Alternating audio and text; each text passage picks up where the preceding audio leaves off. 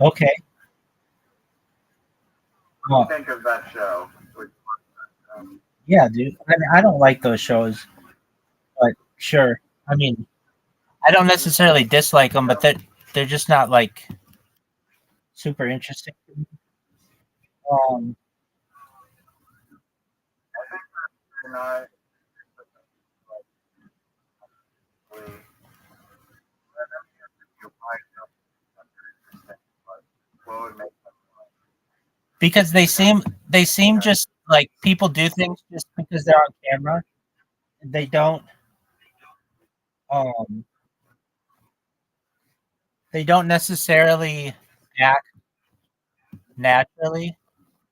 And also there's like the thing with the bachelor, they'll be like, "Oh, I'm marrying for love," or whatever, but there's like something in the contract that says you have to be married for at least 90 days.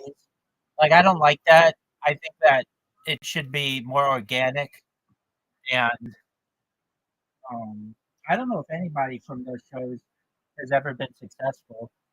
Like I think we would know about it. Like, oh yeah, these people were like on The Bachelor and they're together still. But I think they all break up. Um, I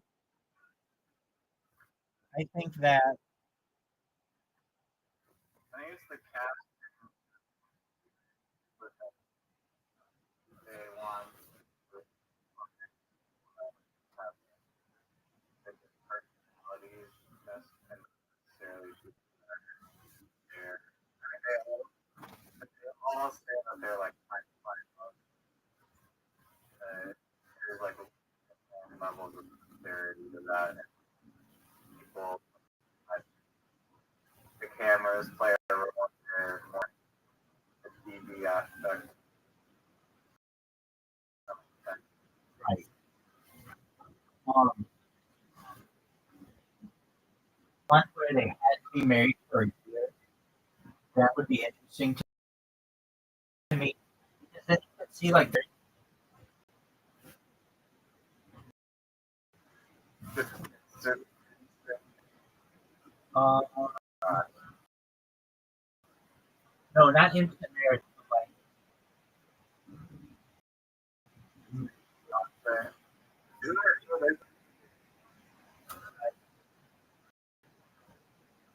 so like what is that? I don't think the other person, but um, I think it'd be more interesting if they had to be in the marriage,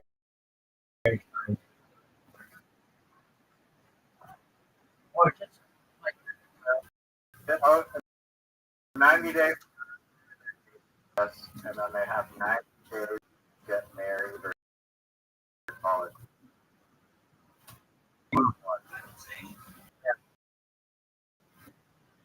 that's fine. But it'd be cooler if they had to, if you got to see what them for a year after.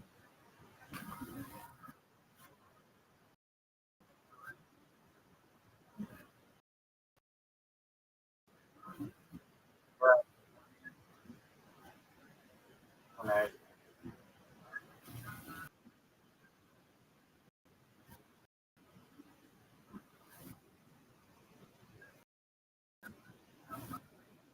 And,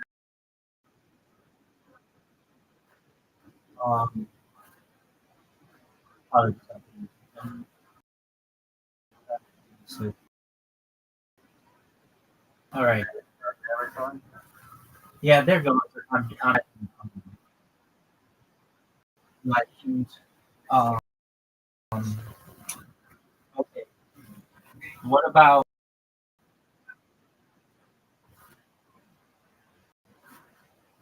you could, okay, you have to choose your spouse or whatever the person you're going to date. You have to choose based on just what they write on social media. No pictures. So basically, what you could watch, like, look at what they comment on people.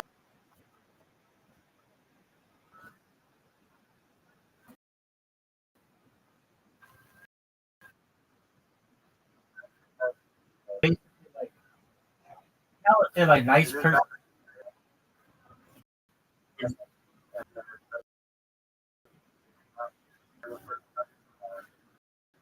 You could make it exciting. You could like make who commented what, and it could just be totally fine. Make it so that you could actually see each other. I mean, that's just a classic love connection where you just have two people doing a date, and then you ask them how it went, and the person might go on a date with them. Um,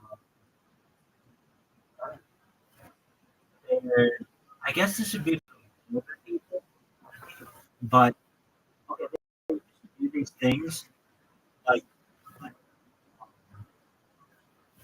they have okay, before dating apps and stuff, they have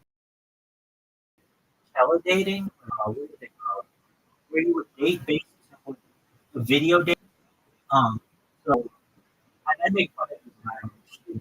You haven't seen them, but basically what I'll do, they'll have like people from like the 1980s, and they're like, "Hi, my name is Janet, and I like Oreo cookies, and I really love Oreo cookies. I drive a Porsche. I love driving around with the Porsche in the back of my car, and I want to start my own religion." Like they'll have that's actually three different chicks that I've seen all meshed together, but like they'll be like that. Okay, so basically you get these people from the 1980s who had these um, dating profiles, and if they haven't found love, you have people date them based on their 80s video profile. It's not the best idea I've ever had. If you knew what I was about what I was talking about. Okay, yeah. Um, all right, let's try another one. How about just dating dating based on like it's like the voice, but for dating. You want to show the voice where they don't get to see the person, but they just hit the button when they are attracted to the voice.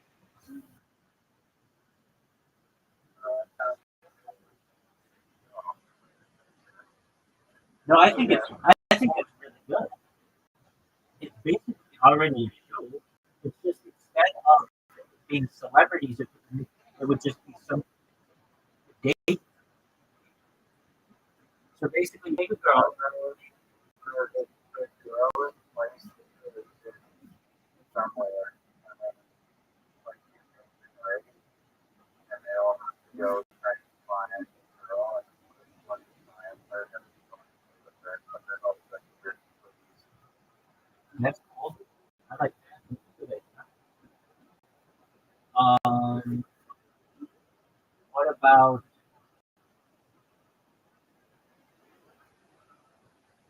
We used to have this show, kind of dating show. It was called, I think it was just called Cheaters or something like that. And it was fucking wild. Well, when you would find out it wasn't organic, if we were like setup, it took the excitement out of it. Basically, what you would do is you would find people who are in a relationship already, and you would date them basically with some hot shit. To be like, hey, you want to go out on a date or whatever, and or some dude, or whatever. They'd be like, yeah, let's go out. You know, they're already in a relationship, and they go out or whatever, and then you bring in their significant other who catches them on a date. Sparks will fly. Where literally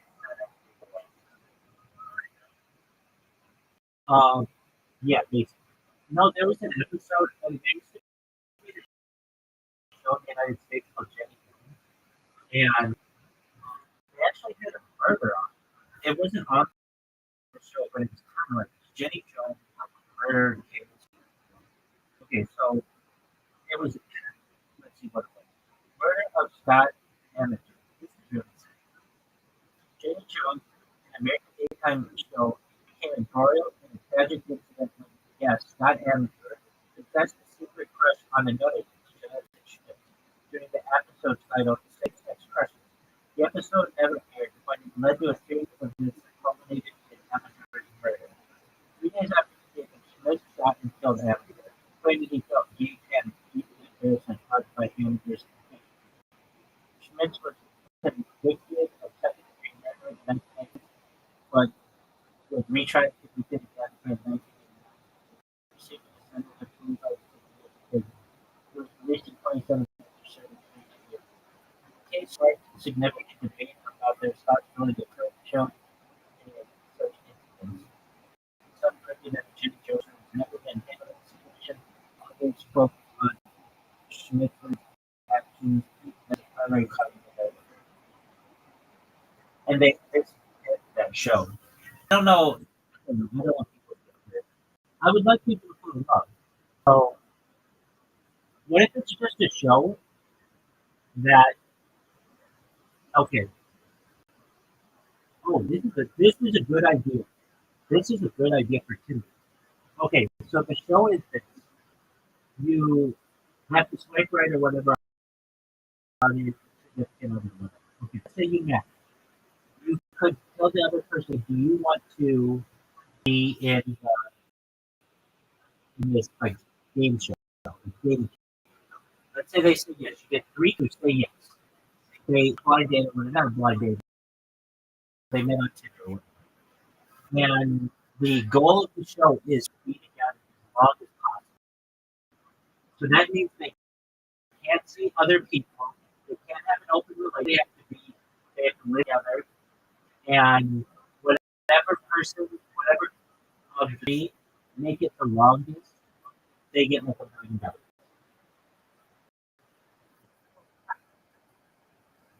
But here's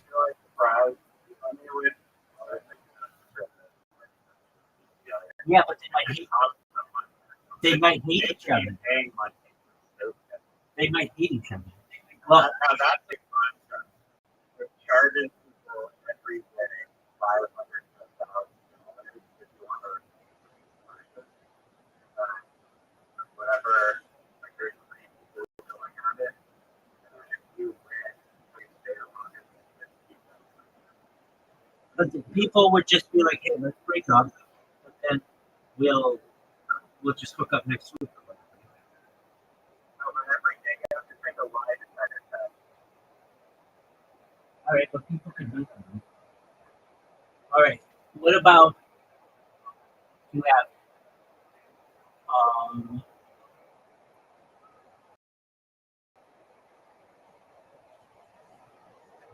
um,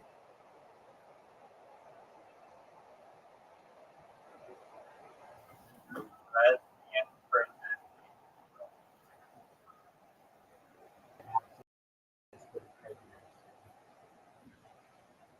Right? And then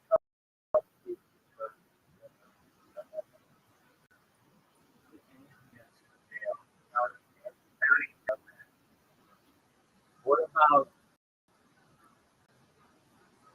oh dude, this is a people would fucking go crazy over this. They go crazy, at least the United States they go crazy. You get teachers who are single who have the opportunity to date their former students who are over 18 years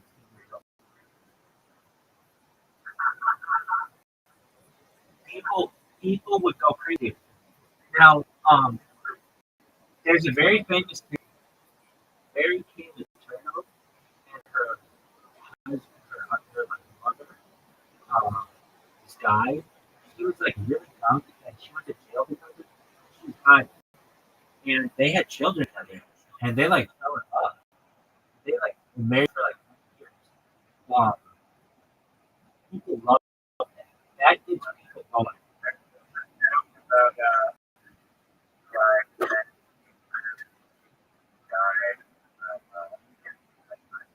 Yeah, exactly.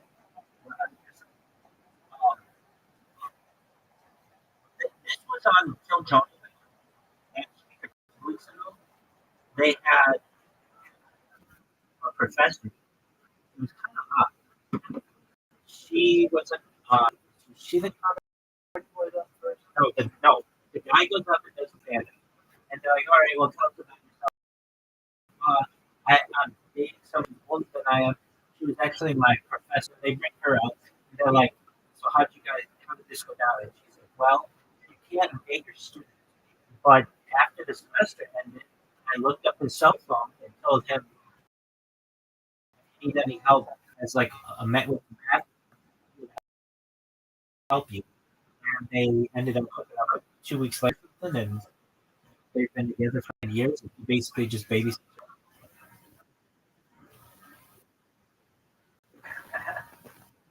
Amazing. Right. Was people roasting him or something like a They were like, "That's pretty hot." great?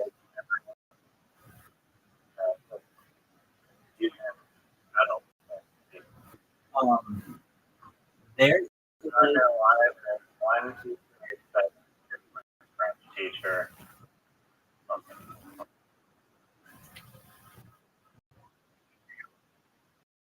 There's a show to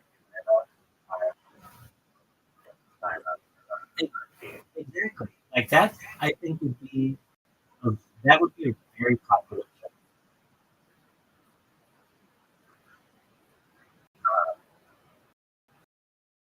It's a It great- was that's probably $1. I don't know about that.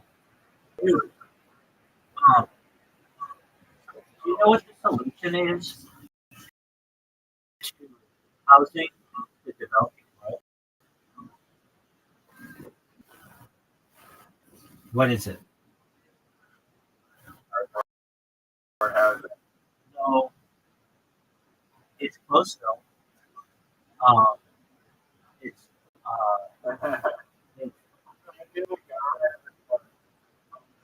it's Like, well, we have to make waterproof parts free.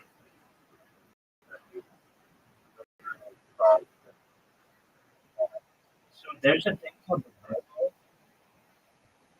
It is yeah, it's a house. It is, um, it's a house that's made out of bottles. The 60s, Heidi tried to solve the world's housing crisis through the use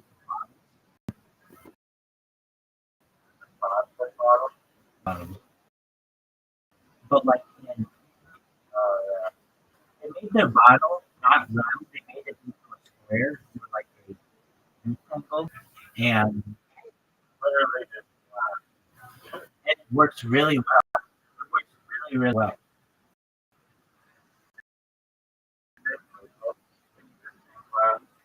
No, well, they they just made the Heineken bottle into a tank. I'm sending you an article about it. Right?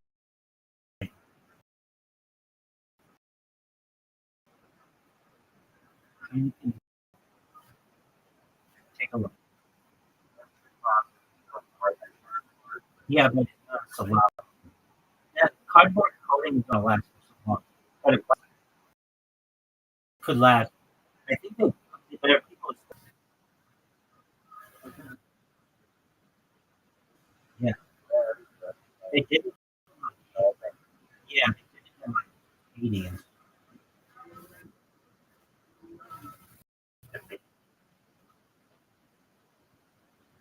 it's kind of cool idea.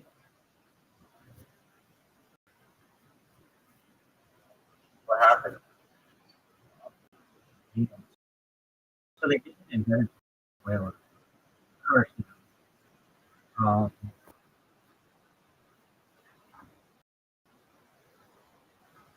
I think that they got.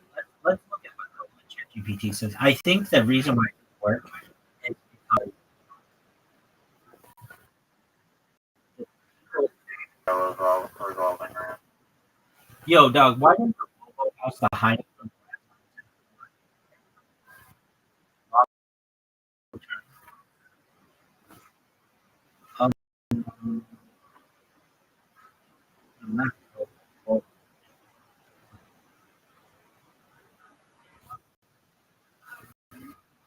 house like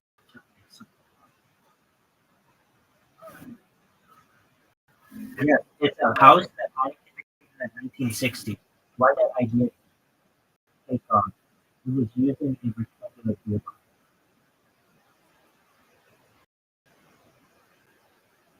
I didn't know that.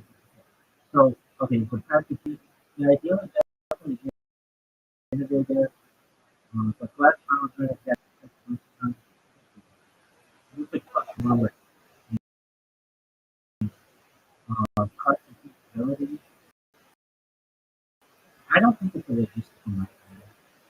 Nobody wants to learn how to, but I think it actually really cool. It was ahead of that's what it was. It was ahead of its time.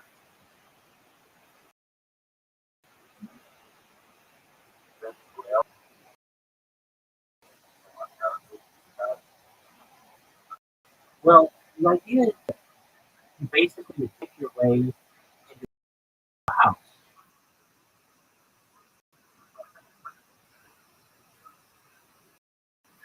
artist or several crowds on it.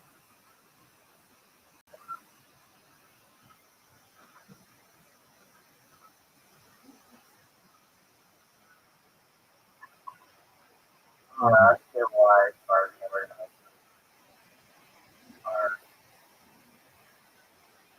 not. I think that could I work. kind of know what they'll say. Just one moment. I have to speak up. Okay, so on the day teacher one, what would you call the teacher show? Hot for teacher. That's gotta be what it is.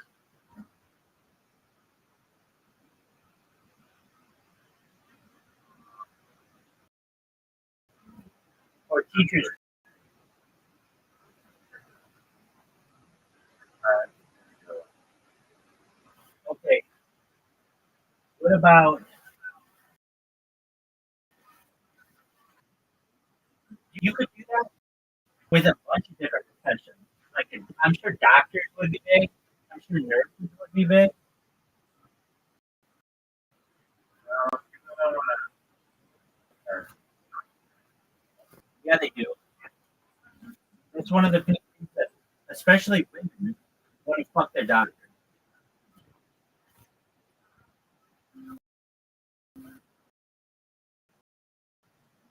So basically, you would have a dating show. Could be choose amongst their patients, but they can't be their patients anymore because it's a conflict of interest.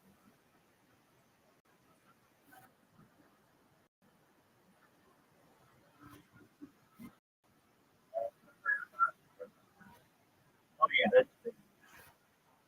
All right. What about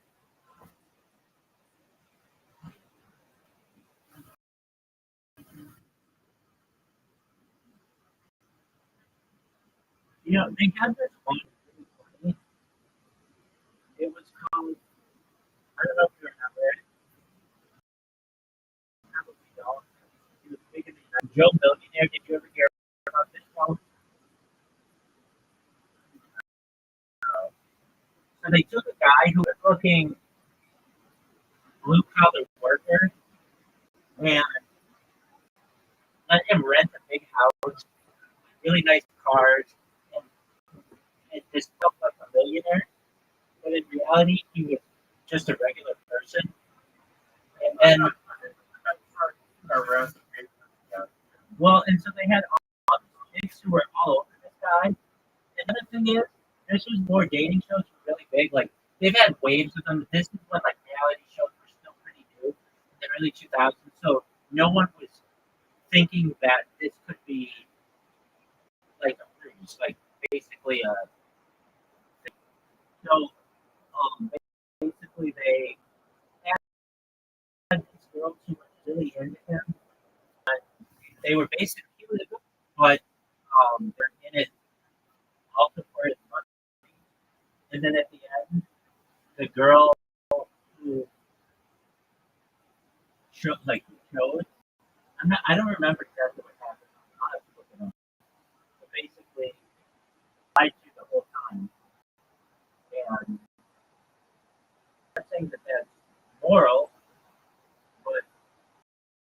made for good television. It was on Fox.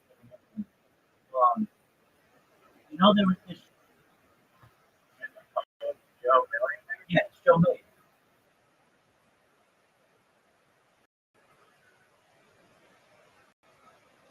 I want to check it out. Go for it.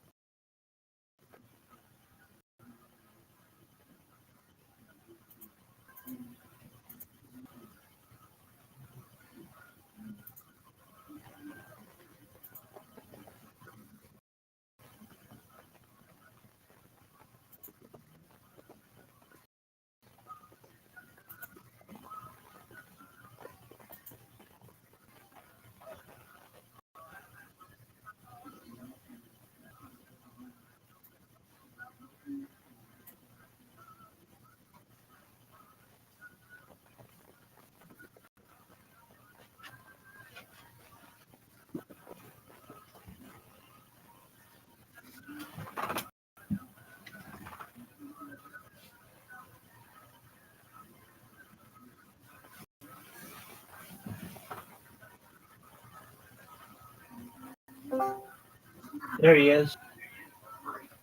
My apologies. You're good. All right. What about one? Hello.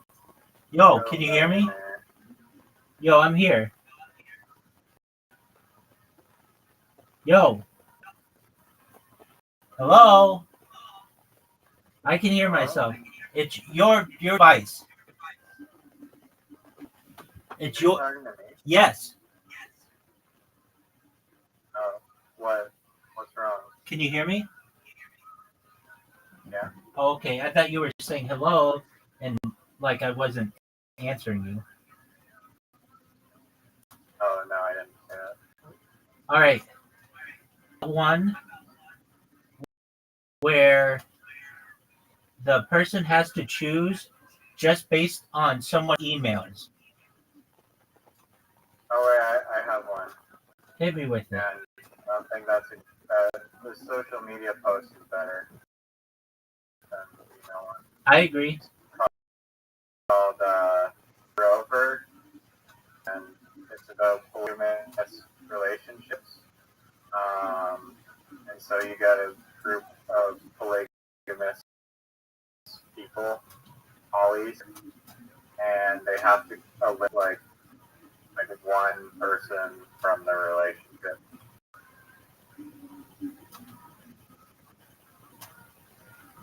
I mean, how many polygamous? I know it's like legal in Ontario, but it's illegal in the United States. Are you serious? Polygamy? That's why the moved to Mexico. Many of them, like 100 years ago. Why are Mormons polygamous? I thought they weren't. Some are. Those that are generally live in Mexico. That's why Mitt Romney's like father was born in Mexico. What percentage of the? Sorry, I have to call you back. I apologize. My mom's calling me. You're good.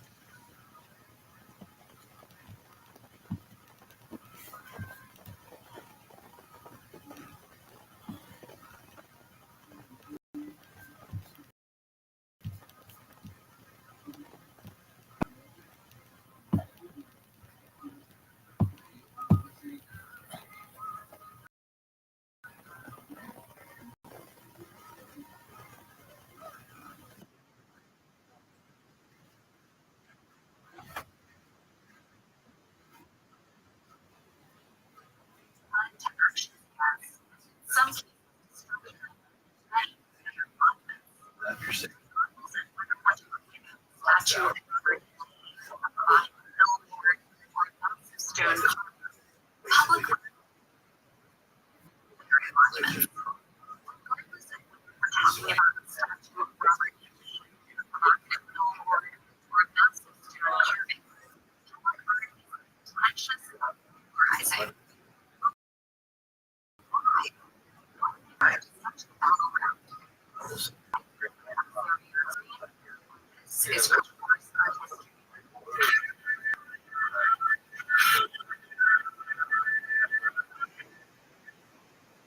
Public art is art in public. The word comes from the Latin publicus, meaning of the people. Public spaces are shared, accessible, and open to everyone. It can be like monuments, installations, sculptures, or it can be two-dimensional, maybe on the side of a building, with stair risers, or in an alleyway. Live, like a performance or an event. Public art can be permanent, like the statue of Christ the Redeemer in Rio de Janeiro, or it can be temporary, like the grotesque sculpture in New York City sign of Rothschild shore.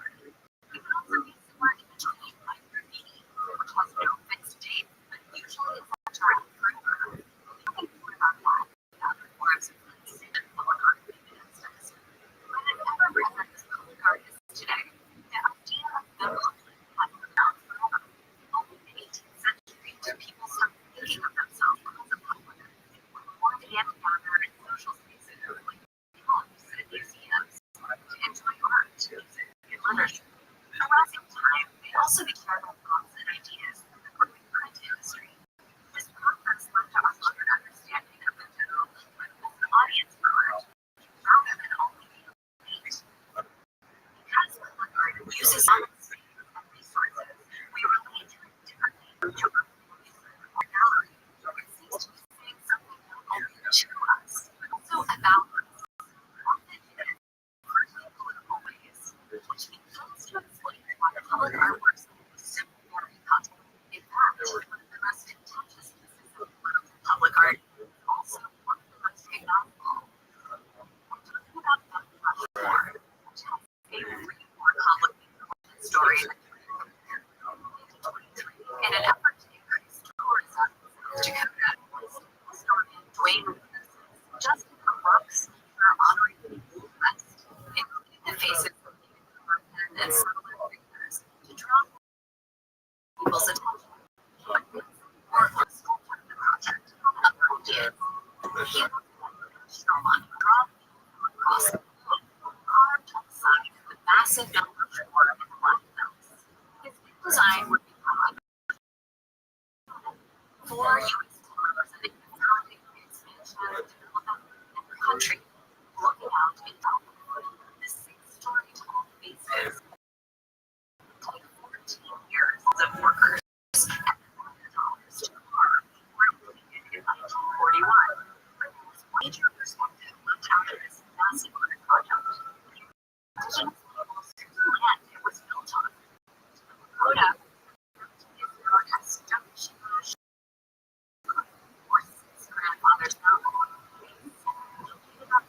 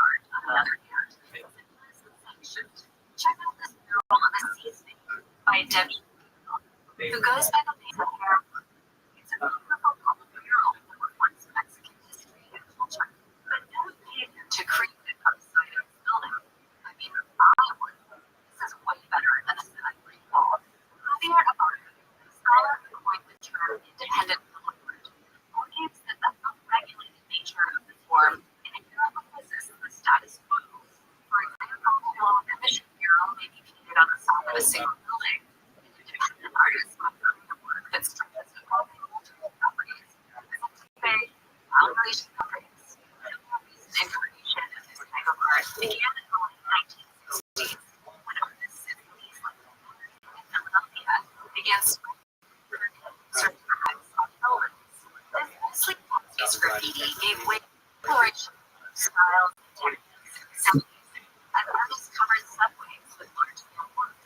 That branched into the development of street art, a more open-ended image-check form of independent public art. Now, to create art on public property without permission is technically illegal, which is why when you think about graffiti and street artists,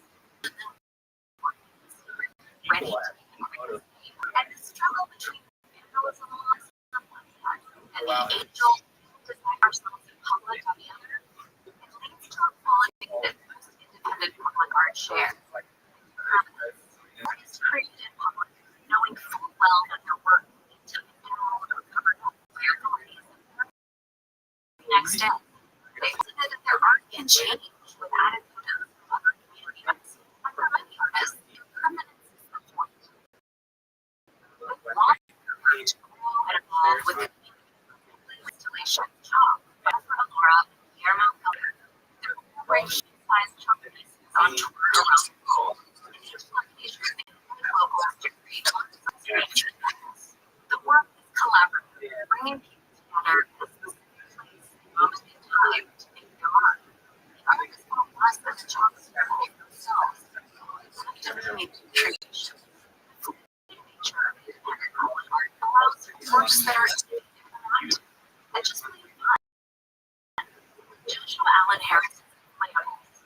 These sculptures made of tied city subway lines, a space that's often over.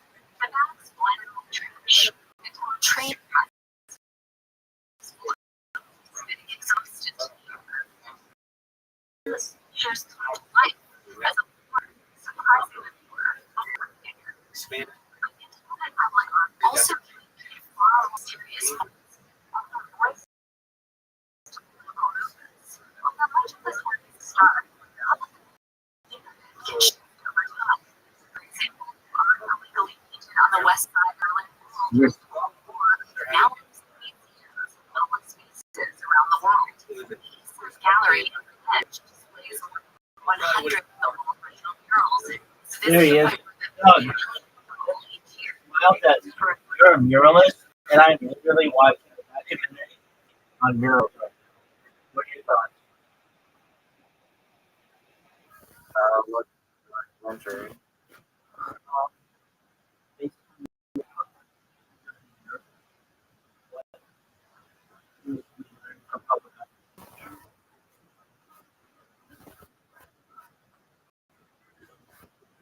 Pull it up. Have like come on. It's part of a crash course for 23, 20 art history.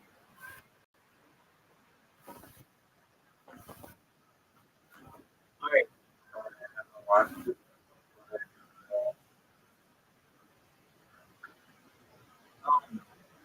I actually, believe it or not, all of my initials, art history, is one of my majors.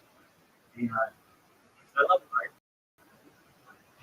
but I really love art at school. And even though I'm not necessarily good, you have to see, I am an artist. And I make these things. They're so funny. Go to Instagram, Prodigy Project.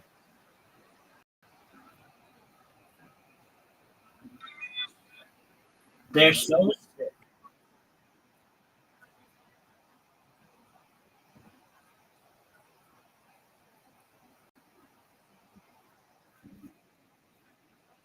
I have so much Instagram content. It's pretty ridiculous.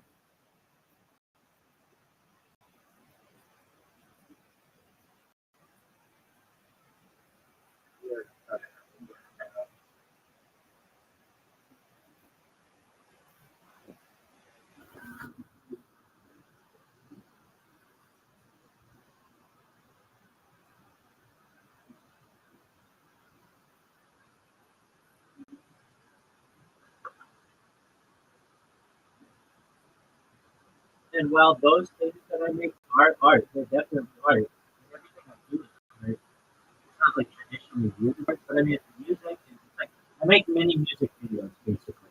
Whenever you're, uh, I mean, I have so many different accounts, right? I don't know. I made them like a year ago or so, but um, I have like two videos on because I don't have anybody. I don't tell anybody about it.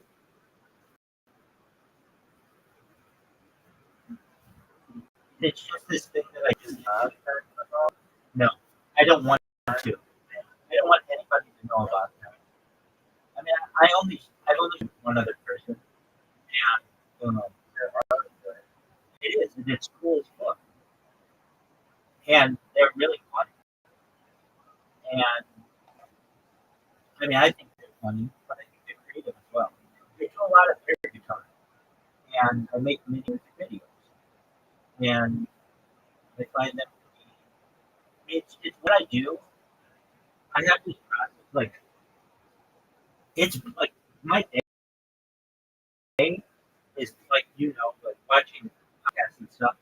But I do just do what so take the TV platform.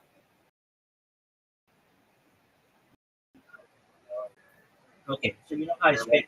So the other day, a friend of mine, like a major creator, comes in here, he's straight savage, and he says, "Rabbi, it's been like 6 months since you've been on, since you've spammed anybody on.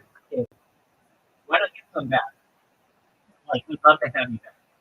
And I'm like, "All right, well, maybe I should."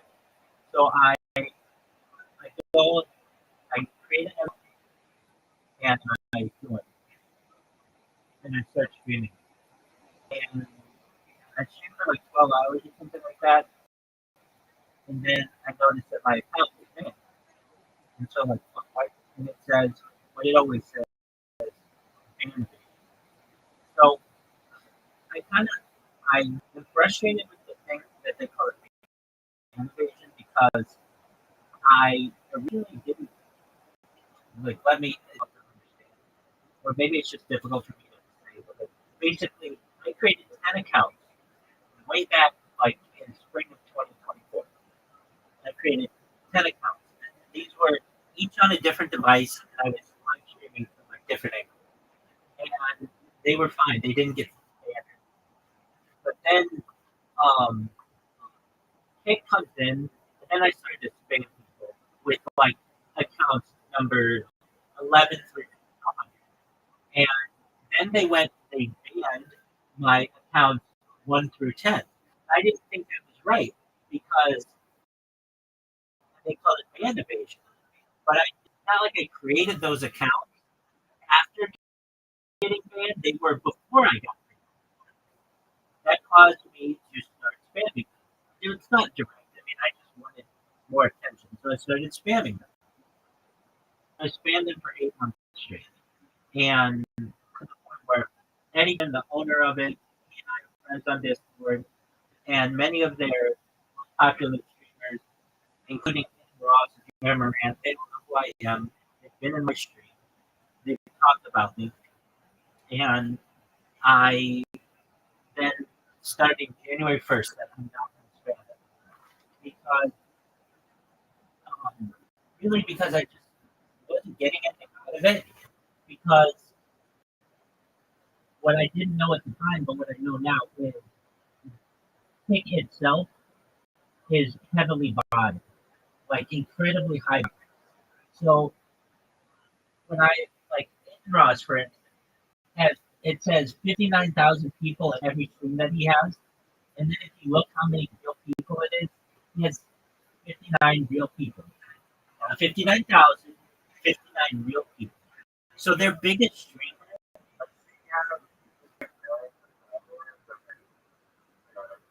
yeah. But if you go on, go right now on botted.wtf, BOTTED.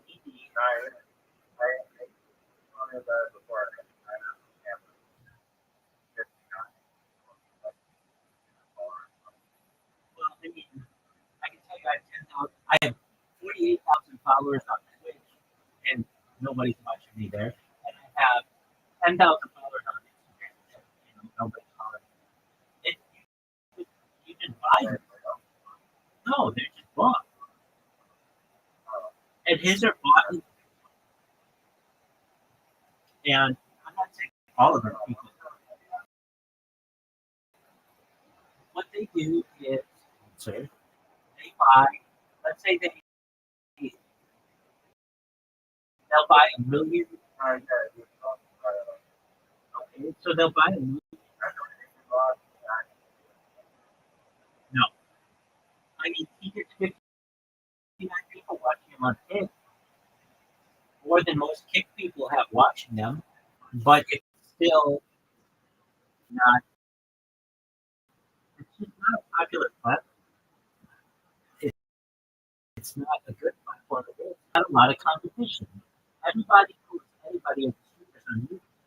And for one reason or another, they get kicked off YouTube, then they're on Twitter or on Twitch. If they get kicked off of that, then they're on Rumble or Kick, but they don't even have Kick. And Rumble is a superior platform because Rumble stores your videos. And Rumble already has advertising set up. Now, Kick is better for creators, but that's if you want to get a following. Only 30 days, and that's not good. I agree. Well, like Twitch is the same way. They do it 30 days if you have a premium account, 90 days. But again, like I'm somebody who thinks that archiving is important, and so that's why I chose Kick. I'm going to spam anybody. Why not spam Kick? Because those people only are going to save my stuff for 30 days maximum anyway. So anyway, I recently got banned from there, and I went to appeal my ban, and they're like, you need to, if you're going to appeal the ban, you need to log in with your original account. It's like, dog, I don't fucking know what my original account was. And I finally found one that was pretty close to being one, and I appeal it. I'm like, hey, I haven't spammed anybody in 6 months. I would like to stream on here.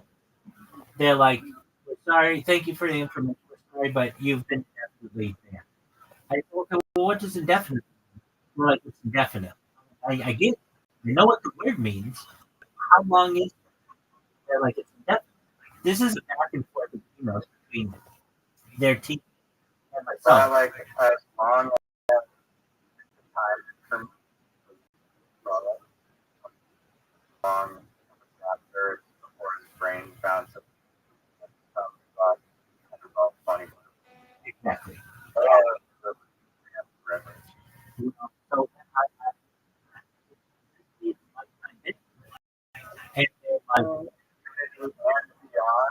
and so I say to them, does indefinite mean lifetime ban? If it does, they're like, it's indefinite. I say to them, I come back to them, does indefinite mean lifetime? They're like, it means indefinite. I say, I come back to them, does indefinite mean lifetime? It's in purposes, indefinite lifetime. You will never be like that. I say to them in another, do you mean to tell me you're 2025 right now? If I survive until the year 2075, survive until the year 2075, you will not let me stream. I was like, wow. So then I saw a mean email that was like, I have obviously chosen major decision. That means there cannot be peace. Peace is not an option. So now I'm just going to spam you because I have no incentive not to. Basically, you're never going to let me back on, so why not be a bully to your platform? So I said that. They didn't respond. And I said to them, look, if anything, would you please just tell like the head developer there, his name is Santa Maria, and he used to work at Amazon, he works there, very smart individual, and he got a candle from somebody randomly in the mail in fall of 2024, so like 9 months ago or so, and he said it was for me, but I didn't send it to him. I would not send anybody a candle of a middle finger. I did not do that. It's not something that I would do. I think it's creepy to look up somebody's home address and send it to him. But somebody sent on my, so I said, if anything, would you just please communicate to him that I did not send that middle finger? Heck yeah, we will pass on the message. So I was like, okay, well, they're nice. They were really nice. I mean, and I know if I get big enough, they'll put me on the page permanently. And I know if I just give it enough time, you know, I'll become friends with them. They'll get new employees. They will basically outlast. So anyway, I thought that was funny from kid. You don't know what grade you is, do you?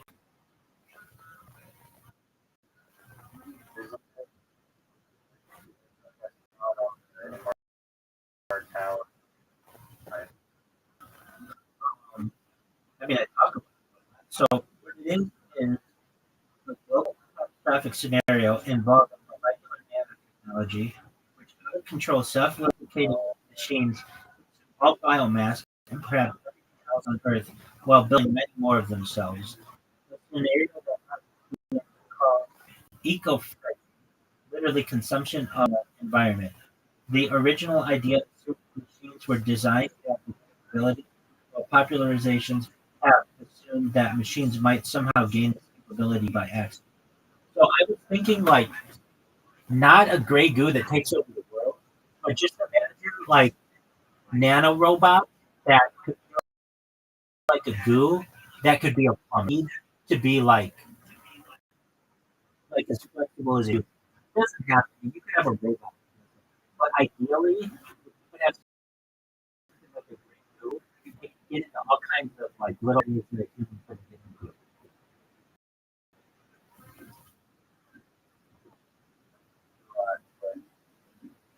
You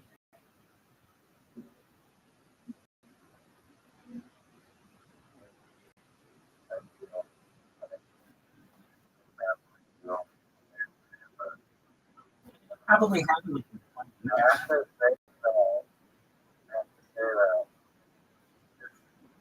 on like my opinion, bar, or just I can imagine it's a title. Oh yeah, dude. I, that's when I spam on Blue Sky. I say, please come to my Discord to discuss these future hour topics. I am What is someone who is interested, which is very simple. But when you get into it, like there's all kinds of stuff that I spam people on Blue Sky, and even though I'm annoying to them, they when I say to them, it's really interesting. To them. Like the one that's been getting a lot of traction the past few days are Santa Claus machines. Have you ever talked about Santa Claus machines? Okay, so yeah, like replicator. Also, smell-o-vision has been getting some traction. Basically, digital, digital. Um, hold on.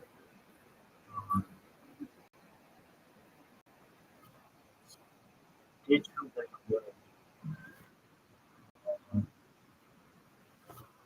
digital. I need to like put it in correct. Digital enhancement. Um,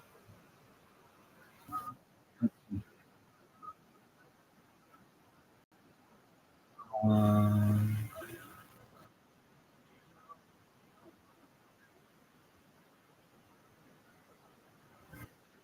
digital order projection, basically, and an electronic nose that gets traction. Of course, like things that I talked about, like a very straight tunnel and a transatlantic tunnel. Those are all of interest to people. Um, I mean, kind of like it's, I guess I thought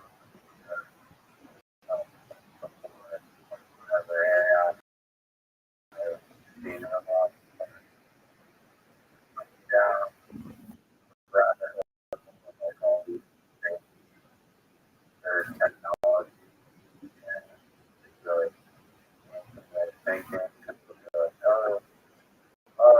may not have right enough, but give it enough time, and there's going to be people like don't do that long and all that stuff.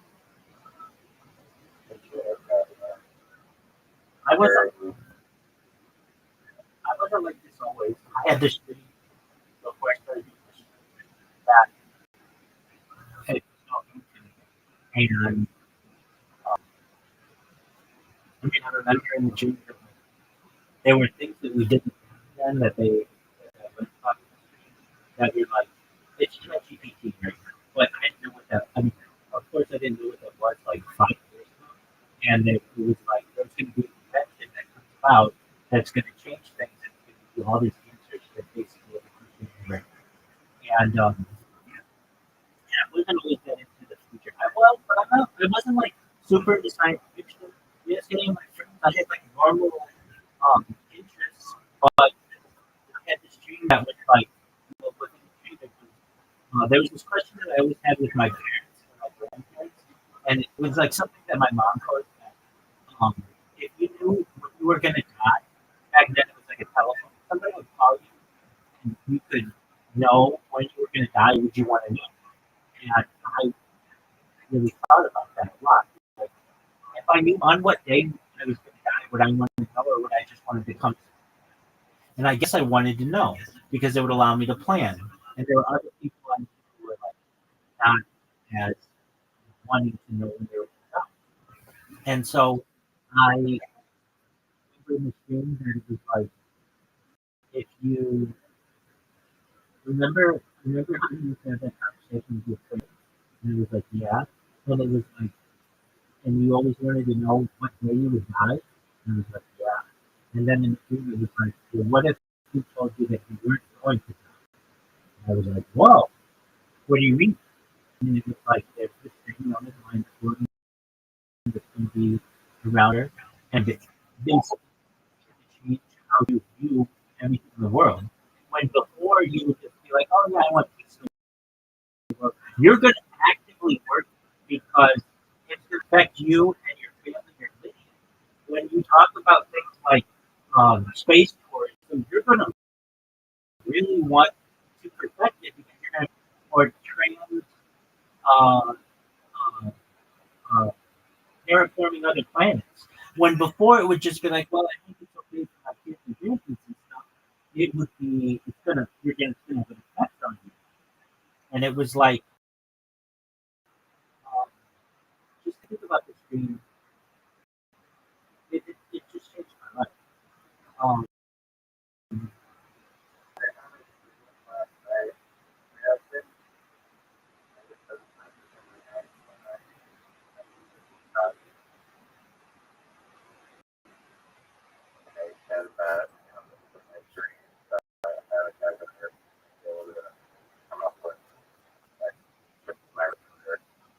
Frame of mind. Um, uh, like 2 days ago, I had an idea for the life. Just came to my dream because my ears are very sensitive and it's like go fly or altitude, like you're playing and yeah, there is a thing uh, that is called more than another, like styrofoam top of the box, and you use created by the boss and unclogged backfire and but you can make it right is like such as and going to and it'd be like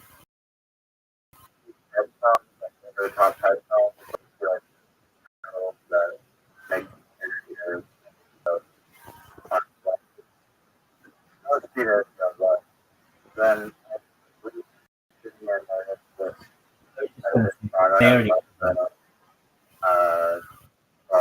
Here, earplugs that outdoor game that happened. So I haven't played it yet, but I want to watch it.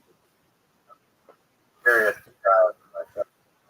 Okay, the price has been for like 35 years.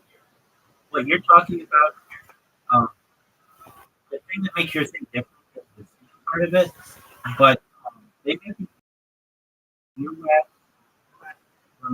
headphones that basically, I mean, that can work. Like it just sucks the juice out of it in like a cleaner, and then you just clean that out. I think that's what's causing the not earbuds problem. When you're at regular altitude, it's not like, oh, earbud or like, it's just like pressure, I guess, that causes that makes it like it's more pressure there. I gotcha. That you're, well, maybe people get inventions surgery. I never did before. And then I had this one dream that had like 1,000 different inventions. And it was very much like, um, I think about everything, like, like things that I do in my life. Like, it was, as I said previously, it was like my rabbinical talk to me, like the artists in my live streams talked to me and told me what I was going to do. That's the best way to describe it. It would be like, it would be like when they could watch my life from the future, came back and told me what to do and what not to do, and like what to do and basically, um, it could just be all. And it's something that's very, that like whatever the night Buckminster Fuller. Buckminster Fuller. Yeah, I think about that quite often. That was in the dream too. That like there were that I really like Buckyball. That like shoot, and I had heard that coming. And um, yeah, that's essentially what I'm doing. It's just he didn't have the ability to do it with a video recorder. It was too difficult to do. There's another lady who I admired. She was an early employee at Apple. She used her money from Apple to record all the news for like 30 years, and because it would have been really expensive to do. And basically, most of our news archive is that's publicly available is because of this interface. Um, I mean, like that thing that I talked about, like the sperm banker that you mentioned. That's what happens in the future. That people see that women see this and they recognize. I mean, this is not like something that I came up with in a dream, but it was like this: more than money, more than power, more than anything, women need to be famous. It's like a subconscious thing. All people want to be famous. Fame allows you to. Well, at the end of the day, people want something. It's a big part of it as well. But if you have all the money that you need and all the comfort that you need and all the other and everything's being equal, women want fame more than anything because they like to be able to one of their friends. And you're going to be the most famous person on earth, and that makes you the most eligible bachelor on earth. And you're going to meet with somebody who progeny are is like going to take over the world. And uh, I mean, it was like whether or not this is true, I'm not sure. Like, how did he take over the earth? And Elon Musk take Mars, and I'm okay with that. And I don't fight it. But I do become the first person Olympus Mons. You guys do some pretty cool stuff. Do we do that in the future? No. Listen, this is real. This is real. Do that in the future. It becomes mixed martial arts becomes really big, and amongst like tech growth. And I have one person, and that's Paul. But it turns out that that gets reversed because Logan Paul is going to be on like steroids or something. So that I end up having it perfect. But that's how it goes down. Yeah, believe it or not, that's actually whether or not that's true. I think it's low budget. I don't know because I didn't know who they were. Only now since like I learned Mike Tyson and everything. But yeah, Zuckerberg's the one I really want to. I also had a dream. A very interesting dream. Was unlike any other dream I've ever had in my life. What's that? Yeah, I've told you about that. I don't think so. The only friends that I think they are song in a row. A song that was the greatest song that I heard. There's the first one. Remember it being like and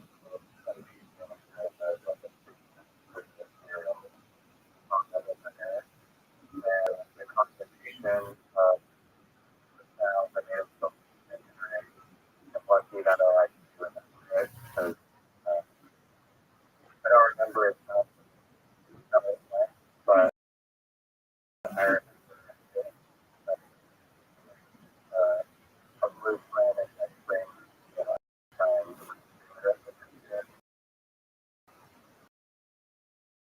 but the combination of this like liminal instrument or like the sound and all a lot but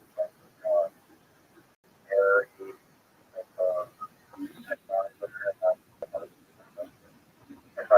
if I found it I could like very common music but overlaid on top of like amazingly guitar. I don't think that those worlds have really ever collided before because the women music like one like had and this song was very uplifting and I would really use all his guitar and I was really glad I could have like that song because all of my like like hundreds of and I like or like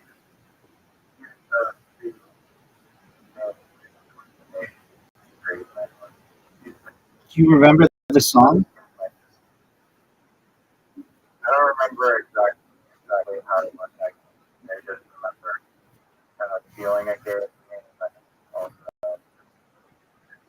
like this combination of the world, like maybe it up and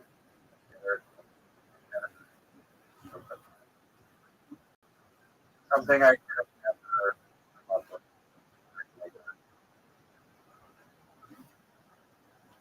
Oh, that's very cool.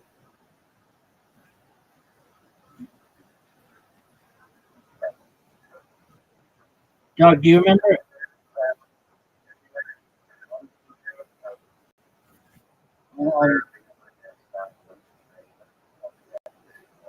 Yeah, it's generally visual. Like dialogue, but it's Yeah, I don't recall hearing music. I mean, like I communicate with people.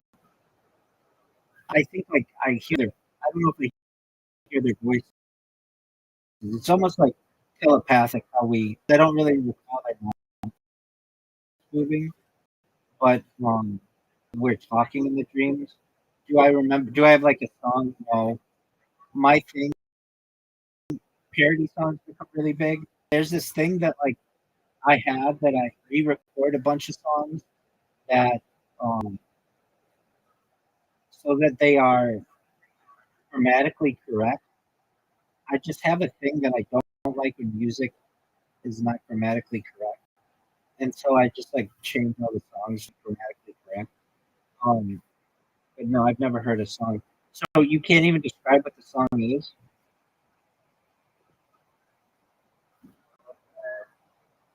Ran up a little bit. I don't remember the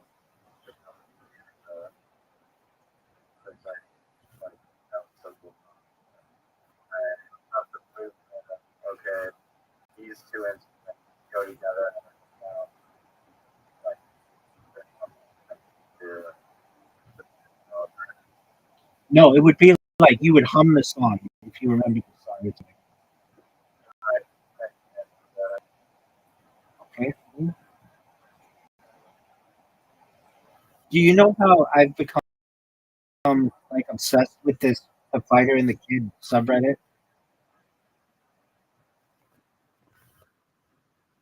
Okay, so they kept hinting that something big was going down, and this just dropped uh, 13 minutes ago. That Brendan Schaub, UFC guy, he is being sued for theft and conversion, civil theft, unjust enrichment, wire fraud, IRS fraud, filing false tax returns, and civil conspiracy to commit tax fraud. So this is going to shake up the whole Rogan verse big time. You saw that Liver King was like coming to kill Joe Rogan or whatever that was. Um, but this is going to be really big. So you'll probably hear about it. I don't know if you hear about it like in the mainstream, but at least if you follow that whole Joe Rogan verse, you'll find out about it. Dude, I got so into just over the course of the last 3 days or so into all of Joe Rogan's, all the people in that Joe Rogan verse, and I think that a lot of people are regretting moving from LA to Austin, and I can see why. I remember when Joe Rogan said he was going to do it. I didn't want him to do it. 'Cause I wanted him. I wanted because once like the comedy store reopened and things, if he was going to be there. I wanted to go check him out. Like I've been there, but I haven't been there to see like Joe Rogan. And then he moved, and he opened up the Comedy Mothership, and now it's become really big, Tony and everything. But what has ended up happening is a bunch of people moved to Austin, like um, uh, what's his name? Oh, what is his name? Well, um, Shane Gillis moved, and like Tony Hinchcliffe moved there, Redman moved there, um, there. Bert Kreischer got a house there. Um, who else moved there? Tim Dillon. Tim Dillon moved there. Well, yeah, William Montgomery, of course. Tim Dillon moved there, and then moved back, and he was like, "Can't stand it. Nobody likes it there." It's basically one club, and then just a bunch of bars, and like a bunch of people are having second time moving there. Um, and so I read that Joe Rogan might be opening up a second comedy mothership in Brooklyn, which I think would be cool. And I think he's going to do a third one in LA, would be tight to see. And like I don't know, I think that'd be cool. Anyway, this thing just dropped, and all these people were hinting at it. This fighter and the kid was going to break up. It was like it's just such a it's so bad. It's entertaining. I don't know how to describe it, but you'll watch. You'll find out more about it probably over the course of the next few days. Do you ever watch the? You probably don't. But if you've ever watched the YouTube channel Podcast Cringe, have you ever heard of it? If you haven't, fine. It's just basically this guy who has a really good channel, and all he does is make fun of Joe Rogan's the Rogan verse or whatever. And it's just really interesting. He has really great content. You know who CoffeeZilla is?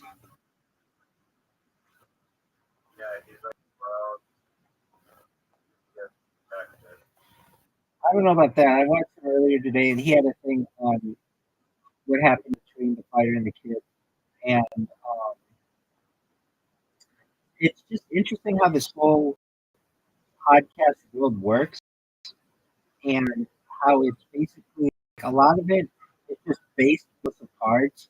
Like basically, all these products that they shill are like not all verified. They're not like FDA approved. They're like startup businesses, and a lot of them fail. And like there's this thing. It's called Cast Media. And what they did like Theo Von's podcast, The Fighter, and what they would do is like what a lot of these companies do. They're like the middle people, so they basically sign new talent, and they get sponsorships, and then like give that sponsorship to the that way, Tim Dillon and Ghost, they don't have to go out and get sponsors. They just sign with this company. But how this company stole like $4 million from the fighter and the kid and Theo Vaughn and some other people. And I just kind of see this whole joke. What's that?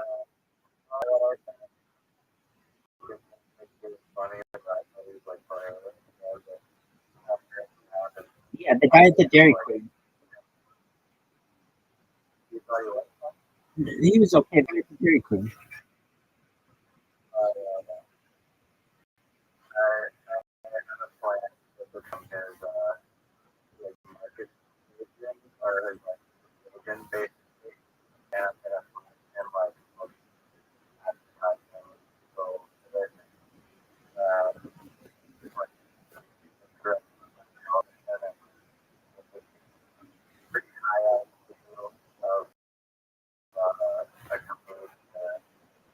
On there,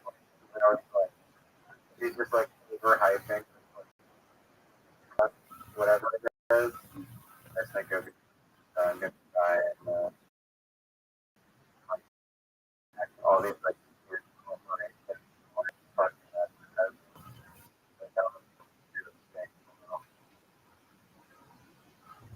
What do you think you can offer him that he doesn't already have? In my hand, that's the first question they have for you. I mean, I'm finding him like like corporations, tons of money and fame. Okay. For example, like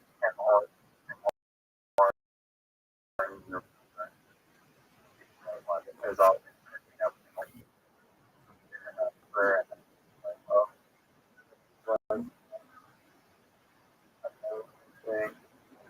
you've never seen anything like this in his human world. Okay. So you want to be his manager?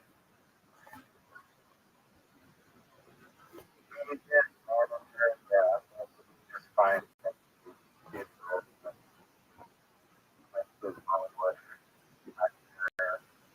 I mean, let's say it could be not maybe so I think advertise Does he do things other than just like prank things? he doesn't do practice plazas. There's a plaza. Or yeah, you're right. It's not prank. What I meant to say is, does he do anything that's not corporate? Okay. Is it good? Talking to a lot of because my phone was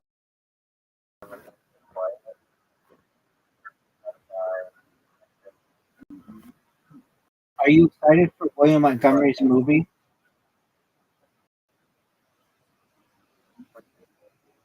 Yeah.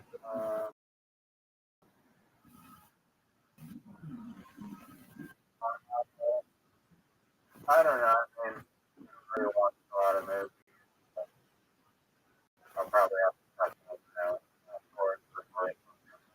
Yeah, I'm kind of in the same. I mean, I like Dave Spade. I like Theo Vaughn. I like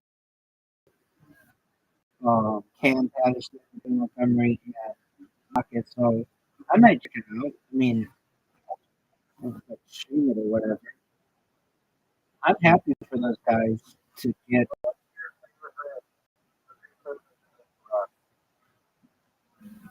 Man, does he have like a movie that I've seen? I don't know if I've seen any of his movies.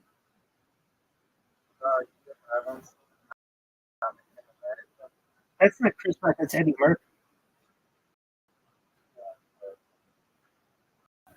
Oh, are you are you asking what my favorite Eddie Murphy movie is?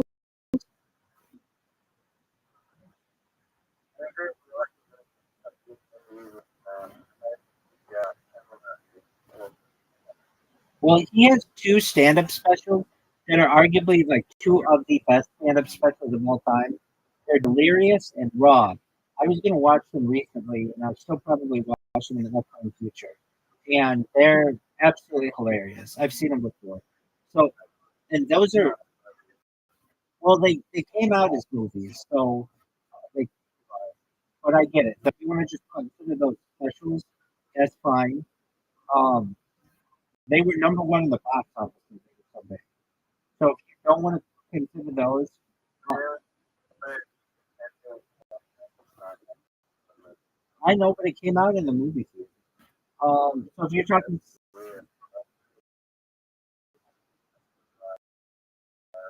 they used to do that. How else are you going to see somebody special? Exactly. How else would you see it? Unless it was like on HBO, but some of it was like before HBO. Um, okay, so what channel is it going to be on? There weren't that many channels. There wasn't Comedy Central.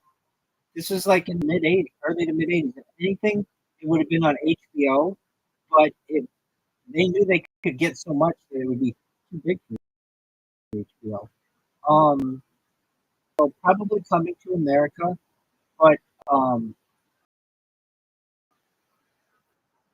there. Oh no! Is it coming to? No, there's one Russian. What movie is that? Eddie Murphy. It's in a barber. It's like yeah, it's Coming to America. Yeah, it's probably Coming to America is my favorite. Well, he did Doctor Doolittle. Yeah, he was the Donkey Rex, but I still like Coming to America more. Um,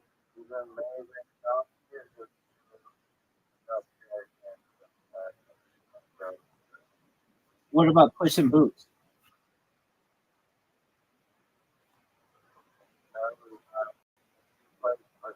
and Antonio Banderas?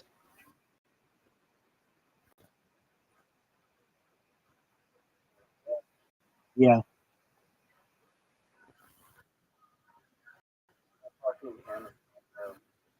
he was in Desperado, or he was in Zorro. You don't know who Antonio Banderas is? Um, okay, so Eddie Murphy's in Beverly Hills Cop and Beverly Hills Cop 2. It's been a long time since I've seen those. I like those. Harlem Nights he was big in. Um, he was in 48 Hours, big one. But Coming to America, my favorite of those.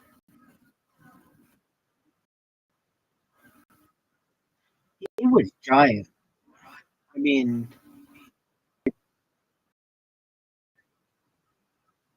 he was he was like the youngest person ever on SNL or something like that.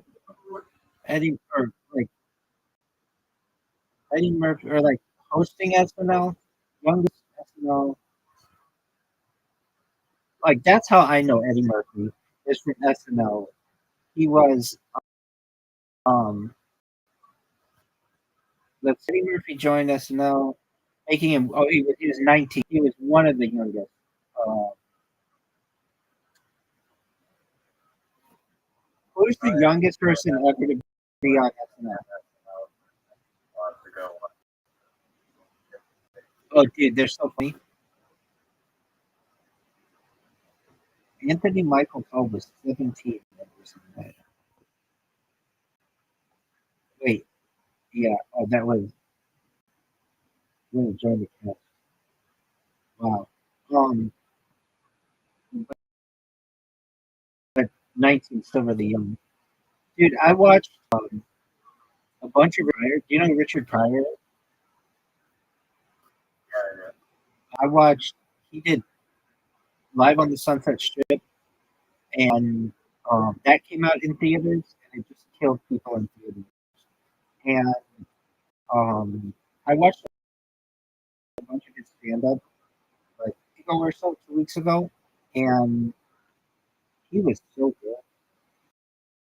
What's interesting is, question. go ahead. The population and the wrestling thing. Let me see. What do you think the population was in the next In the United States, in the world? oh, it was like 7 billion people versus 8 billion today. Apparently, it went from 4.4 to 6.3. Okay, There were less people, but like my point is that like in the 1980s or different era, so we went bring that but and nowadays like there's really like a question about like population has increased like times, but from from Canada or anywhere in the United States, anywhere in the world. everywhere. Yeah, so Maybe I just don't know. So concentrated and get that idea was very special. Role that there's like way right now. well, yeah, I mean, like, CD didn't really come to fruition until after vaudeville, which is like after the 1920s, and it started to make its way into the 1940s and 50s, but television revolutionized it, and then the Tonight Show really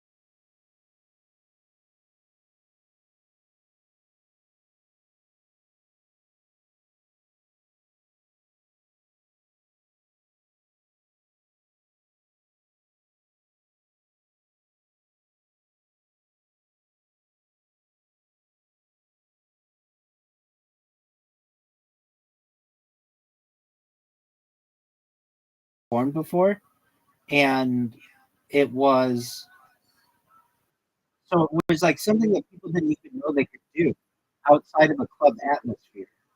Now, like you said, from the 80s to today, it seems like it's blown up, and it has because then you get cable television, which gave people more avenues to be able to see it performed.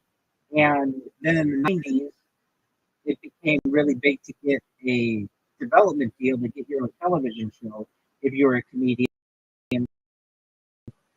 So then these comedians spent a lot of money, like billions of dollars, in, um, like, Jerry Seinfeld is a billionaire now today because of a television show from the 1990s.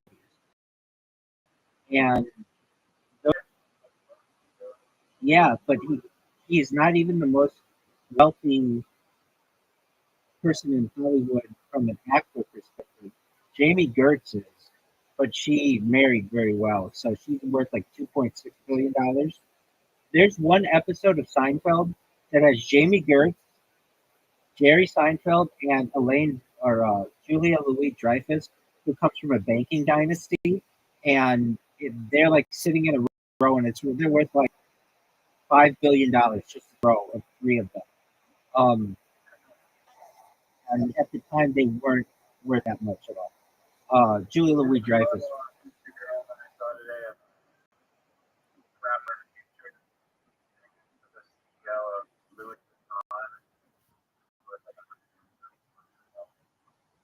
Right. Um, so um, they uh, but the thing that really revolutionized comedy was social media, because you could be no name and bumfuck nowhere, and if you're funny online, you can get a um, you can get traction. Like, do you know who Matt Rife is?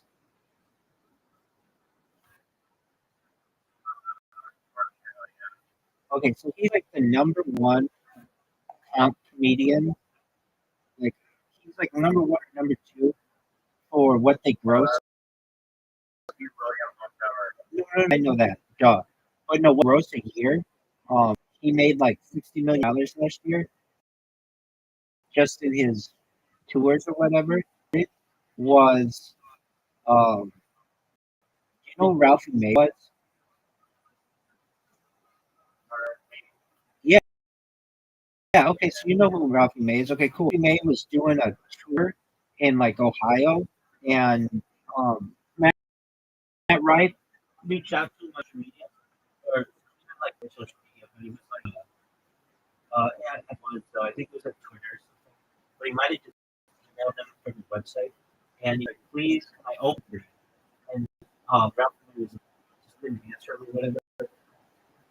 And so what Matt Wright was like 14 or 15 at the time he was young, he had met Ralph tour bus outside the facility when he was going to perform or outside the club, and they made him breakfast. The way up Ralphie's heart is to like make food. And so he's like, you know what? In fact, Ralphie made that great. So you've got heart. They come out. It was like 5 in the morning, and you guys made breakfast and orange juice and everything. So he let him take them on the road with him. Matt Rife was not that good looking, like people think he is. He had like all kinds of surgeries and stuff. He was able to pay for those through Ralphie May. Anyway, um, yeah, that's the origin story of Matt Rife. And like Matt Rife did not have a little nice smile. He had all these in, and he was able to pay for all the responsibility, basically from the money that Ralphie May gave for opening for him. So um, Ralph, Ralphie, Ralphie May is legitimate. I've heard a lot of stories about him and just how generous he was. It's like an understatement. Like Joey Diaz has this story that Ralphie May used to just um, like he'd come to town and he'd be like, "Hey Joey, like come meet me at this place for lunch, I'll take you lunch or whatever." And Joey would be like, "Oh, I can't, my car broke down or something like that." And Ralphie May would be like, "Don't worry about it. Tell me where you're located right now. Give him the address. Go down and pay for like Joey's car to get fixed, or get new tires and everything." And then they go out to sushi, and then like he'd leave them with like $1,000 worth of food, and then he'd always take care of me really well. And I would listen to interviews of Ralph May, really, really important. Ralph May's story is fucking amazing, and I know it really well. He was at a Shakey's Pizza in somewhere in Arkansas, and they had an opportunity. He was in high school, I believe, and they had the opportunity to do stand up, and he went and he did stand up, and he did really well, and he got a blowjob next to a dumpster outside the street with pizza up on or something like that, and he basically said, "If I get to change his life," he was like, "I could go to school." He was going to high school and college at the same time. So he was a smart individual, but just like probably like made fun of him for his size and stuff. So then he started doing stand up in Houston, Texas. And then from there, this is a really beautiful story. He was he was starting a tour, and he was in Hawaii, and he was doing a show in Hawaii. And he gets a call from Jay Moore, who's another comedian. And Jay Moore's like, "Look, they're going to have this show on NBC called Last Comic Standing, but you got to be in LA by the weekend, basically, to be able to do." And Ralphie was like, "I can't. On this, I'm in Hawaii right now, and I got to do the shows." And they're like, "Look, if you want to be on the show, it's going to be on national television. You got to do it." He didn't have enough time, so he was married at the time to a lady who's also a comedian, and her mom. They had to put it all on like an emergency credit card. And so he flew to LA for the show, got on the show, actually ended up getting second place on the show. He did not win, but that made his career. He made all his money. And the guy who won, his name was Dad. I remember watching this kind of standing. It was pretty good in the United States. Like, hey, they're doing comedy. And the guy who won was really, really funny, but never did anything after that. Like, nobody has ever heard. I mean, just he didn't have a good career. But Ralph May had a good career. Anyway, that's kind of How about or McDonald's? Norm Macdonald. But I like Norm Macdonald from uh, from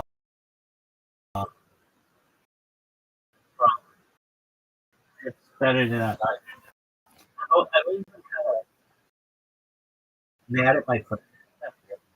I was at my friend. We were gonna have a party and opportunity. Norm Macdonald playing the Irvine Pub, and I was like that to be the best. And there were some people they weren't really into comedy, so they weren't too thrilled about it. Bowling and stuff. We had like breakfast and bowling for my friend's birthday. Not 2020.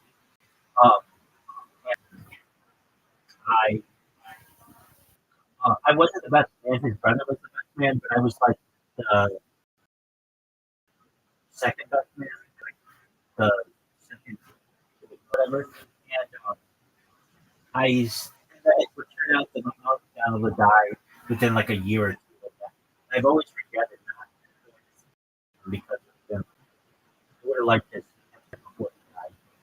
Anyway, there's no big deal, but like, and what I did Well, you never coming to that.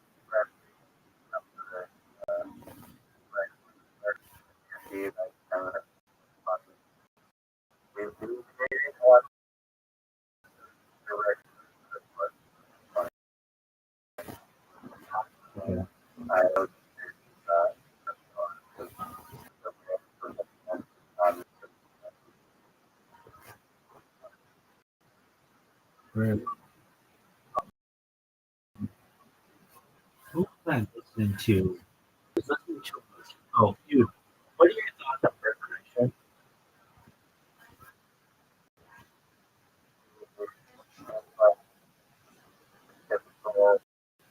Tailgater at a NFL game. I bet your typical tailgate in an NFL game is the Bert Kreischer. If you really privy to the Rogan sphere, I know I call it that, but basically like that group of guys, oh realize it, but they're basically all the kids of very successful people. Rick Kreischer's dad was a lawyer, headed a law firm for the Church of Scientology out of Clearwater, Florida. Um, the guy who's the kid, in the fighter and the kid, Brian Callen, his dad's an international banker. Um, um, Tom Segura, his dad is an investment banker. Whitney Cummings,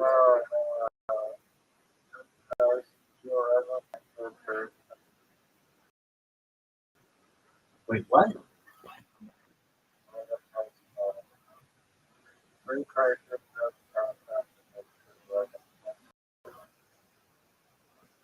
I'd be happy to hear that. I don't think Bert and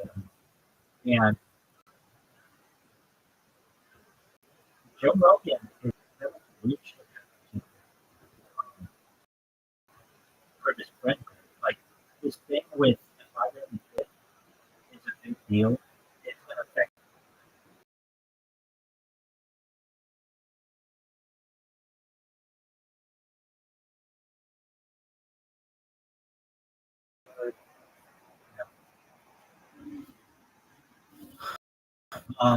Bert Kreischer.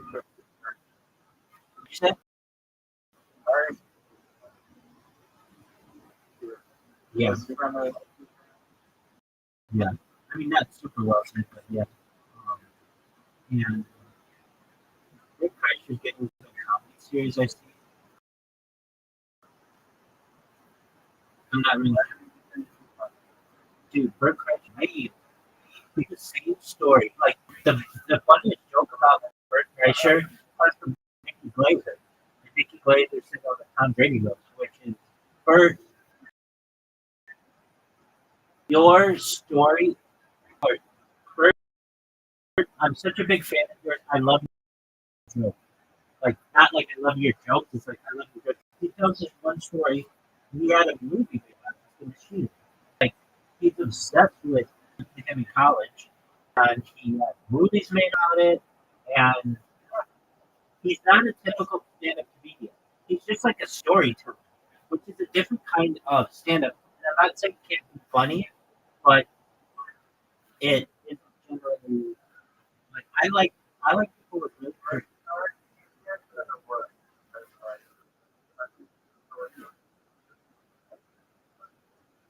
Exactly. It doesn't show a lot of talent, and just takes his shirt off, and it's like, okay, that's your story. Like there are some comedians who are just joke after joke after joke after joke, like machine guns, and that's hard to do. But when you're just like telling the, it's boring to me. And he also talks about his family. I think inappropriate. Like he'll talk about his daughters. Like, can you imagine how embarrassing that is going on just because he needs material and going and just talking about like a personal issue like that, or just things that happen. I don't find him very funny. I mean, it's like if some people like he just has no limit, no boundaries. I There's the thing, like in order to be a stand-up comedian, I'm not saying it has to be this way, but it's really hard to be a stand-up comedian if you come from a really poor background. And you wouldn't think so, but it is because stand-up comedy. Yeah, he was able to, but he had a mic that helped to support that. Like that's the thing. If you ask any of these stand-up comedians, like the popular ones, what is uh like how can you be a successful stand-up comedian? They say number one, be prepared not to be paid a lot for like the first 10 years, and number two, date or marry someone who has a job, because basically you won't be able to make any money, and it's true. The popular stand-up comedians that I've named, they all come from wealthy families. Whitney Cummings,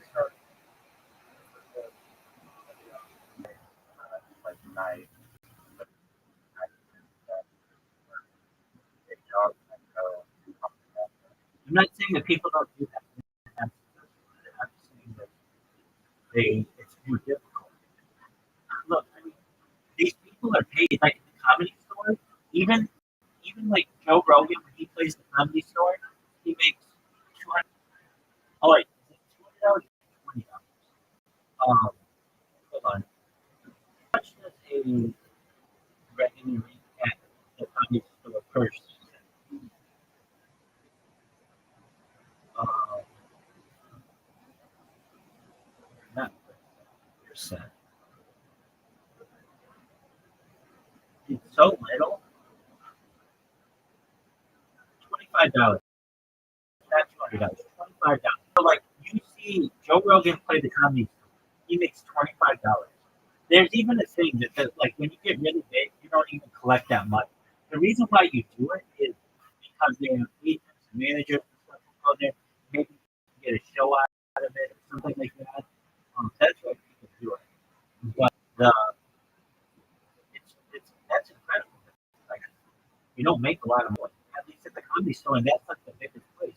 The reason why Joe Rogan, he wouldn't age things. So he doesn't run a comedy mothership make money. He runs it to just break even, and he gives a lot of the money back to the people who play it. But even still, there's just huge amounts of money. Where there is a huge amount of money are TV deals and tours. When arenas and stuff. That's when there's a ton of money. That's when you can get that right, $60 million kind of thing. But if you're like William Montgomery, I've heard that the people who do Phil Tony who are regulars do not like it because it doesn't allow them to tour. They have to be back in Austin every Monday. And they make $0. Oh, I shouldn't say that. They do make something. They do get a contract, but a lot of them don't. Like if you're just going there, if you're not one of the regulars, but I don't know what their contract is. Let me see what how much does William Montgomery make for Phil Tony? Wait, that's where they make their money. That's where they make their money. Um,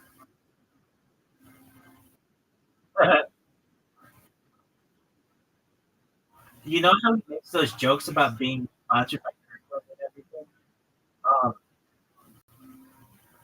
ChatGPT takes it seriously, and so they're like, for instance, it is suggested that he earns at least $3 million a month from his Kirkland sponsorship. That would be $36 million a year.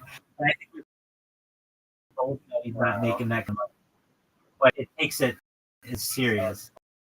That is hilarious.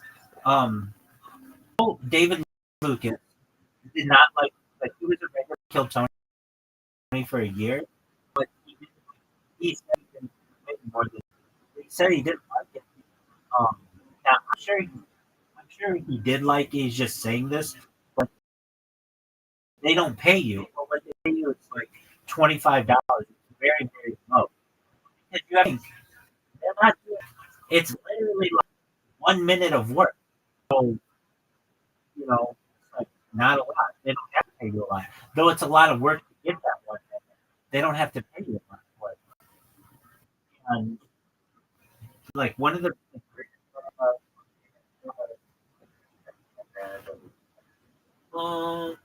I think that yeah, to some extent. Welcome, how are you? Good, Rabbi. How are you? Kicking ass something how did you find out about me? Oh, I've been here for a minute. Okay, tight. How are things in you neck of the woods? All right. We're talking about Joe Rogan and that sphere. Do you listen to the Joe Rogan experience? Every month. Who's your favorite comedian? I like Daniel Moore. There was this other dude on this. I forgot what his name was. Word dog. Daniel Bond's great. Very good. Listen to his podcast. I get clips and everything on that. he does on his podcast that the other guys don't is he has regular people on there. He'll have like a trash person, not a trash person, but like what are they called? Sanitation worker on there, or like a lunch lady. He'll have like regular people on there and talk with them. Then he'll also get like vice president of the United States as well. So we're just talking about that. What's good in your neck of the woods? What's good on Discord? Yes, same old, you know. Well, what have you been doing recently?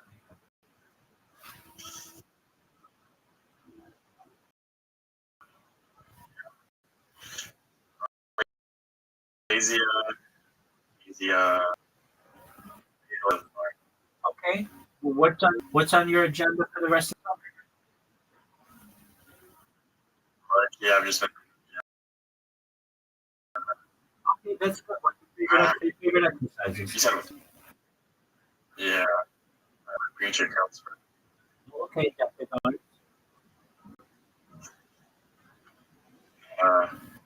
Not necessarily, bro. All right, time to pick up shit. How's that going for you? Decent. It is. It's going out of style. Slaying as much as I can, bro. Absolutely. You got a little early on in your back pocket. Something like that. All right. Like reciprocated. All right. She doesn't like you. She's on and off. Right? I don't know how to explain it. All right. So, do you know how to do that? Yeah, it's like it depends on the depth. Okay. Well, the best way to make her jealous or envious is for you to improve yourself and go after a chick. Are you on the dating app? No, Yeah, no, I get that. It's great, but person is already everybody on the dating app.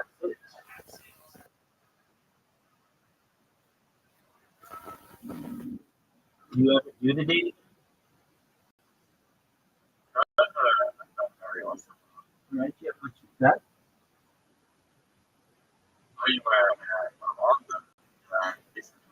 All right, so the girl who isn't giving you enough attention, why don't you go find somebody who does give you attention? How about that? Fair point. Yeah. I'm just calling them like I see them. Basically, you have an amazing opportunity. You are young, in shape, good. I know you think you're skinny, but that's great. That's a positive. You're just going to get a bunch of chicks that's right on you. You find out which one you like, you start dating her, or like go on dates with her, and this girl who you like who isn't giving you the day, she'll either see that you are moving on and be like, hey, what about me? Or she'll go move on her own, and that's fine with you. She won't be wasting your time anymore. And you'll have some hot chick on the apps.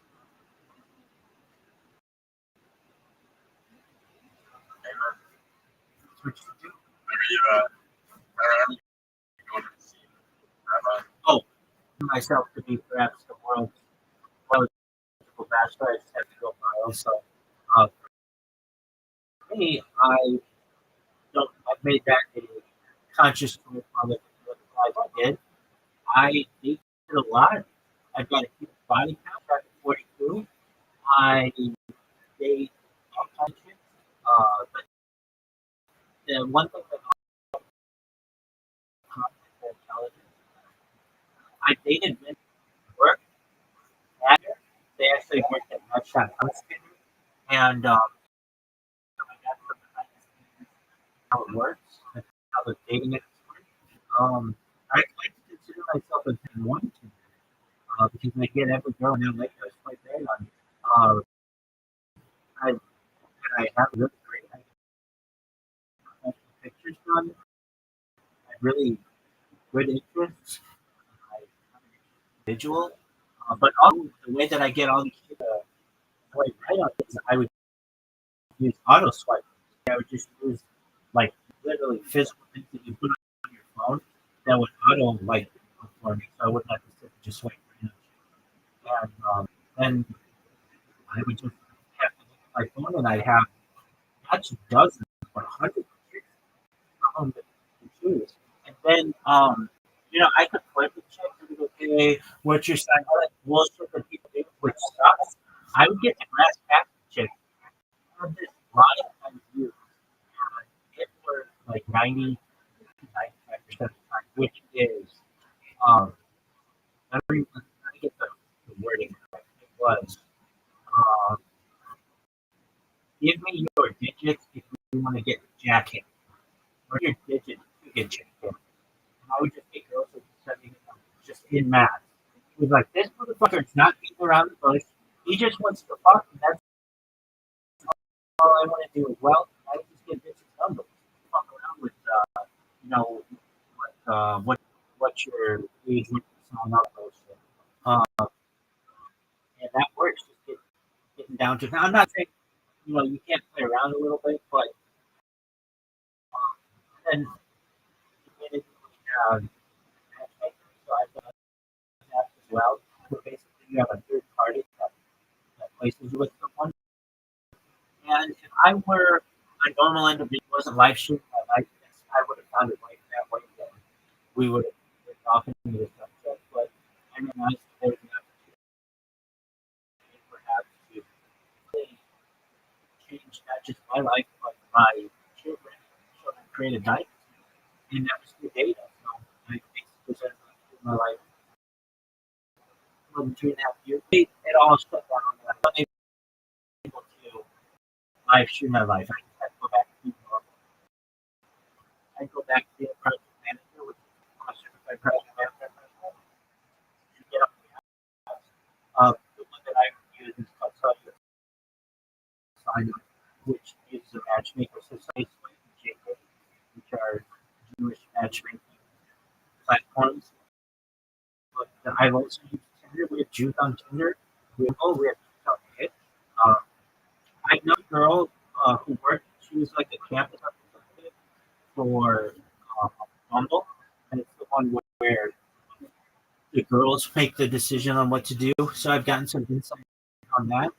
But if I were to give you uh, my advice, my full app, you need to have 5 good pictures or so. One of you doing a action, like something exciting, sport or something, like on a boat, or playing basketball, or even golf. Just something that shows that you are active. Surf is a great one. It's great to have one with an animal. That's a great one to have. It's good to have one, um, like just perhaps women like to see, kind of the background of what they do. What you don't want to do, I mean, like probably 2 others. You know, great, being good, and then just like but lighting is key, and I even need professional photographer.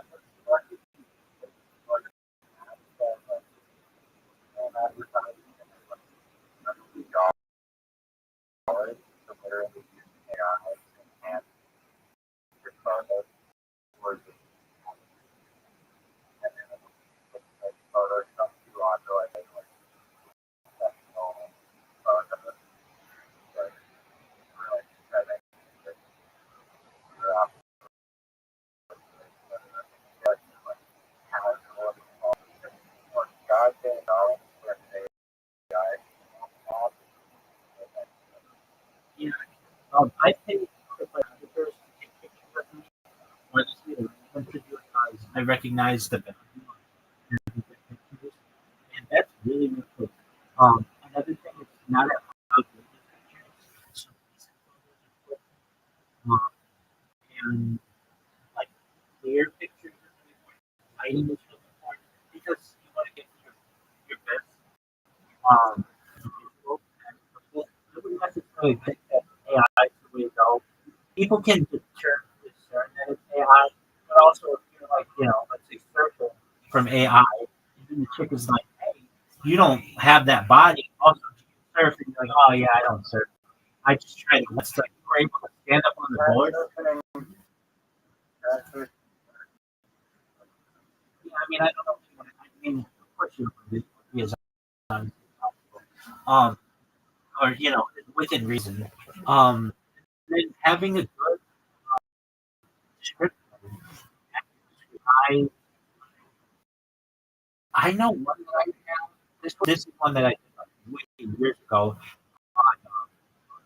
on Plenty of Fish. Like my want to help me make the world, want to help me change the world.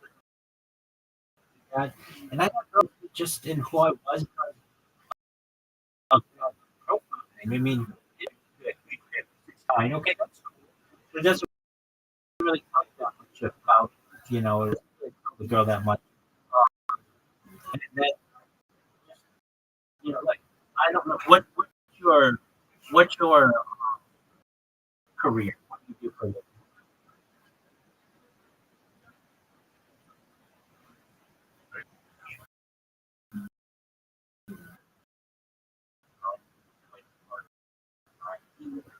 Okay, that's fine. What do you want? Okay, you call yourself an aspiring lawyer, or that's a difficult one too. But that's what you want to be. It sounds better. Part time at McDonald's, which nothing wrong with McDonald's. That's a good job. A lot of very successful people starting McDonald's, whatever it is. I'm not saying that you can feel like work part time, whatever, part time employee, but aspiring attorney. It also a girl that you have hopes and dreams. You want to, like, you have a end goal, maybe what she might in the future. I'm not saying though that what you're doing can be successful by just saying you work part time at Blockbuster, it doesn't even exist anymore or whatever. You can get money too. Um, but like the pictures are really important. Your description is important. How you are you 6 feet tall?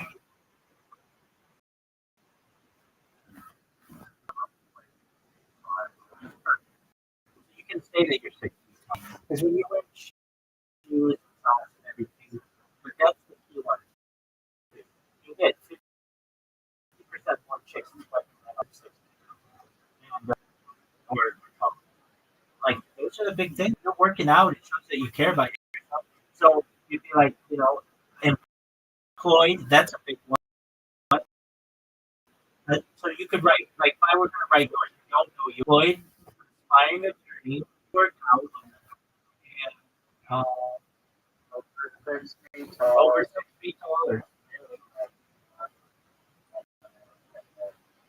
There you go. I mean, frankly, that's going to be better than 70% feet. And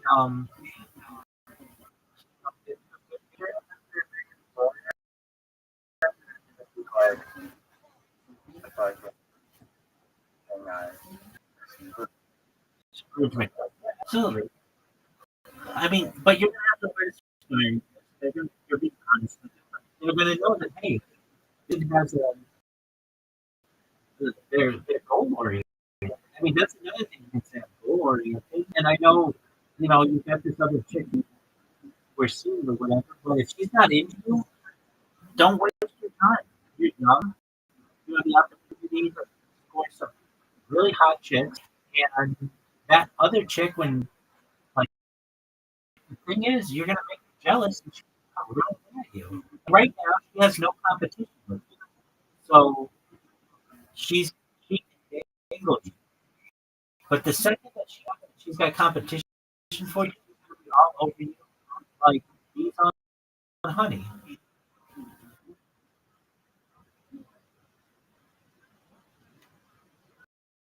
Con, you know what pickup is? Pickup. It's a question. No, it's a community. It's the seduction community. There's an art to picking up women, and most men don't know about it. But there are people who consider themselves pickup artists. I'm one of them. We have layers, basically, where we go like meet up with other pickup artists and review strategy, and we'll go like start and go out and like, meet chicks either individually or in a group and see who can get the most amount of numbers on a given night. I don't know where you are, but you can really the first thing I would do is read the book by Rothschild called The Game. It'll tell you how this nerdy uh, Britney Spears' number back in the day when she was what up?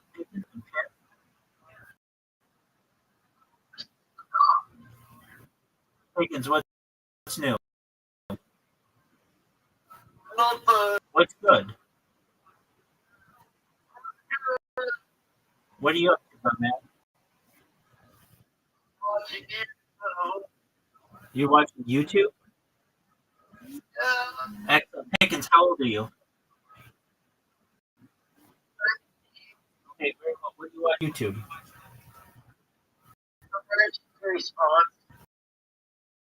You what? Oh, okay. Is that fun? Very cool. Higgins, how did you find out about me? I was in here a long time ago. No, I mean, I've got 1,800 people. So I don't remember them all. Oh, how did you find out about You go Oh, okay, what's the popular one? Okay, very well. Do you like gaming? Yeah, What are your favorite games? Okay, very well. What's in your agenda for tonight, Pickens? shoot. All right, well, that's what I'm doing. I will do that. Do you like podcasts, Pickens? What are your favorite podcasts? Like,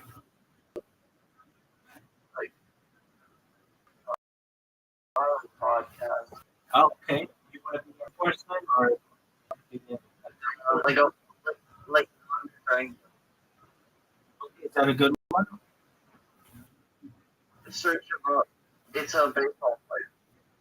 And it's Yeah. okay. That's not funny. I'm not. Oh, this is a baseball player, 13-year-old. Oh, that guy from Tampa. What is Tampa Bay? Yeah. Okay, good. Yeah, and he got a 2 year suspended sentence, right?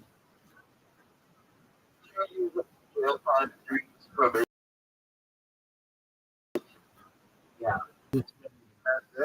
This- But, That's it. but he got 2 years suspended. Means like he couldn't play baseball. No. Yeah. All right. I remember watching it.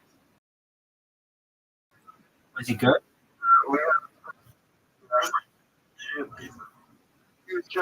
He was getting paid like $100 million something. Oh, so he was a pretty big player. That's only like 21.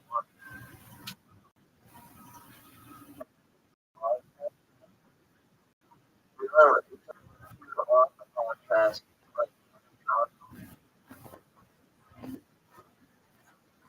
There you go. From like the like George thing, George DeSantis,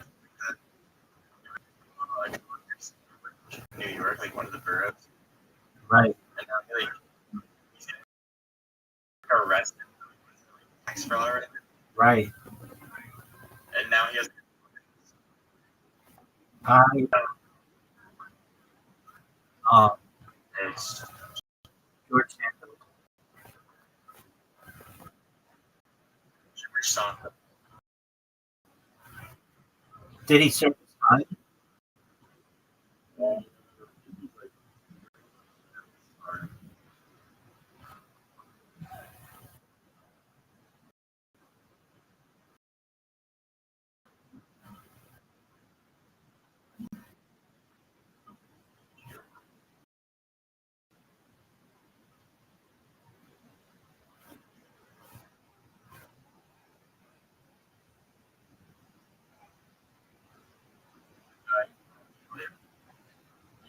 say.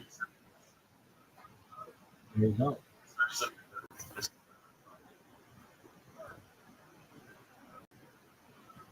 Well, I don't have a very high opinion on most politicians, and he doesn't change.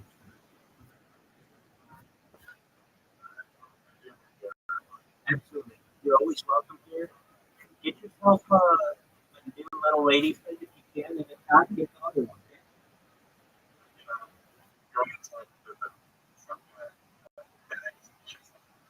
Please do. Keep us updated. Okay, my friend? Can't wait.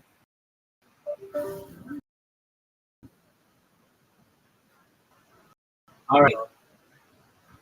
You. Where were we? Oh, we're talking about Joe Rogan coming in.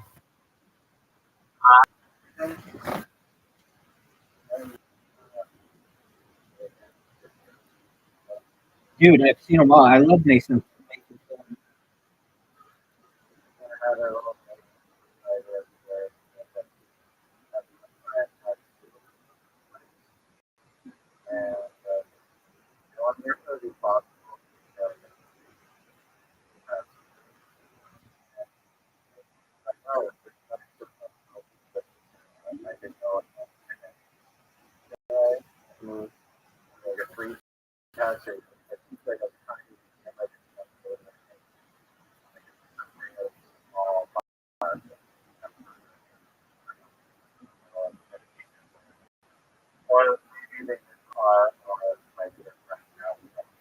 Sounds great.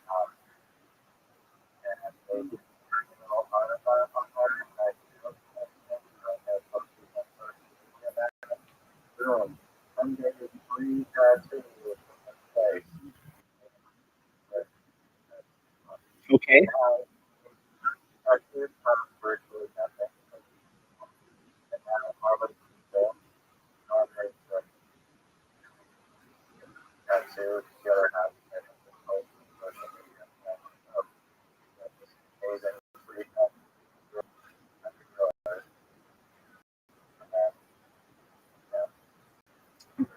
I don't get it. So let me make sure I understand.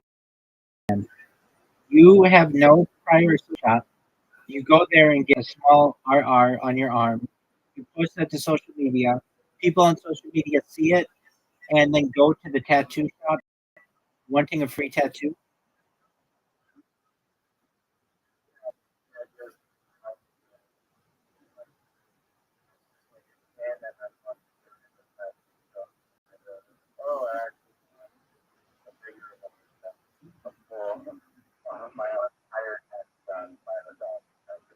I got you. So basically, a really small tattoo is free, but if you want anything bigger, then it's going to cost money. Okay.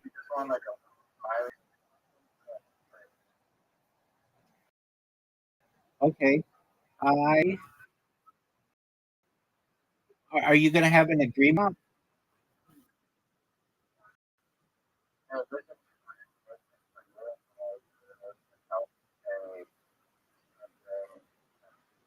I got you. Okay. Then when the people come in and they're like, "Where's my free tattoo? What's the tattoo shop?" They'll know about it. So they'll be like, "Yeah, it's a free tattoo if it's smaller than 1 inch. If you want it bigger than 1 inch, okay."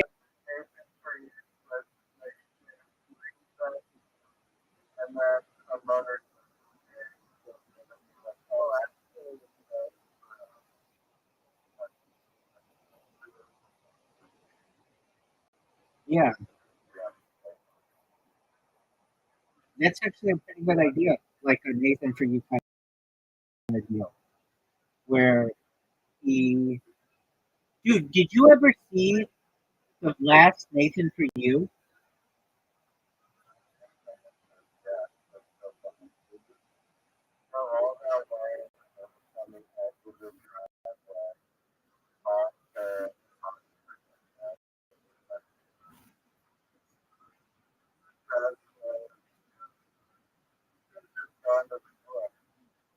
Yeah, that would have freaked her out.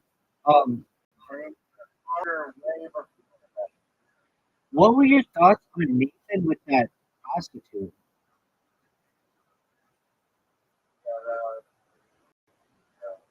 That was weird.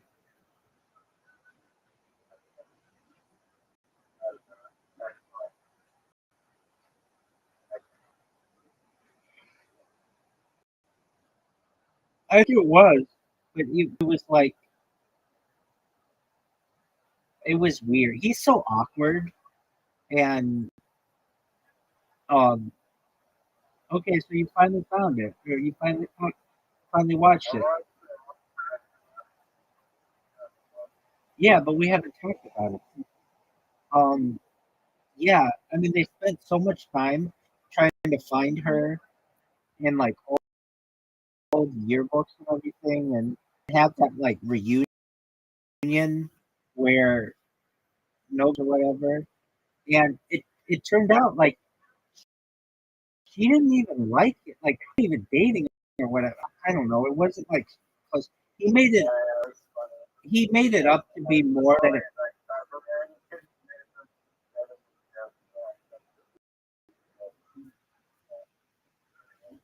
The guy that Bill Gates and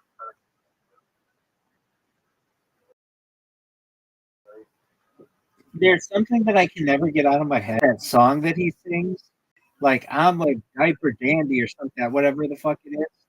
Um, there's some song that he sings, but I don't want to think of it. But it was, uh,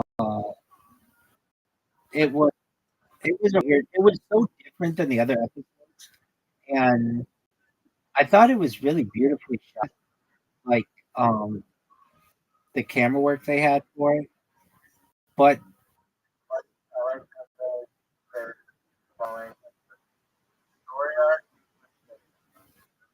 You don't know the work for like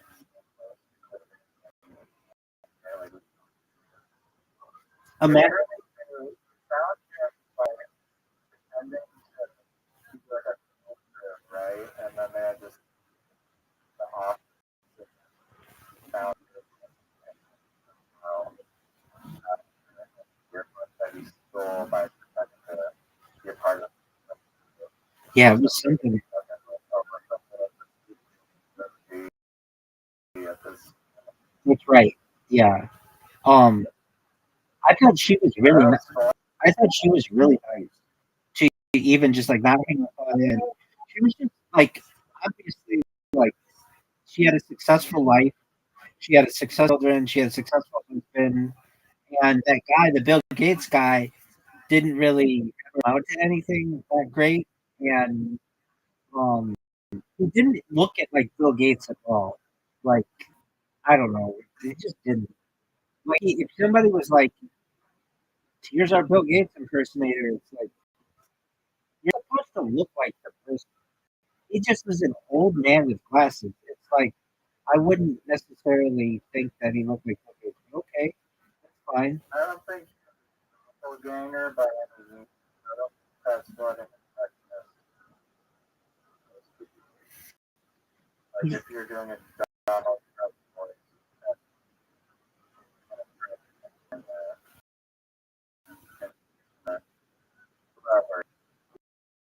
Right.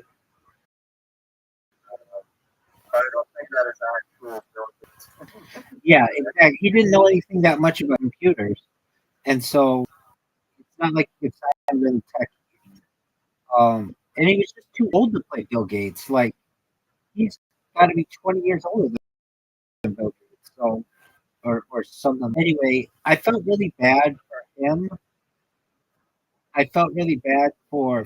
I mean, fortunately, for the show and everything, Francis was still alive, and they could put a bow on the end. Like, imagine she had died, and it was like, all right, well, I guess we just shot a bunch of footage that we don't have anything to do, or they still wouldn't be able to find her or whatever. Um, I'm interested to know what Francis thinks now that it's become somewhat famous. I can almost guarantee she doesn't think about him like in a sexual way or whatever. It was just weird that um that he was like, my mom didn't want us to be together, and like she wasn't that into it at any point, but he just made it out to be like she was the one that got away or whatever. I get that. I get it. I mean, everybody has that. He said he was writing me letter. That was the only thing that. Oh yeah, on her. That's what it was. He was a scumbag.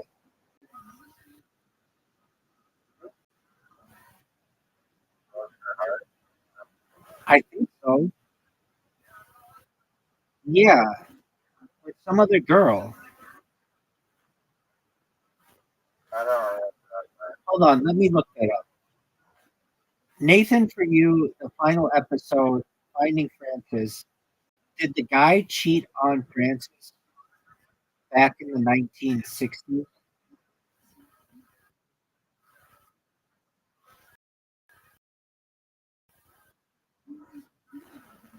The question of Bill Keith is his name. Um, the episode suggests that there were complications, specifically Francis's letters, which Bill accused him of cheating with Gloria, indicating that there may have been infidelity involved. So, do you remember that in Francis's letter, she accuses him of cheating on her with Gloria? Right. Apparently, really unlocked.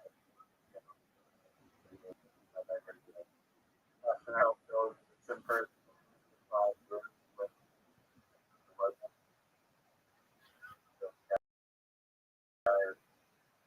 good at twisting. Right. And I'm not sure, but yes, because professionally. Exactly.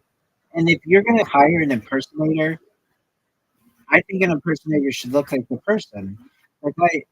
He didn't look like Bill Gates. He looked like an older man, and Bill Gates was kind of like middle aged.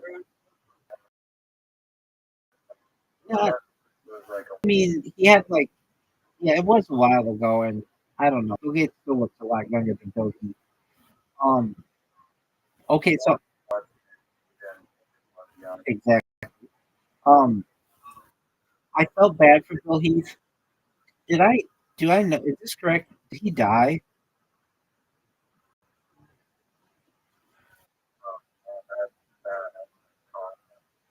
Shush. No. He. Um, maybe he didn't, but I don't know. I just wanted him to like live with his. He didn't have any children. I wanted him to be able to live in that big house with his niece, but she didn't. She didn't seem to really want him there. Um, and or if I recall, it was like um. Let's see if he died. I think so. That's what it was. I said diaper dandy, but yeah, ding dong daddy from Dumas, Arkansas.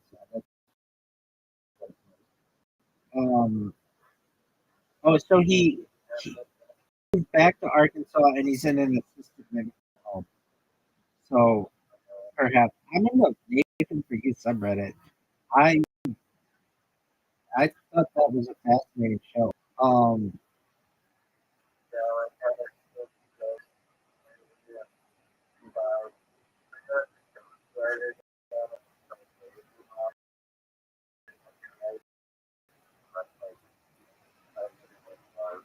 Oh yeah, he wrote that exercising. Yeah, exactly.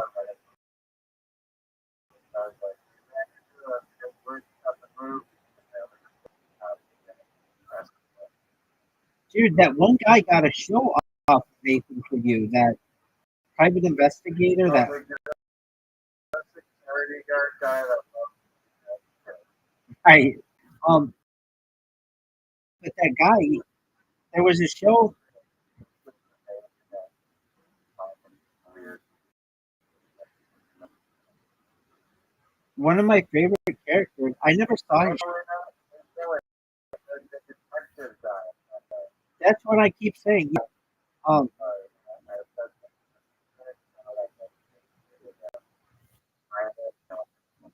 Oh, I didn't know that. But the the Nathan Yu investigator, that wolf guy, um, was Cry Wolf. Cry Wolf. I never saw it, but that guy had a, like, he was in Playgirl, and he was like really proud of it, and just he had a really good personality, and I I like that guy. I mean, like, I never saw his show, but I thought he could probably be pretty fun. I probably should check his show out. Um,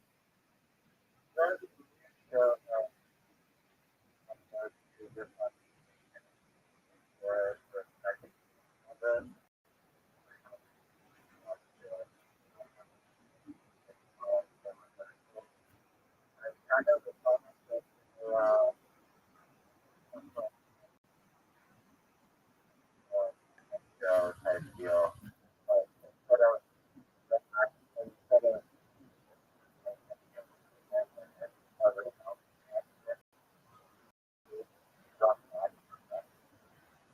it's interesting.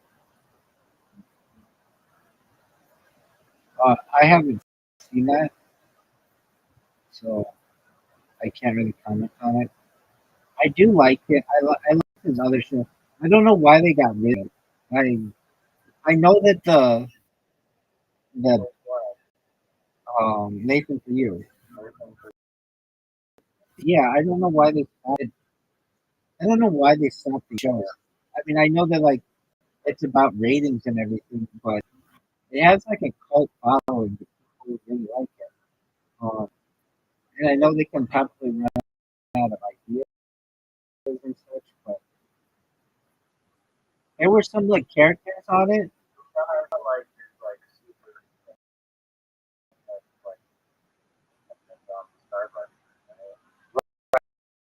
right? Yeah.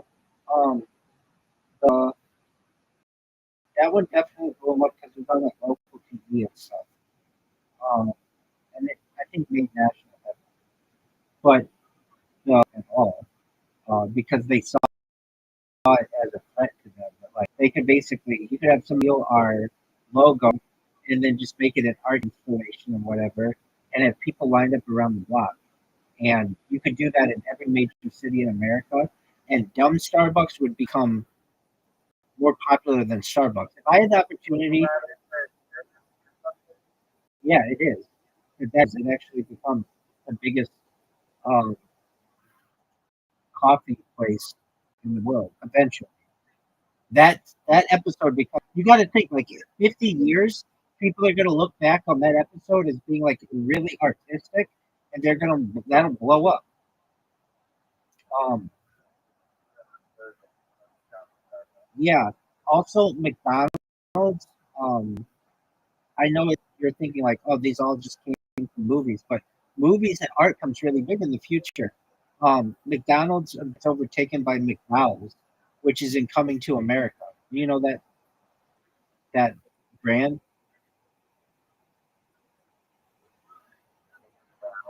Yeah, it's like an African American McDonald's that they have in that movie. Um, Hungry Jack becomes really big.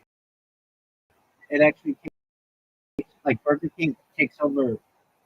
Hungry Jack is the thing that actually becomes really popular, which is Australian Burger King.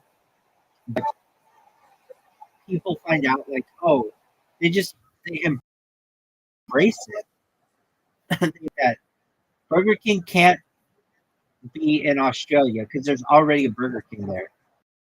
Hungry Jacks, and Hungry Jacks, because it's Australian, it has huge attractiveness to the United States and it becomes very popular. What else? Like Dunkin' Donuts becomes huge. Um, In and Out goes national. That's already happening. Um, what else? The one that wins out over anything though is Hardee's and Carl's Jr. because they did these ads back in like with like Kim Kardashian, like 15 years ago, where she's in like a bikini. They also did them with like other actors, other like models, and since sex sells, these like really sexual advertisements they did many years ago, surgeons, and become very popular. Um, what else becomes big? Art becomes really big because like roast beef becomes like more common. And so whenever anybody thinks of Arby's, they think of, or whenever anybody thinks of like roast beef, they think of Arby's.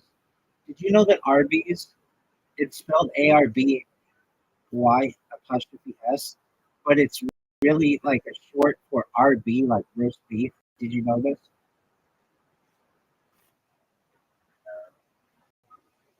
Do you get it? Like RB is roast beef. Okay. There you go. Um, what else becomes big? Um, Long John Silver's comes big, not for any real reason except they did this um ad. It wasn't even an ad. It wasn't a commercial. You know how you would know this. They get like people to draw on windows, like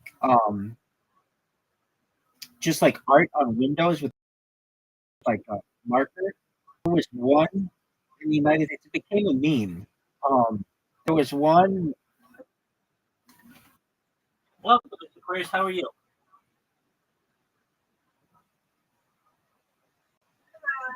What's good? How was your day? Lovely. Are you ready for it? You got it. Right? Would you like an invitation?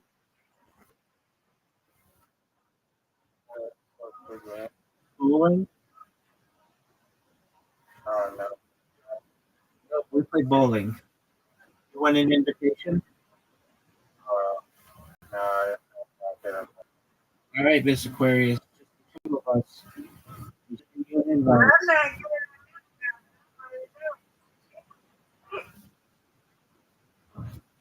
All right, Miss Aquarius, you got your invite.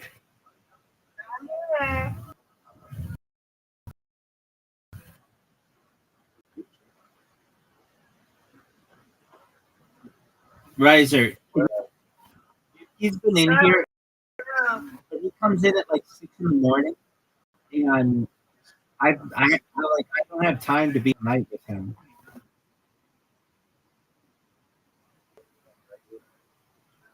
Yeah, for like the last week, and I'm trying to maintain that. So I told him like he comes in, he'll come in at like 3 in the morning, and then again at 6 in the morning. You know, he's trying to become an exotic dancer. Nice strike. And so he's been going to the gym a lot, and so he, he usually come on, not good. He usually comes in before he goes, which is like early morning Pacific time. And thank you. Magic, Oh yeah, I think he's got a good chance at it. He's it's a pretty difficult. I don't think it's gonna see a robot replace him. yeah, it probably is. I mean, you can only do that for so long.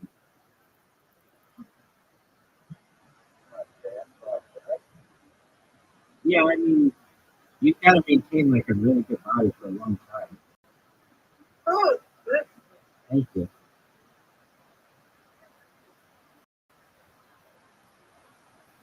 Get it, Miss Aquarius.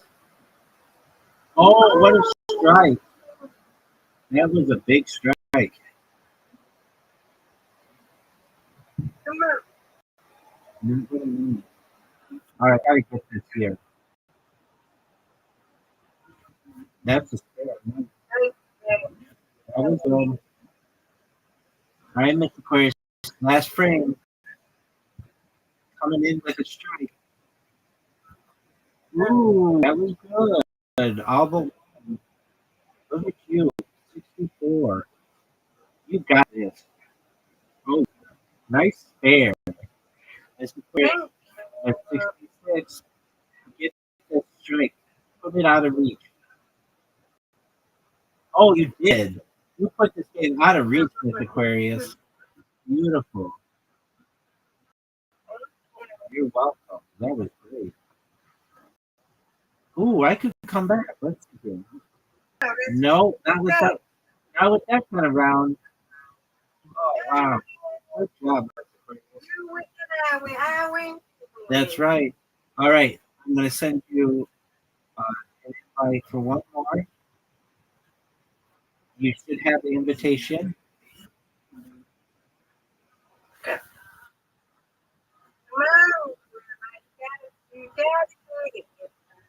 I know. You beat me 3 straight games if you count yesterday. At least. Maybe more. You've been on fire. You had that game.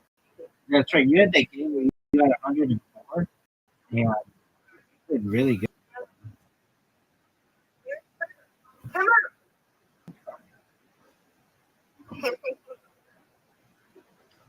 You got a spare. Get another one. Or stuff together.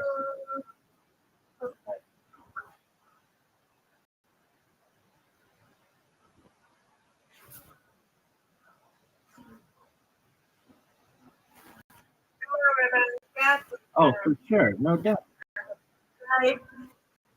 No. I hope so. There we go. Thanks, man.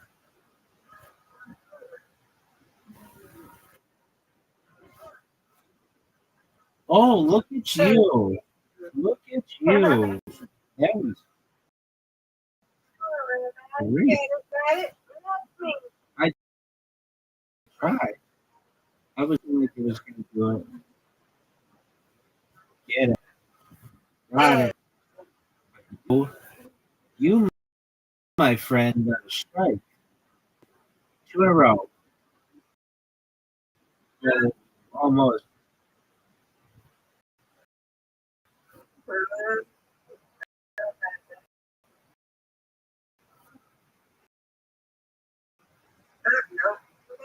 sure. No doubt. Uh-oh, this is a tough split. Maybe one of the just get these 2. Oh, I don't got one. All right. Get this.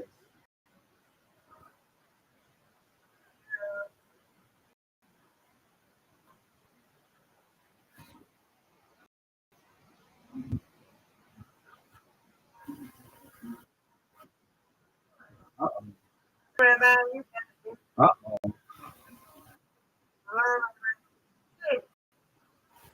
Okay, come on. Just get 1 pin. There we go. Thank you. You win, I win. I win, you win. All right. Very good. Thank you for playing. Undefeated in bowling, undefeated in friendship. Sweet dreams, Mr. Aquarius.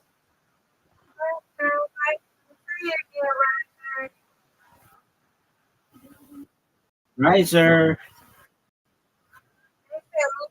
Okay, very cool.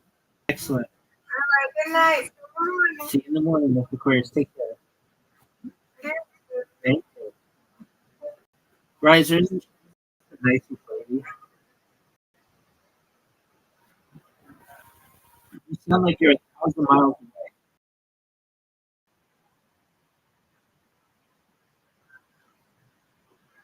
Oh, you're going to the bathroom, you said? Okay, take your time.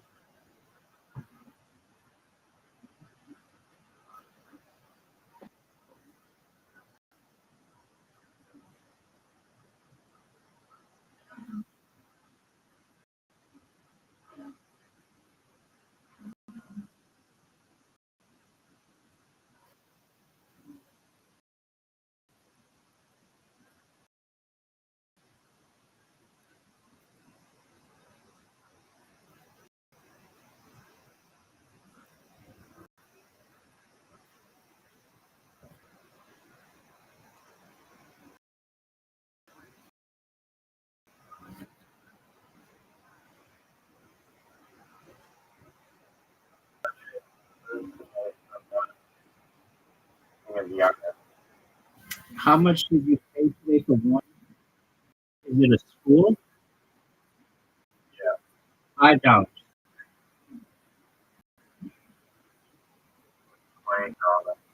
Why so much?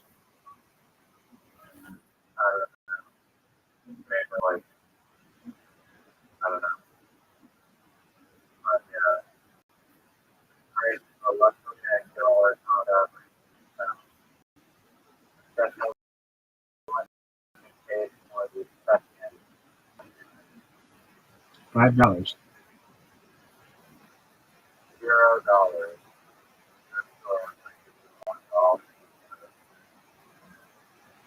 Are you quilting or something?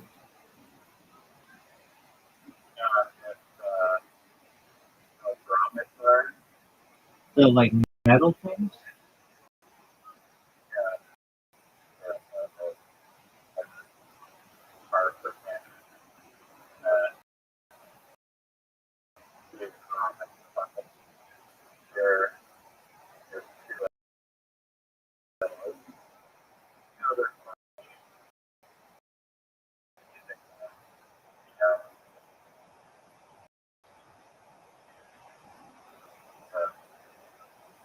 Are you?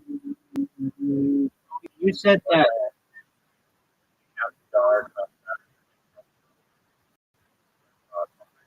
No, 1350 for school.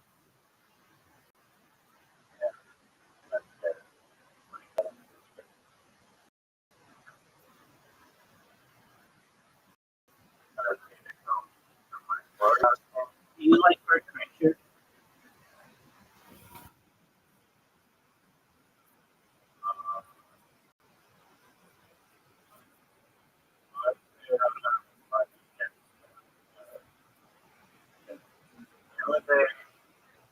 Supposedly, like a crop circle, like a bunch of products that are in like this weird combination that it's just like with the marquee. I'm not sure if it's AI or not. Yeah, I want to get you a lecture on what's the category thing on it. Yeah.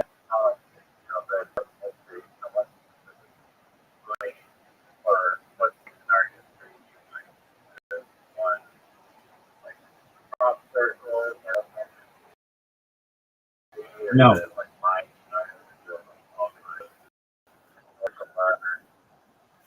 Okay, you're asking what kind of art history I like?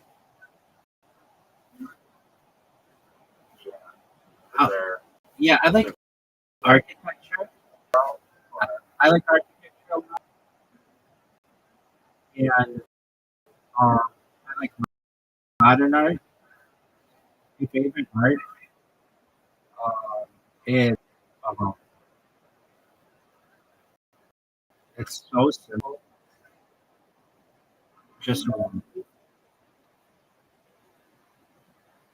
It's PA89, PA100. Just type in. It's so simple. It's just composition with red, blue, and yellow.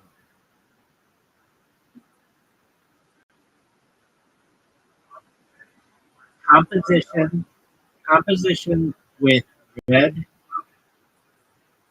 blue, and yellow. I fucking love this art. I just think it's so beautiful.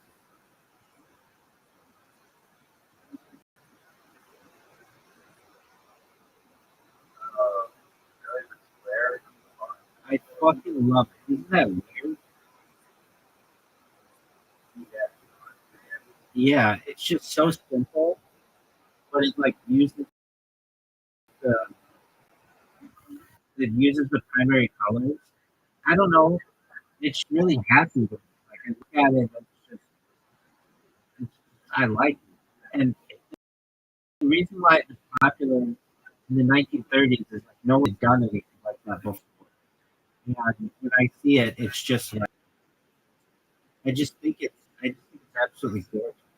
I just I don't know. I like colors. So those are like the primary colors. I, I love it. It's just its simplicity.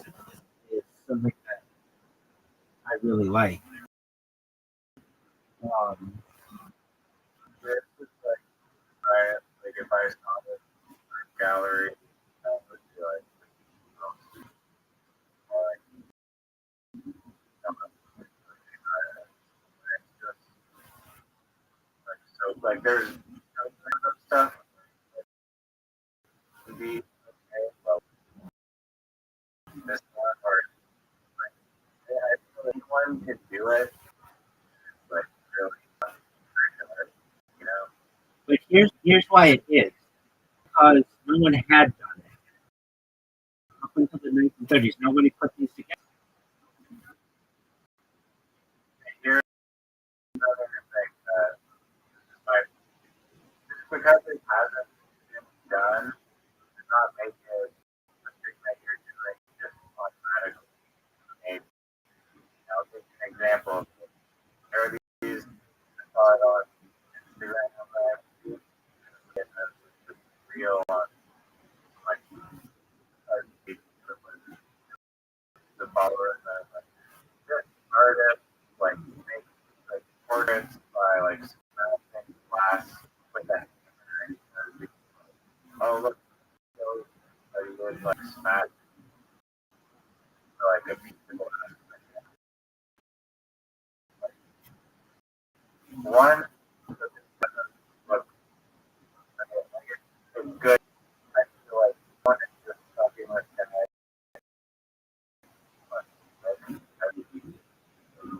like weird created. You actually what he's doing like that else. No, I don't know. We're not.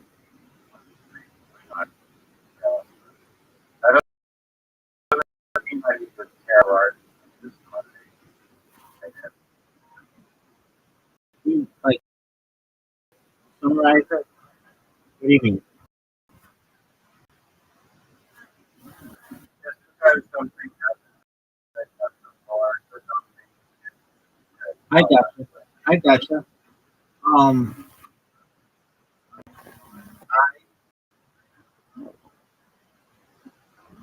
I get that.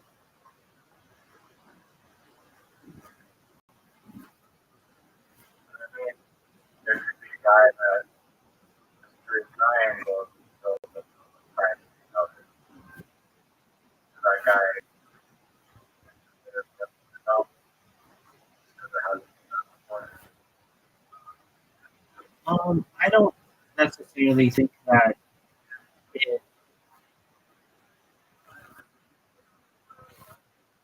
Um,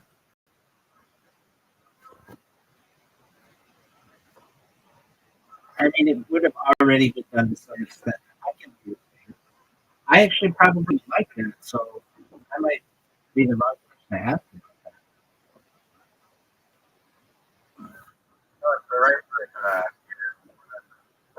disagree. They get affected by human minimalistic kind of but more like in the way that you actually do like it.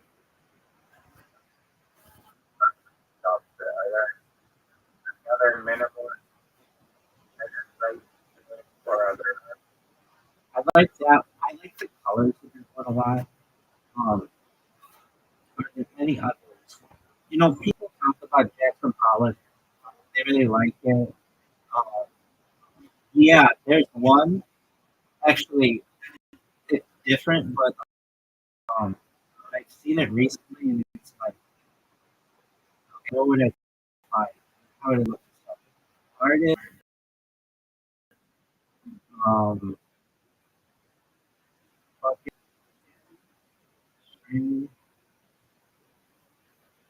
it's, yeah, here it is.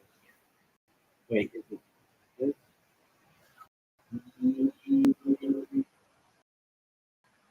Uh, let's see. Art, artist, yeah, here. Wait, so, um, yeah, here it is. This kind of art is just, I'm sorry. I'm sorry.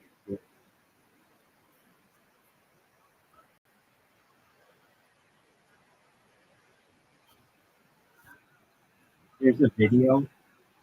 This is from Business Insider.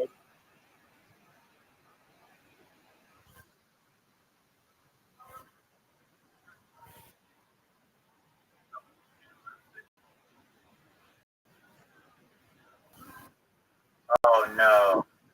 Oh, I love it. I love it. It's so beautiful. It's so beautiful. But I exactly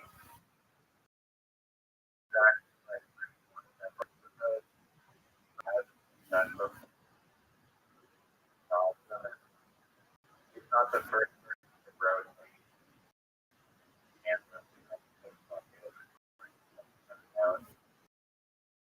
You don't think it's beautiful?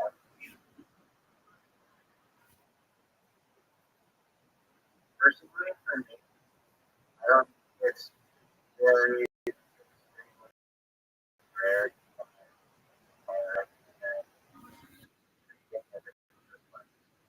Colors say like 90% of that. You know these Canadians?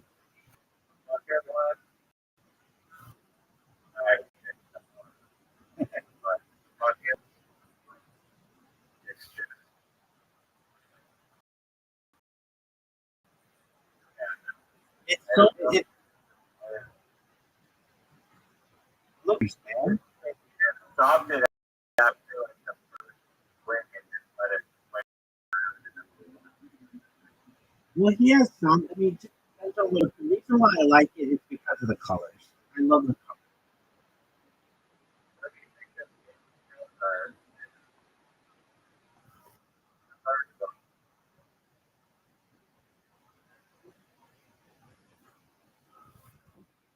Let me see his art again. It's been a while. I'll send you Um, David Cho, CHOE.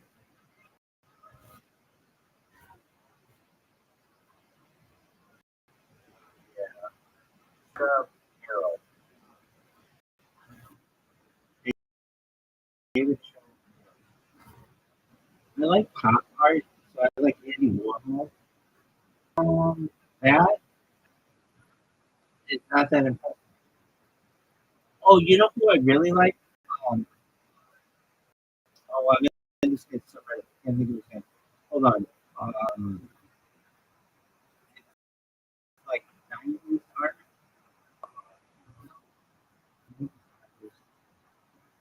White.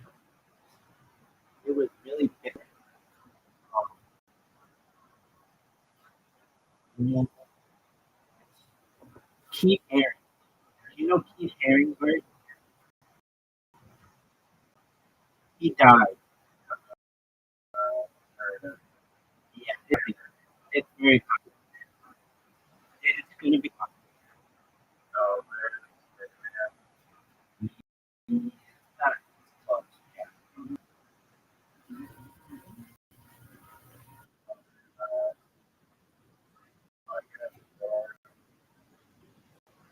arcade. Well, that's not my favorite art. Like I said, I like architecture probably. Well, like I like music too, of course. But like, I'm talking about painters. What other so I like Keith Haring. I like Keith Haring. I like Game of Thrones. I like um, not sculptures, just painters. I like um, Georgia O'Keeffe. You know who Georgia O'Keeffe is?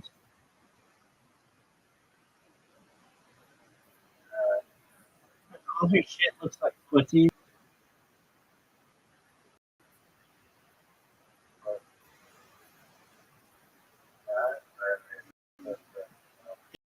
They're like flowers, but you can see like vaginas in all of them. Um, I like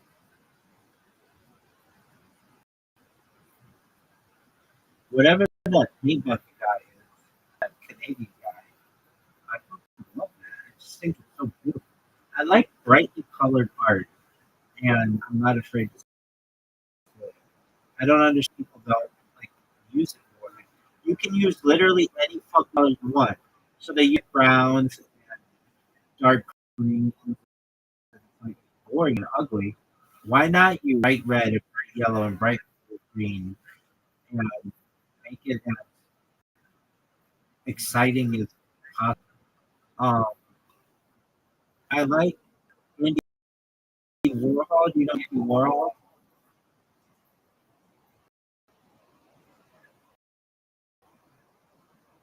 Yeah, but I really like his Marilyn Monroe's, and I love some of it. I love pop art, so I love that like taking things that are popular and making art out of it. And I like that style.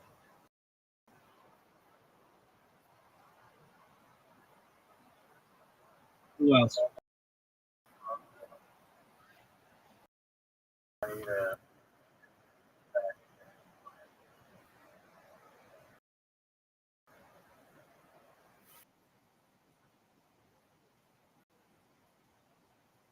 Okay, that's good. Who's that?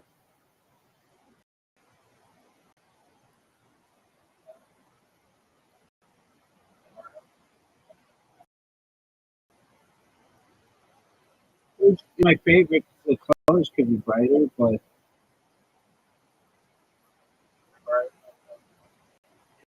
is that yours? Did you do that? Yeah, that was gonna say if you did that, that would be really good for the game. Um,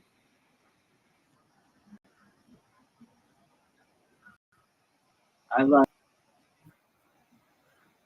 I mean, I named the art that I like. There are.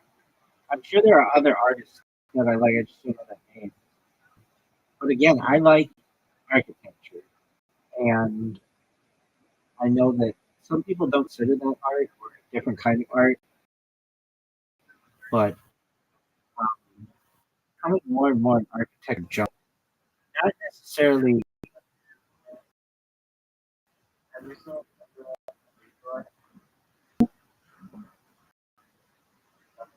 that I don't follow art on Instagram. Not to say that they're not. he's not an artist.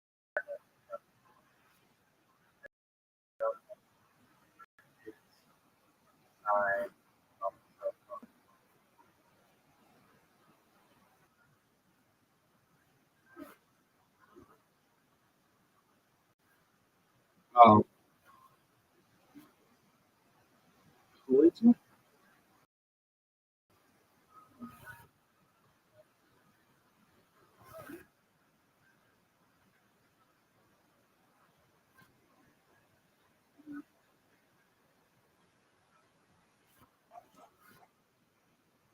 I really like Blue Waffle.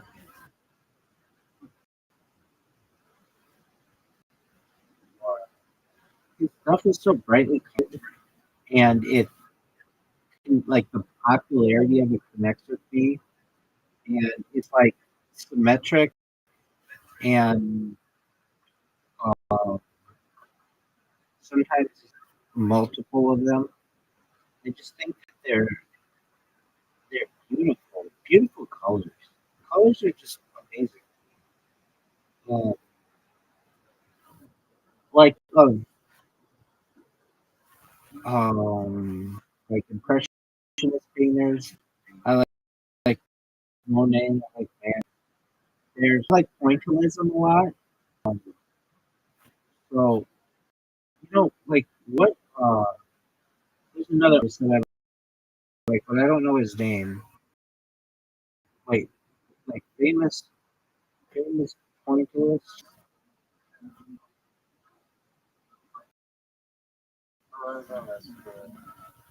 Um, okay, so Surat is cool, but oh, like I don't know. They make these hot dogs. I've never had them, but they're like advertised all over LA. Um, uh, what are the coffee hot dog? Coffee hot dog. All right. Um, it has anyone actually had a coffee hot dog? I've never had one. I don't know what they are. Kosher. Do not. They just have this pop art style advertisement. Okay. Um, pop art point was pop art point. It's like a lot like color, like um like uh comic books. Um oh yeah, here it is. Ray Lichtenstein. Look up Ray Lichtenstein.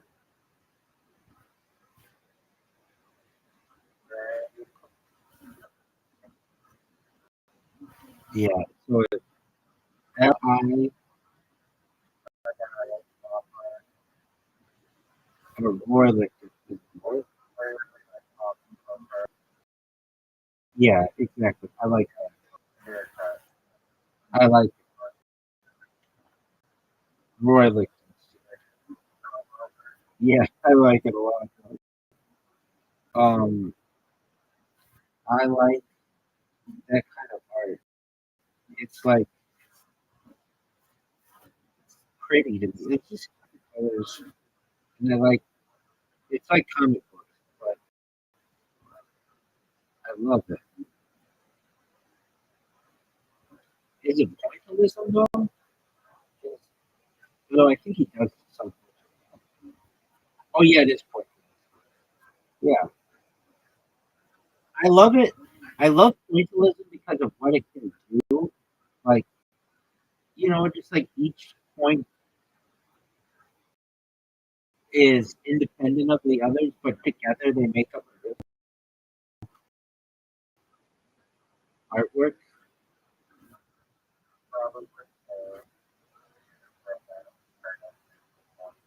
Oh, for sure.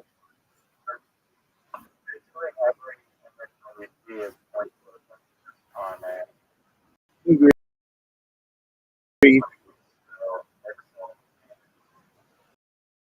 Agreed.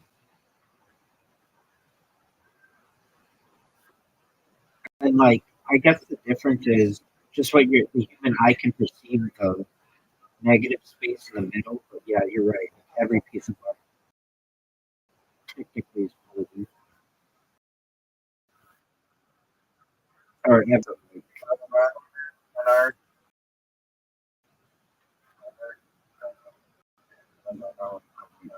Right.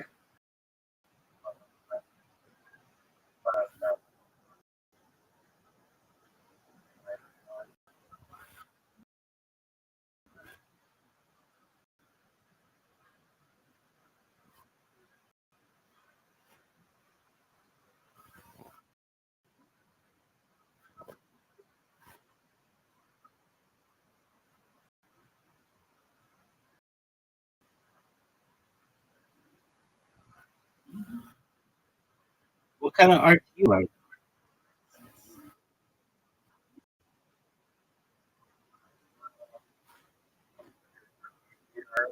Yep.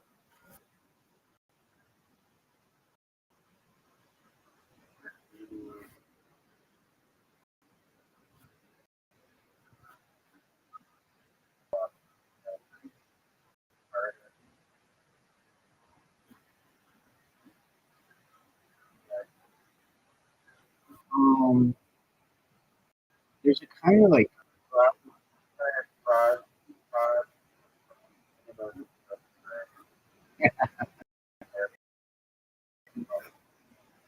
that's some good shit, man.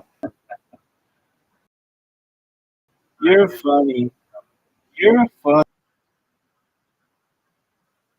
Um, they, I think graffiti street art becomes really popular. And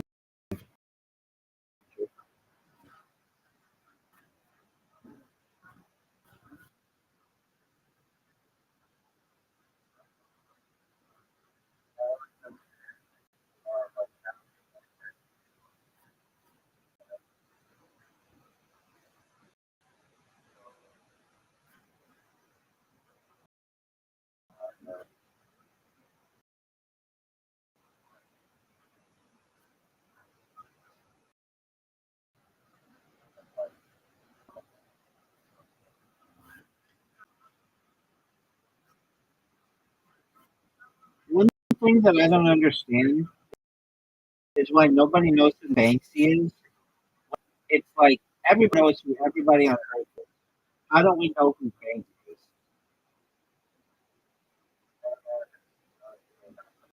Yeah, I don't believe that one.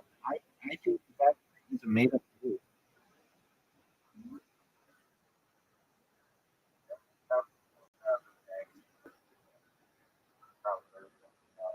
Yeah, but I mean, come on, man. Like, you know that they know who everybody on earth is.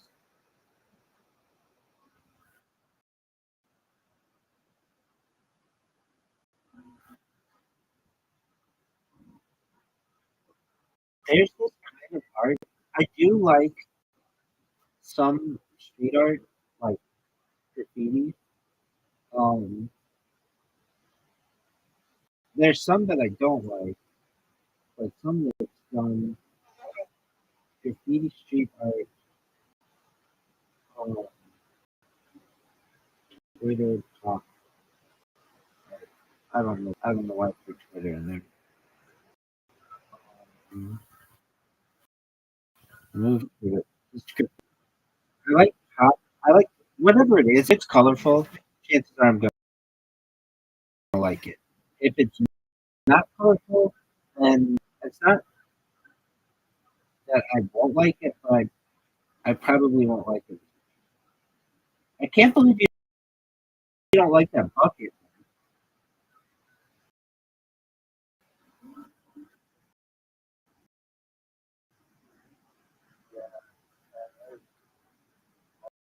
the corn get warm. I don't think I'll be able to find this. There's this one artist and a couple of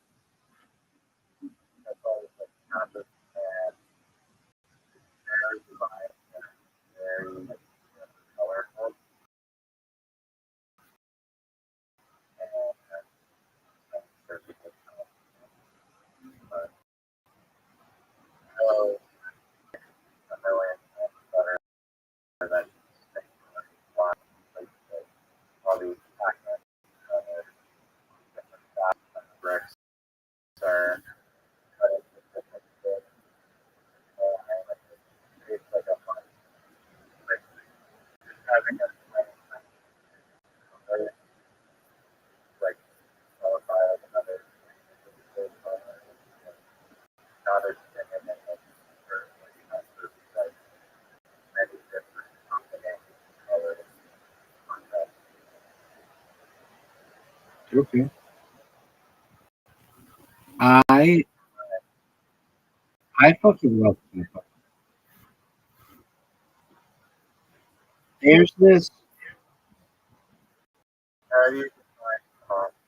It's a good question. I think it has a popular subject and very brightly.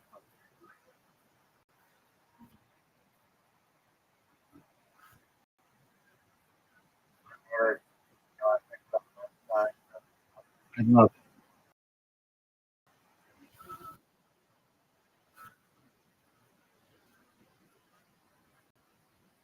Yeah. Um, I fucking love pop art. Like I'm looking. I just typed in pop art into a search engine, and I love every single picture that is like every single one. It's like I love them.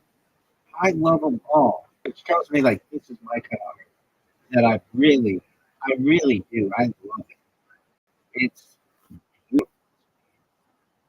it's just, there's like not a single artwork that I see. If I just type in pop art, there isn't a single one that I don't like. I like all of it. Like even causes me to look at it, like scroll back up and look at it. It's like oh, it is just it's gorgeous. It's absolutely gorgeous.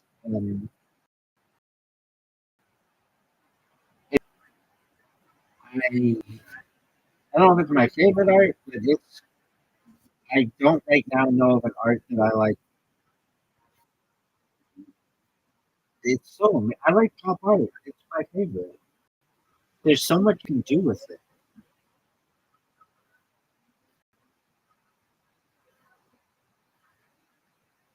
I mean, you don't like it, or do you?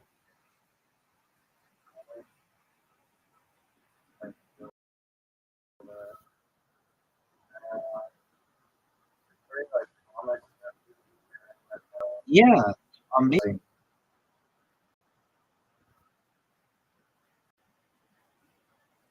Uh,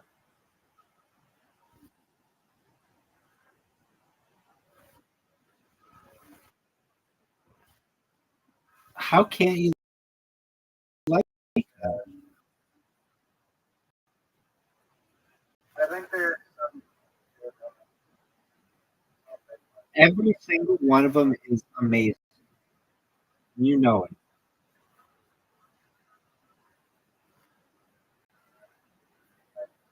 It's so beautiful.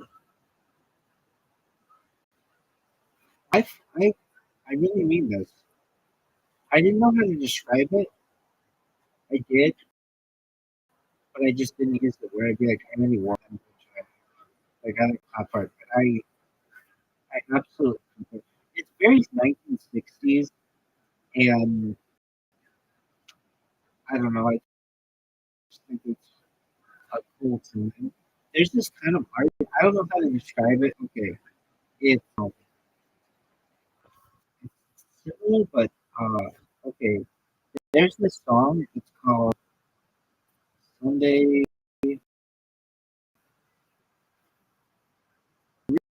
Really cool song, but it's art in the song. Let's see here. What the fuck is that song? It was popular a couple of years ago. It is something to do with Sunday. Just a moment. Sunday song.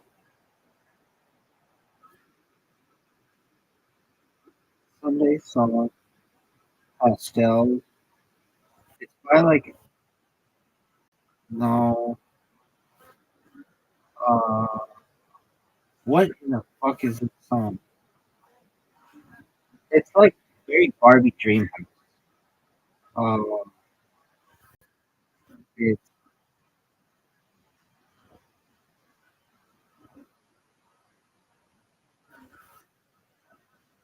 still covered music. Sunday Best, I think it's called. Sunday Best, and it's by um. No, it's just a song. Sunday Best.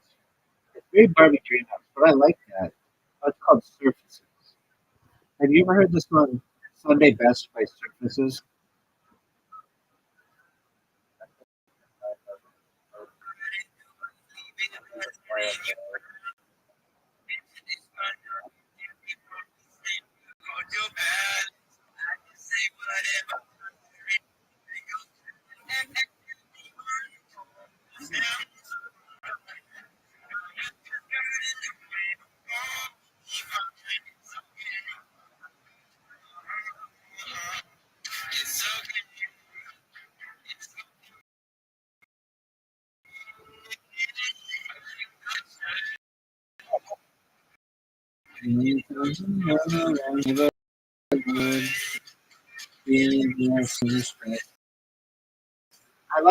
I like neon colors, like really popular, like around the late '80s, early '90s.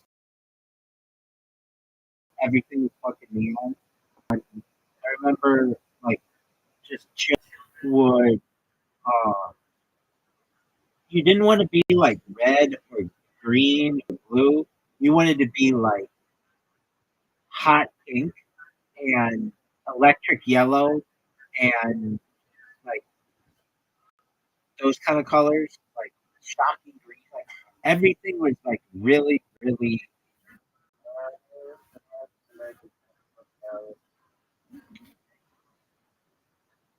style, very vibrant, color, color. There you go.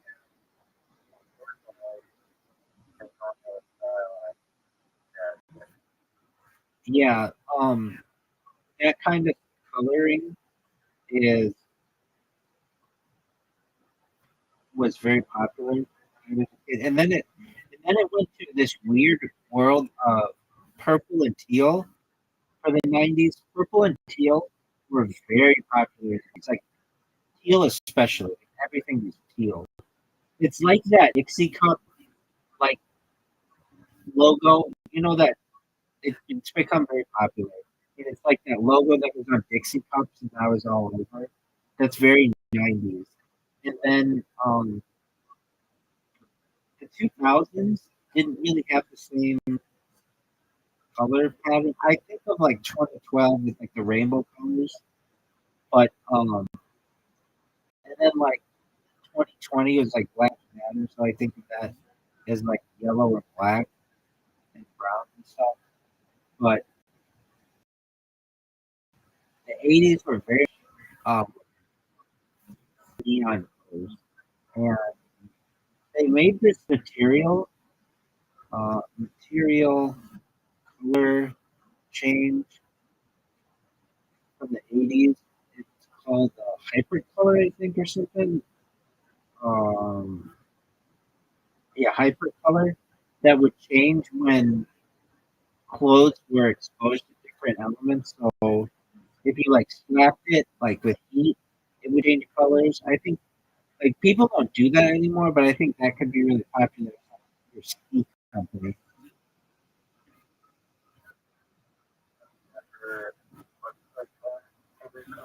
Just type in hypercolor and you'll see like if you were to put your hand on your chest, it would do an outline of your hand.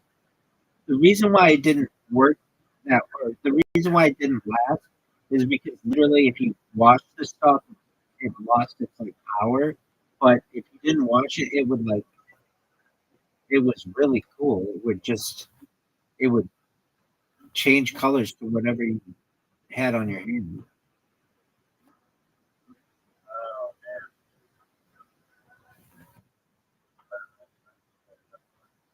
Yeah, but you could make a coating that did, I'm sure. They just didn't try hard enough.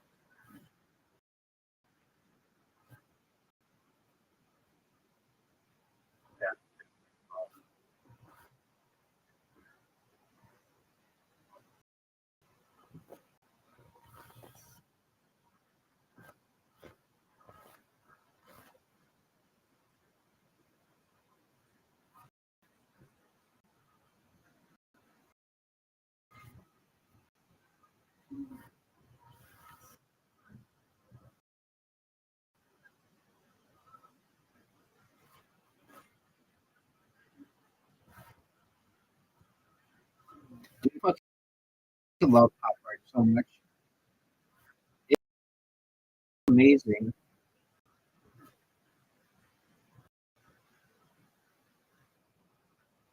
What art do you like?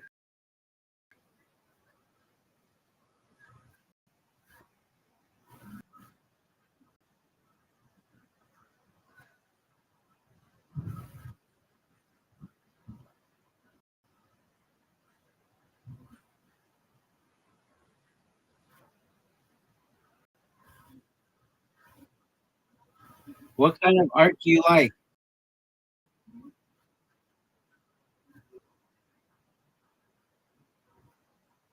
Are you there?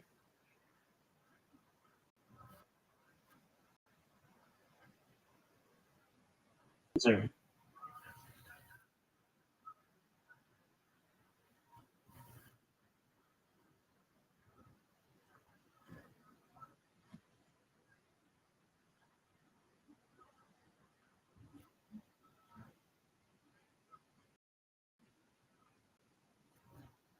Riser,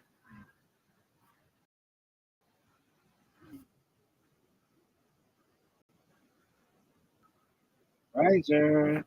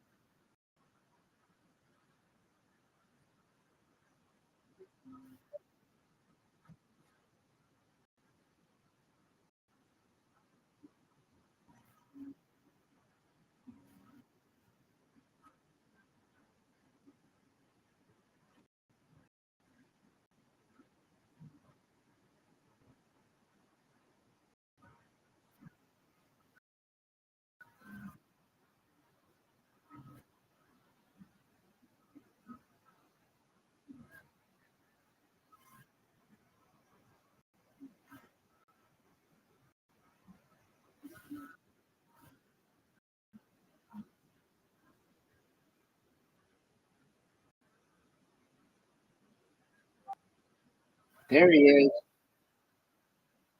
What kind of art do you like?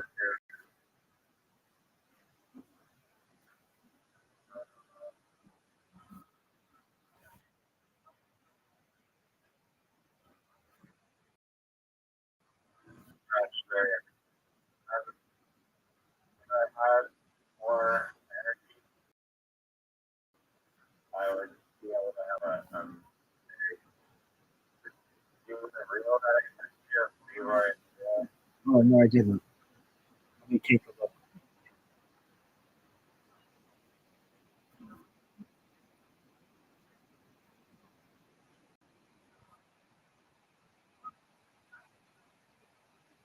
Okay, it's a big blue ring. When you're in Calgary, you can check them. Everyone comes.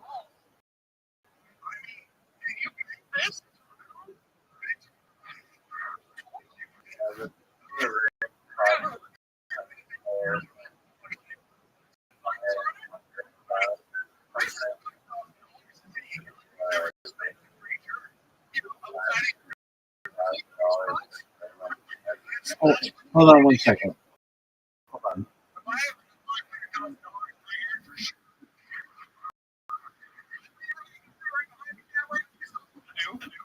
Wait.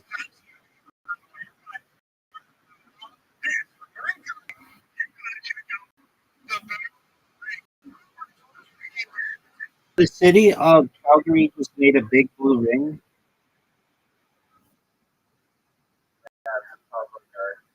Okay. Now, what are the silver? What are the silver balls?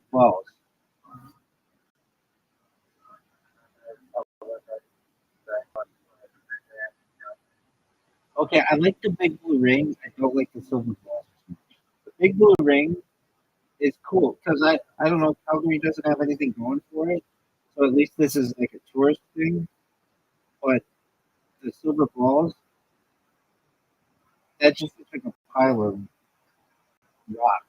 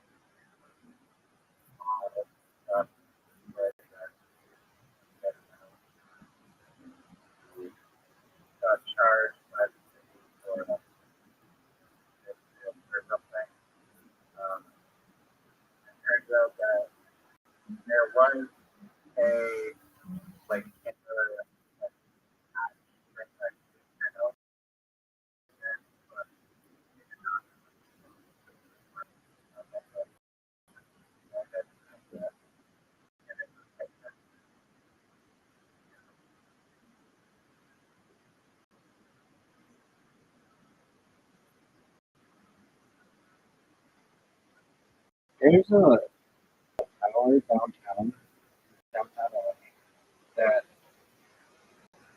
it was being built by a Chinese company, but then the company went out of business, and so it was like half built, and the it was just graffiti the whole building. Yeah, but they came up with a really good nickname for it, and okay, so graffiti tower is not the nickname. It was called um they I've got to find. Let me see if I find it. Um, graffiti tower. It's called uh, graffiti skyscraper. Yeah. Um,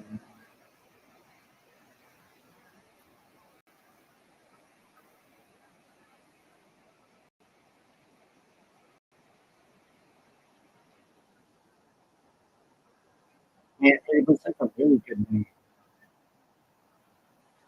It was, it was like really good. The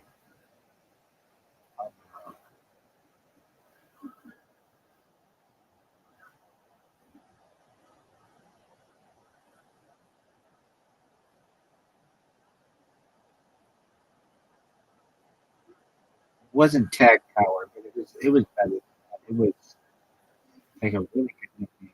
Forget. I think I heard it on the radio. Um,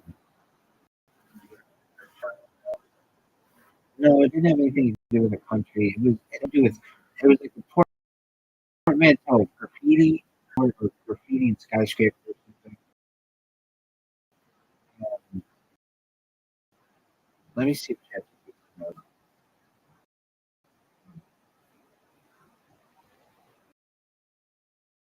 Yo, dog, what is that graffiti tower?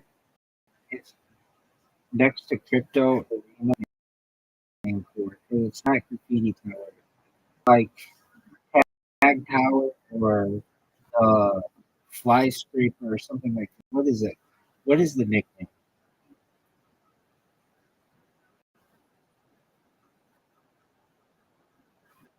It's graffiti towers. Like graffiti tower, graffiti skyscraper, graffiti towers. Oh, I had a better name. Yeah, and uh, graffiti tower. The and I can't believe I came of it. It was so good. When I heard it, I was like, "Oh, that is a hilarious name for it." Um,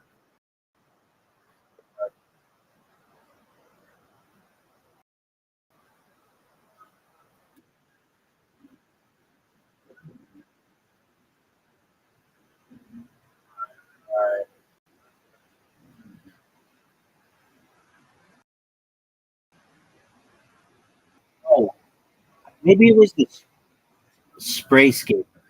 It was something like that. But maybe not that, but it was something. The spray skater or the the spray. It was something like that,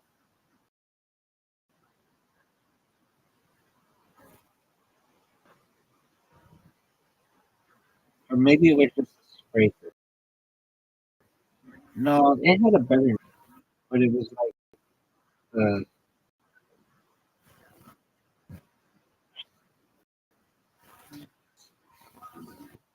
I don't know the sky. Oh, it's the skyscraper. I think it's something like that. Not that that's the best name. It might not be it, but that's actually not that bad. Skyscraper.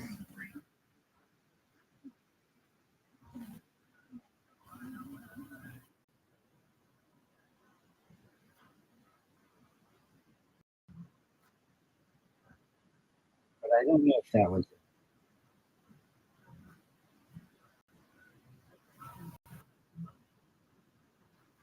a breaker. I don't know if I just came up with that.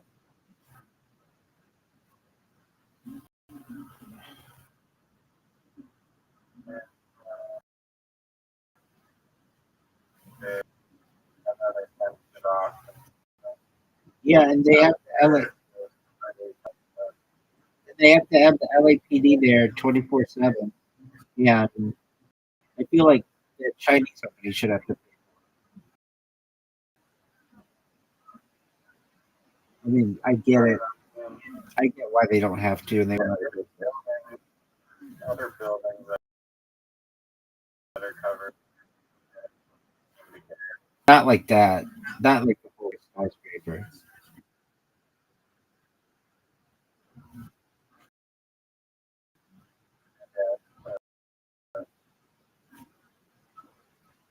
Are covered in Los Angeles. Oh yeah, for sure. Not like high rise. That's the only one like that.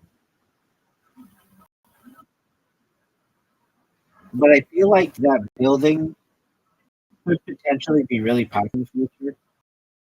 I mean, you already know about it. It's not just like a look.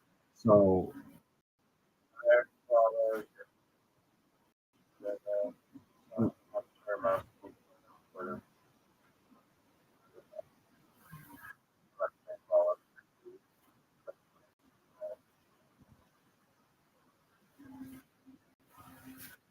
There's on the news and stuff, you know. Else.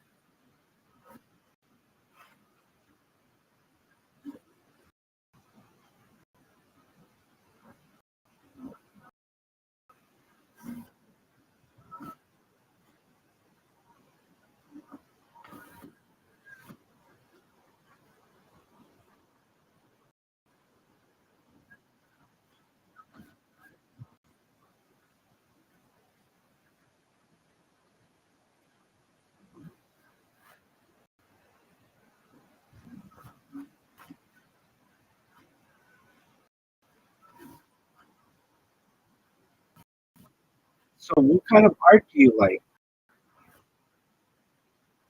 You asked me like 6 different artists and a genre or a type, and you haven't named anything. I'm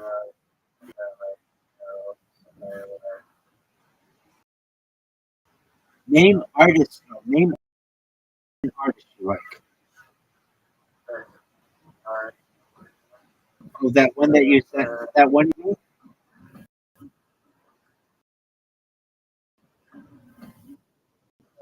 like but so I like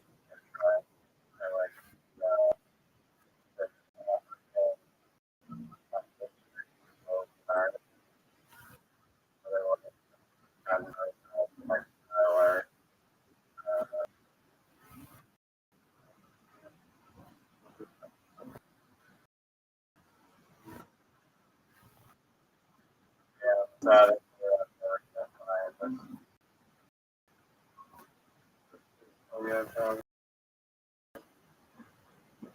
I like the most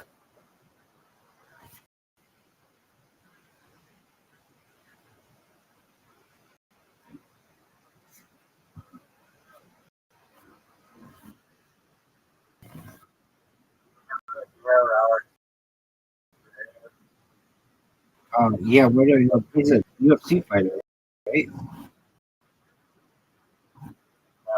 like Alex Pereira. gray. Oh, Alex. Great. Apologies. Um,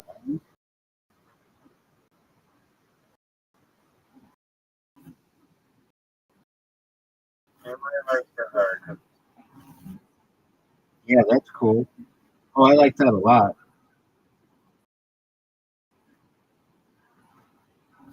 And when I painting, but he can't do it like the back, like like how paint.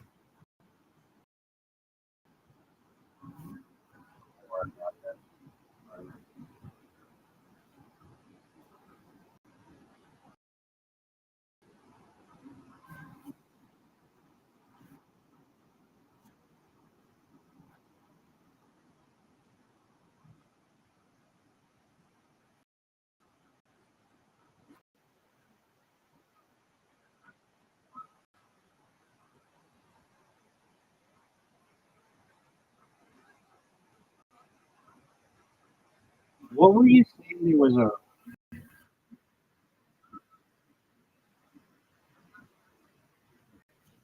a crop formation out of rock.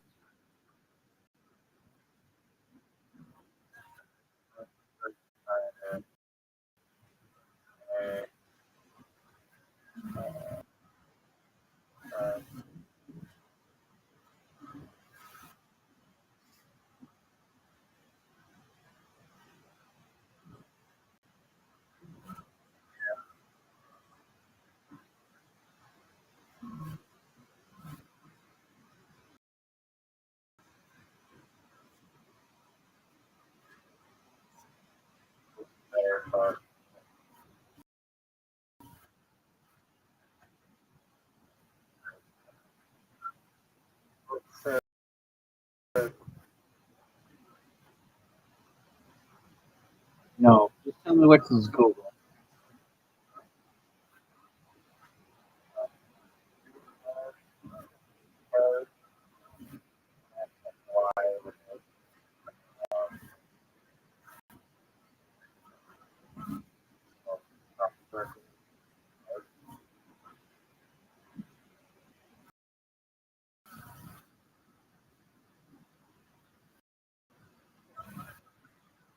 So, or was it crop circle?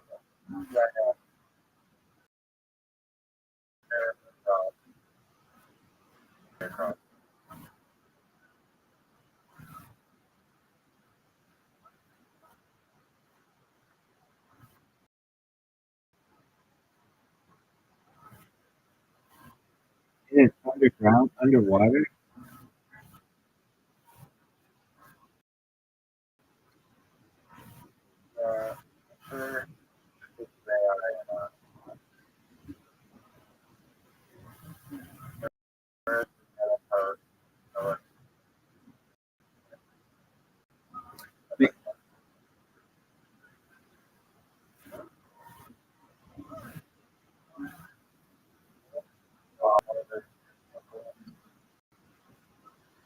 Now, let me look at that underwater culture.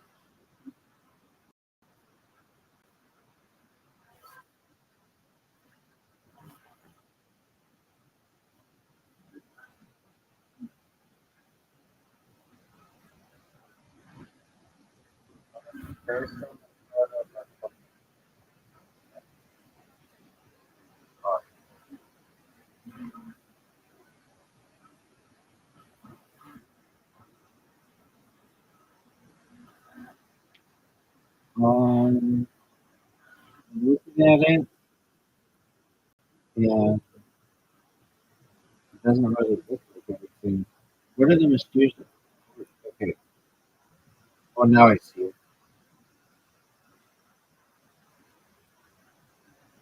The strange rock formations are located near Chaco Miko Mall and a power plant which only is only part of the year. Oh, that's interesting. I've never seen something like that.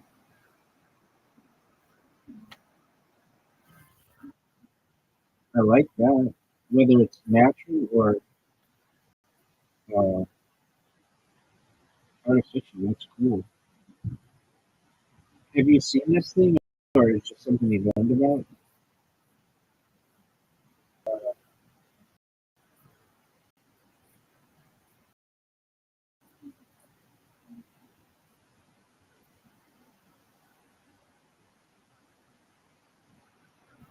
If you had the opportunity, would you take Bill Heath to Kootenai Lake to show him the underwater rock cliffs?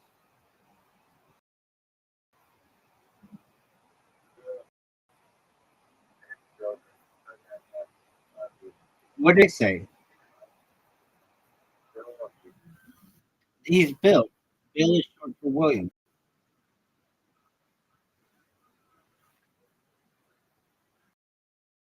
Yeah, dog. Bill Clinton is William Jefferson Clinton. Bill Gates is William Gates.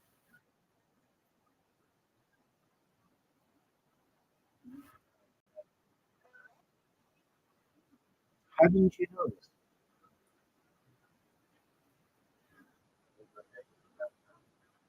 It goes back to like medieval England.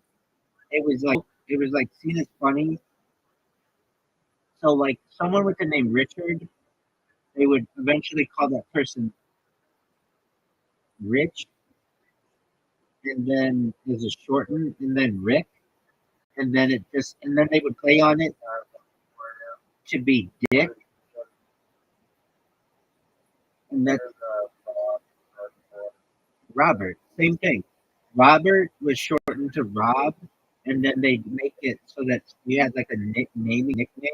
So Bob became for Robert, and Will, and then it became Bill. So William for Bill, and Dick, and uh, Jack, like Jacob or John, um, and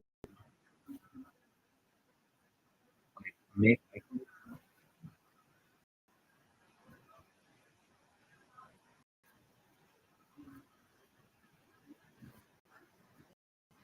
Did you really think that Rob was like tough?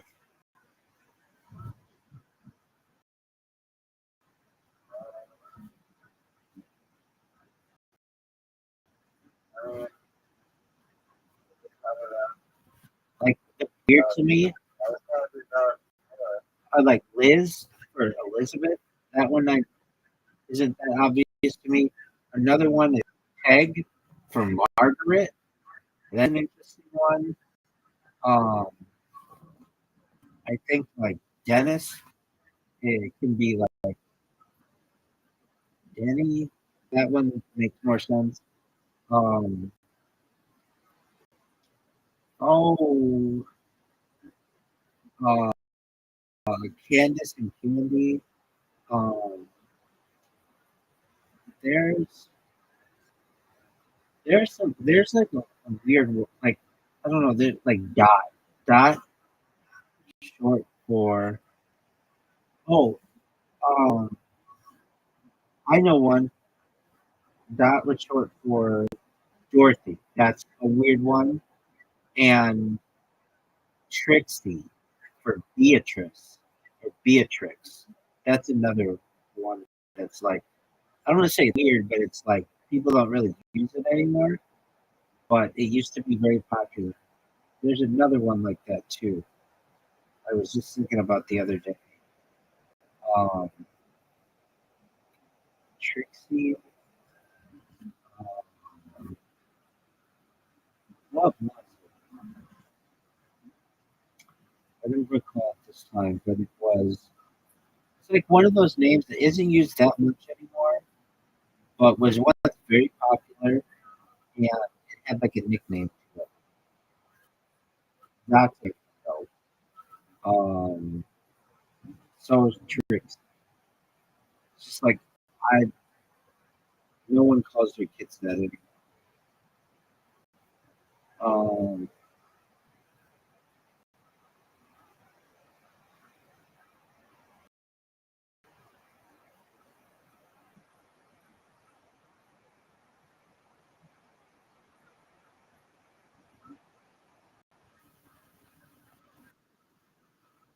I'm gonna look. What is a list of names that are not really used anymore, but were once really popular?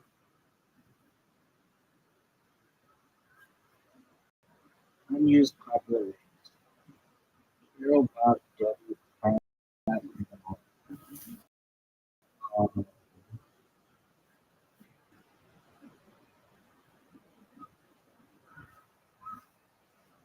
these are not like, I mean, some of them, like, I guess, like Bertha, Mildred, but then they have other ones that are like, still pretty popular. Ruth, Cody, Gary,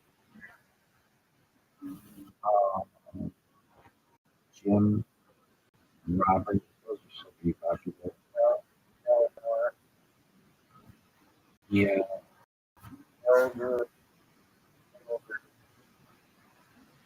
I had a friend of mine who named his daughter Eleanor, and it's like I don't want to say making a huge impact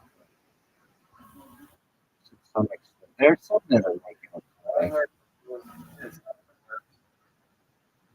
Like Eleanor has all kinds of similar names that come off of it. Like it means illuminated in Hebrew, but there's like Ellie and Ellen and Lenore that are to that. So it's not. It's like maybe the whole name isn't being used, but Ellie, um, Ellie, Ellen, those are still like very popular.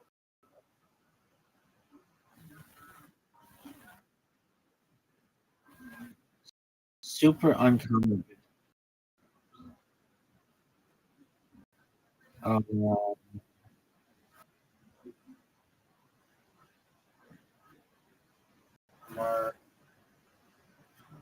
Margaret.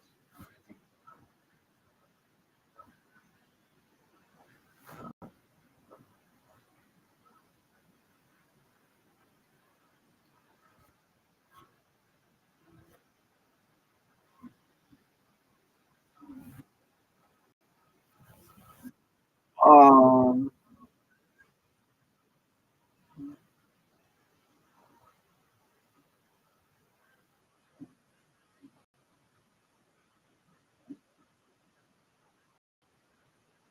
names is 1,100 years.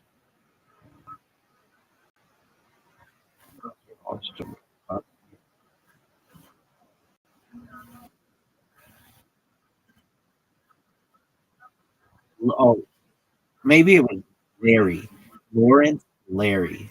That was one. That was like, oh, another one, Theodore and Teddy. That was the one I was thinking. And then, um, and then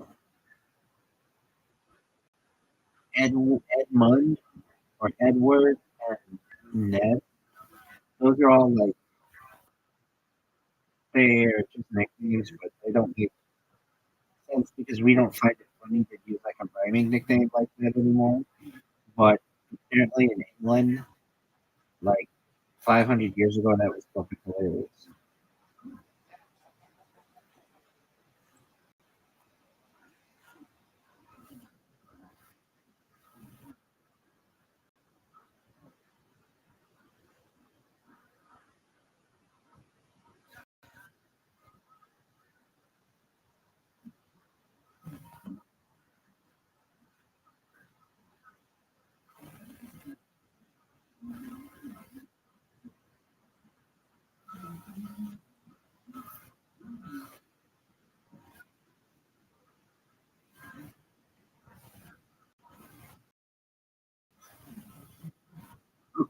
I'm just thinking about surprising. But you've heard of boys named Sue, but how about girls named Jim? Boys, Daisy or Alice? Parents took gender bending to a whole new level, proving any name can be unisex if you really want it to be. Can you imagine a girl named Carl? There were 45 girls in the United States named Carl last year. Or like a girl named Dave, 46 girls named Donald, like 10 boys named Emma. Like they're just going to get shit on. 205 girls named William, 205 girls named Robert, 54 girls named Richard. Like,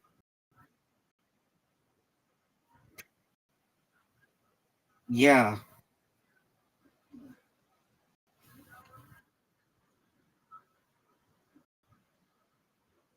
I mean, Richard is still a pretty popular name, but anyone I've known who's like under like 40, and if they shorten their name by anything, it would be by. There are. I'm trying to think if I've ever known any. I've known of like professional people who go by Dick, like uh, instructor who is played in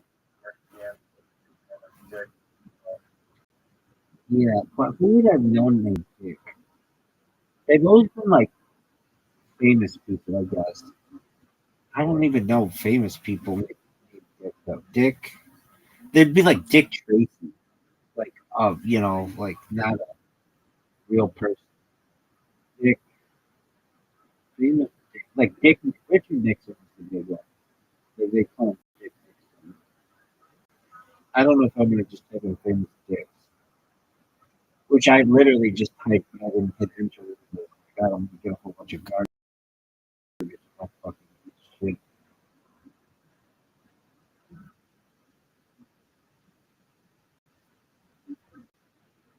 Oh, cool.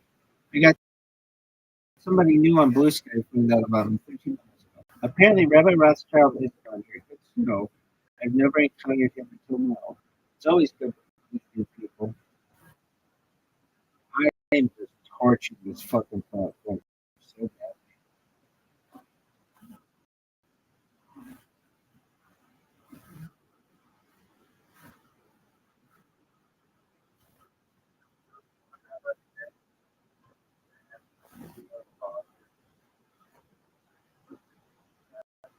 Harry Potter.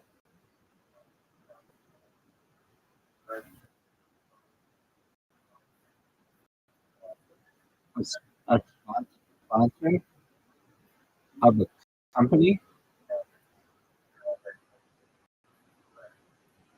Rothschild and Co. So it's investment banking.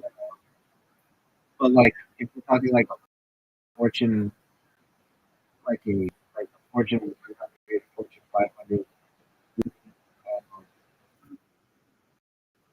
who would I want to sponsor? Um, you're talking like an Nike or an Under Armour. I mean, there are like companies that I wanted to do just because it's like kind of funny. Like, um, there's it's called like Summer's Summer's Night, or Summer's Eve. Summer's Eve. It's like a douching with like a douching uh, cleaner for like women's vaginal canals. Summer's Eve, I think would be funny. Um, but if you're like talking serious ones, uh, oh, in that dream, Amazon changeable name eventually to be Prime. They just go by Prime, not Amazon Prime. But they just take that Prime and just make it everything because it's shorter than Amazon. It becomes um, with syllables. Companies want it to be as short as possible. Eventually, I think I told you this. Um, I once heard it on the radio, but I never heard anything more about it. Is Verizon and Facebook merge. I remember here. I remember exactly where I was. I was in uh, this like it was in a parking lot like 2 miles away, like near this grocery store, and it was like 5 in the morning. And I remember hearing on KFI, the local AM radio station, that going to first go by Meta and then eventually by Verizon, and and then I've never heard anything more about it. But they did change the name to Meta. Uh, what else? Uh, who, uh, for whom would I not be sponsored and by who? Um,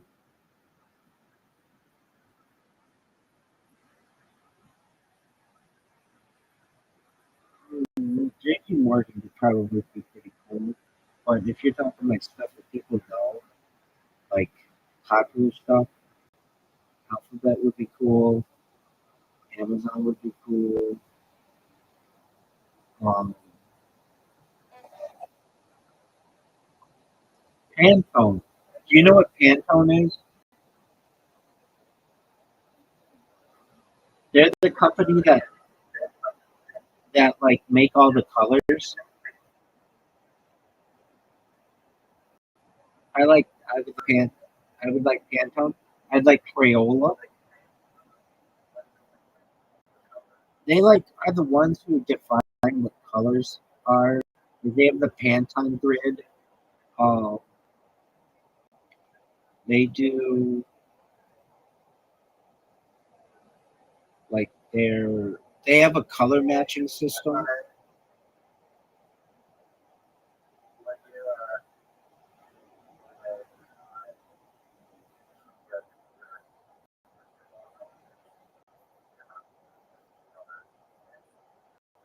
Exactly. Exactly. And so I thought that was like a standard way of like it's a company though. that's nothing like computer. That's hilarious. Very funny. Yeah, you're exactly right. It is like that. Oh, I'm specifically. Oh, that is. It's like being sponsored by the metrics tone. But yeah, that's kind of like a unique one I would choose. Um, Or, uh,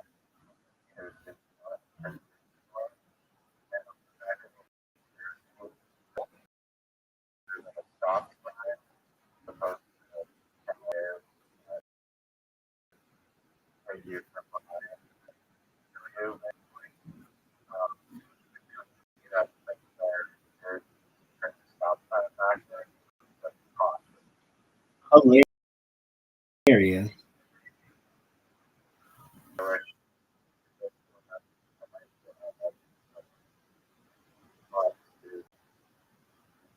That's hilarious.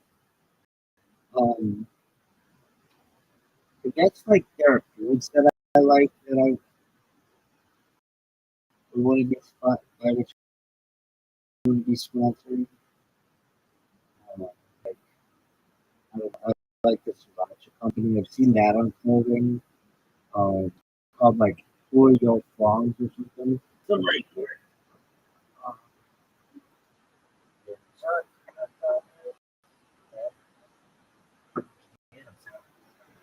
Capsaicin? Capri Sun? Yeah, I know what Capri Sun is. Never heard of that.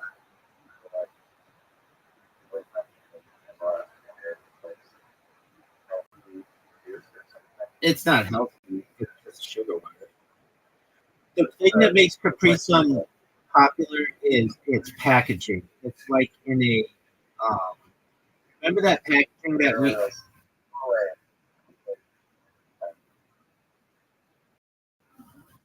What about Kool Aid? Right, but Capri Sun had it first.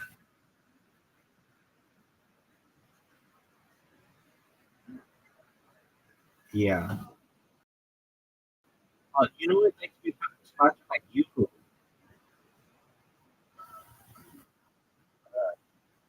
That water. Disgusting. You would think so, but it's amazing. I can drink it faster than like any drink. It tastes like it's like um, I know it sounds like when I say chocolate water, it sounds disgusting. Chocolate milk with a little bit of watered down chocolate milk. But it So it's not really water with chocolate. no. It's not, I should have said it's like white chocolate milk as opposed to chocolate milk. But that becomes popular and that starts getting offered in fountain drinks. Like like a fountain drink, you could currently get. Um, I would like to be sponsored by you. like to be sponsored by. Um,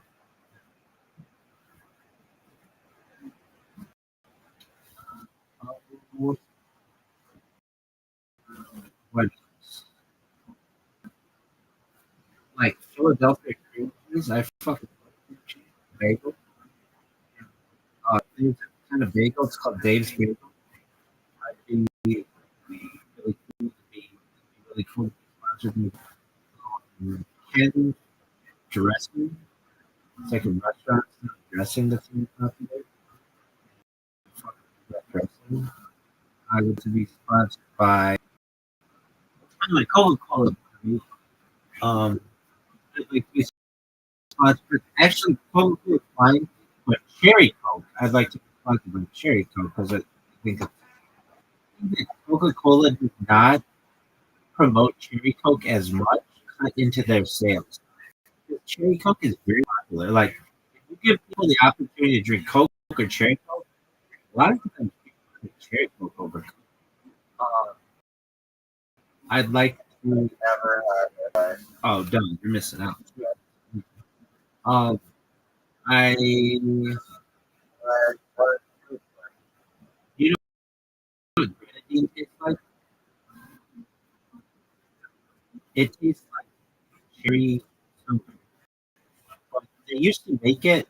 People used to make cherry Coke by. Okay, do you know what maraschino cherries taste like? cherry? No, it's like really candy cherry. It's like in a thick syrup. And all right, so you know what a maraschino cherry is? It's like on the top of a sundae. It's like that in a it and uh, What what that uh,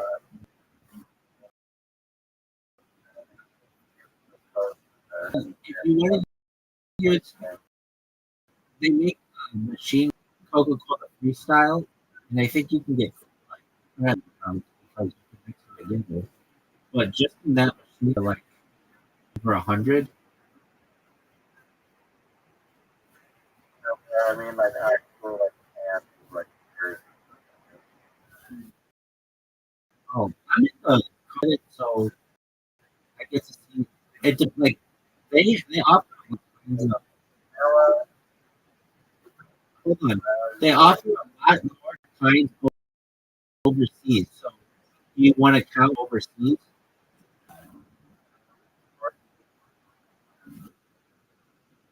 Yes, or something. Oh, they're over 100 if you count the Coke then. Because they offer ones like stevia, then they offer like ones with sugar versus high fructose corn syrup. Then they offer like mango ones. They offer one around the holiday season that's like spice. It's called like spice.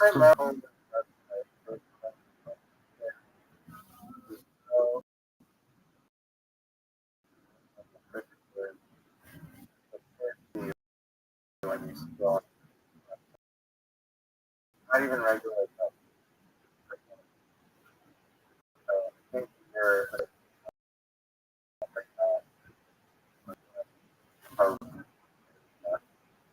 Okay. I mean, it's just not offered in a lot of like fountain drinks. It's weird. Um, so, well, and then they discount a lot, and then they'll bring it back. A people say it was terrible. I mean, I just remember what people said. They would get all excited for it. And they're like, uh, imagine yeah, here's an interesting one. Why is Coke brown? Like, of all of the colors to choose, they chose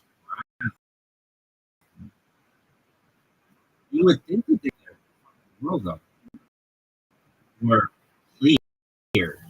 You can make it clear, but it's supposed to have a technically, if you give it a taste, it's supposed to be like a caramel taste, and so they make it big color.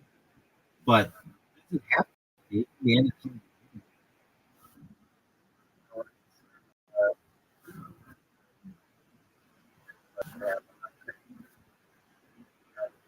They're looking good in a glass bottle. So,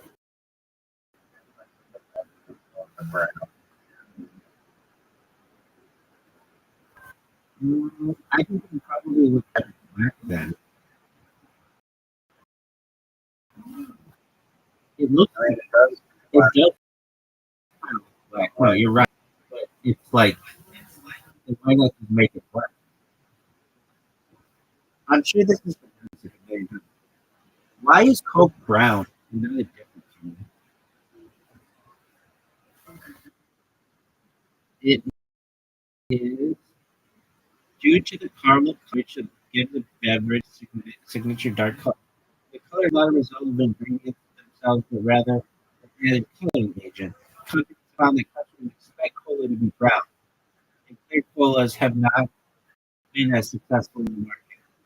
Like that's weird. Like, I bet you can't because I think it'd be clear because it doesn't stain your teeth, and if it gives clothing, it's not like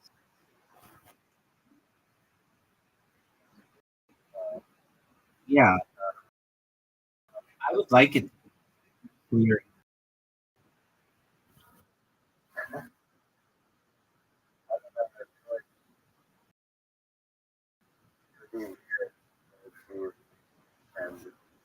Yeah.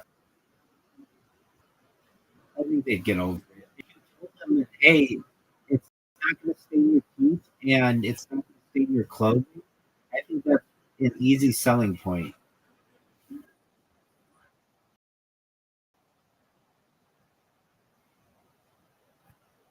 Um,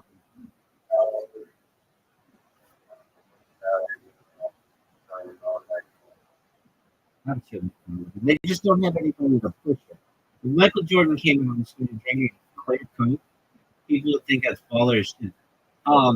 They used to make something called Crystal Pepsi in the 90s, but it never really took on. It wasn't the same taste though. I think people would be shocked if you had the taste of Coke in a clear container. They would just be like they'd have their mind. I think it'd be very popular. How many types of Coke in a Coke freestyle machine are there? It's like okay, there are over 100 different options. The machine provides access to 165 products. Because you can get into Diet Coke, caffeine free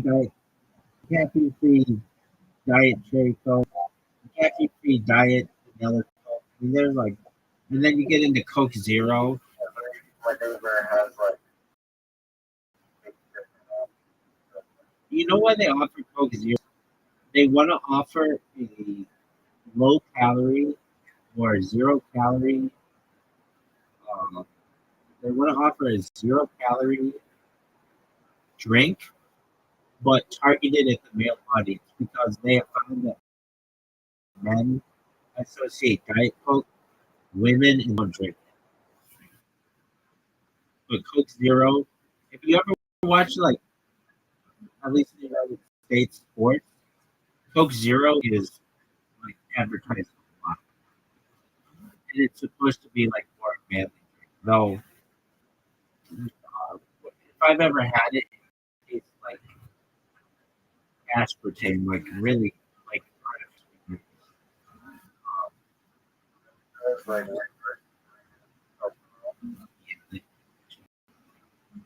Um, I like cherry Coke is just like it, uh, I know you say Coke website right now, and I don't see how. I don't see it. I see Coke, Diet Coke, Sprite, Fanta, Smart Minute, So if you're not on the you're hyphen cola.com.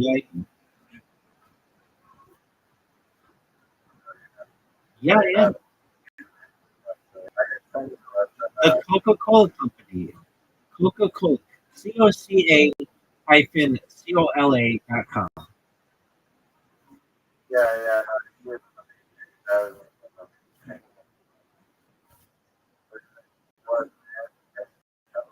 Wait.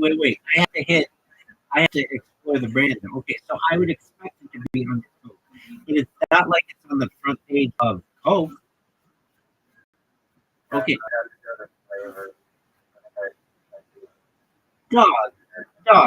dog. You are now we're deep into no, that's okay. That's okay. Here's another weird thing about it. If you look at the cherry Coke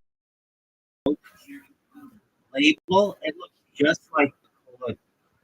Like it looks like cola. The cherry is really small. It's like not that easy to see. it's pretty easy to see. No, but even the is like barely like what's the say? Like I'm used to type in 1990s cherry Coke um, or maybe what it was purple and then it was this really cool. Like, I think you like it. It's very like it's not that you're. It's very like I don't know. I don't know if you like it, but I kind of think it's kind of like graffiti. Like yeah, it's just different than what it currently is. Currently looks like Coke. And people get it messed up a lot because the labels are very similar. Like I know you're like, well, it says cherry Coke on it. Yeah, it does, but it's Also, the purple,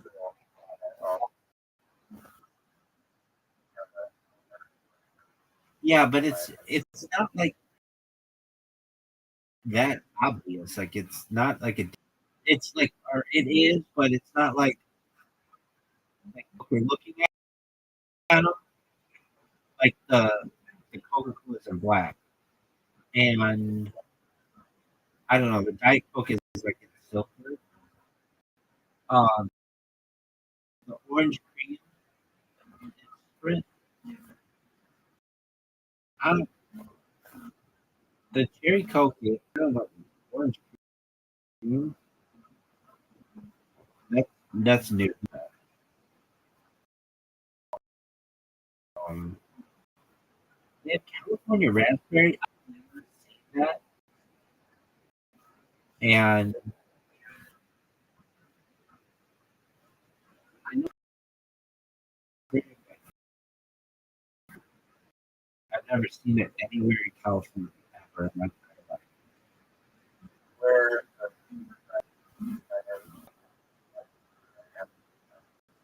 Like the Oreo Coca Cola one is way different, but the cherry Coke is. Uh, um. Okay, so sponsored by Cherry Coke, I think that would be um, Mountain Dew Code Red. I think that'd be baller. Um, have you ever had a I've had ginger beer. I've never had a ginger ale and a beer. Um, I don't recall. I had ginger beer though, and I very much enjoyed it. It's like a Japanese thing.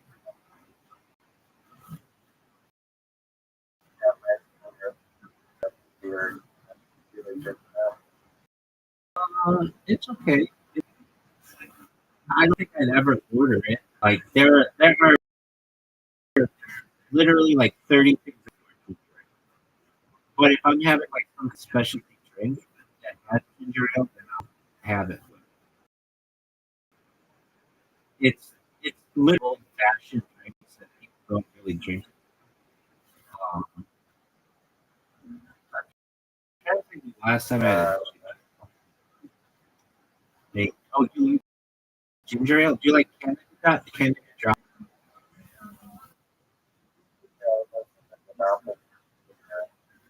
Yeah, no, I don't agree with it.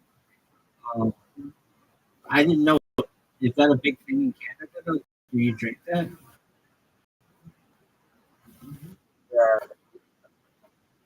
I don't know.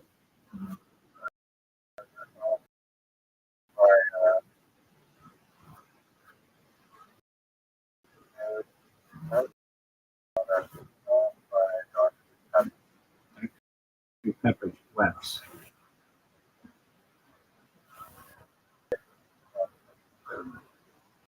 Very Pepper West.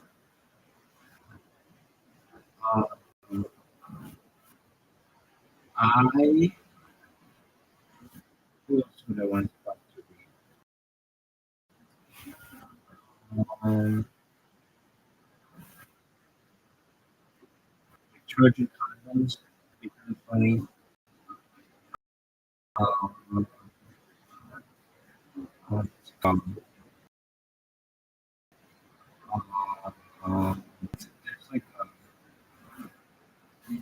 oh, blue. Forget it's like a popular group, but it's something like Astro. Be sponsored by.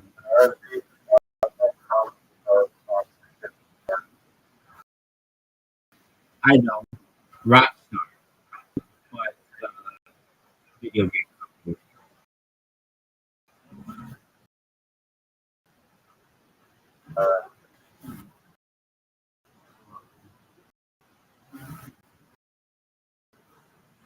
EA Sports, um, Hitachi. I take a sponsorship from them because they make the Magic Wand. Um,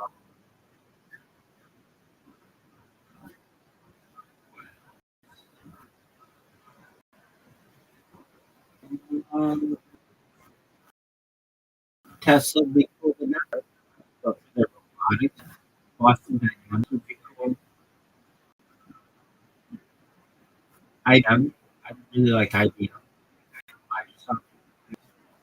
I like IBM more than Microsoft. There's something cool about an old brand like IBM. It's like that old one.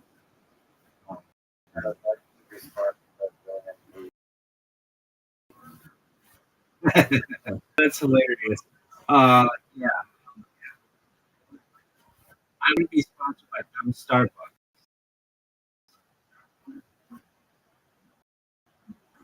and McDonald's and Hungry Jack.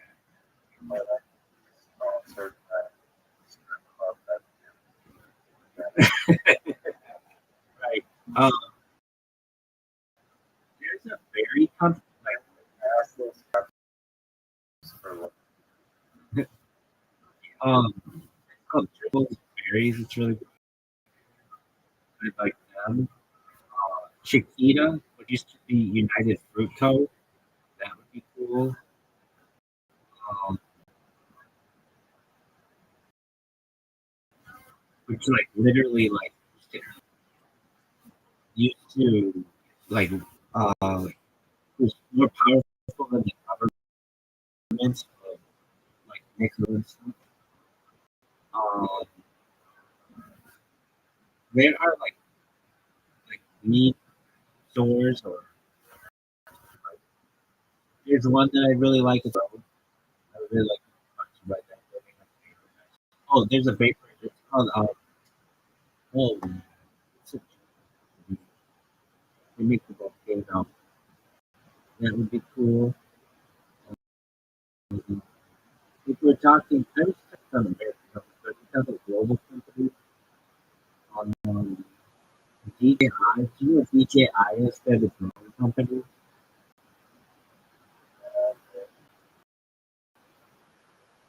I just saw.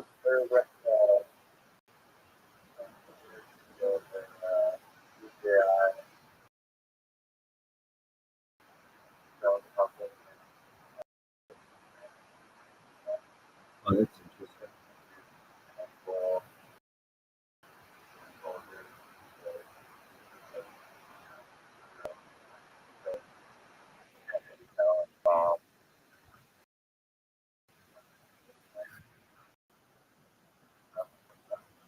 I saw the thing last week of the tour of the DJI building headquarters in Szechuan and Shenzhen, I believe, and tower. It's two towers, and it's like the first of the two towers aren't the same size. The towers are the same. They're like a twin tower. Like one is 40 stories tall, the other is 44 stories tall. Like this sky between them. The first floor of the DJI are like a store. It's like an Apple store. But for they also take like the history of the drone, and then if you buy one, you can like test drive it, test fly it on the roof of the building. Just seems like a really cool, like that one. Um, OpenAI. I mean, dude, that's the one that I probably would say OpenAI because I use ChatGPT so much. Uh, Guggenheim Partners, they just bought the Dodgers, or they just bought the Lakers, and they own the Dodgers. Um,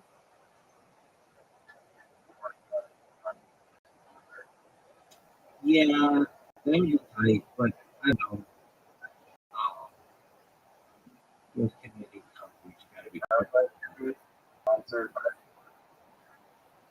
that would be cool. Reddit would be cool. If that's Contact, which is owned by some, that would be cool. Yeah, I would be one of these subreddits. Fighter and the Kids subreddit. Uh, Nathan Fuse subreddit. Not even the like I would have been sponsored by the subreddit. That would be this sponsored by right. Uh, they have that watermelon. Uh,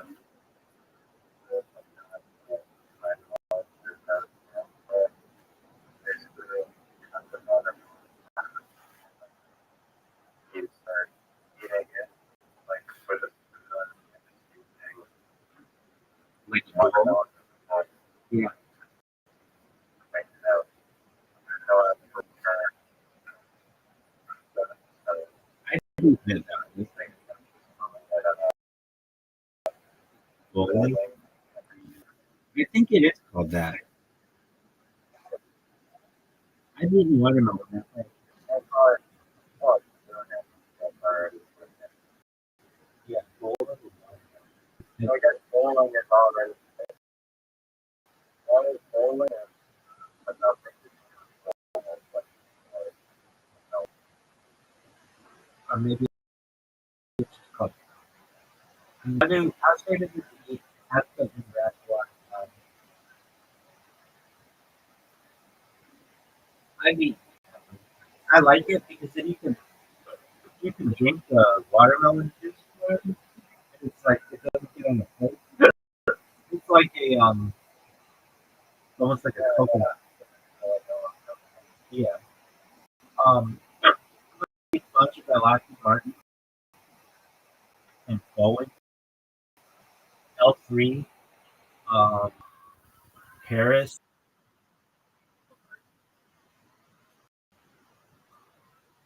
British Aerospace,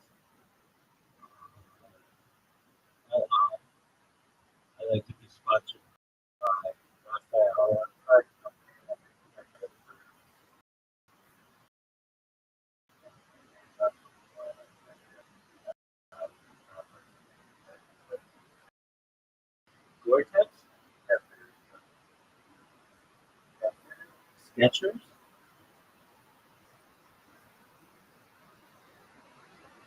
Yes. Yeah.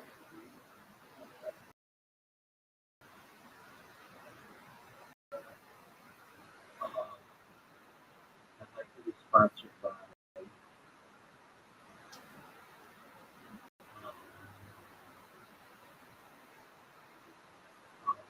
Oh, what's that company?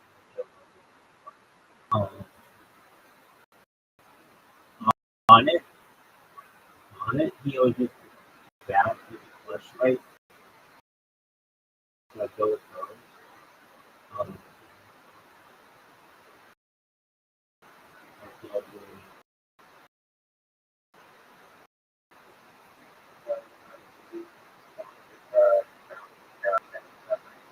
yeah, dude, what do we call that thing? Student school.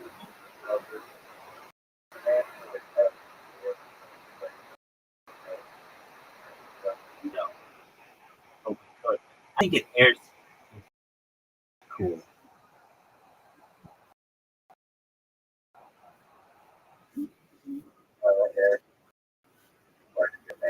Thank you.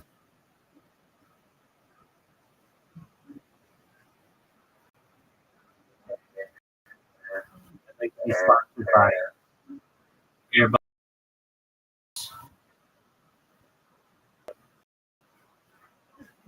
Those are cool. Everybody's forgets by Amber. That's good. I was just naming the company. Or it's Airbus. Just everything tagged down to it. Take over the world.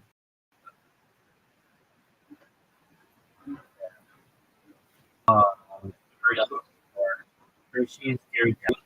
Those would be cool. They make it to buy chocolate, which is a That's actually a realistic sponsor. Or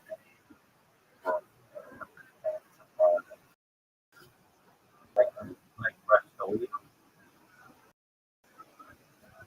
Restoria, or Great, or Zero. It's different property. Great. Has a belief versus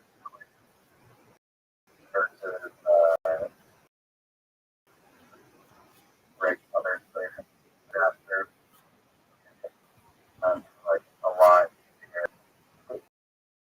It's not that outside of the mail. It's like buying that here. It's together that pretty much that's like real on there and like a little bit hot water but you know one and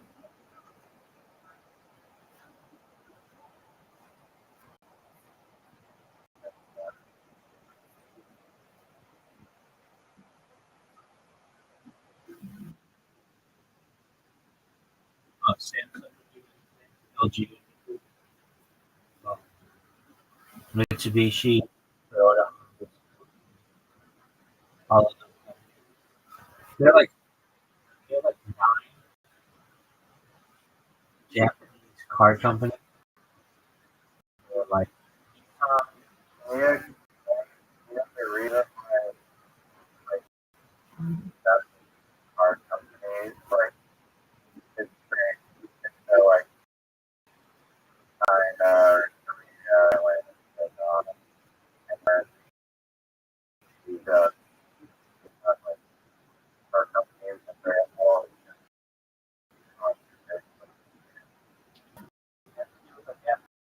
what do their business strategy and market. And the United States, since we were favorite fans, like Rothschild, a lot of them was open to importing their cars. Uh, the big three American companies, General Motors, Ford, Chrysler, and China could not import the vehicle into so bad of the sale. their economy. Why does the Japanese auto market dominate just like Chinese? Korea's done? I mean, so, yeah, I know it's because of suspicion. I don't think it's hard. Question is, Japan is not a true stable or dominant. No, no, no. Why did America allow for Japanese car imports, not Chinese? And maybe the Chinese don't want to sell that. Yeah, I would think it would be as price as possible. The distinction Japan emerged as the dominant force in global automotive industry following World War II was a significant challenge to the U.S. automotive industry. The U.S. implemented a voluntary export restraint agreement with Japan in 1981, limiting Japanese cars to produce to 1.8 million units annually. It was intended to protect them from the automotive industry.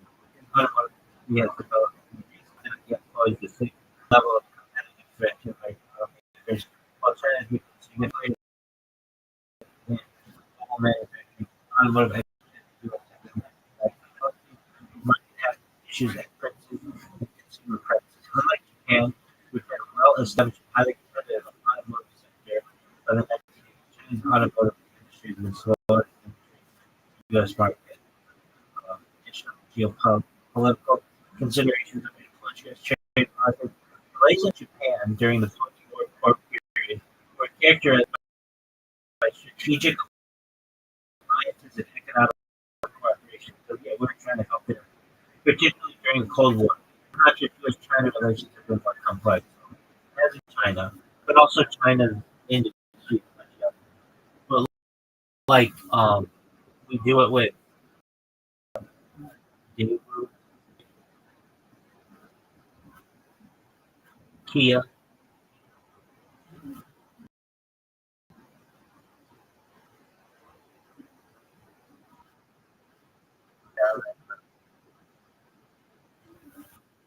Why are they so good at manufacturing?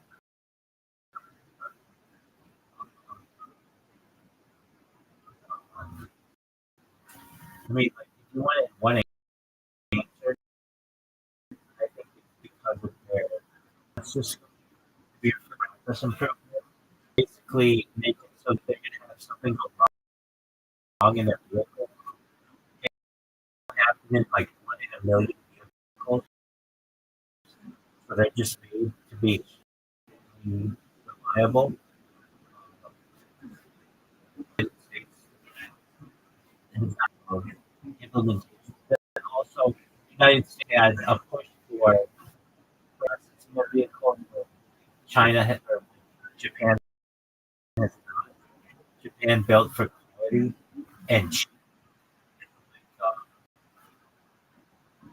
inexpensive quality. When the United States has built for shareholder value.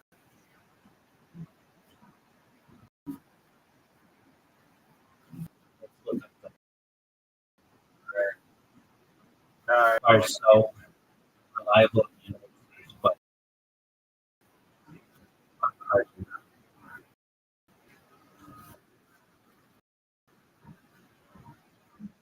Japanese cars are reliable. One is manufacturing, which emphasizes continuous improvement. What I just said, Kaizen process focuses on minimizing waste through the production system. System ensures that small ongoing product changes to the significant improvements in quality and reliability. Additionally, Japanese automakers like Toyota and Honda prior to long-term reliability and performance, resulting in vehicles that can last up to 50 years or 200,000 kilometers.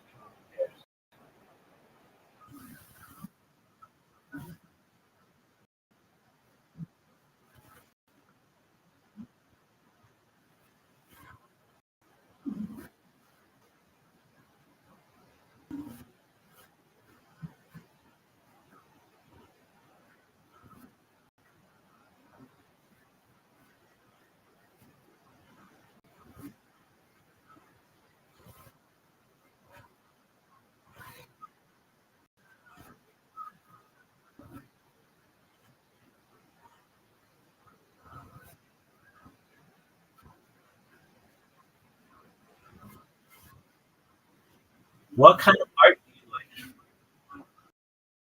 What is the name of it?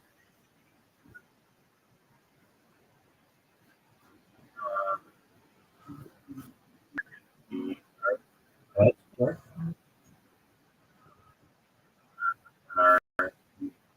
This one guy discovered recently in his business Daniel velocity, and I can tell him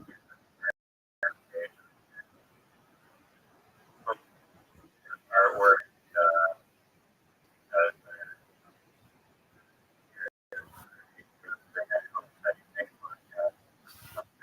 I've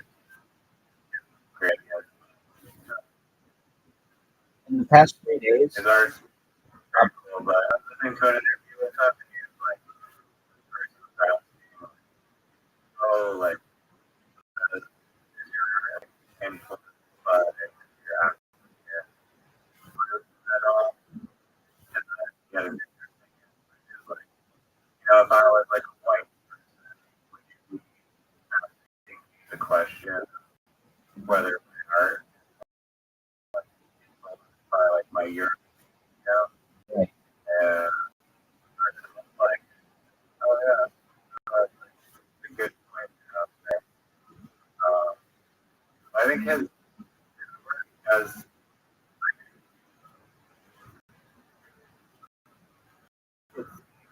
I don't know, have, I kind of like, I guess it's also profiling. Right. His work is very,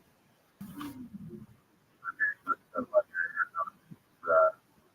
one culture.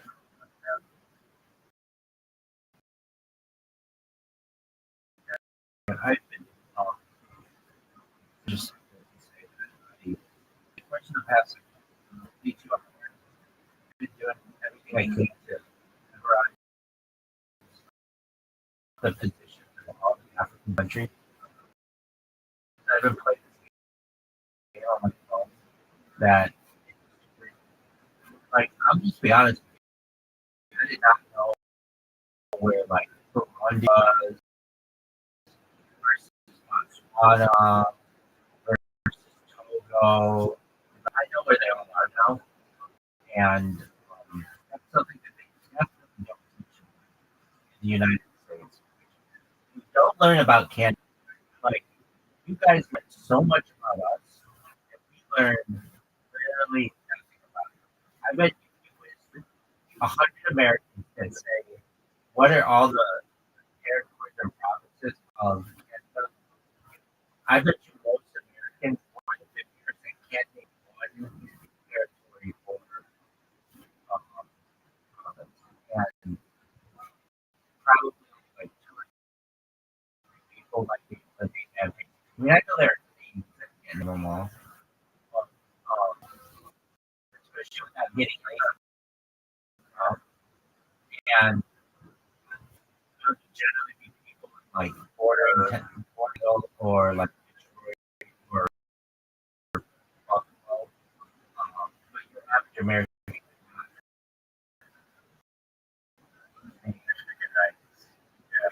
Up there.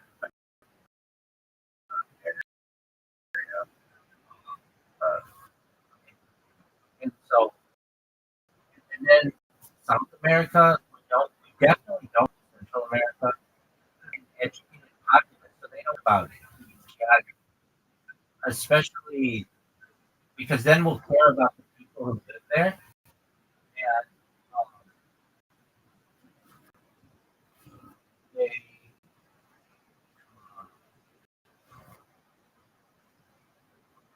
they, so, so what, we learn about Europe because that's where most of us come from. So let's change it because it's become really like Latinx. It's been a huge increase in the last generation or two. But we don't even learn yet that well. Like I know most people in America can't point out what lick is. Macedonia. Like, so, Yeah, I may not really relevant, but people look at maps a lot, and I think like I mean, like that, or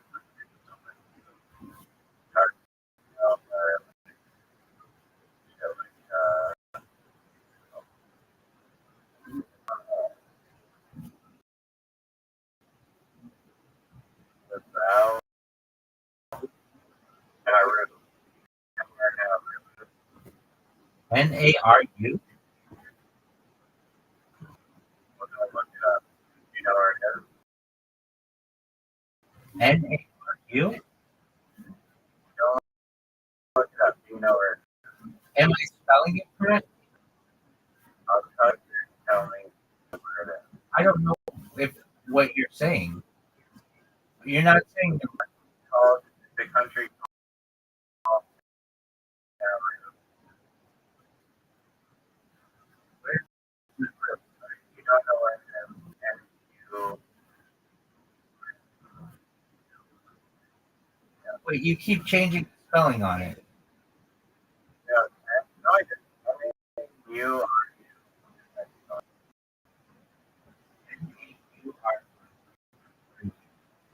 Uh,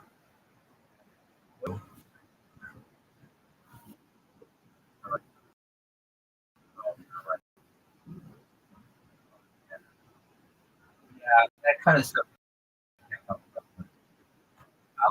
So I started with Africa.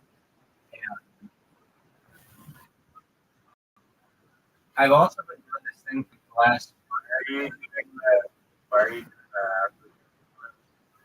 because it has the most amount of countries, and we have 55 countries in and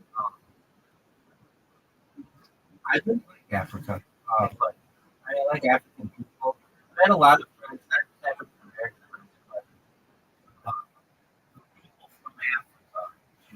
Like I had friends from Malawi, Ghana, and Uganda, South Africa, and they're just really nice people. Um,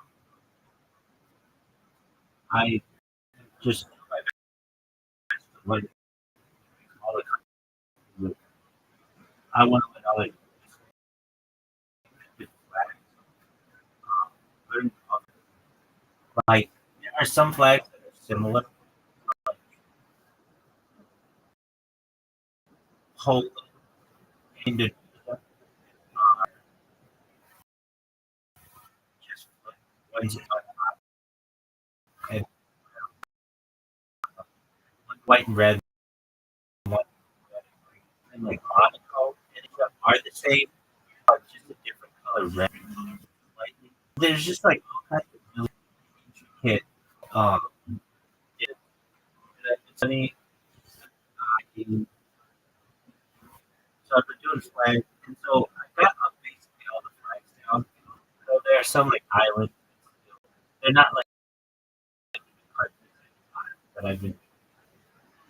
So I'm gonna do Africa, Senegal flag looks Senegal, Cameroon. They all look the same. They're like a star, red, white, green, right? yeah. Mali is similar, but Mali doesn't have the star. They're all very similar. They're all in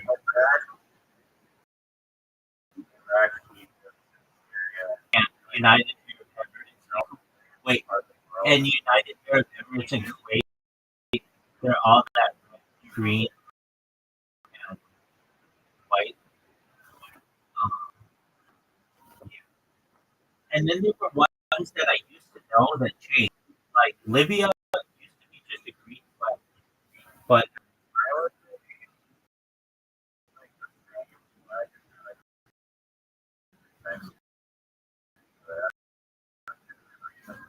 yeah, it's because it was like the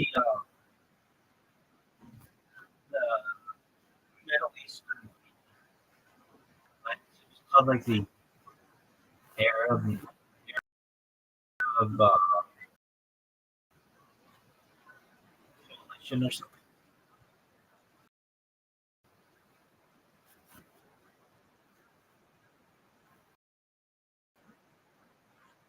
Why do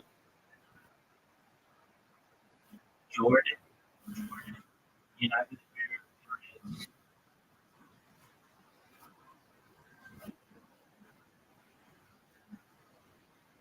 and other country presidents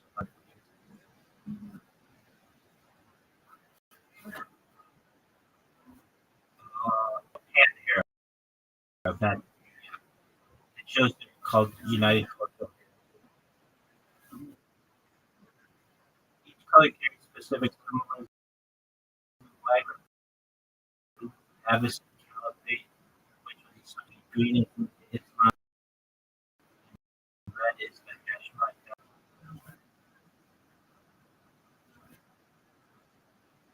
Conventional flags, country I like flags. the Israel Oh, fuck it. what? Fuck it. The Israel their own flag. Definitely. Yeah, LA's got a cool flag. Red, yellow. Um, like,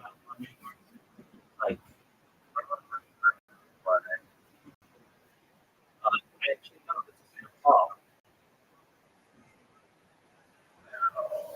Yeah, Nepal has the oldest. I just know, I know this is that. Nepal, or hold on. Nepal, one or two. Denmark. Actually, Denmark might be first. No, I think it's Nepal. Continuously used. What are the oldest flags that are used by countries? Um,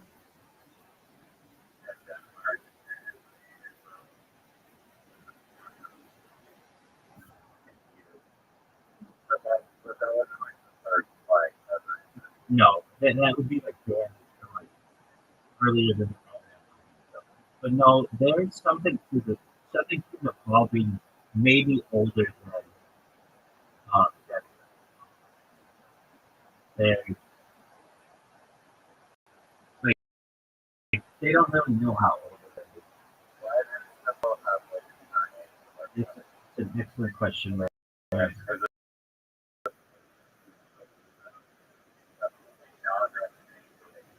No, that's not true. Why does Nepal have triangular flags? Also, the back is like a square. It's not such a the design has historical and cultural significance. But this is two juxtaposed triangular figures creating an irregular pentagon. It's believed to symbolize the Himalaya Mountains. The flag even should reflect the historical resistance to adopting the regular flag that has been prevalent since. Okay, is Nepal the oldest flag continuously used by a country? I read something like maybe there's an argument. So the flag of Denmark is called the 1625 flag on it. Nepal has been used since 1743, while the Nepalese flag is unique in that it's the only non-flag national flag of the world. It's not close to the country. It's great. There's a reason why I said that. I mean, I knew it was Denmark, but there's something to the English flag of the world. I don't know. Maybe is there an argument that one can use that the flag of Nepal is the oldest flag used in by country?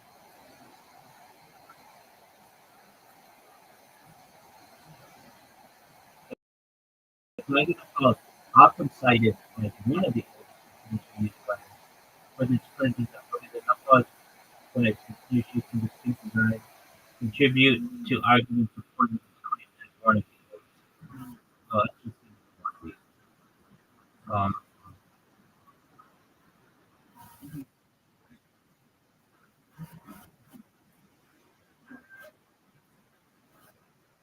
Older continuously use national. Yeah, dude, I have a friend in here from Nepal, and okay, this is what it was. This is the so it's the Denmark and then Netherlands. I don't do Denmark.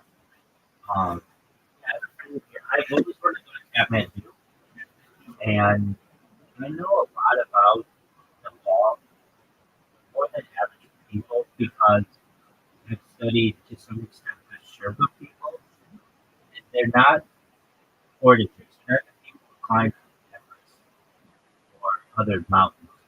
So that is a common career that they take. They're people that's similar to Sherpa. I mean, I know just some facts about it. It's got the highest airport in the world, and like basically, well,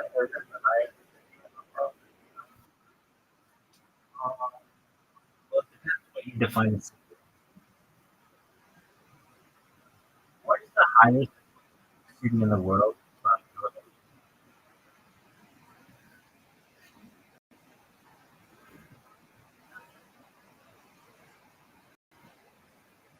The past.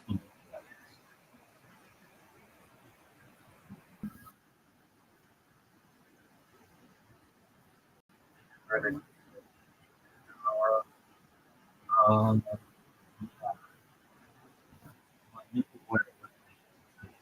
I think it's isn't it like Vietnam?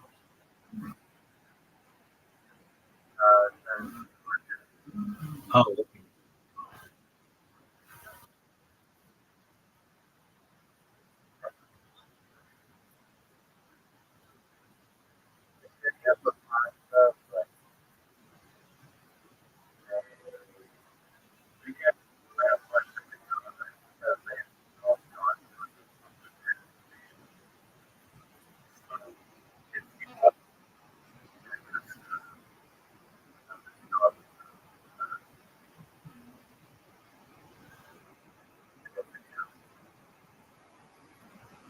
You would think it would be like I would think that way.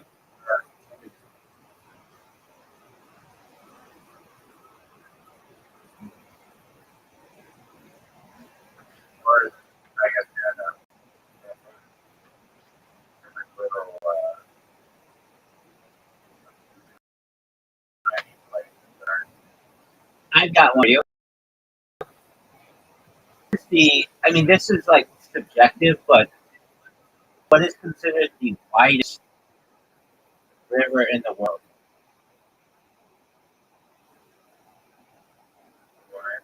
Yeah, no,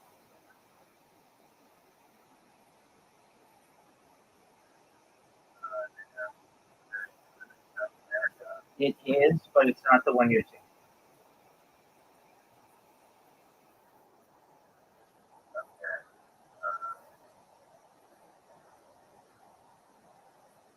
It's the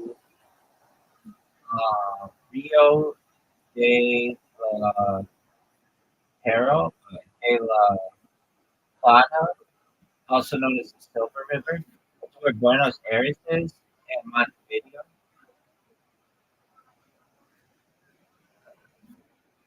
You can actually see it how wide it is from space. It's like 160 miles wide. It's very wide, and it runs into the ocean.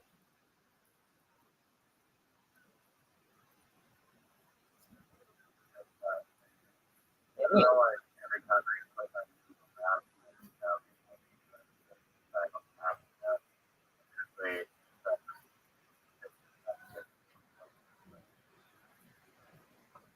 I know why.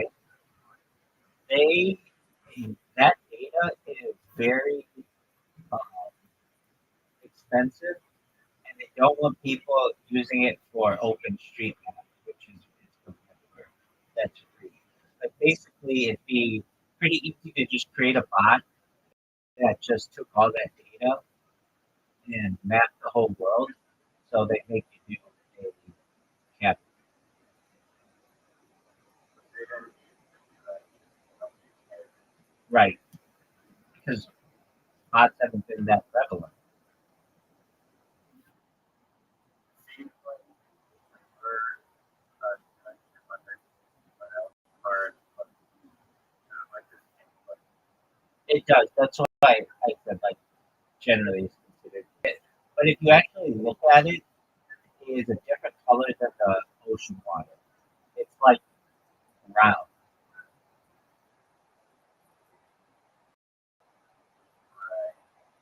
I don't know. It's because of two different rivers.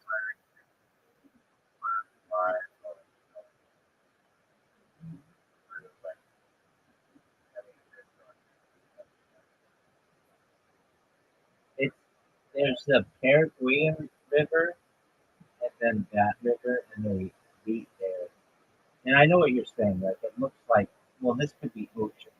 So if you look at it from a satellite view, it's a different color, and the salinity does not get brackish until close to sea. Amazon is fascinating. Yeah, it's either the longest or the second longest river in the world. There are arguments in the Nile and the Amazon. But did you know that there's not a bridge over it? Like you can't drive over it because in the rainy season it rises like 30 feet in the air, or 30 feet. The water rises 30 feet above the ground, and it's not practical to build a bridge. I think you eventually could. I'd like to see one builds, but there are just a bunch of different tributaries as well. So you'd have to keep building different bridges. And so the best way to the Amazon River. So the best way to cross it is on ferry. And usually in your major rivers of the world, like the Mississippi at the mouth, you have New Orleans, and like River de la Plata is Buenos Aires, and like uh, the Yangtze, I think it is, it's like the Yellow River. It is the Pearl River is Hong Kong, and like the Yellow River is. I'm trying to have this right. I think it's Shanghai. Like basically at the mouth of all these rivers, you have a big, but um, the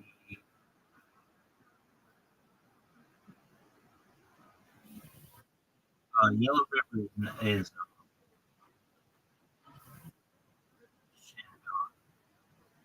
so it's Yangtze. Shanghai. That's right. Yeah. Yangtze, Shanghai.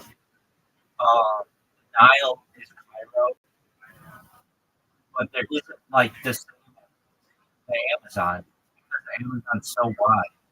It basically creates an island at the mouth. It's the largest tributary system in the world. Tributary system in the world. It's the largest watershed. Absolutely giant. It's a fascinating river, and as you can tell, I'm pretty obsessed with it. Do you know what the longest river is in the United States?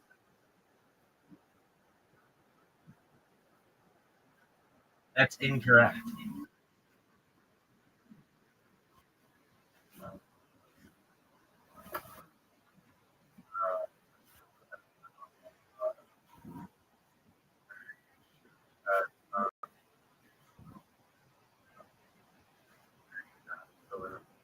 You,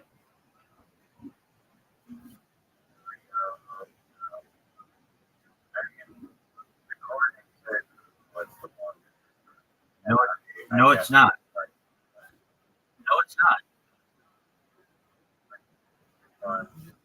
It's Missouri.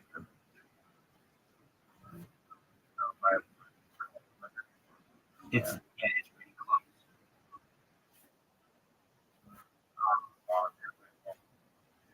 Is that true? I mean, according to Wikipedia, Missouri. Yeah, you're right. 1 kilometer, or 1 mile.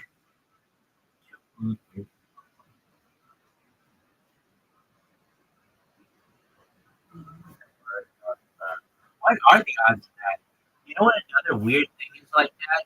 If you look up the square miles of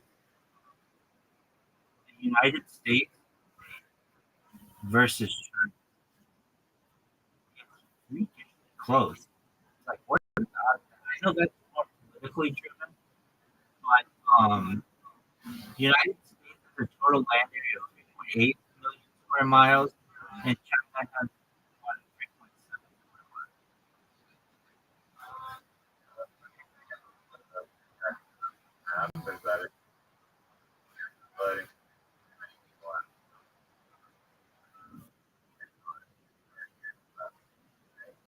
Mercator map.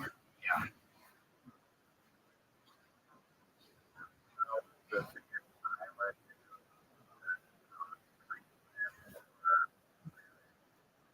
Um, yeah, I think so. I think I could just.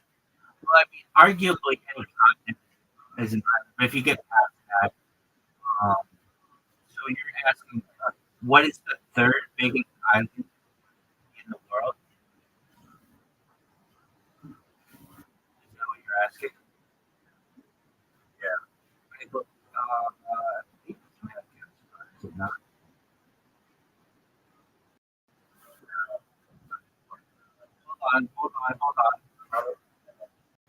Hold on.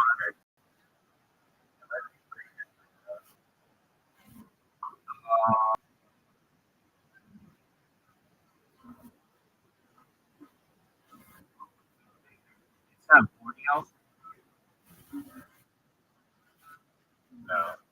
Okay.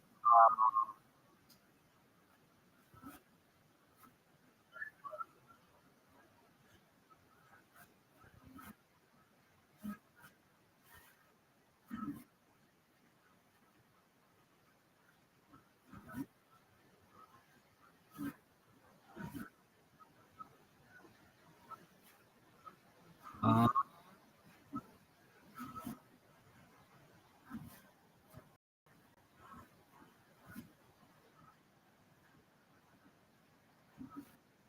oh, wait. Greenland, New Guinea, Borneo, Madagascar. So you're saying New Guinea? Oh, interesting. Yeah. Have you ever known anybody to go to Baffin Island?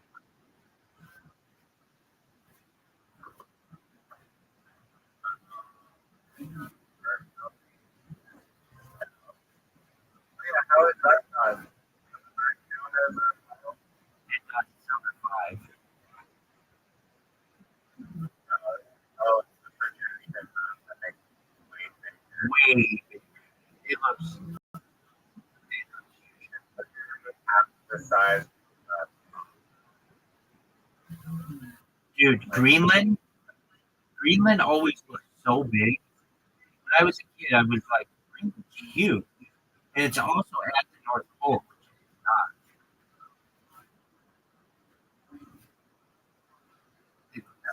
Antarctica. Because it's like the whole bottom strip. Right. But it's the windiest place, the driest place, and the coldest place on Earth. It's underwater.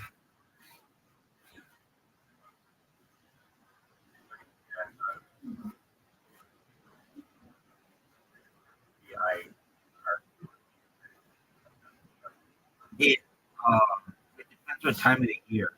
So sometimes it's broken ice sometimes it's frozen over, and it can be open water as well.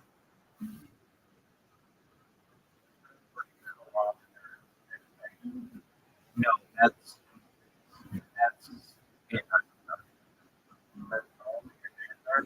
right. The Arctic.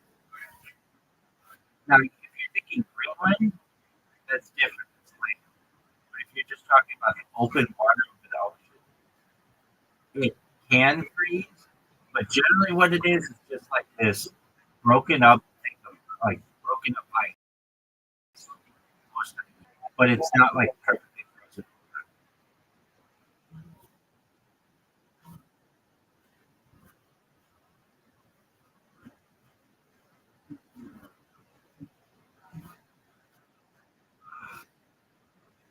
Yeah, that's players, I guess. Why? That's I guess it's like just something.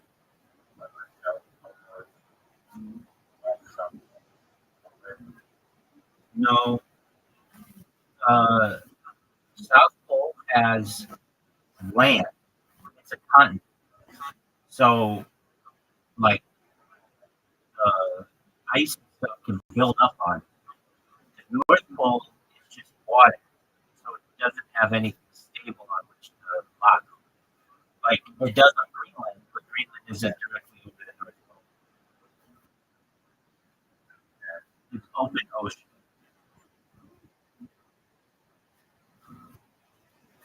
Does the North Pole ever have liquid water without ice over it? Just go ahead.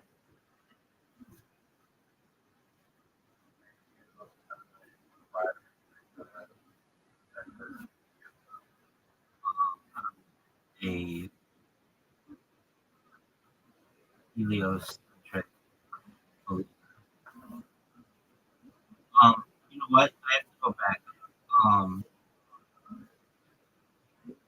the Arctic. Okay, so ice is typically 3 to 4 meters thick at the North Pole, with some ridges reaching up to 20 meters in thick.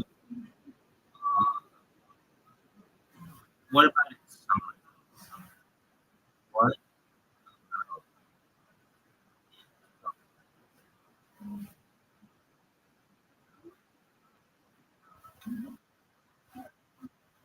During the summer months, the North Pole experiences notable presence of liquid water, primarily in the form of melt ponds and openings in the sea.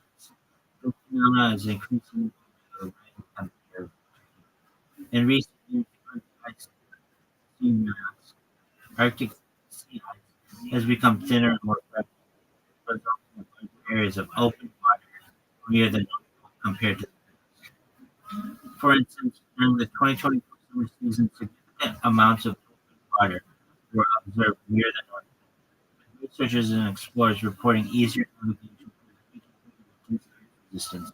The luxury polar expedition community Charcot was able to reach the North Pole through openings in the ice, highlighting the changed conditions of the Arctic environment. Despite these changes, the majority of water at the North Pole remains frozen the majority of the year. So I mean, that's what I thought. But the sea ice typically ranges in meters of thickness. However, the increasing presence of liquid water during the summer underscores the rep. So it's it's generally frozen, but it does break up. It's not like miles thick. Like, do you know what Arctic means?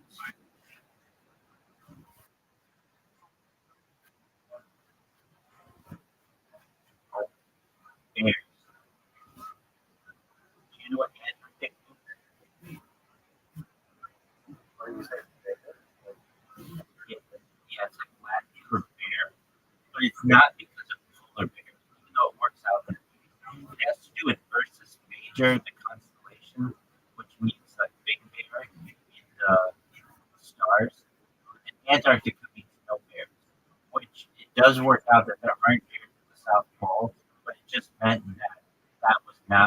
you could say Ursus Major.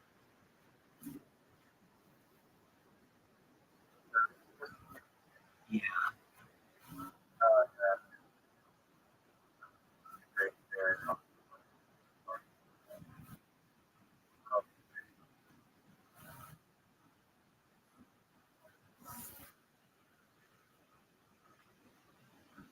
But perhaps it's great.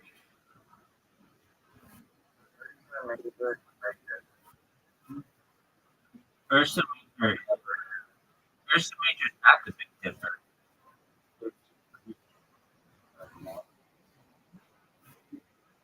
It's great.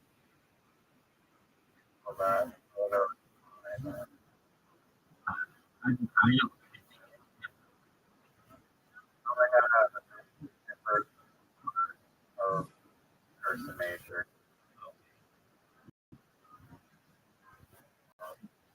I don't know. I mean, that's good.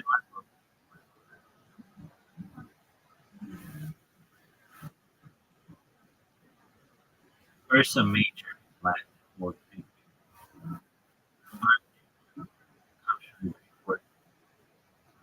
those, which means near the bear.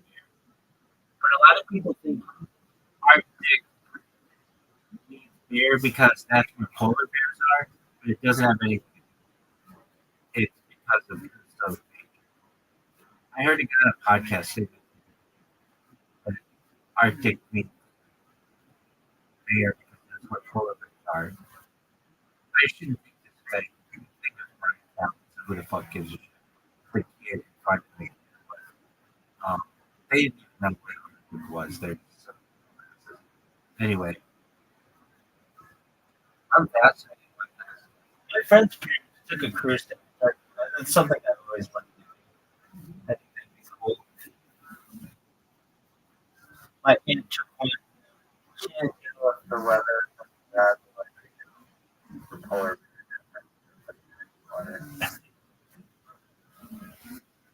that would be more than penguin dip because there aren't polar bears.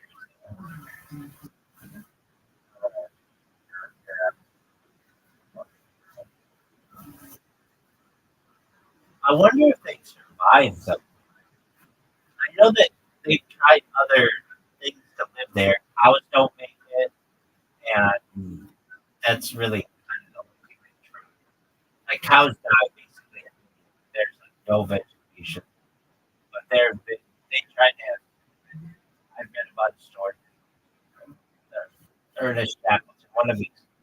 It wasn't his expedition; he was on another expedition. They tried to have um, uh, cows there, and I think one of the cows gave birth. And there's this interesting story. Like if you have an iceberg and it breaks off, that's called a calf, and they named this cow calf like cow calf Ernest Shackleton, Antarctica. What did they name it? They named it like something related. It was, uh, they named it iceberg.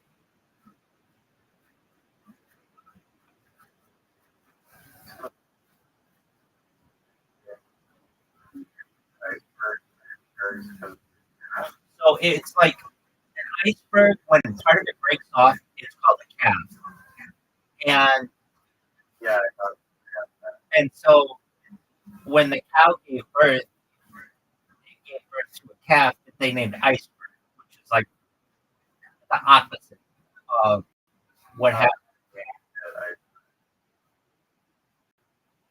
which I think is you know exactly. I think they got him back on the ship and were able to save him. Not well. That's what I was thinking. Let's look it up. Well, there's nothing for it to eat. But would polar bears survive in the Antarctica? In Antarctica? Polar bears could theoretically survive in Antarctica due to the similar cool climate, but introducing them to land. have severe ecological consequences. Dog, I think we should do it. I think we should just have fuck shit up. Just keep everybody on their toes down there. So not only would you have to worry about it being the coldest, driest, and windiest continent, but then there are fucking man-eating monsters. But if you had bear scare, no big deal.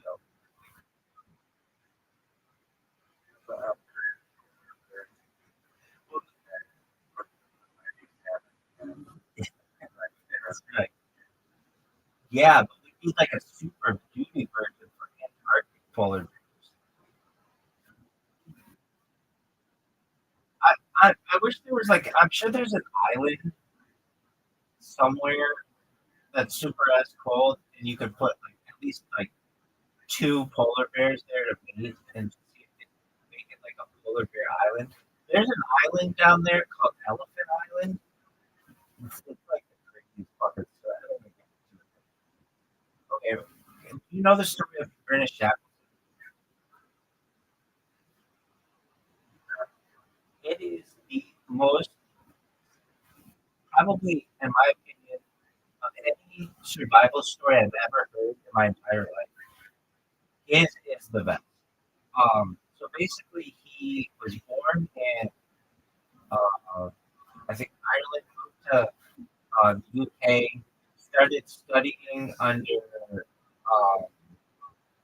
like ship captains, did a um, did a trip to Antarctica in like the beginning of the 1900s, and the goal was everybody wanted to make it to the pole, to South Pole, and so eventually he was able to fundraise and get underneath his um, underneath him as a captain. They get there and they're gonna go try to make it to the South Pole. They end up not being able to, and they survive for like 2 years in Antarctica with like no food, very little provisions or anything, and their ship breaks down in the ice. So imagine you're just like stuck on the ice, there's nothing to do. So they take a rowboat, a fucking rowboat in the Drake Passage, which is like the worst fucking weather, worst, worst sea swells in the world.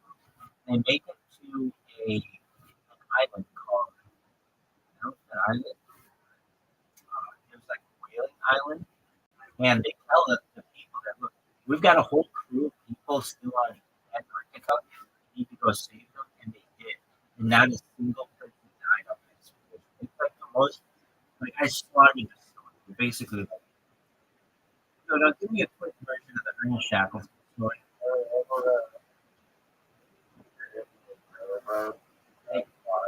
They rowboat it like hundreds of miles. Yeah, Ernest Shackleton, he was an Anglo-Irish Antarctic explorer who led British expeditions to the Antarctic. By 1874, born in 1874 in Ireland, his first experience as a polar was the third officer, Captain Robert Falcon Scott's discovery expedition. During the Nimrod expedition, he and three companions established a new record farthest south latitude. Shackleton's most famous expedition was the Imperial Transatlantic or Antarctic Expedition in 1914, where his ship Endurance became trapped in ice and eventually sank. Despite the loss of ship, Shackleton and his crew survived after drifting on ice for months before reaching the island. Shackleton then embarked on a perilous journey to find help, ultimately rescuing all 27 men. Like, I would model my life after this guy. He just had an enduring spirit, but he cheated on his life.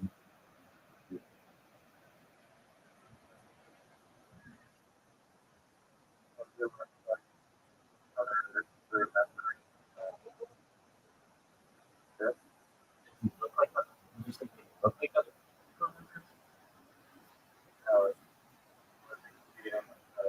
No, no, no, no, no. No, it was somebody in funny, if I recall. No. only men who were on the ship. I would understand if you cheated with somebody on the island. I get that. Or on Antarctica. I would get that. Like we were on an expedition, whatever. No, dude, this was like down the street from their place. Like, and then like they were still married when they returned. What the fuck happened to you? There he is. And it happened in England. Like it wasn't like on the trip or whatever. And then if I recall, he they weren't very rich for this, and they just did like speeches around different universities after it was all said and done. But dude, this fucking rowboat story is the most fucking fascinating story, and that's not even the worst of it. Well, I guess it's really bad. But they get to Elephant Island, and the way Elephant Island is shaped, you couldn't just go around. Like, it didn't have like a smooth beach. It was very rocky. They had to climb over a mountain and then slide down the hill, and they got to be like going like 40 miles an hour on like fucking slide, and they basically like slid into the city, and the people who like welcomed them, they were like, these motherfuckers were like, they were dead, like they were zombies because they had just been in that dark for 2 fucking years.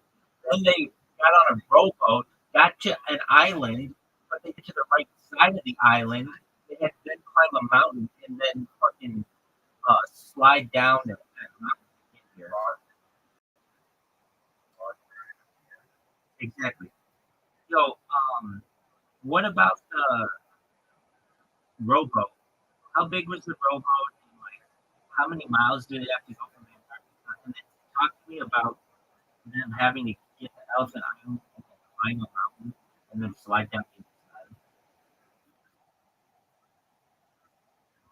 I listened to this story on a podcast. It's called Explore Podcast. I listened to it a dozen times. Every time I listen to it, it's like how to navigation.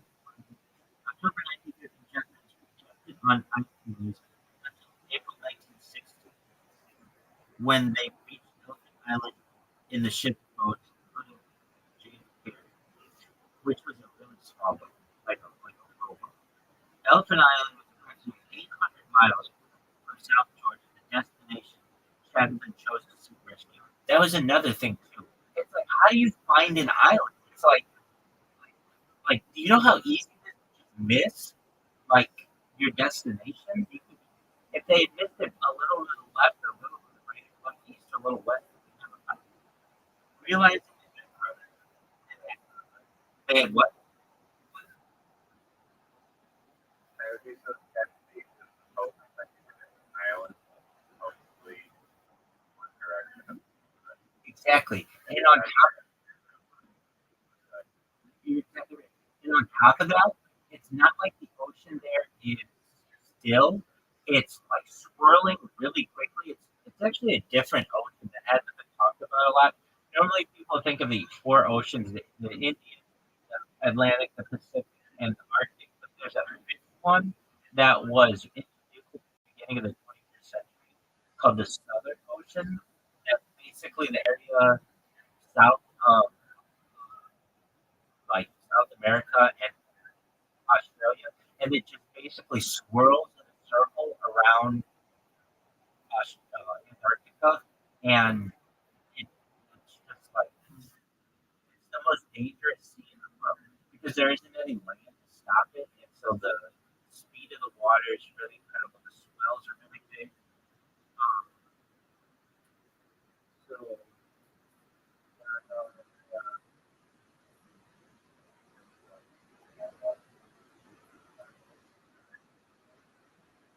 Build it up, like, like freeze around the world, so that you know that it's about like the part of it. yeah, like and so it wasn't a room call. It was 6.8 meters long. So it was like 22 feet long. That's they had this carpenter, very good mission. Like I would read or I heard about these stories, and they didn't get along. Like this carpenter didn't get along with some of the other people there, and it was like it was just absolutely mad. The model of the generator, Will survive. yeah. So they had they killed steel,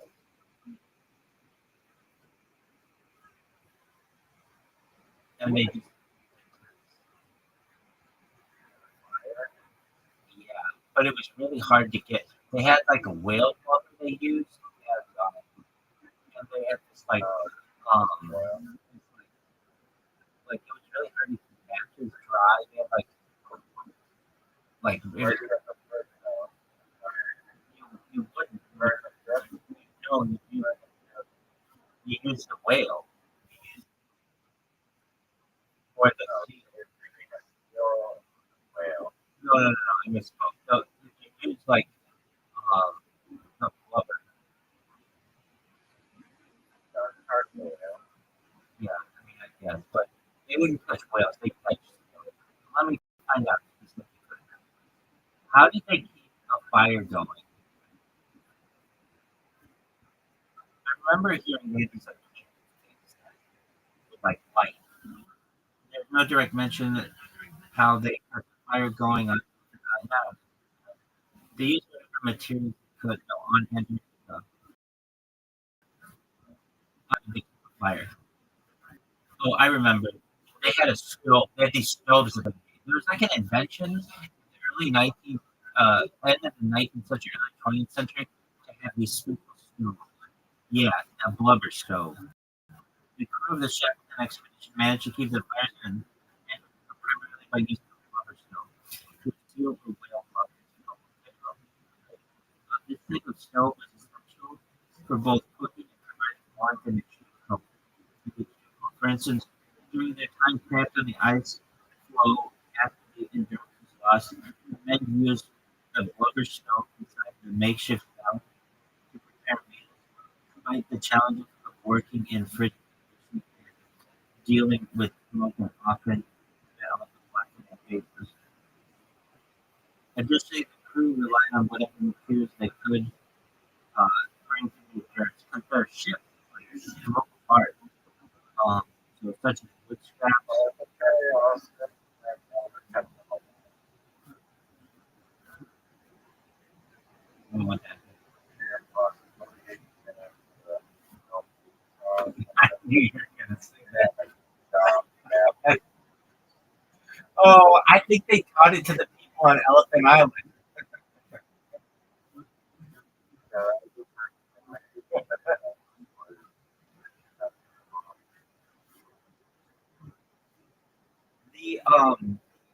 The story. I mean, I don't know. I don't recall. It's been like a year or two since I heard the description of it. But when these guys got to Elephant Island, they like slid down the side of this mountain, and they got into town. Can you imagine? Like, it's just the worst fucking luck or fortune that they can have. But it's such an amazing story. No, they did. The people there were whalers from like England, so they could speak to them. But they described their like first meal, and it was like they eat like everything on the fucking island. So um, what's amazing though is no one died. 27 people went and 27 people came back. And so while the Ernest Shackelford story is not, it was considered um, a failure because they didn't make it to the South Pole. They it's considered one of the greatest, if not the greatest, survival stories of the 20th century. And I think it's just a phenomenal story. If people don't know this, the first guy to the South Pole, his name is Roald Amundsen. He was also the first person to the North Pole and the first person to traverse the Northwest Passage, which nobody knows. Nobody knows. If you ask 100 people, who was the first person to No one knows. Hold on. He's from Norway.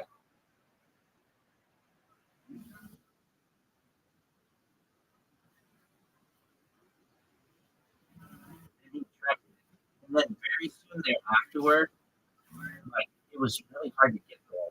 But then they invented like this Arctic tank that basically would run on tracks, and then they were able to get there.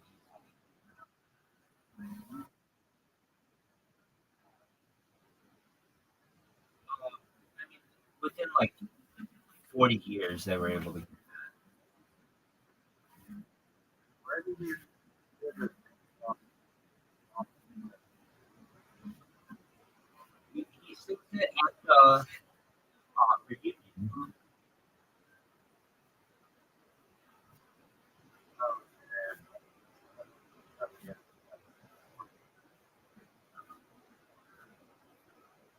I mean, and when they five friends or whatever, it's like they have that uh, high school reunion, and he goes around and he's like trying to talk to people, and no one knows who he is. And then there's this part where they sing "I'm a Ding Dong Daddy" or whatever from German.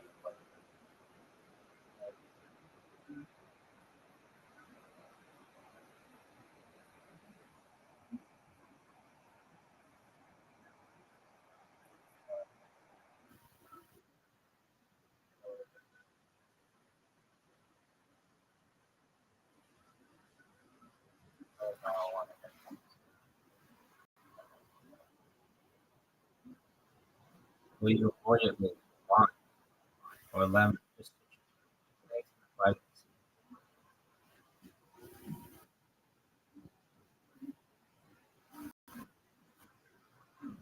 They all have yeah, they they, they basically did it by the end of it. They hadn't had syphilis for its years.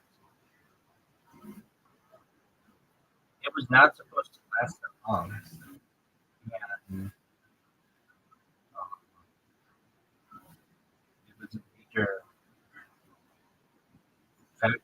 And then that can cause all kinds of issues. It causes like weakness in the bones and the muscles and causes like um, sores in your mouth and you don't heal and then eventually you die from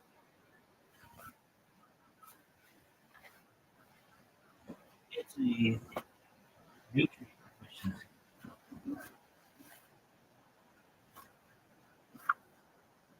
So you've never heard William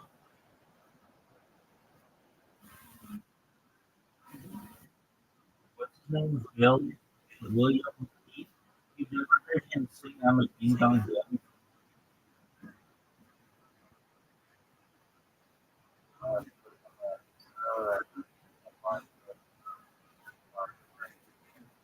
I think I did. You know whom I felt bad in that episode is the lady who was a prostitute because normally a prostitute does not want to be on camera and in public. And so like for the rest of her life, she's got this like scarlet letter. Like she was cooking. It's for like $100. Exactly. And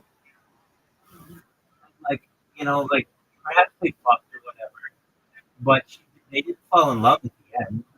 So now, like, basically, she's like, I mean, she was just doing this to survive. Like, her grandkids are gonna think, "Oh, our grandma was such a hoe." They get an envelope for like $400.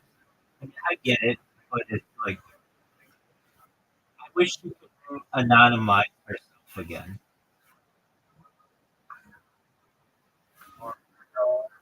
That was like, you know, Yeah, but it sounded like she was getting better money than that. Like, she was getting some. I think I don't know. She probably did it because she felt that maybe she could fall in love with this guy, and she'd be on TV, and there's like not a lot going on in that town. So, but it's like in exchange, now everybody's going to know that you were a prostitute, and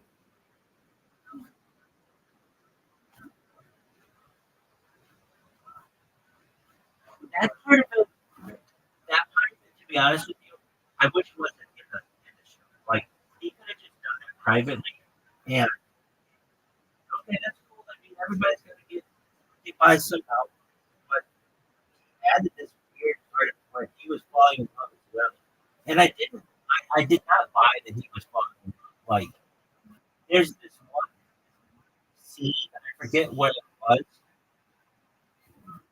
Oh, no, this is a different episode.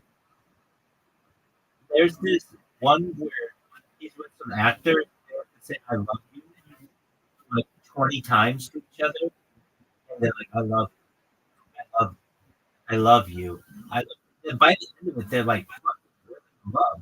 It makes me think like if you say this to someone 20 fucking times, like, Hypnotize them into falling. all the he like just ended up as like on the day with too. Something like that. It was I think that like yeah, that actually comes at the end like fine. That was a weird show. It's not that I didn't like it. I like it a lot. Oh, it, no, exactly. It was very weird. And, like other shows that have been like that, I don't know. They're like they make sense and they're more. I guess they have like more Hollywood endings, but that one was very awkward, and you felt his awkwardness through the screen. And I know he plays this thing where he's like the straight guy, like the super straight guy, but he just is very awkward.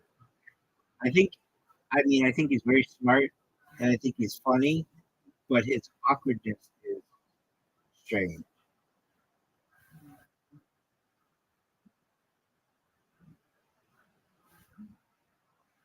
And the awkwardness is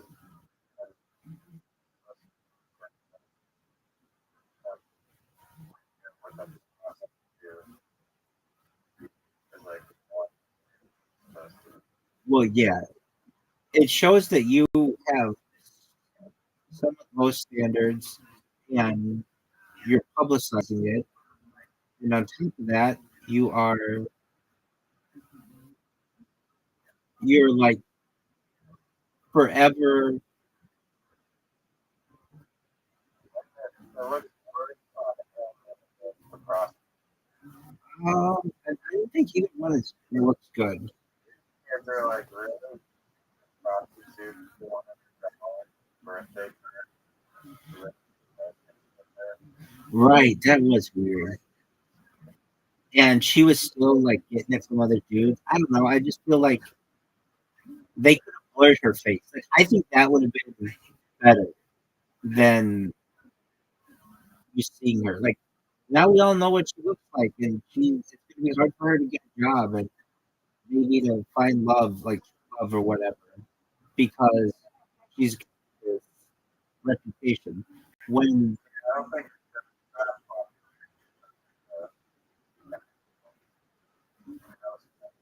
you know everyone in that fucking Arkansas town knows, including every cop, the mayor, every that absolutely, dude. That they they literally they they literally let him they literally let him bring in for a movie that was shot like 20 years previous. Like anything having to do with Hollywood, they were going back.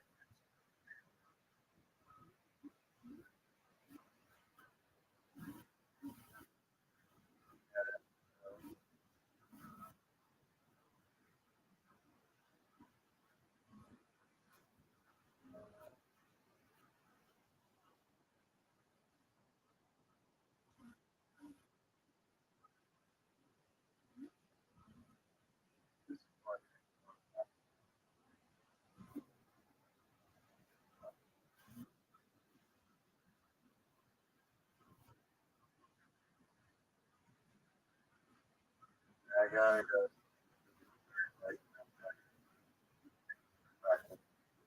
Absolutely. When you grow up, you should be a Bill Heath impersonator.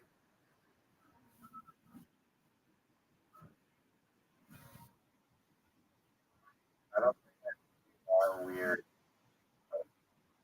I'll I'll be a Francis impersonator. I think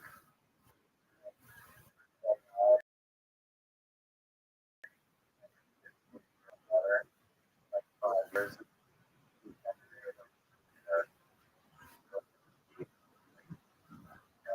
Five. Like working hard to that. Do you know that I think I would have sex with that Francis lady?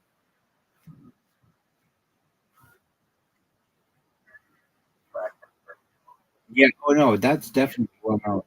I thought she was a really pretty lady.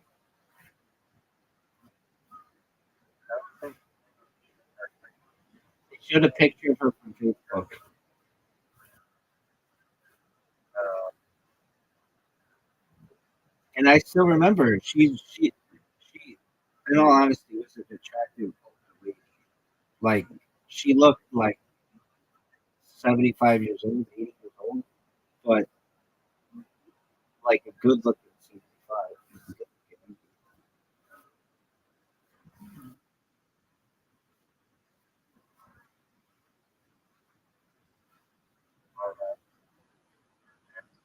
Oh, for sure.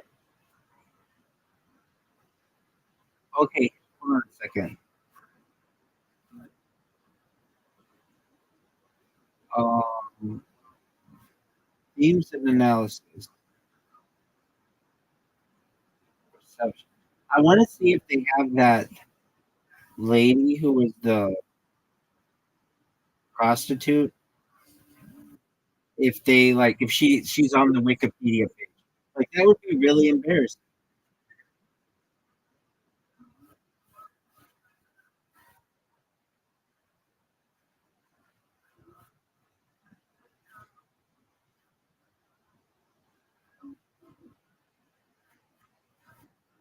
Oh, dude, do you remember? Oh, now I remember. Do you remember? Nathan hires a Francis impersonator to like role play it, and Bill is really fucking awkward with this chick. Do you remember that?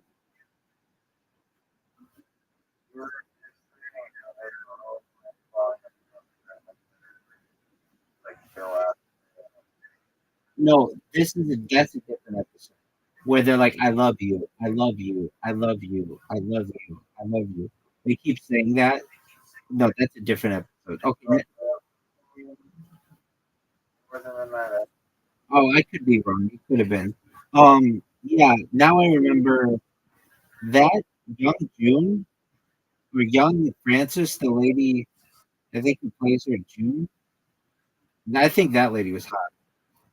I could be wrong, but um, yeah, she was hot for like another lady, and you could tell she was really into the role. But the dude, that guy was Bill was really creepy.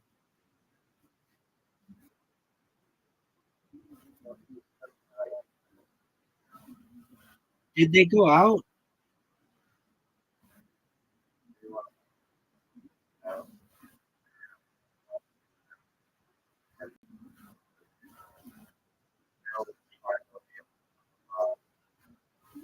Yeah, okay, I kind of remember. I mean, it's been like 3 or 4 years since I've seen that. Um, he wasn't able to move on though because then um, he still had to go see her.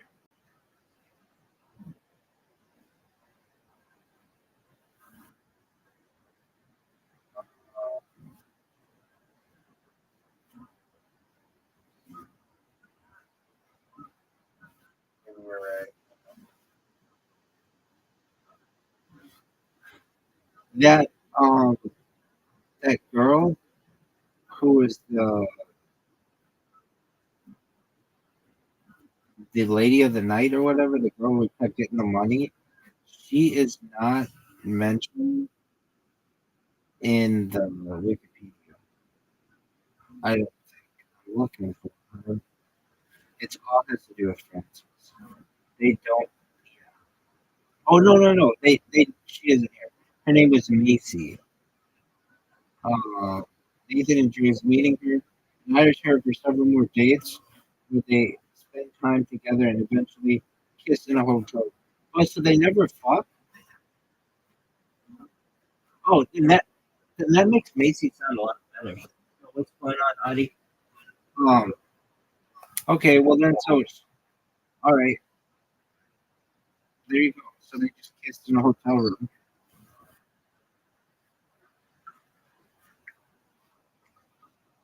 All right. Well, Bill Heath impersonator. I will. It's been great speaking with you for like 6 hours. Enjoy your sleep, okay? Like, Thanks, baby. Take care, man. Thank you. Later, my friend.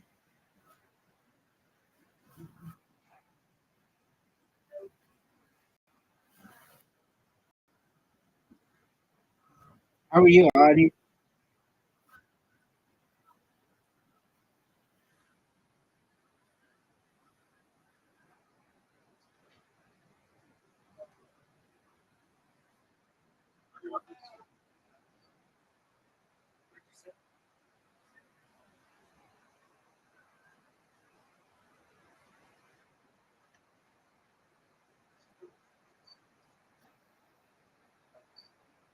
You're falling asleep?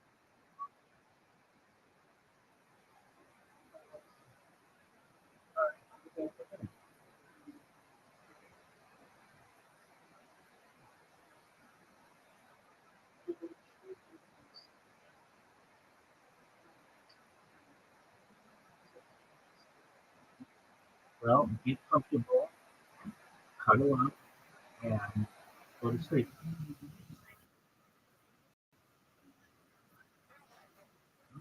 You be your own boss, bro. You lay here, you lay here and do whatever you want.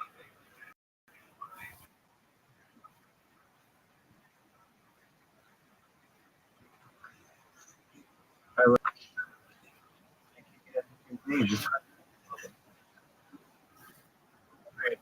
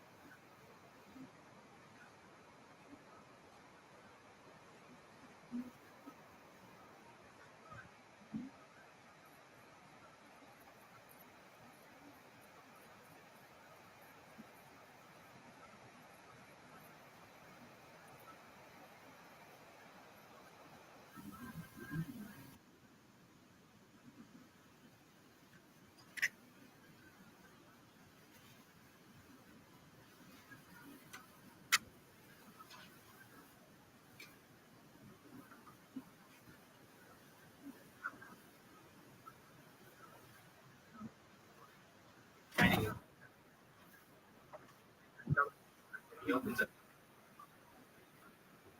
So for 8 years, but it's very like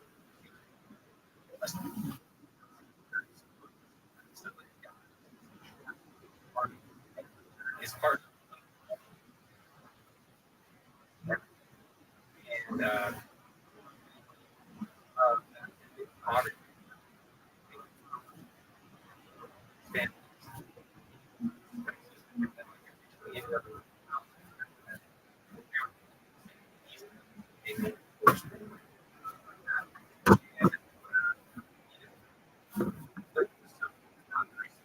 Never made.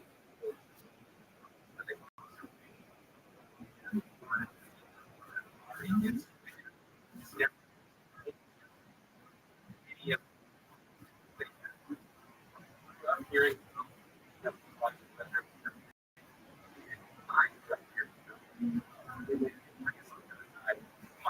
other side to learn about history, my mother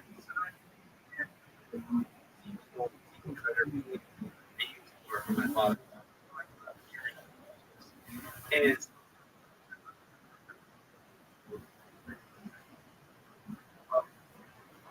years later.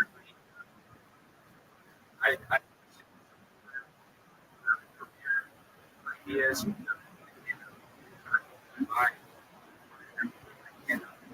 from like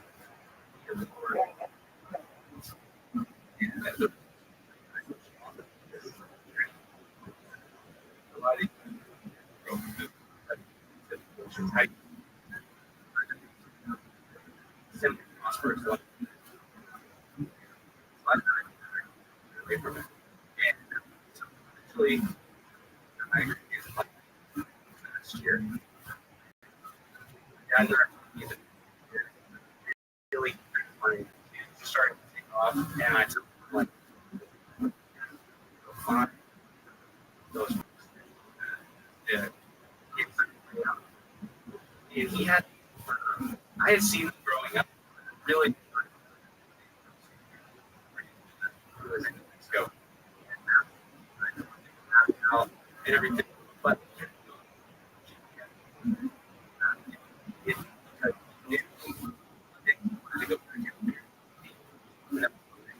so he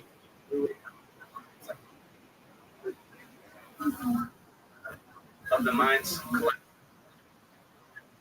rich gold. Just the next time. It's like which this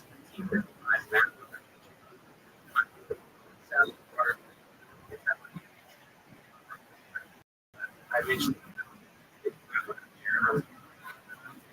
so I went structure was also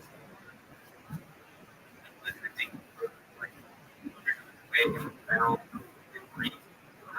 I had this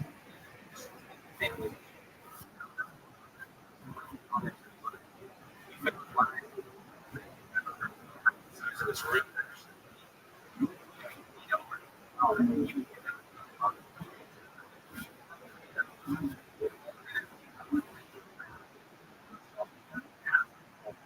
So that's kind of my from for that history.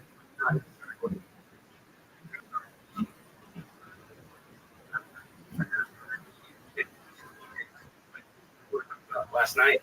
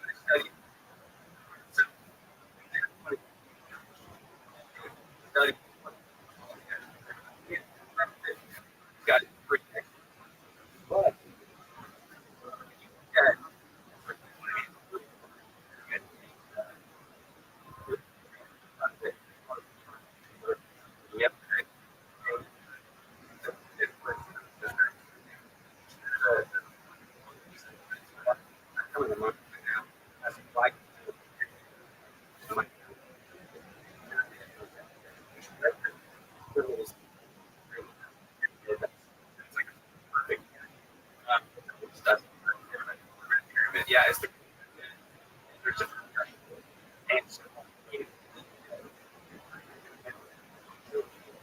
pyramid. So linear, but he's telling and it's pyramid. But so it's what and yeah, I I think it's fun, but it's kind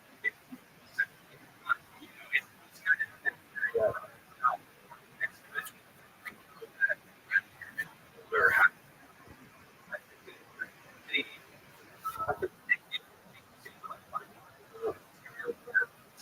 there that was pleasant and that and somewhere along the very it were relatively this lot and all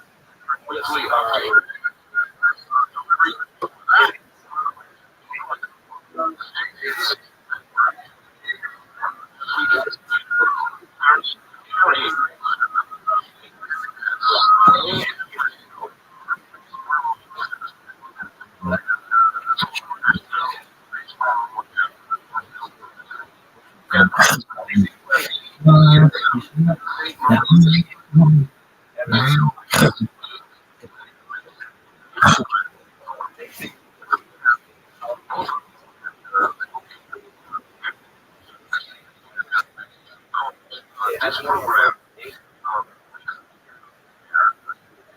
Maybe they construct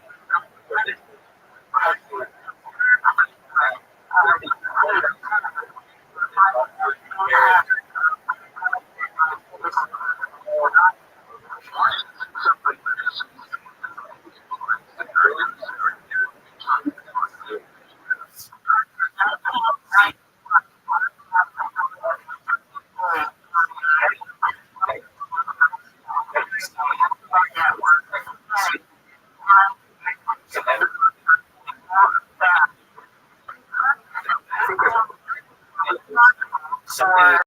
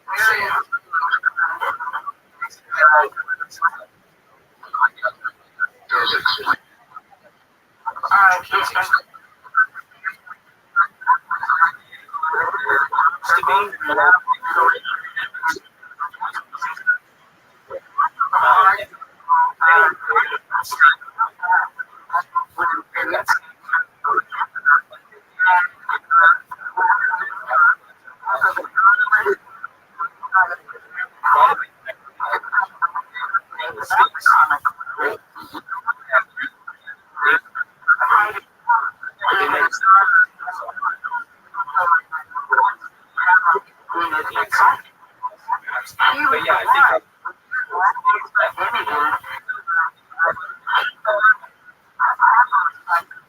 also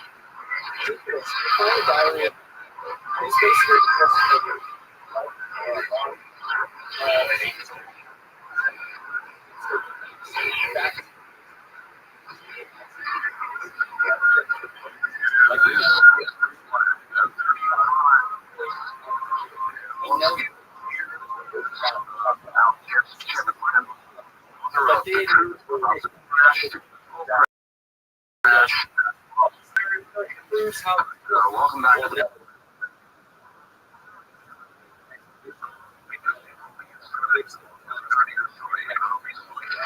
We don't know.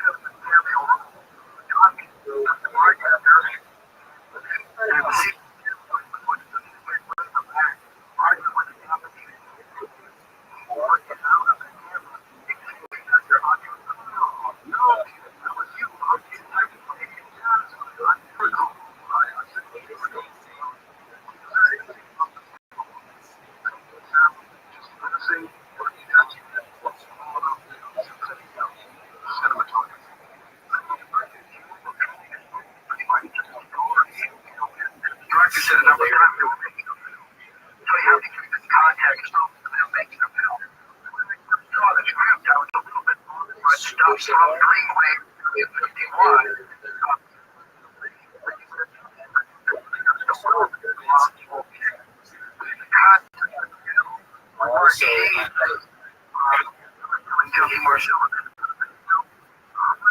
None of it's true. Well, maybe contact out by the government very well.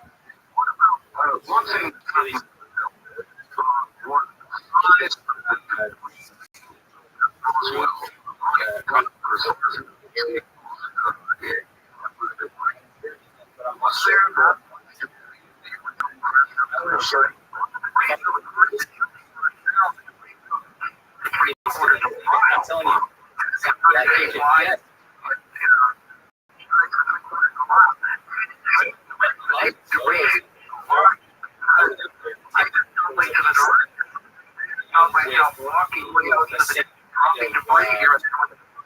Resolution.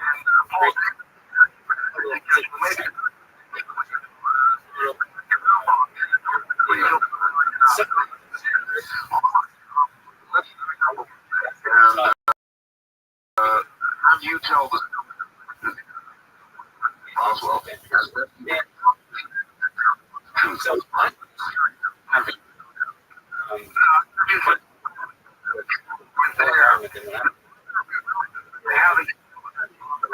My father sold.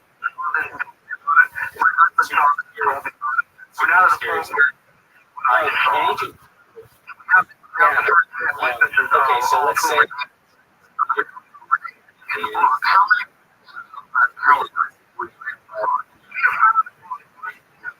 we're on the debris.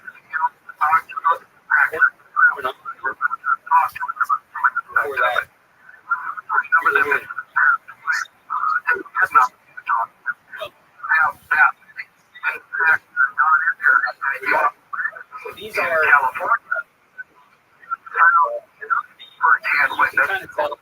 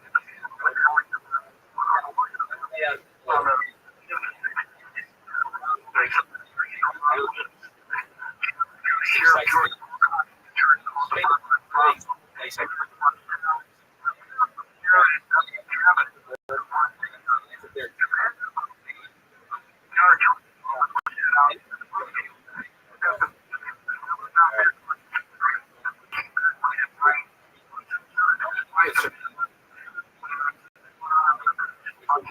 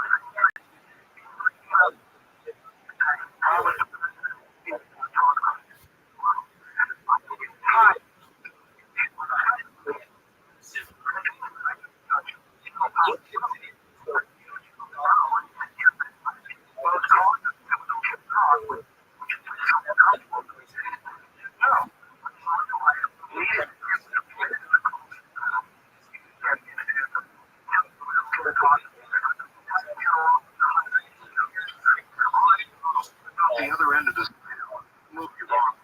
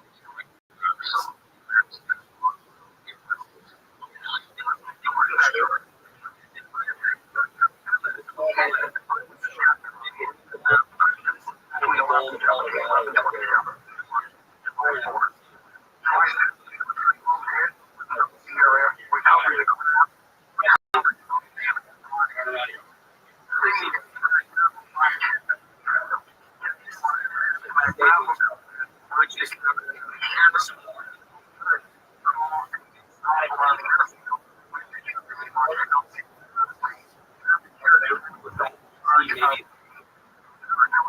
the earliest.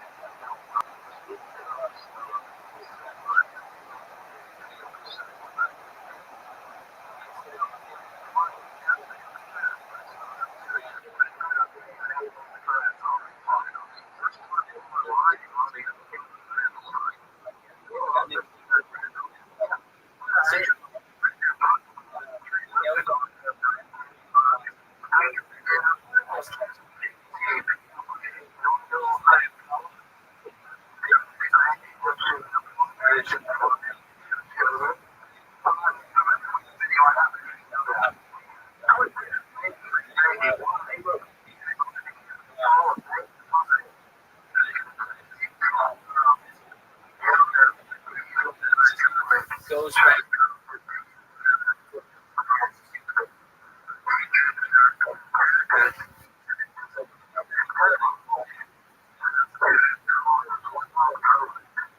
Search that's done.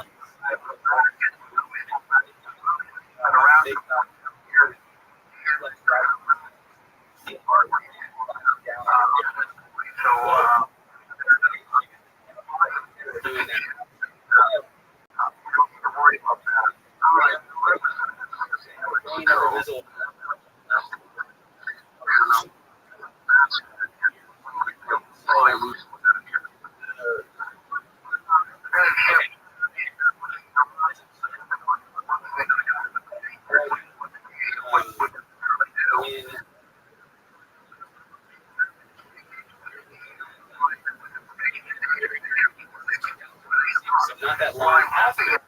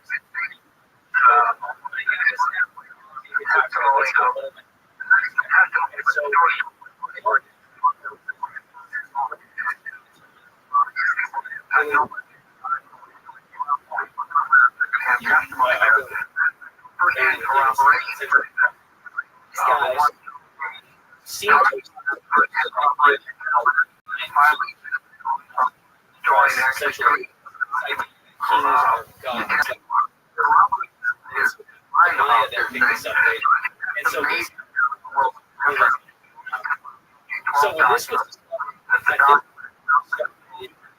100 in the late 1920s.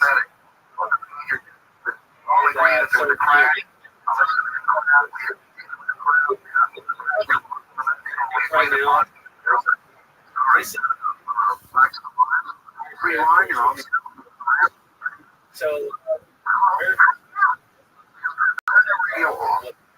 if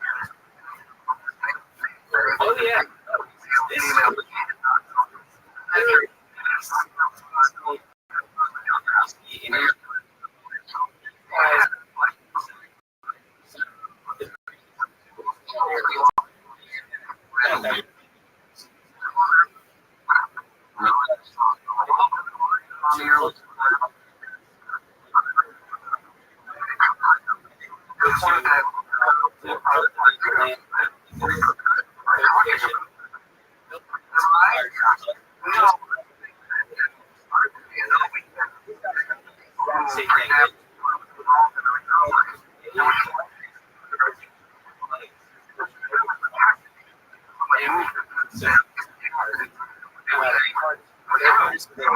So they had all rain.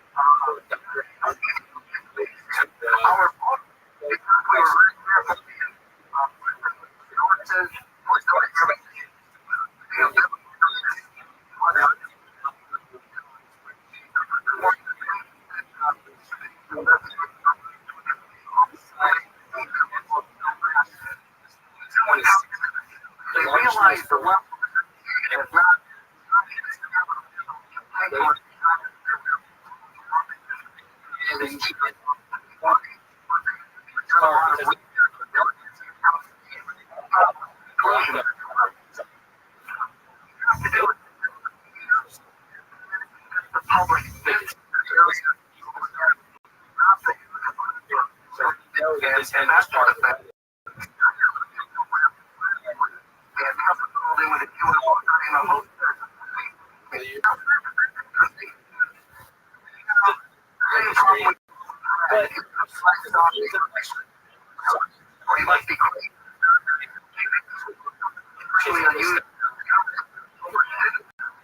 Has never been.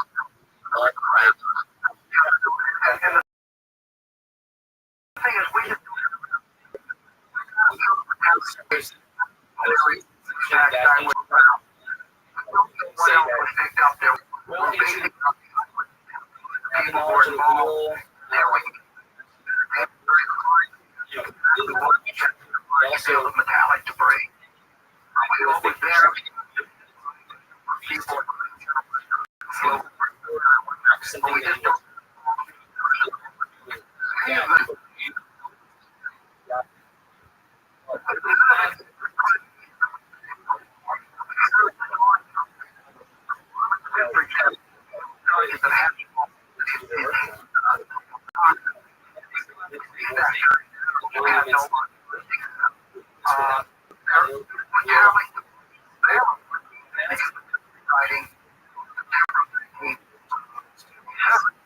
that is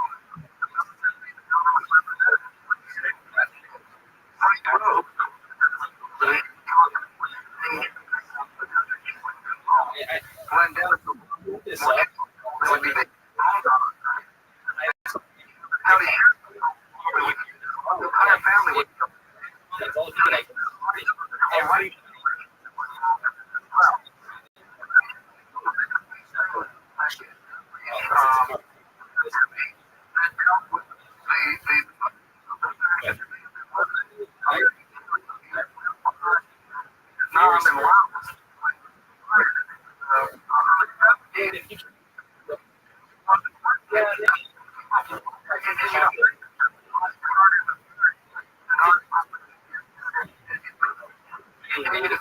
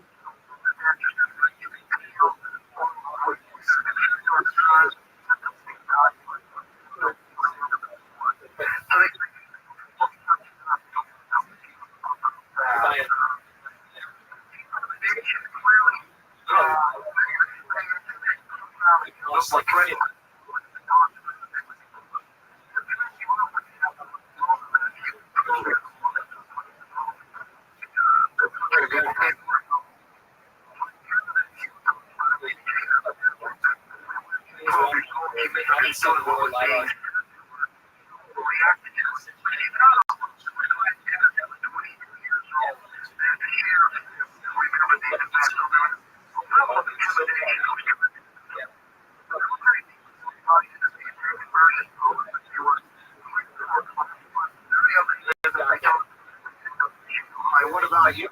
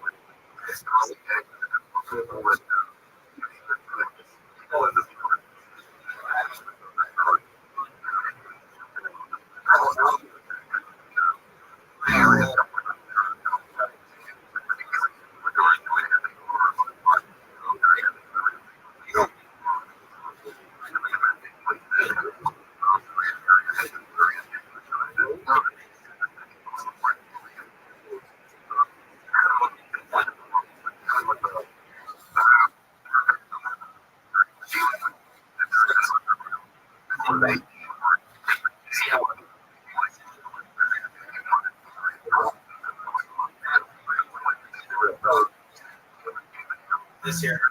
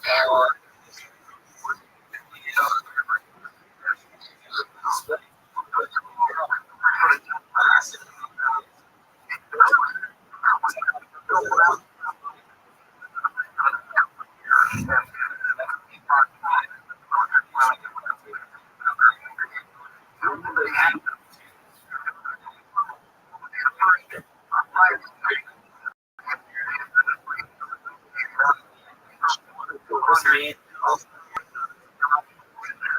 It's right there.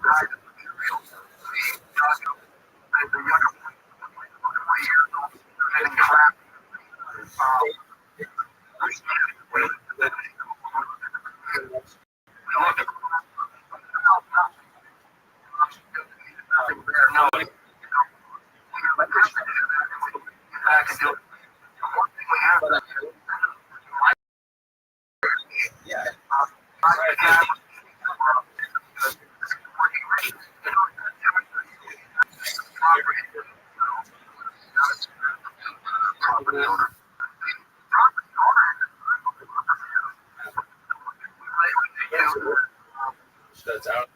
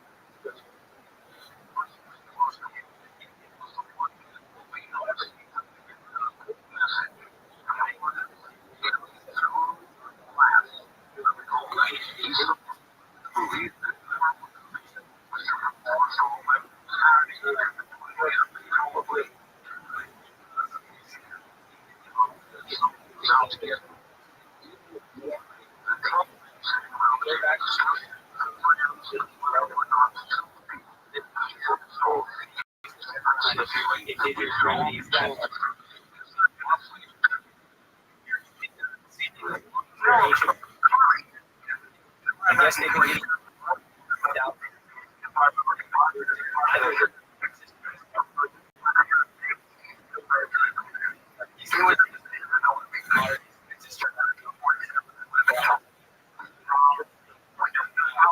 Yeah, I mean,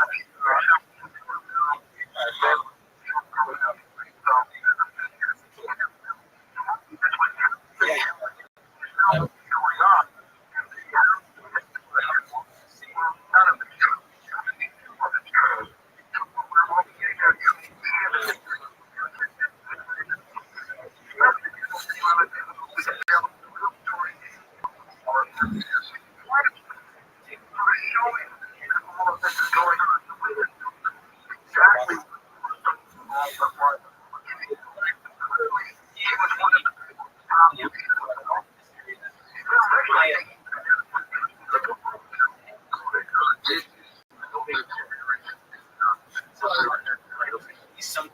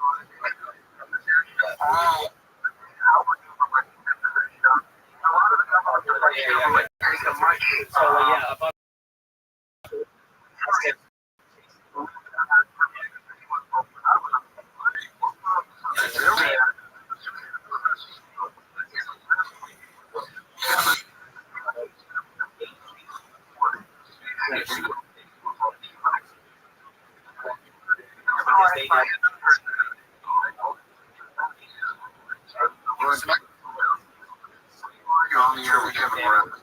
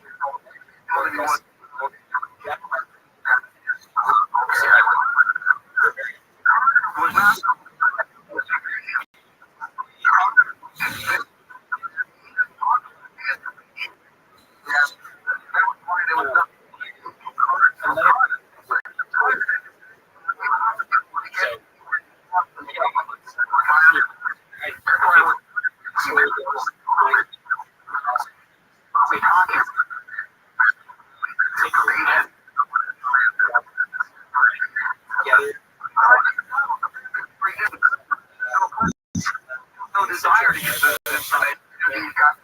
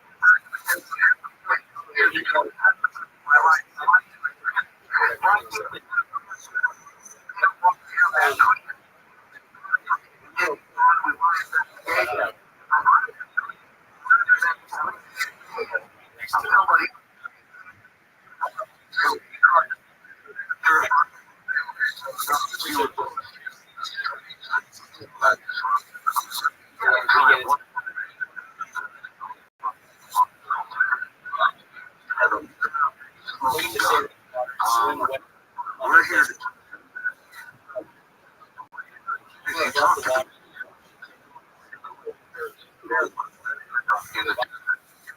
They fired that. The water.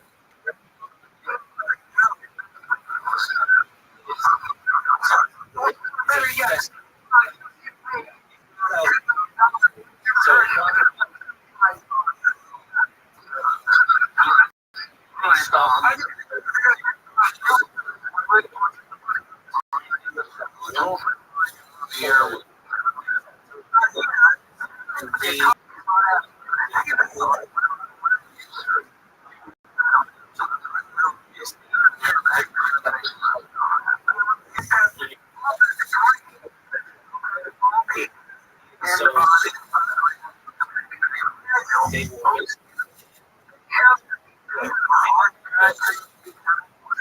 they seemed ABC's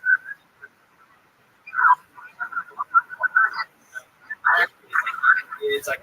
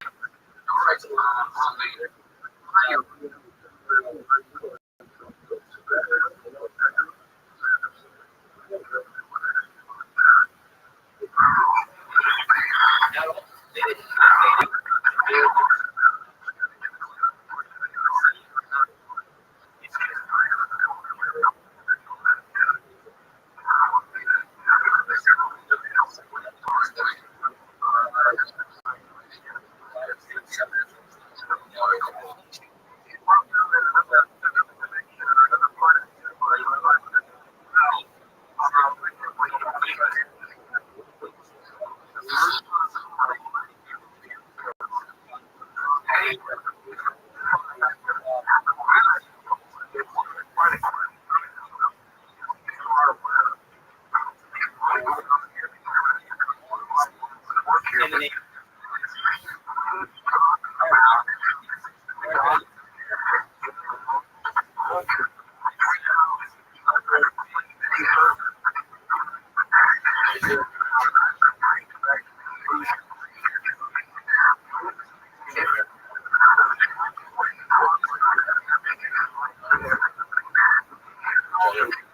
So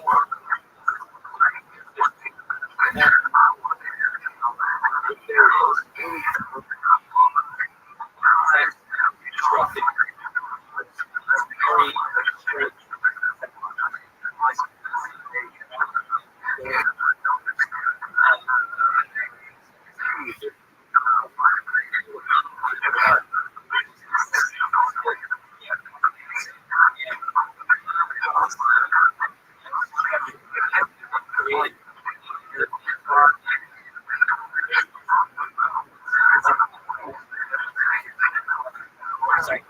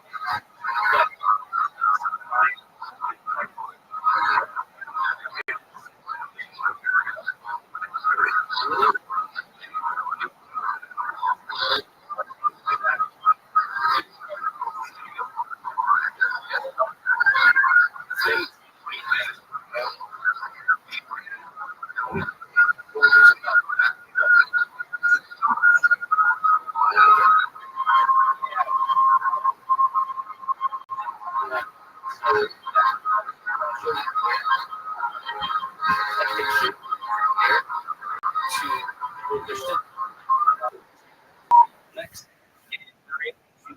to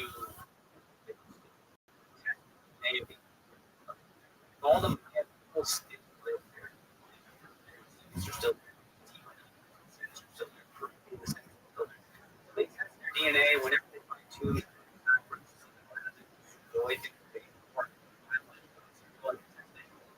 Anything being out.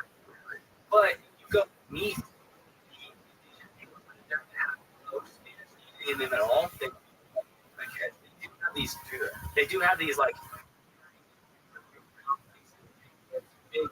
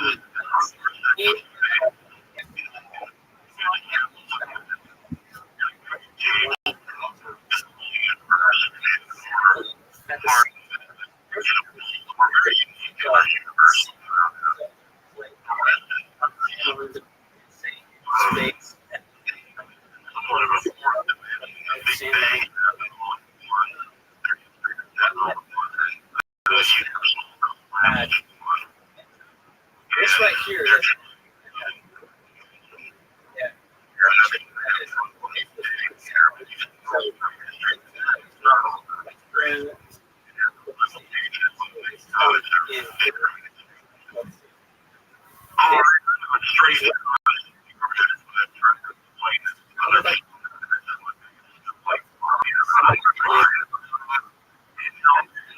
exactly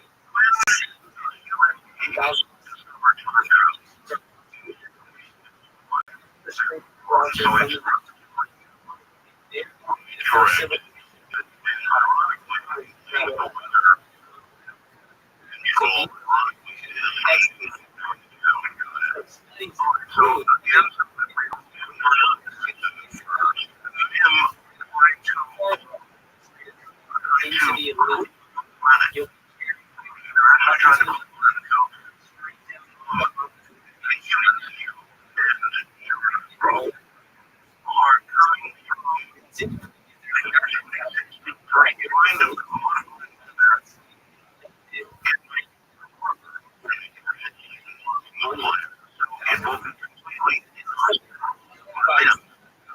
But we'll see it.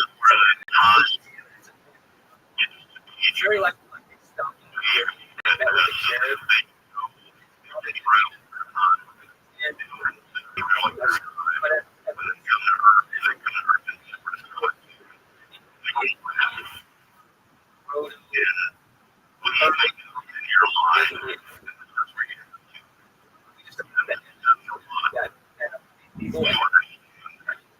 Maybe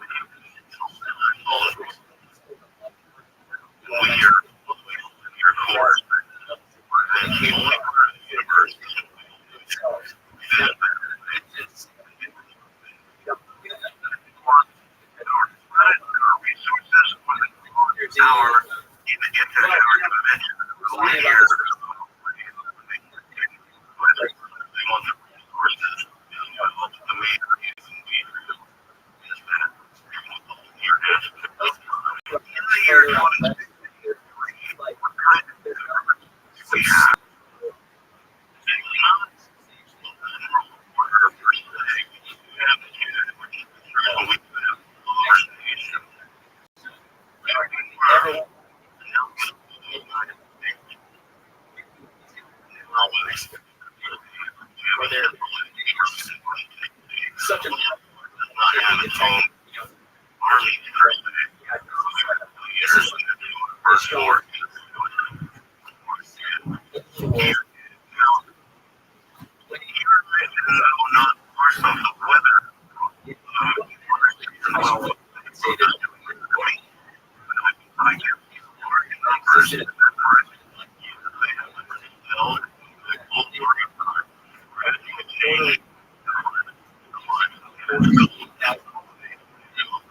we're standing on the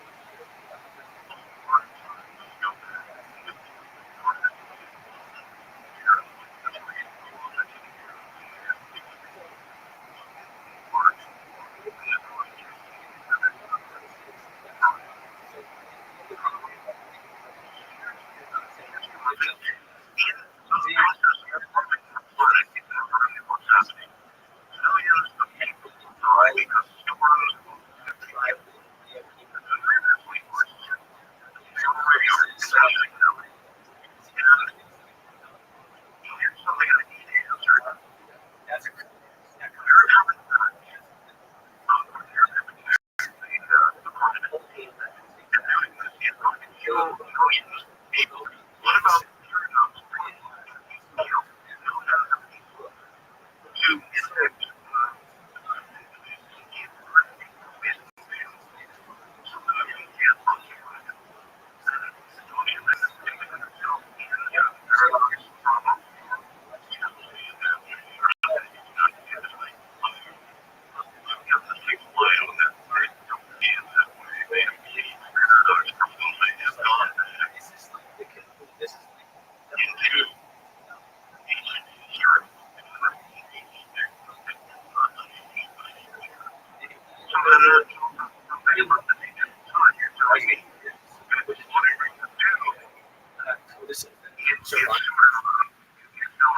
Everything.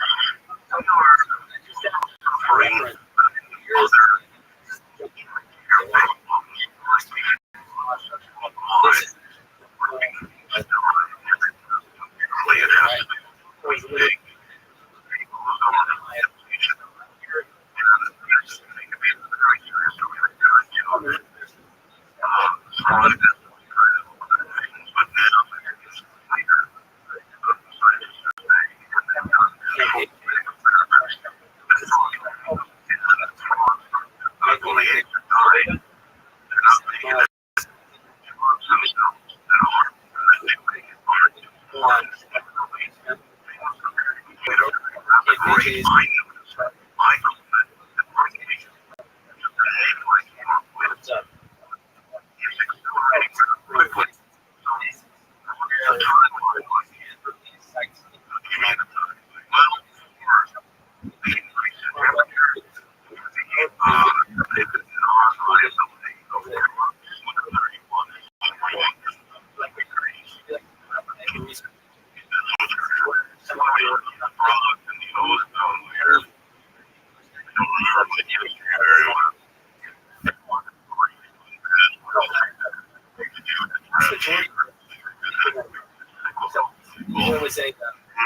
there was a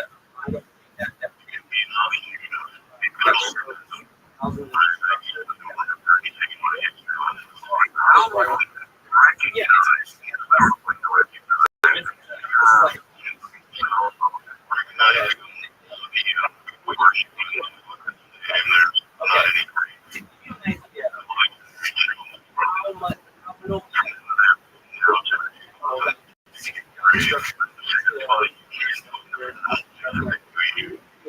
They realize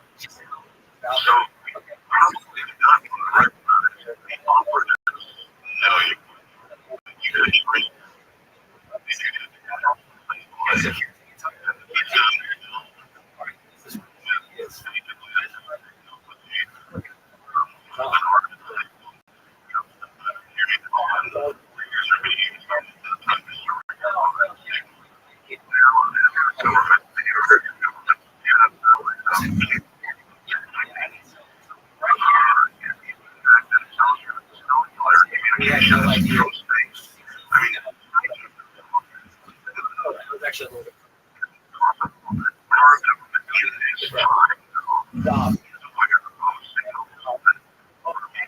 Look at that.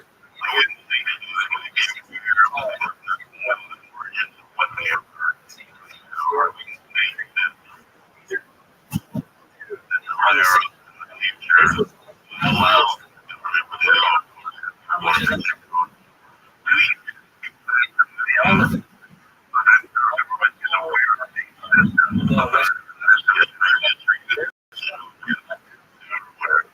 Everywhere. Yeah. It's okay.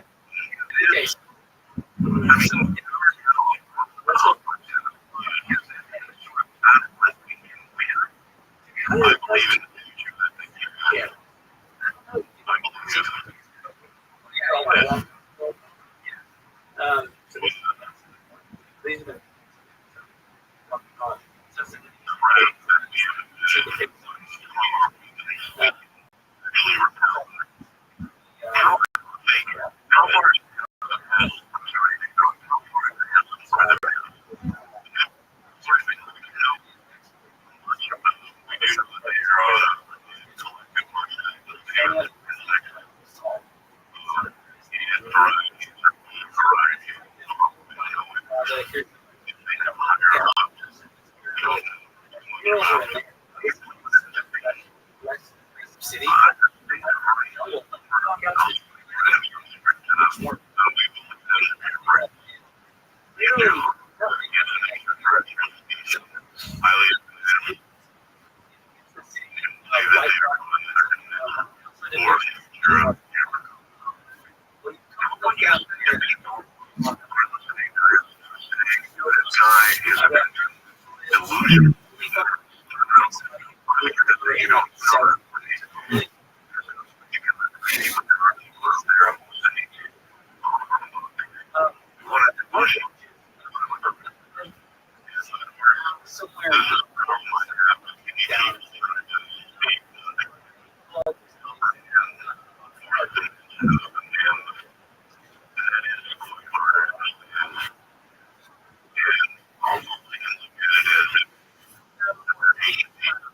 I'll show you here.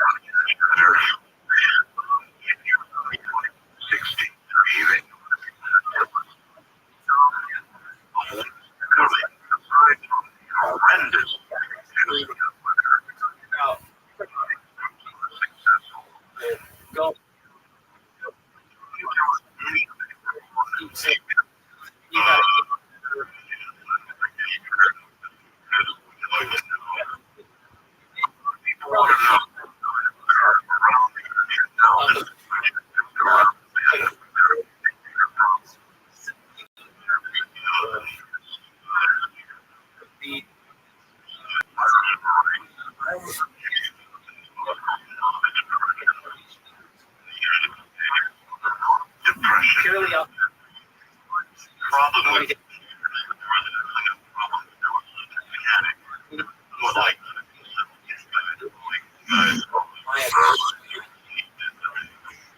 I know it.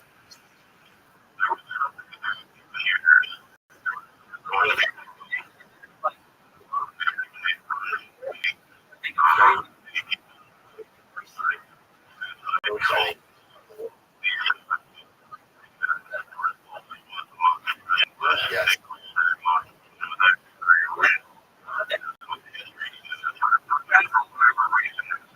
Charting. I'm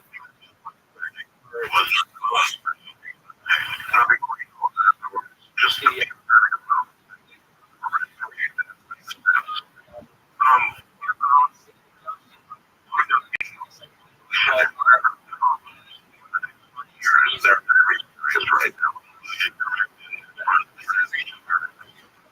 because the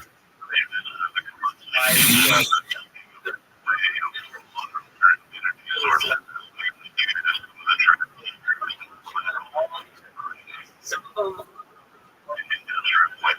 your body will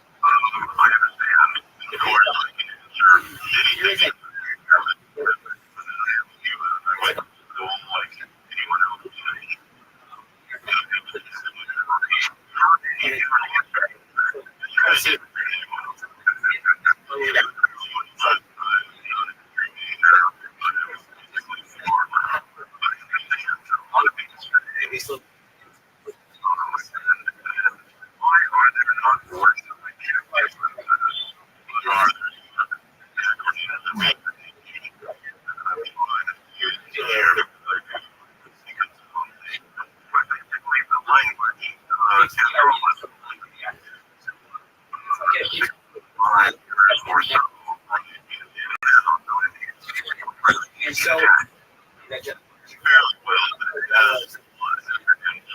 or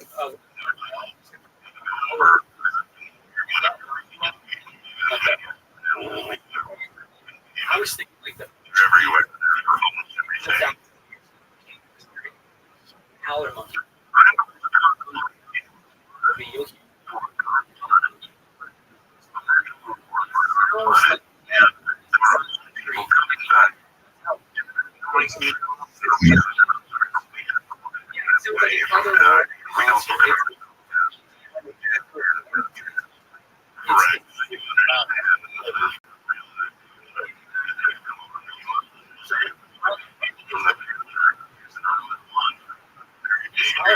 And they're like,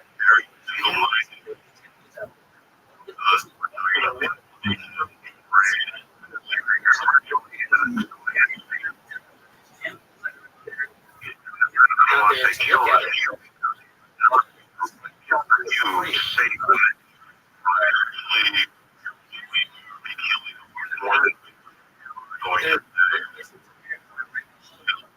They're study.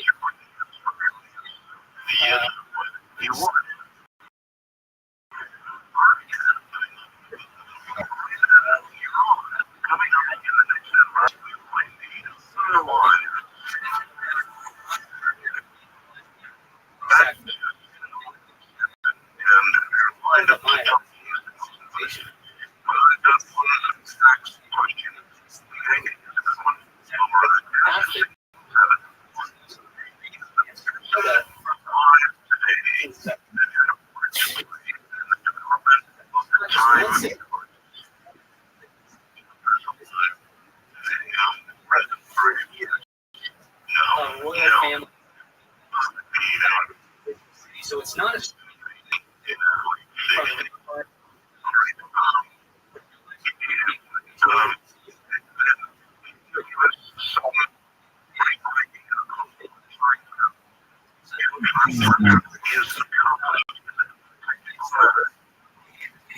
It,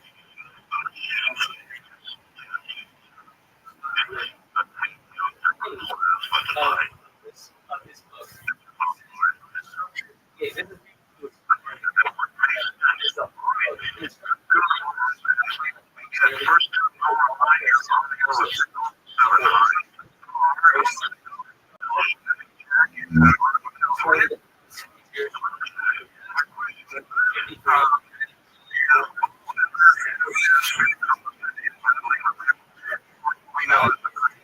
that was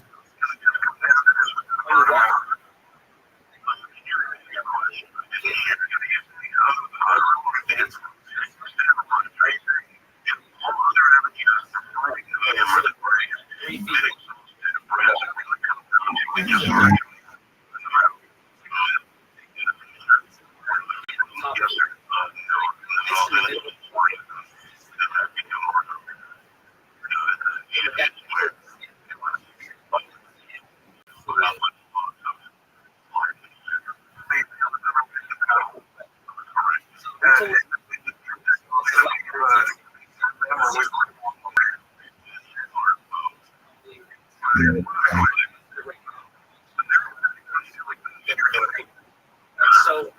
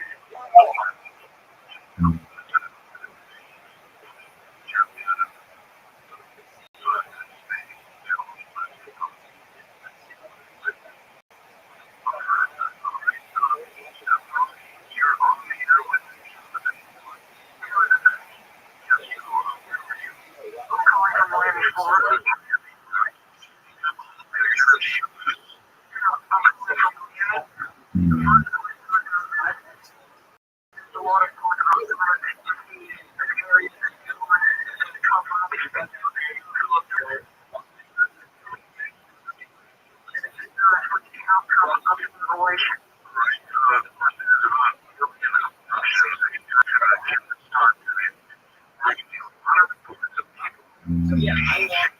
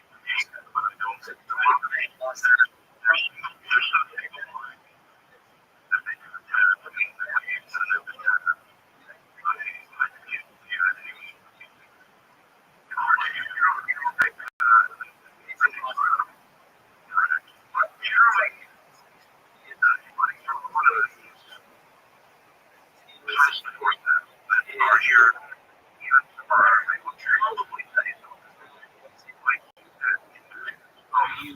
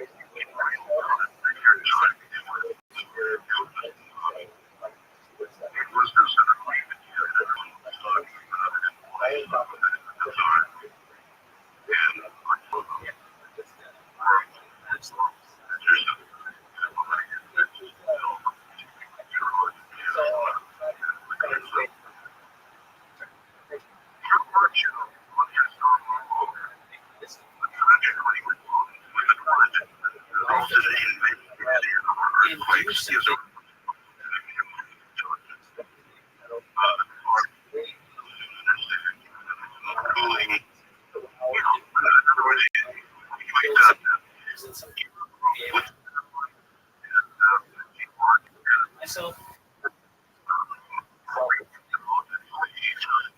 other people,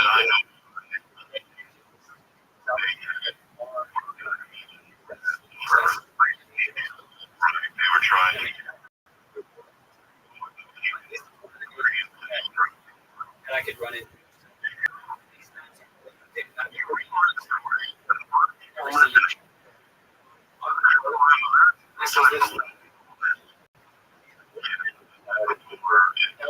Okay, well,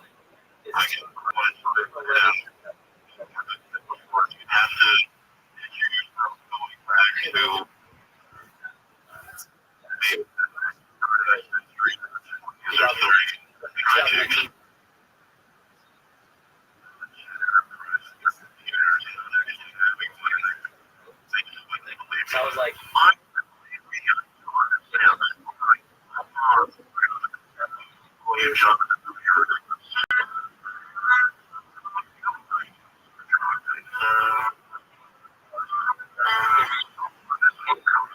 out here.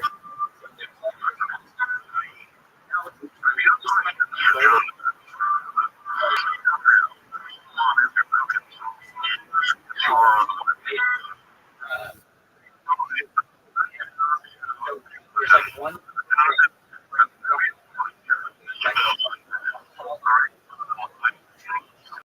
Somebody.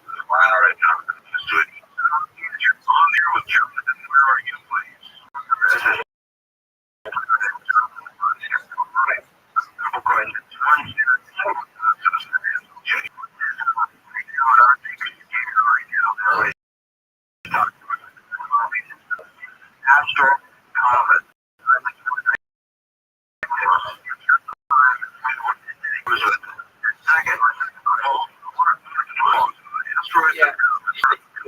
I wanted to.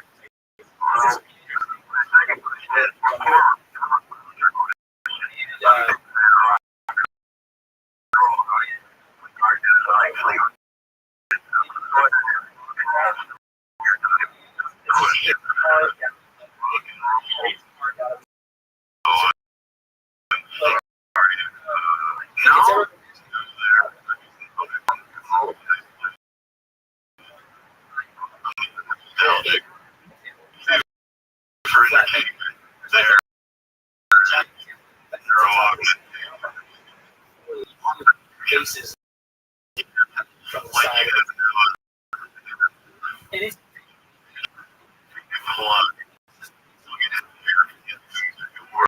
Listeners have been exploring the internet.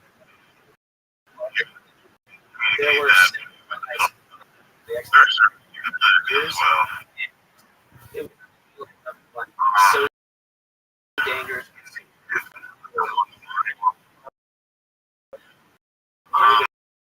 They would never do it again.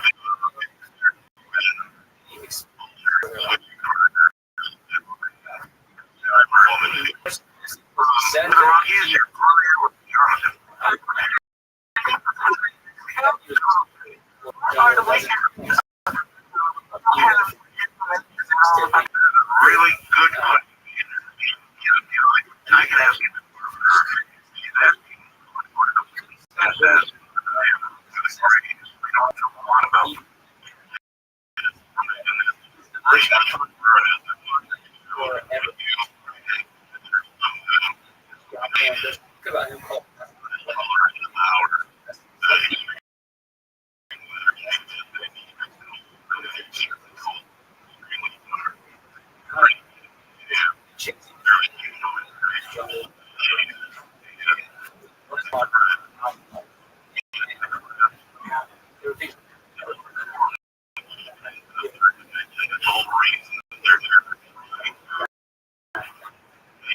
A lot of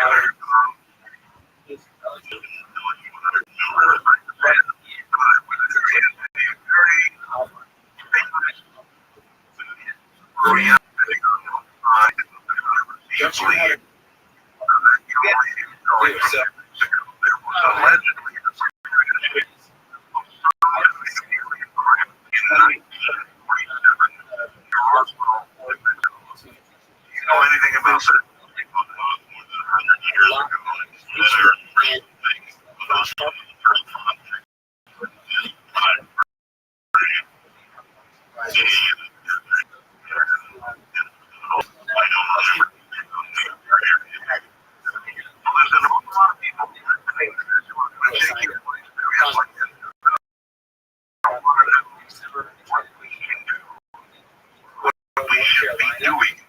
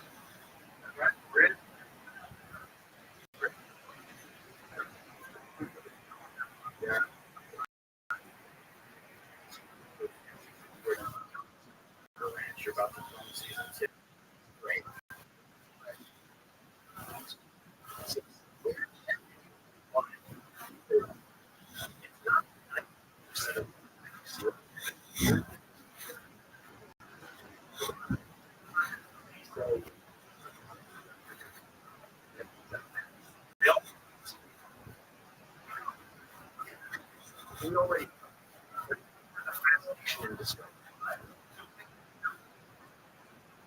It's a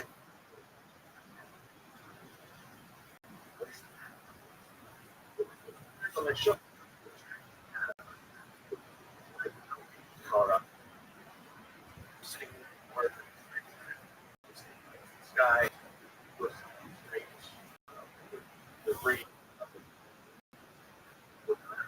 like satellites.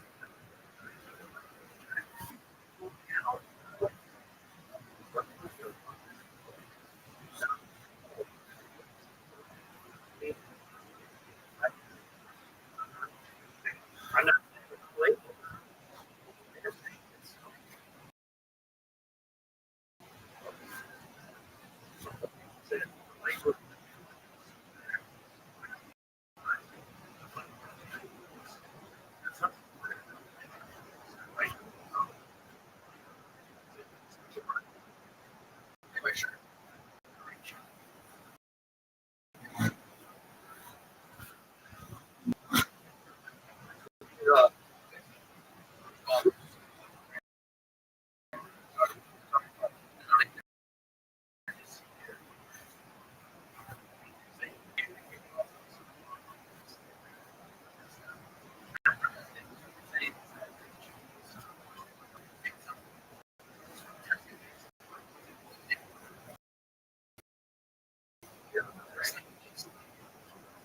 There's so much.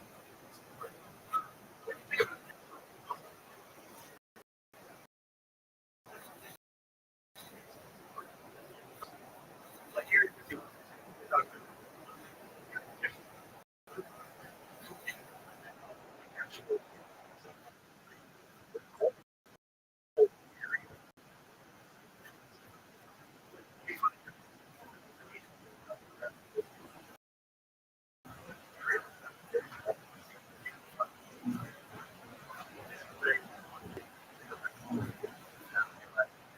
there's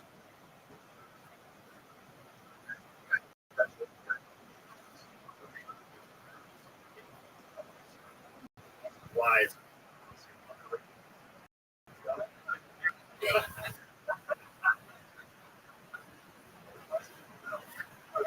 About TV.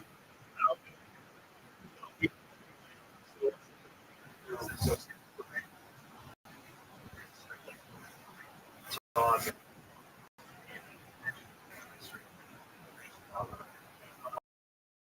like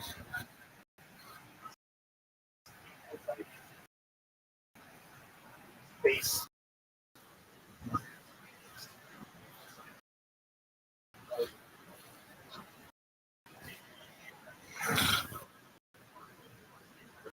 There are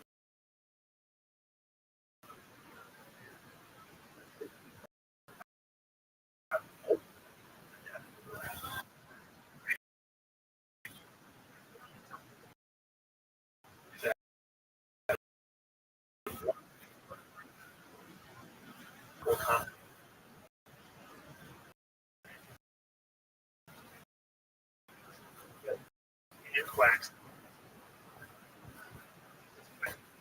You guys.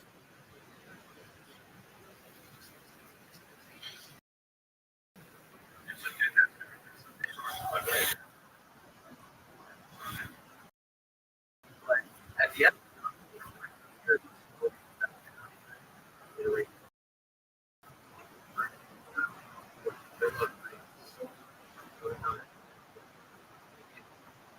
that's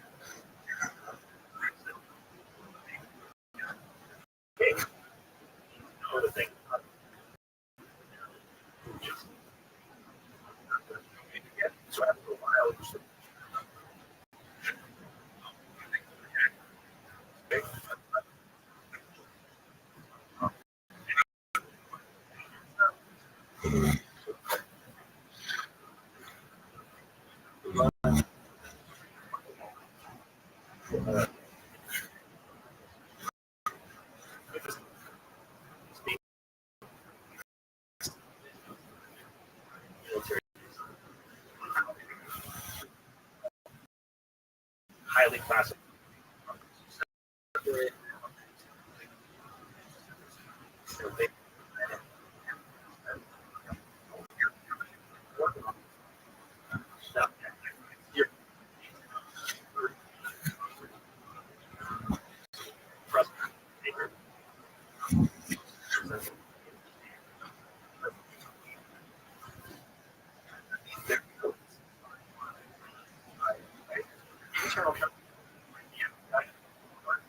Yeah.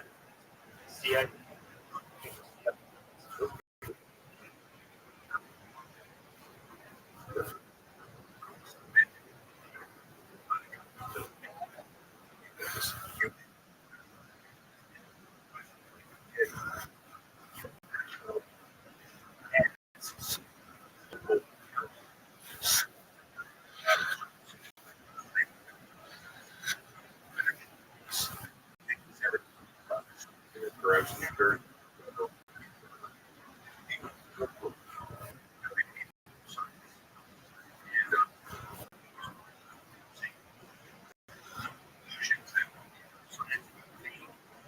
very simple moment, based on a set of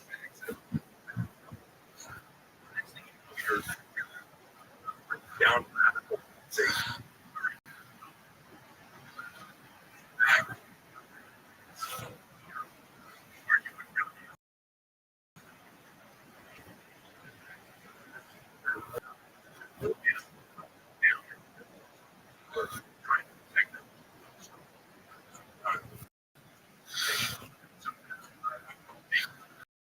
you know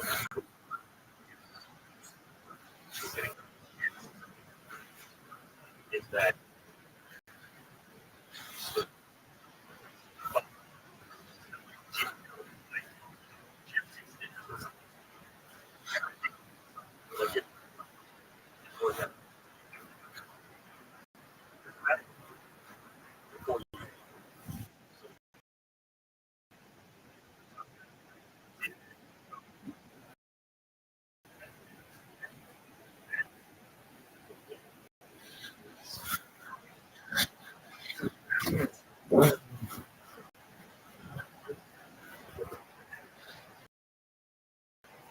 think about it. Promise you, you have so funding that it's a net. Sorry.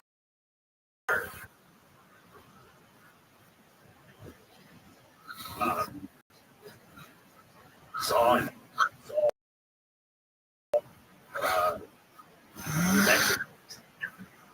money is a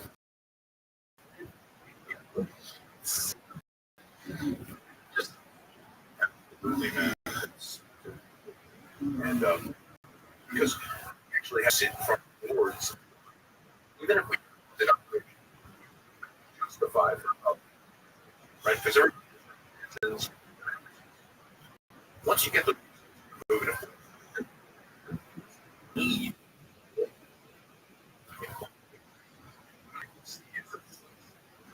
observation, there's never actual result. I was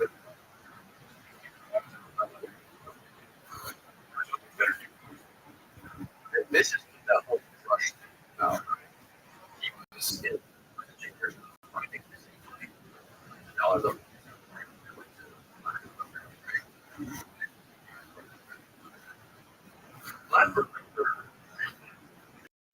budget is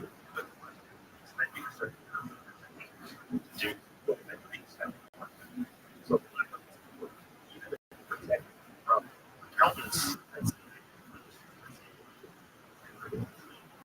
so they know but people so blowing breaks got genuine know something go through the process.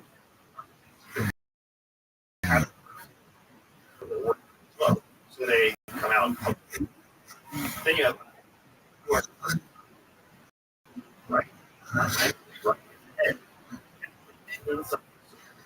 so perspective. One rush is true both stuff that had last number. Give other examples.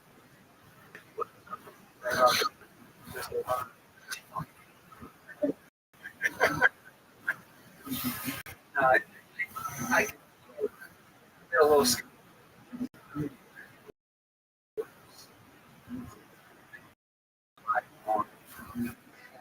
away.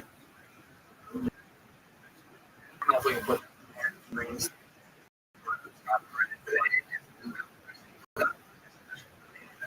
Right.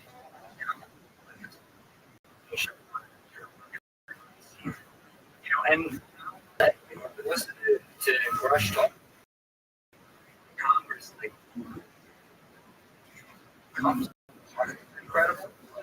So many arguments. These things are right. Get just a second.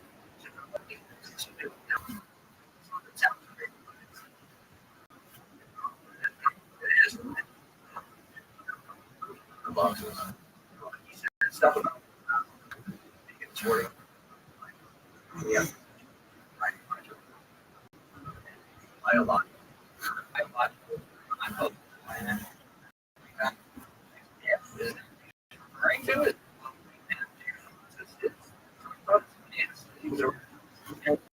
I don't know. It's important. What else will I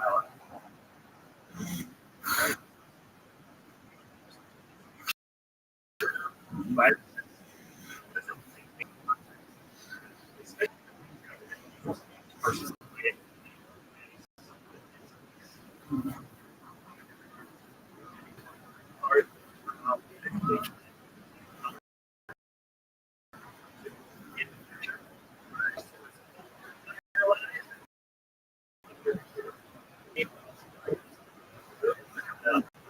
Specific about it.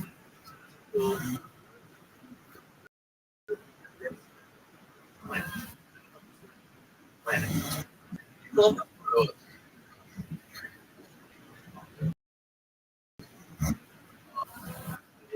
If you were to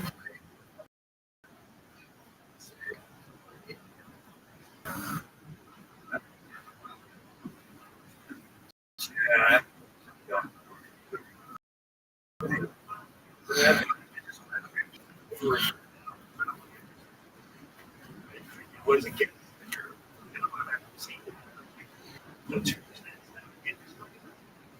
Still, you also back here, alone, right? So it's not like you're not working on things. Maybe some specific.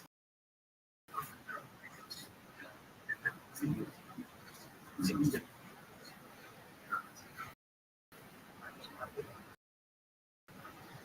I mean,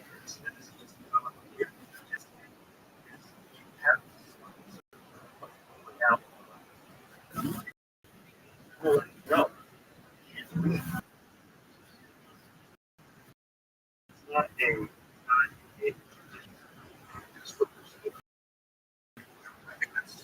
That makes like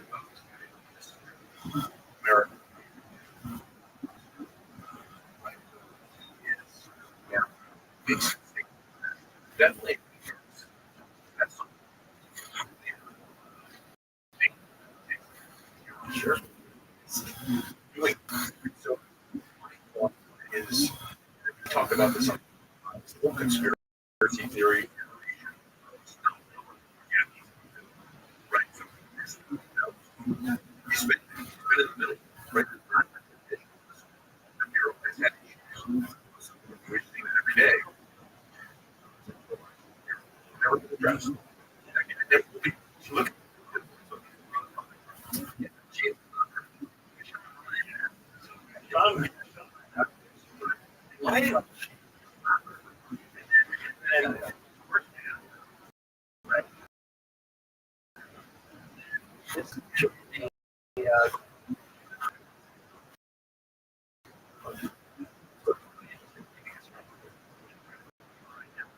The other thing is, that's a huge, especially traditional art or serve. So we love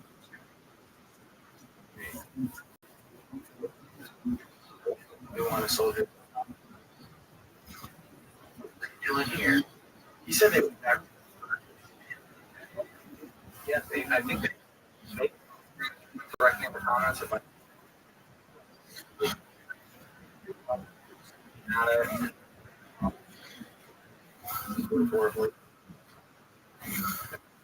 And where they so I want to know your daily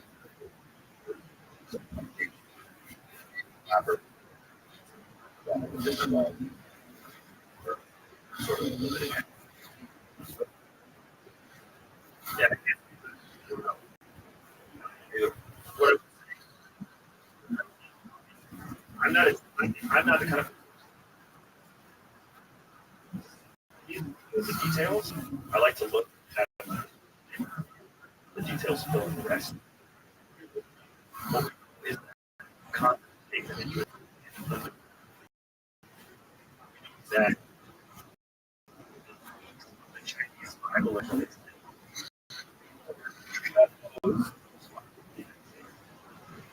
my book. You must buy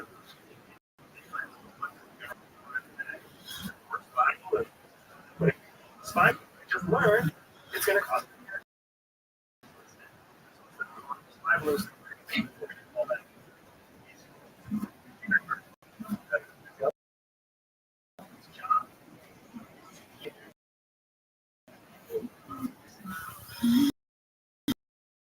All there's just many. Start paying.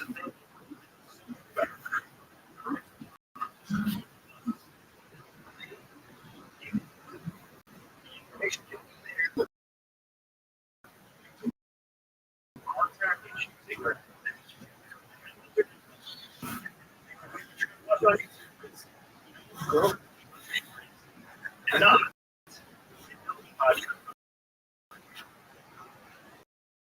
So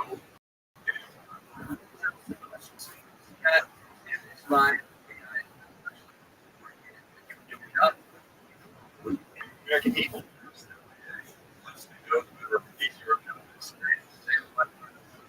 Yeah.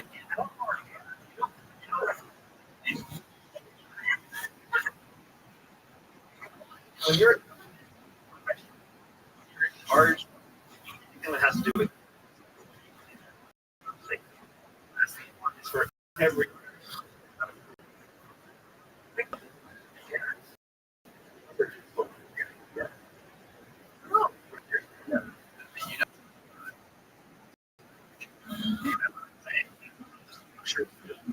What do we call?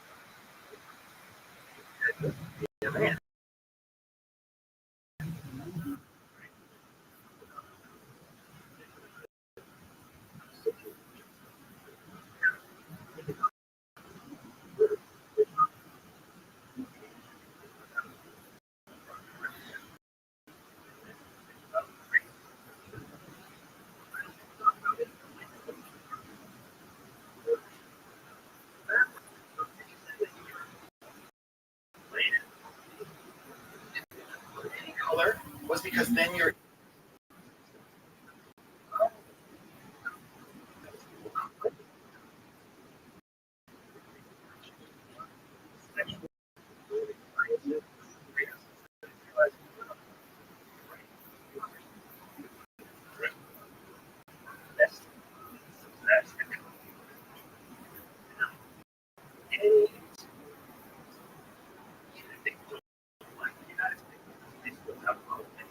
to patriotic American citizen, right? And part of that rights, everything else lit up.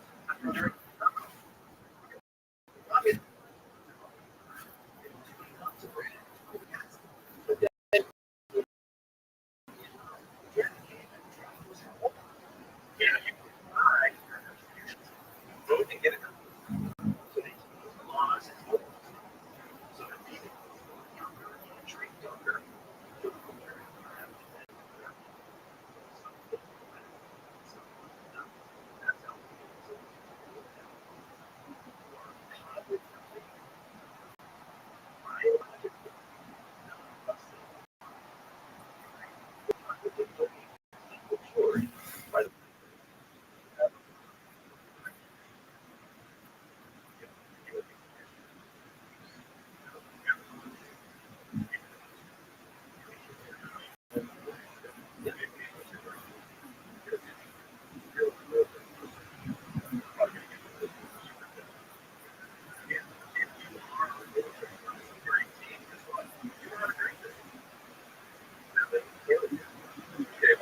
Kids up there that are 21 and under,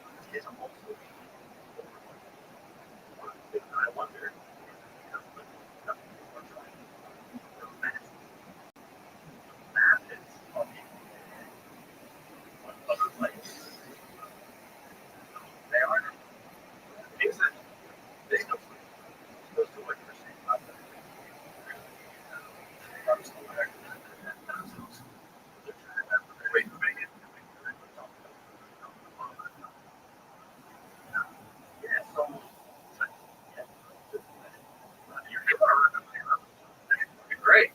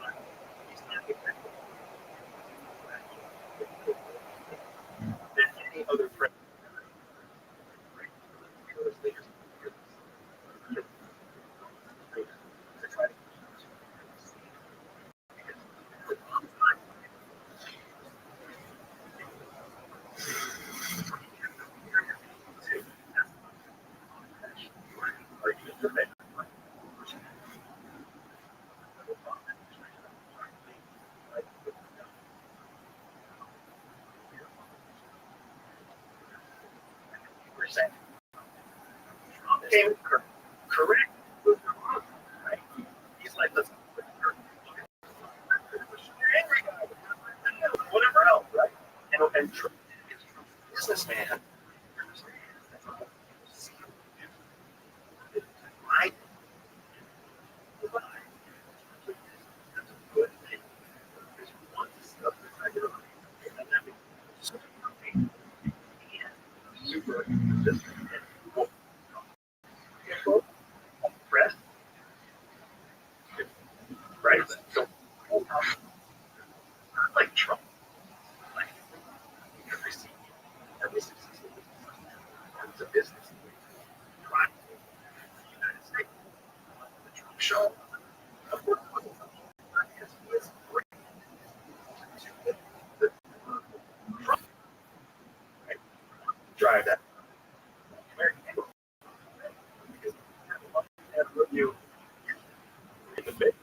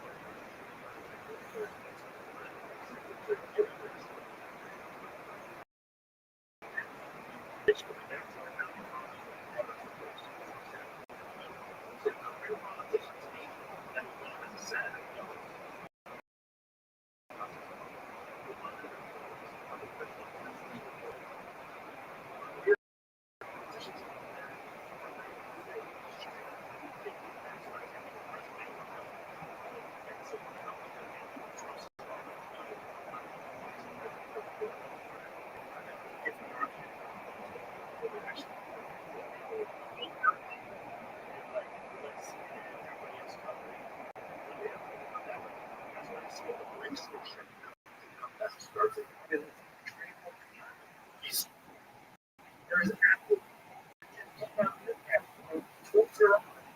The whole world is watching. It's mainstream. It's controlled. Music exposed. Everything on the smartphones. Big smartphones.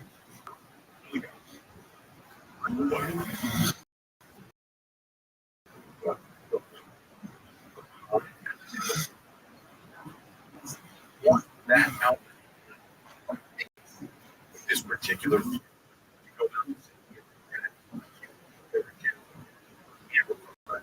goes to what's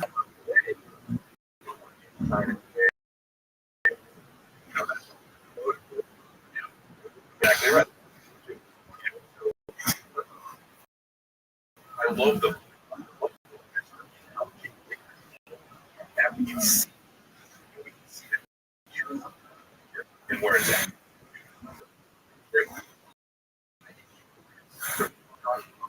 More or less from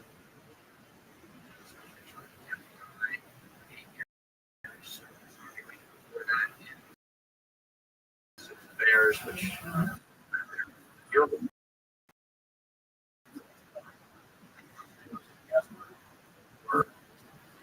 that's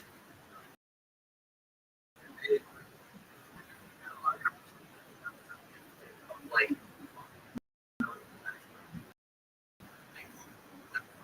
about complaining about them.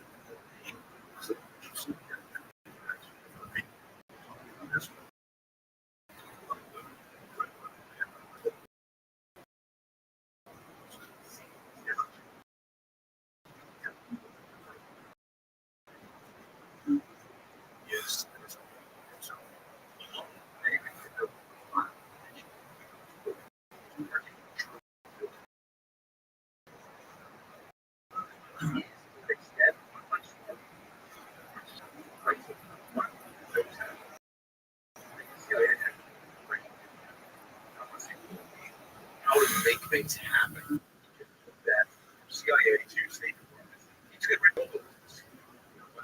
I read both of those. It's a little bit harder to read.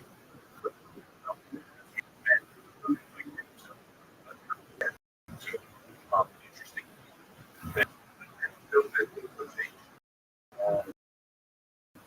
This case.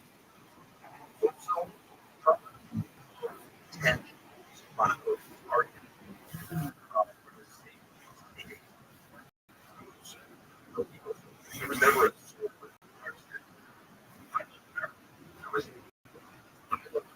however, you got that.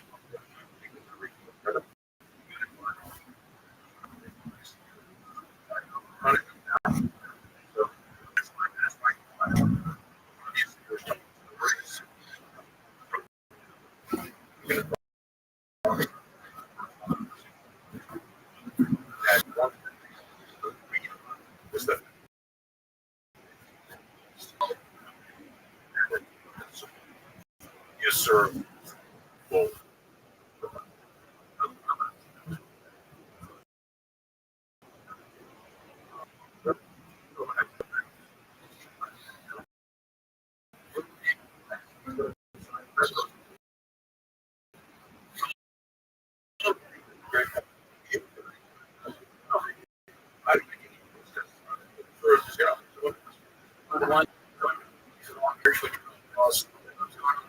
He's saying, exactly.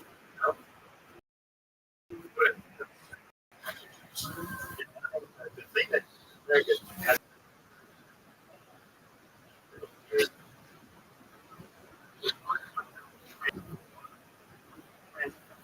that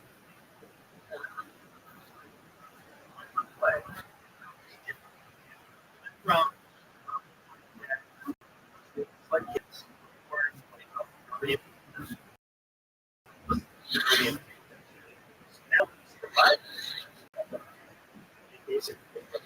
Obama. And you see them try to take like this happening all the bullshit. For that first candidates. Republican candidates. Yeah. Challenge our president.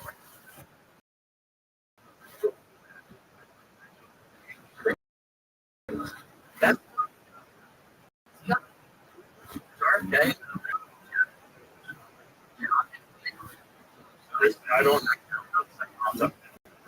right. Hey, debate during 1970. Now, 1994, we were like,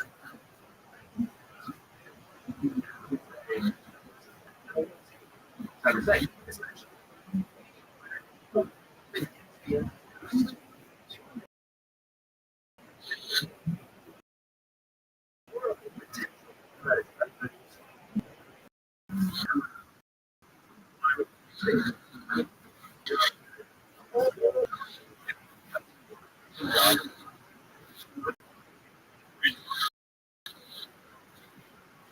that God.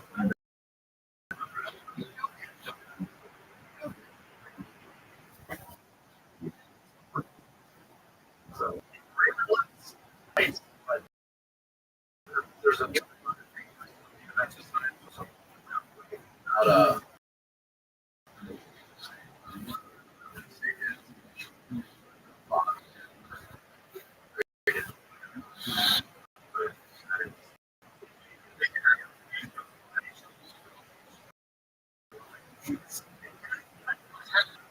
maybe this makes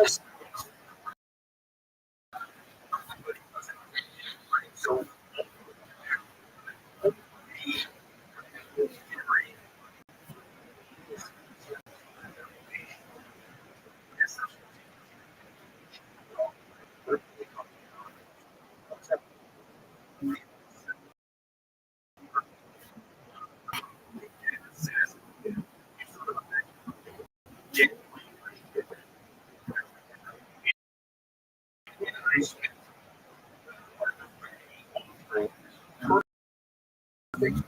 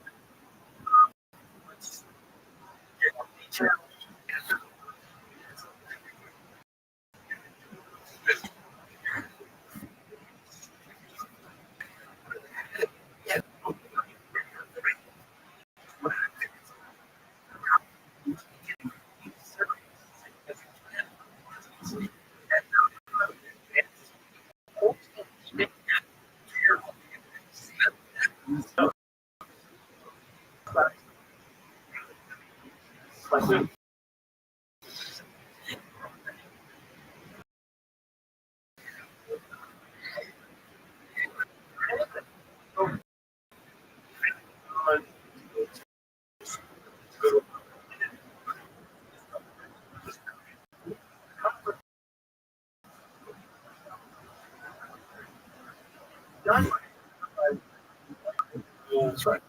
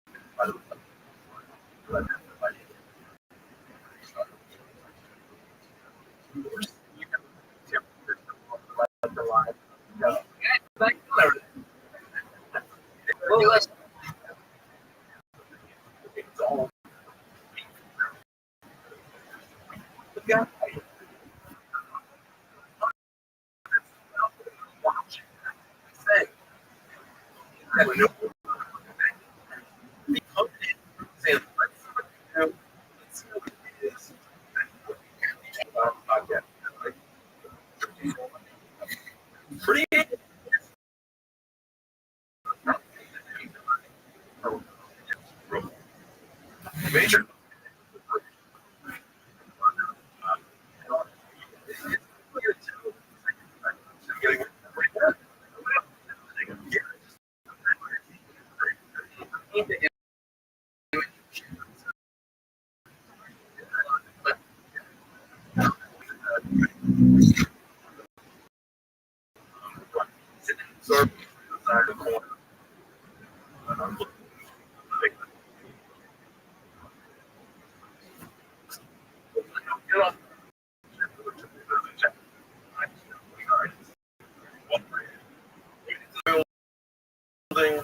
Fun, you know, Brad. I, all I have elevator, right? The best. Did you enjoy the bit?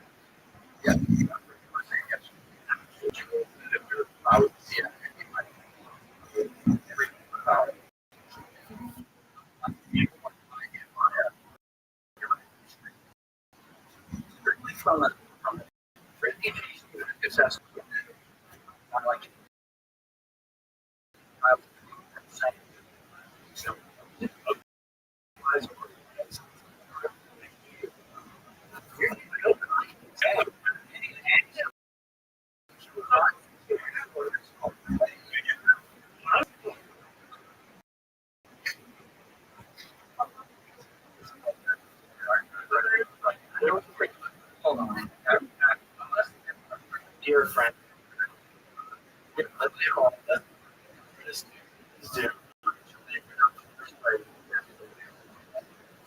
he's great.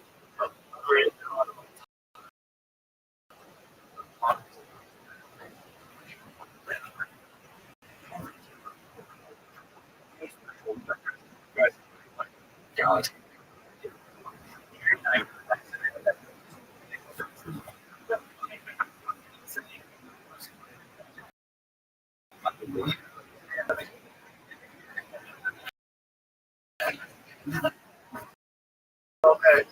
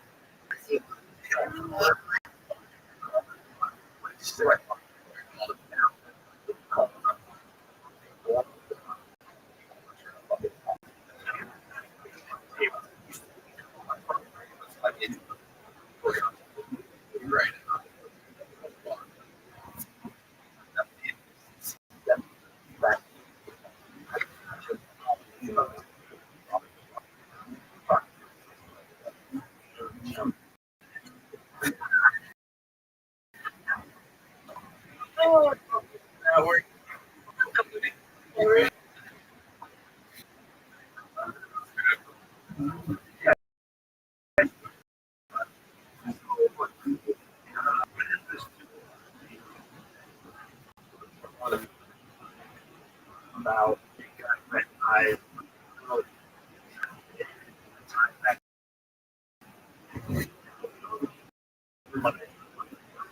audio no this guy who I'm writing and this was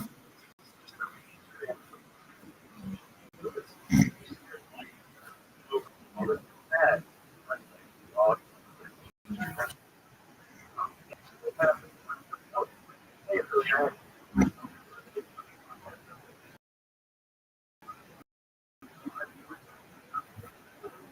And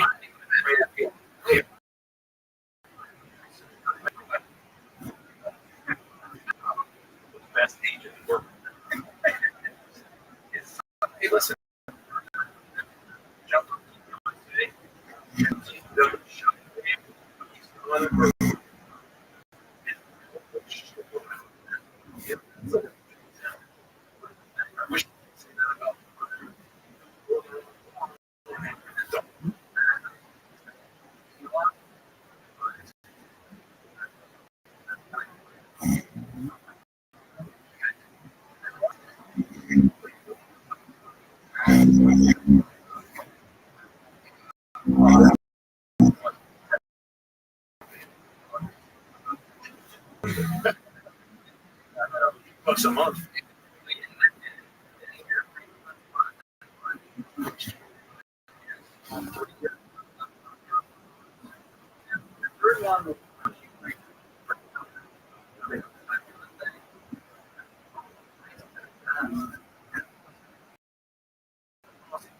What are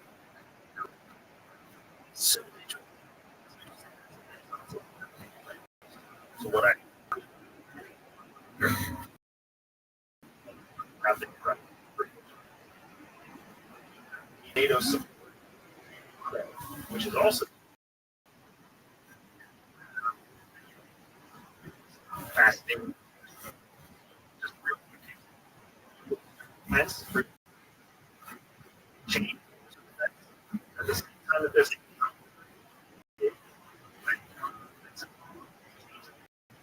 one,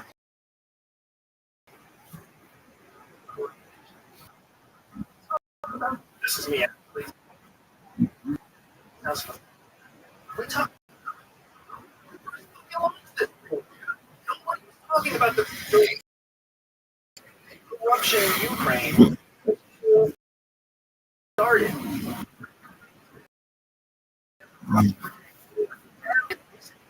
Russia. Like, it's out in the whole thing now. Into this thing. NATO, the counter.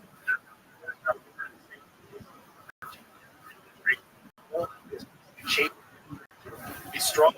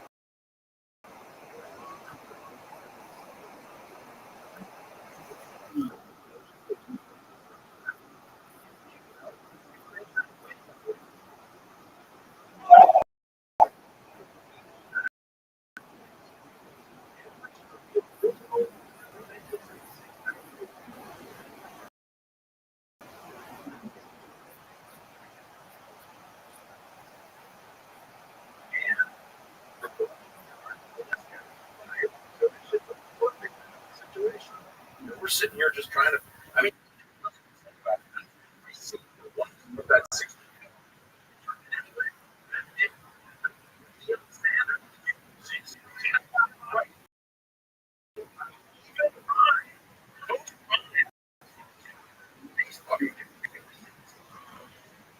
that hard. Just people out there like.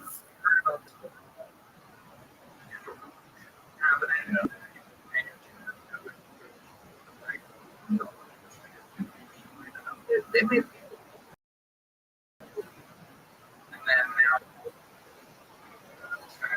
we get there, like, walk us over.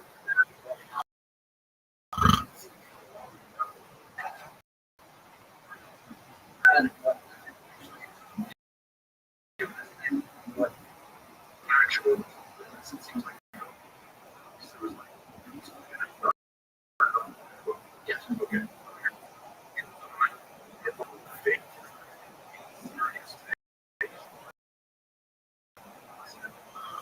Driving.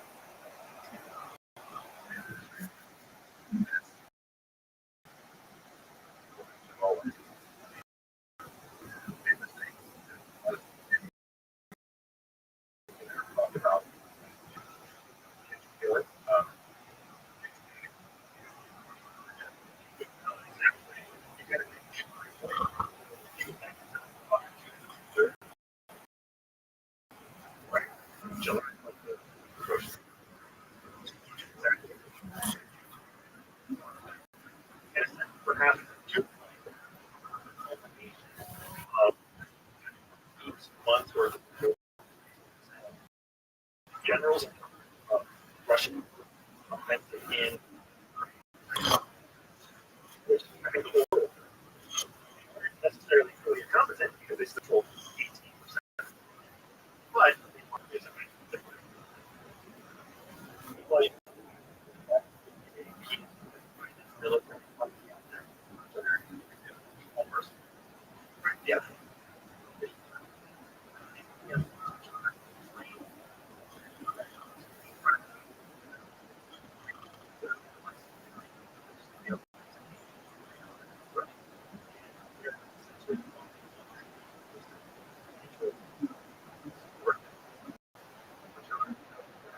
So it's generally so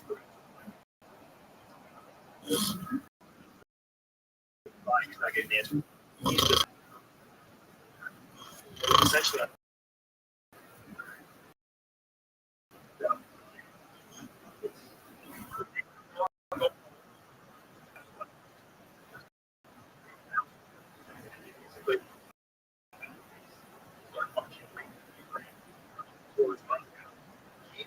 these guys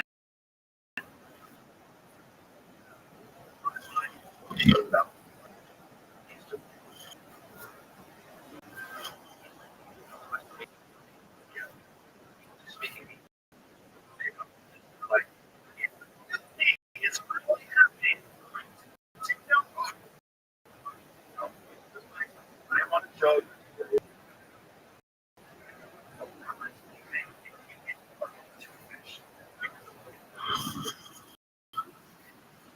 Then you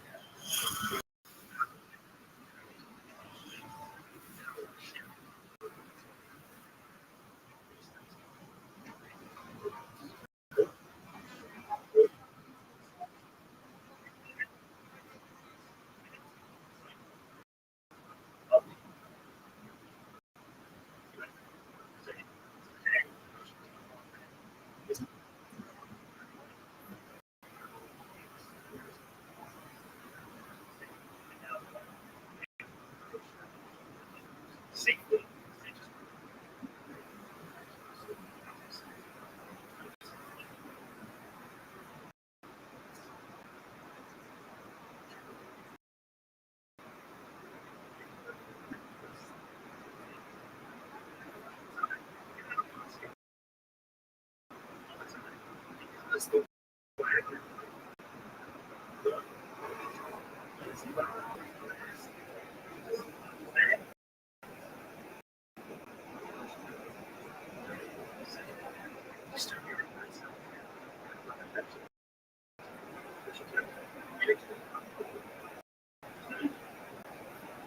Basically,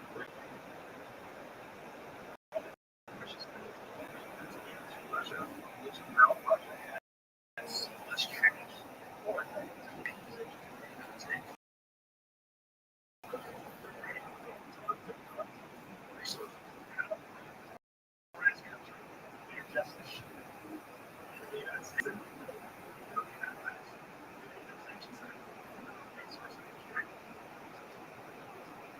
so that's all that.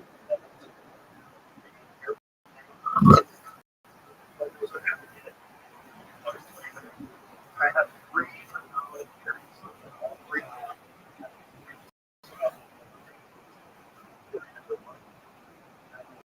failure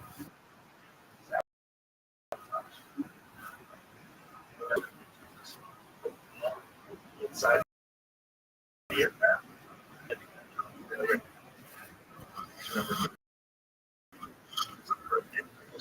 Most likely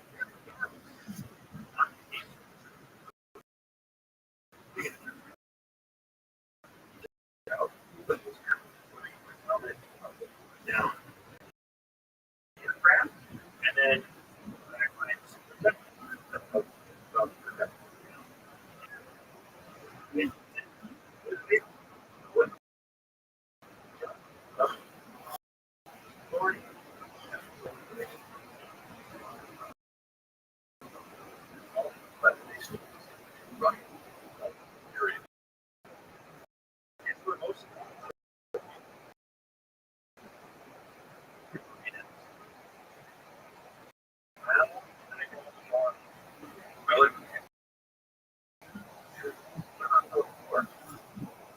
Like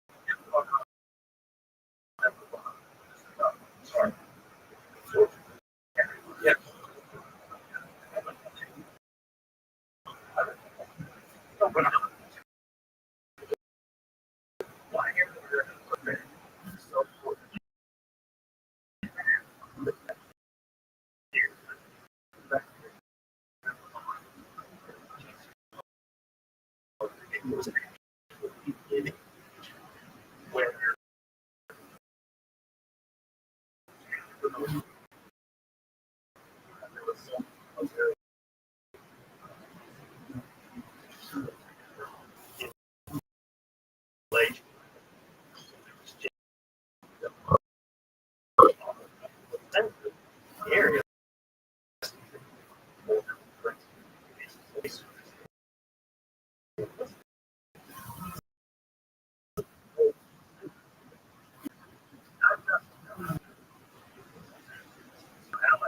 We're watching. So I think it's fully out. So,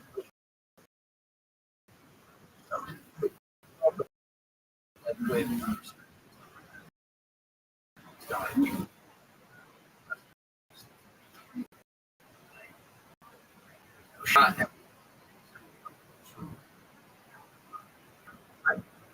David had given up a second. Hammer dragged on.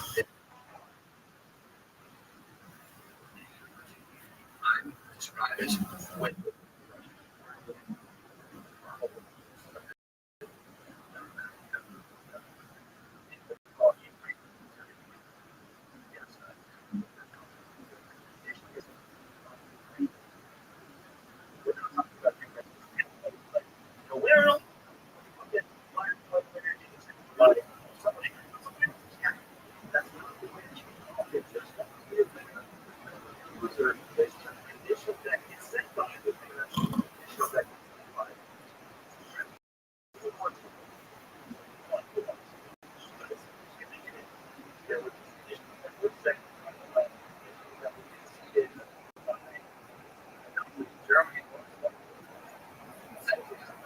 countries still exist. they do, and there's a lot of them. Like Germany, 10 years after fucking Rothschild, it's one of the most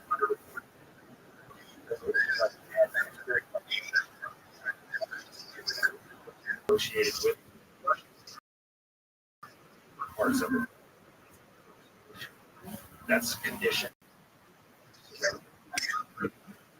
If you want the country, well, let's find and Ukraine.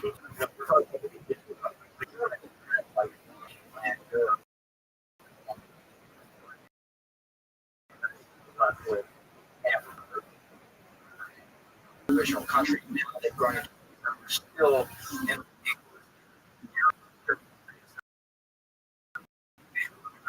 whatever. So I would say, still, if they lose, they'd already lost now. Like if maybe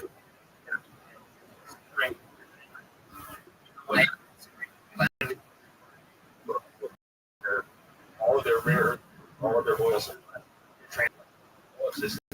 but they still they control.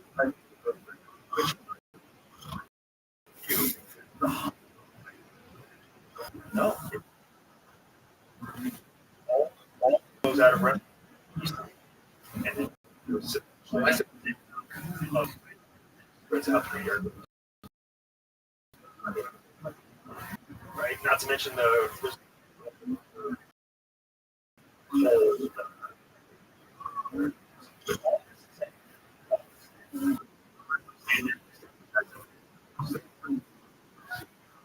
Finally, being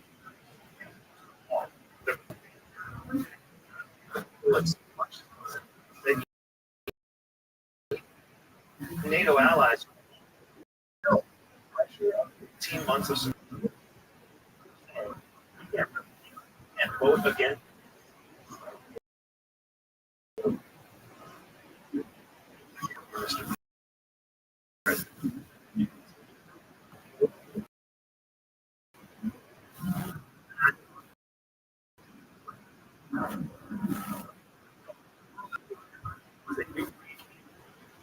Without just they have the troops there.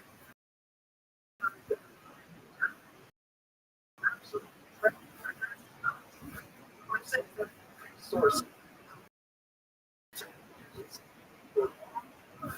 Okay.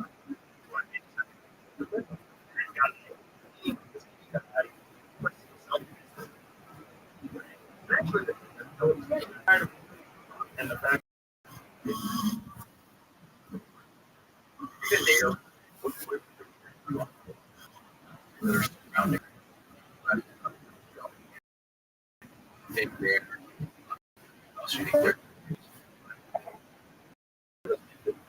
it's about money. And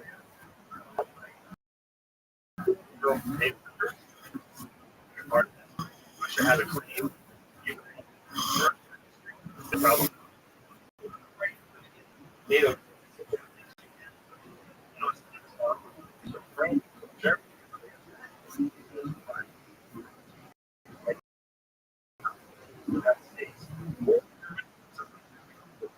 So protect democracy.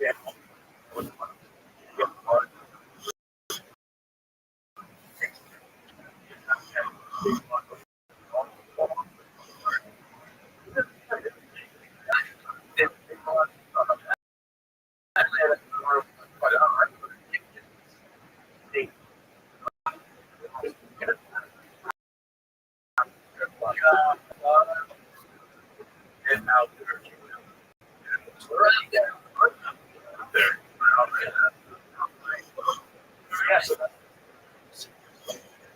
It's hard.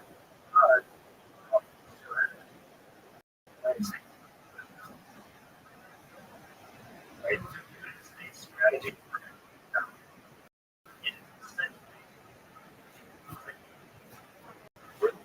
Is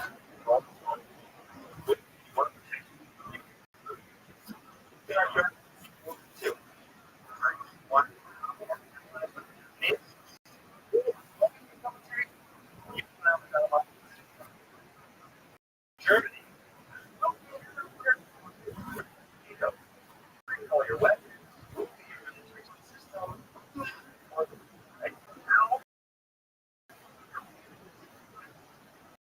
Allied things.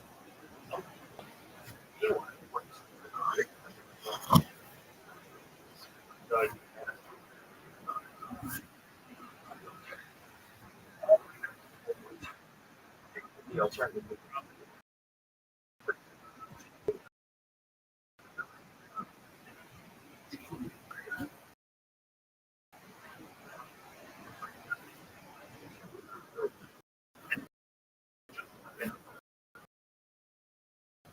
So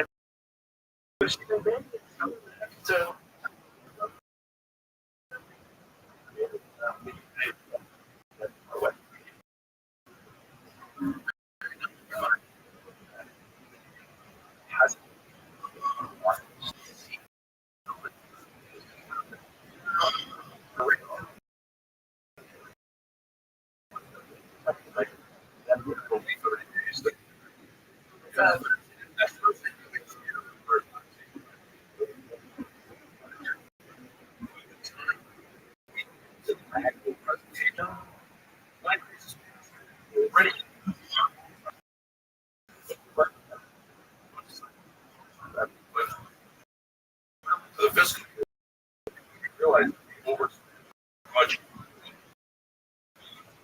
the program shut.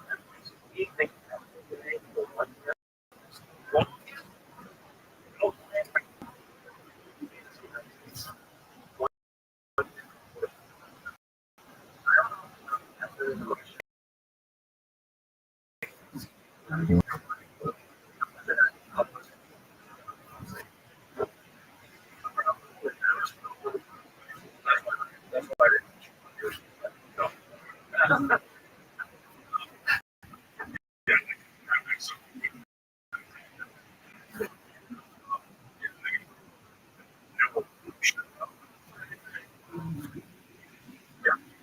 no. No.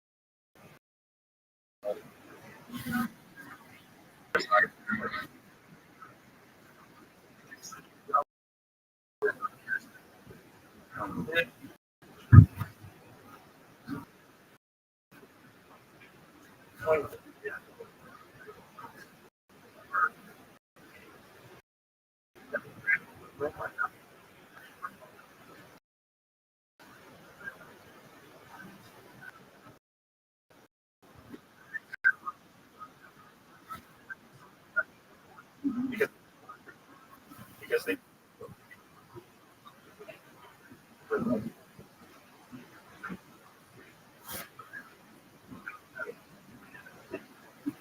be the ones that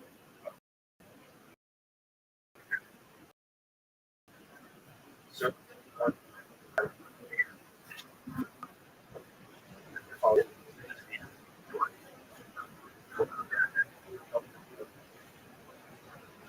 They're just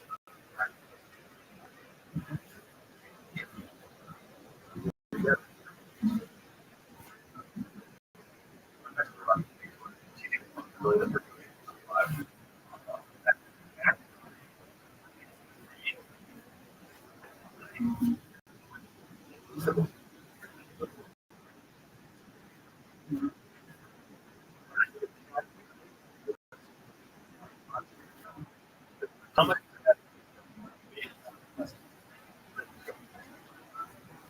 so widely.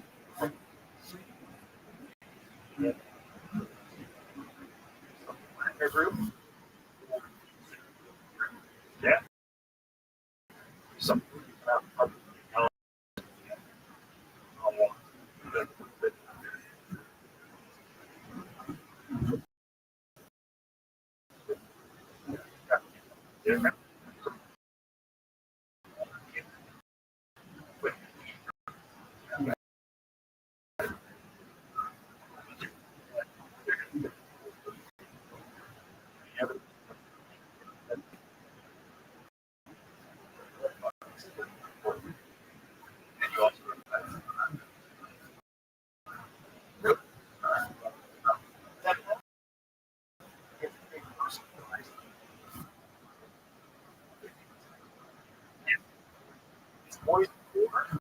Shoot.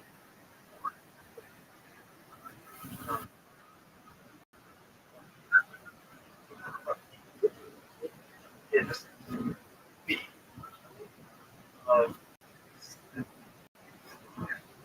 Yeah.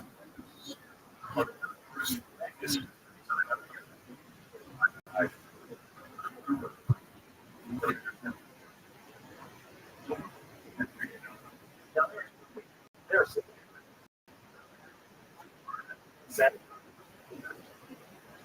secondary.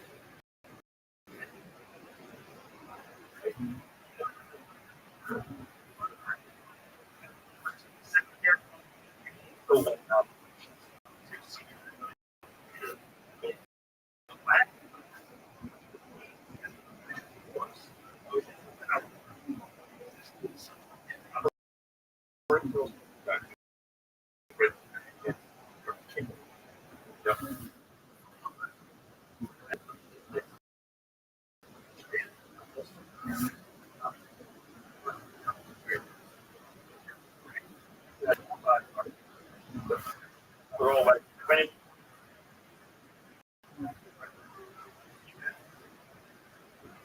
I think I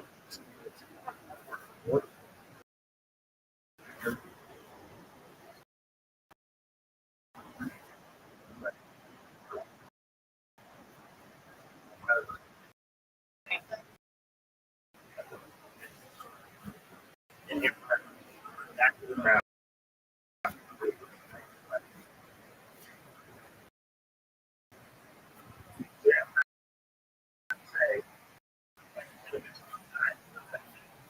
Guys, the benefit why the weapon. He's a leader.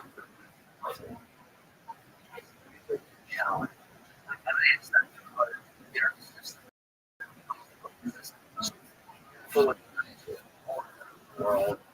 You have old. That's so,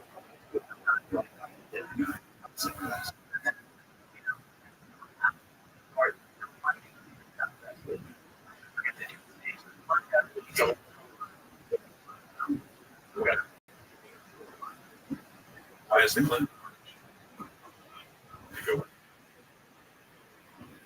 Banker.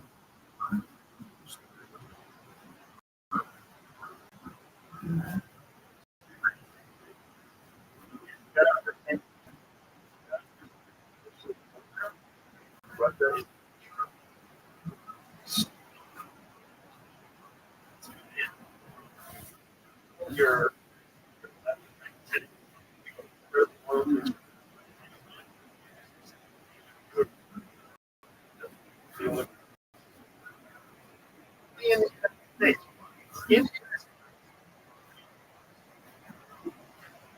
because they come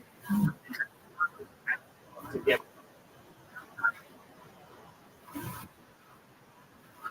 It's the well,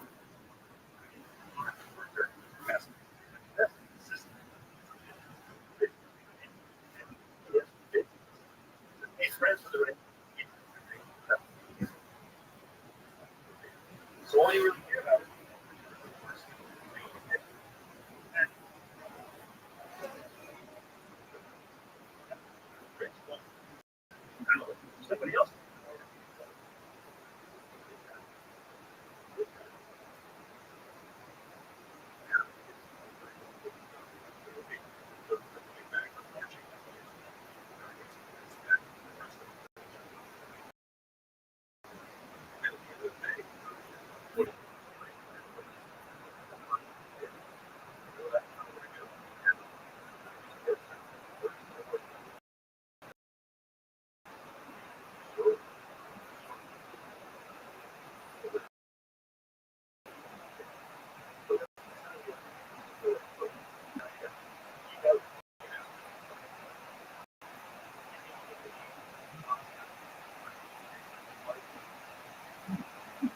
beside the airport.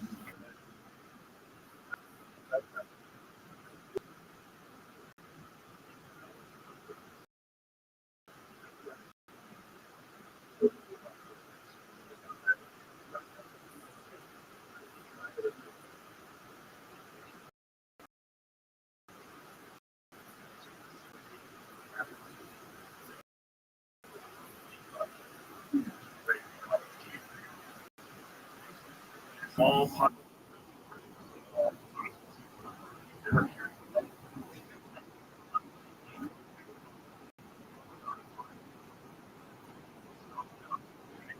that's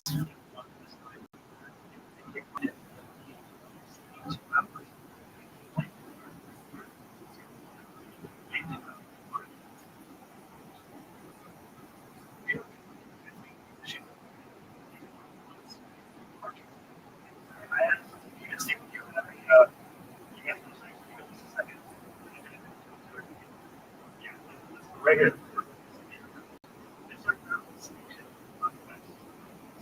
I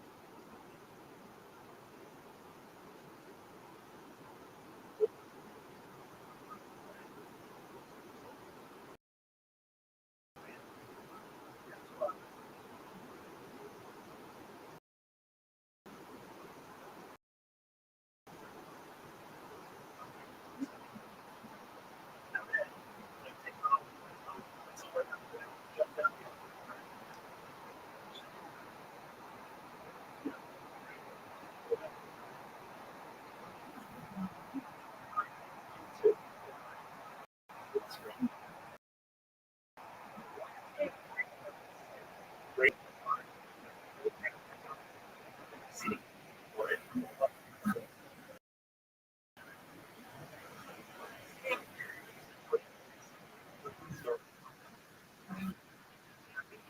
Right. Process of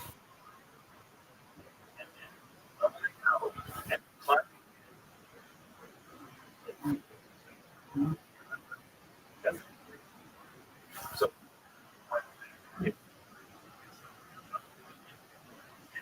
around a feet.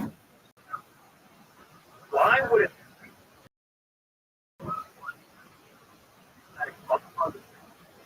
or if it had a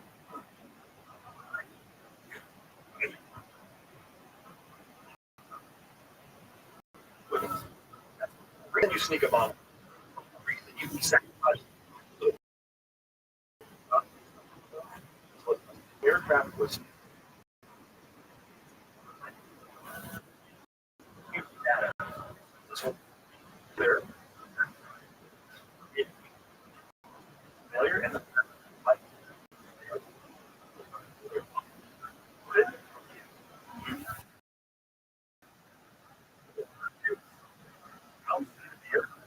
that's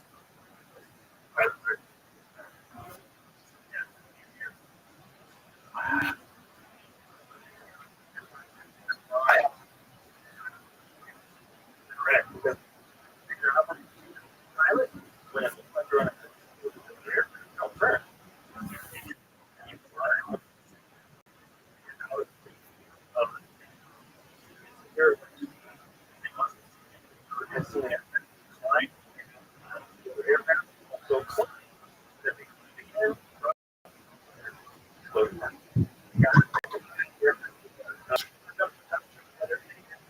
The airplane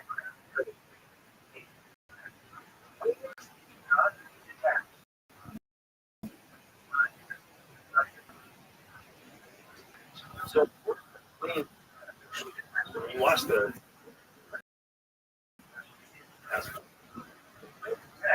yeah,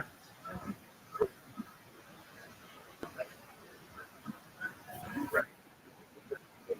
It, the video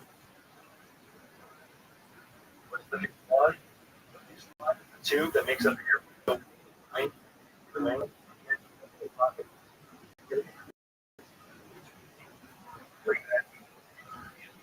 Hold it.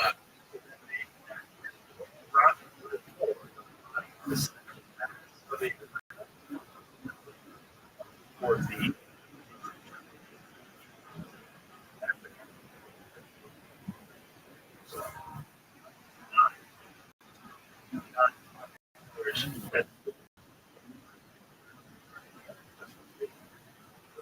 go back about the air wing. See upper left. That's the T.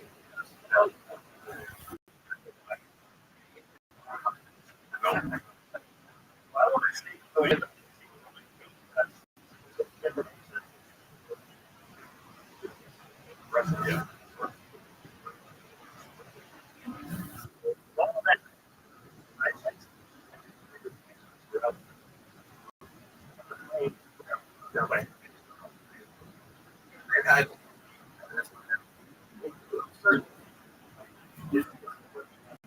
Release it or share it.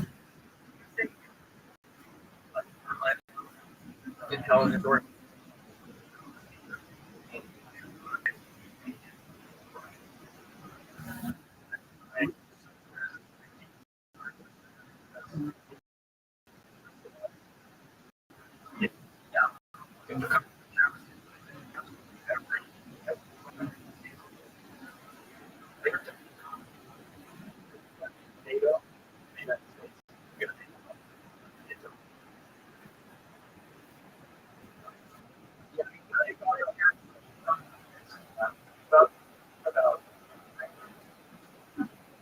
that is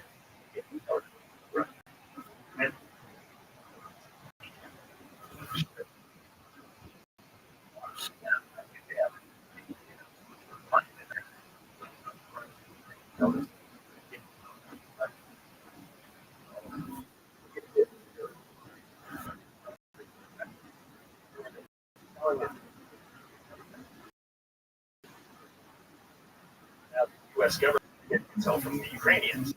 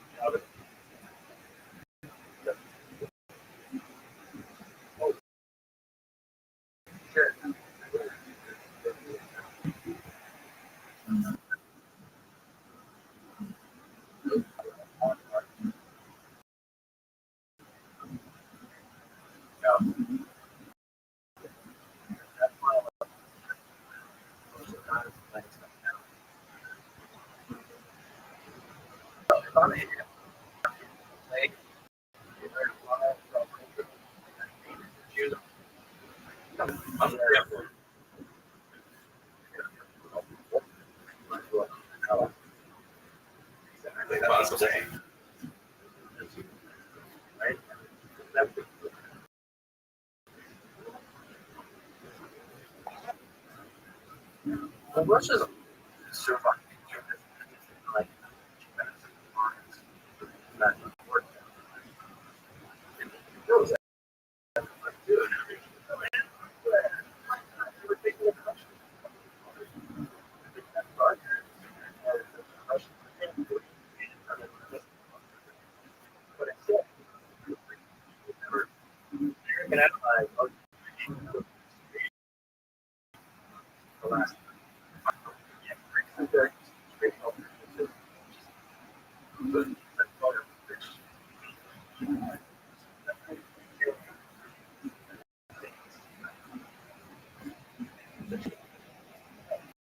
Bricks are all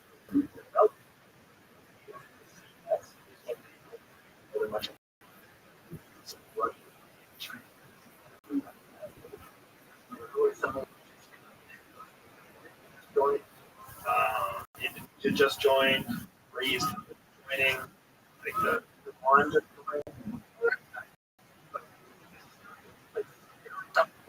Right now? Yeah. Yeah.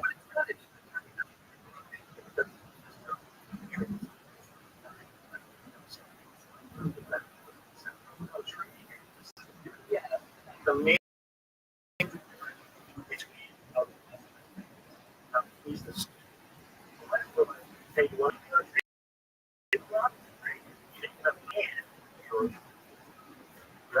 reads up. Here's all the they're like,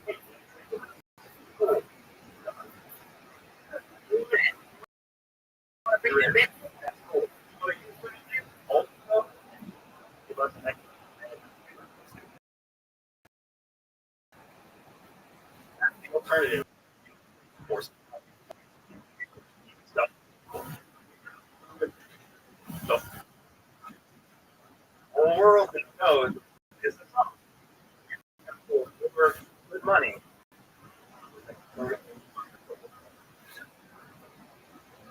That's story. For like you were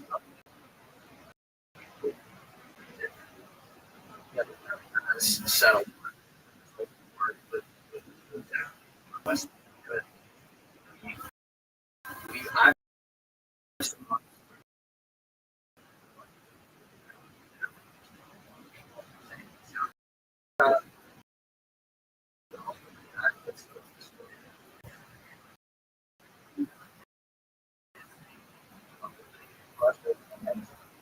Man,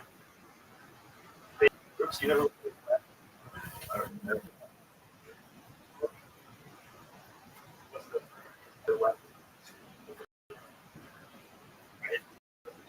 Said comes in.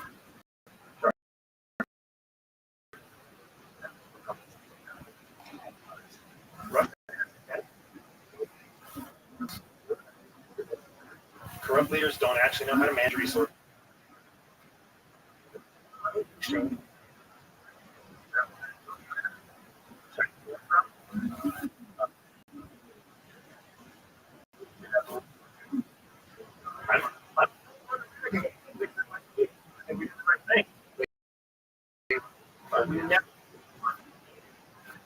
I'm saying you.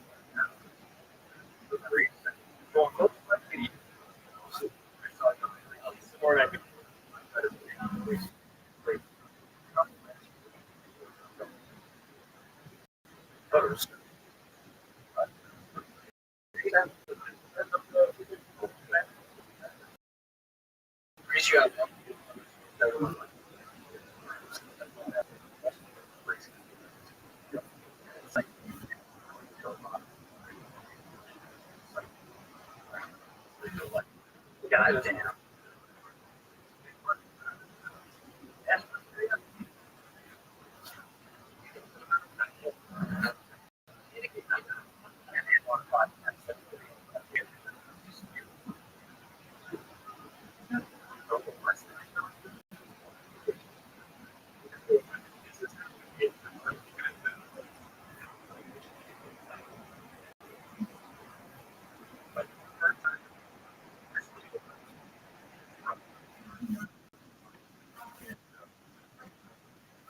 Absolutely no boundaries.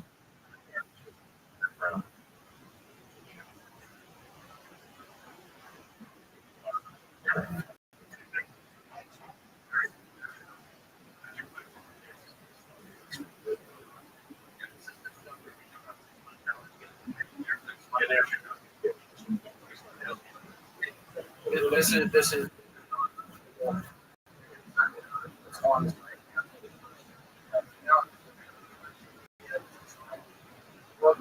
university. Must you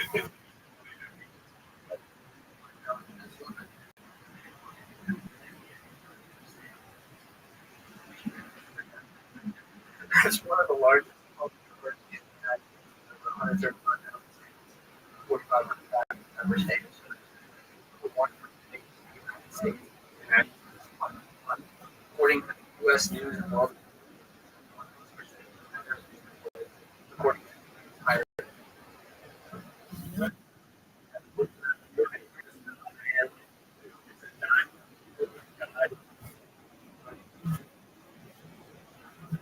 Yeah, that's all the way back.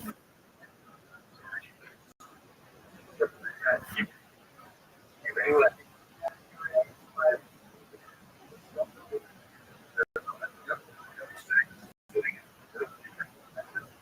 that's where it's like.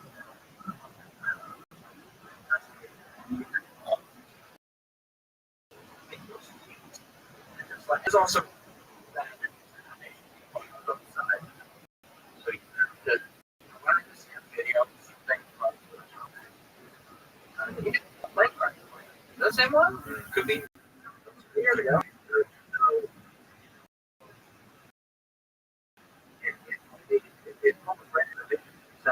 Everything after whatever. Over on the level.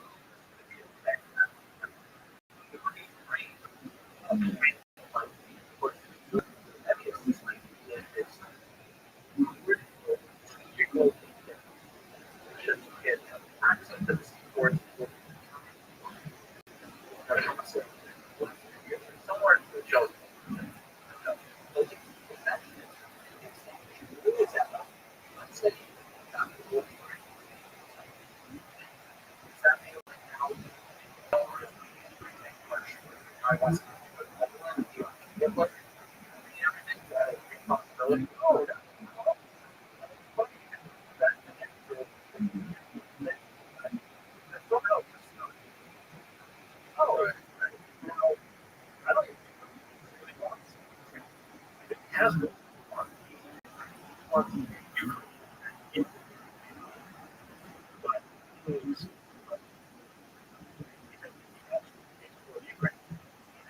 NATO.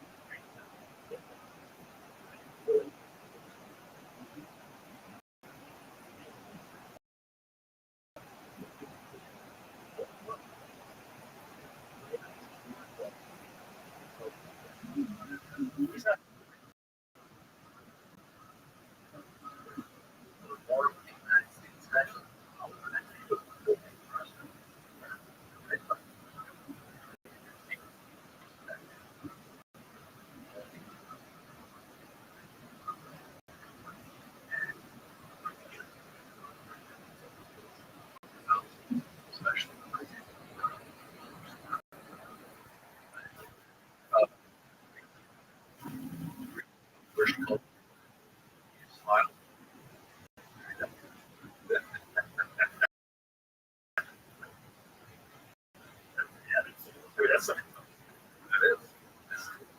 And seems fair.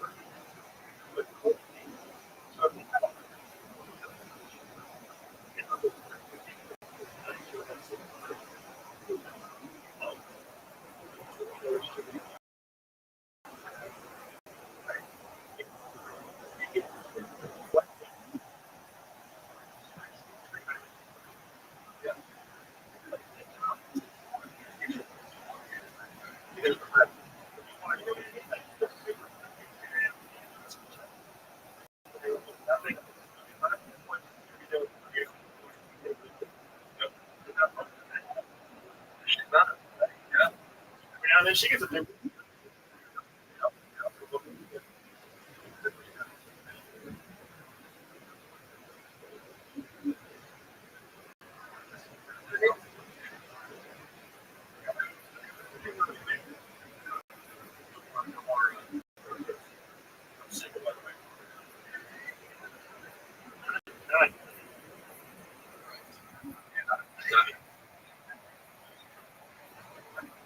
So if the U.S.'s goal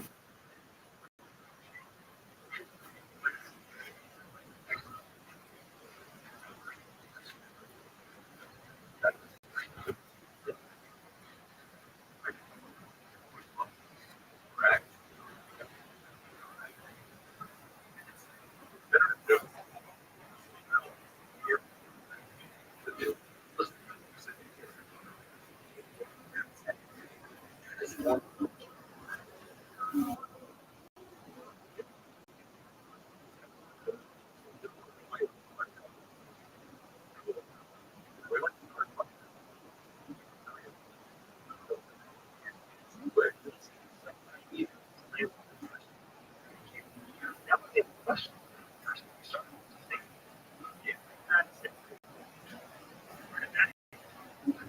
That reverting the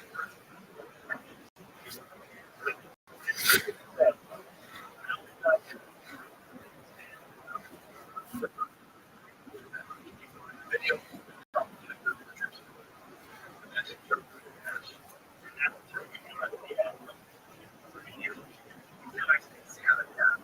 Yeah. It says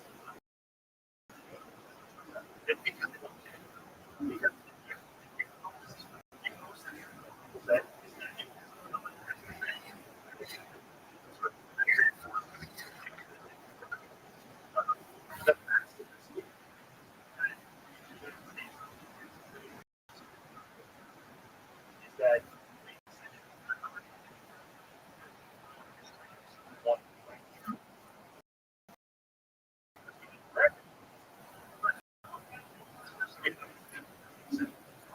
media one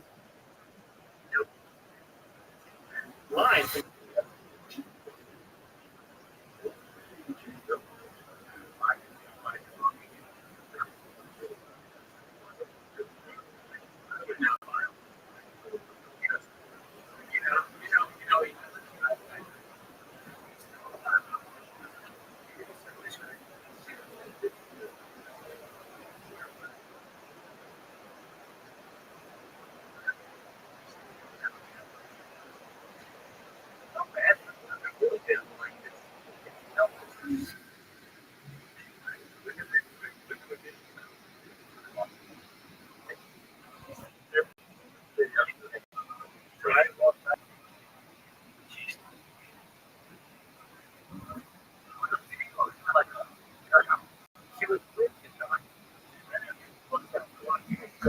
I thought it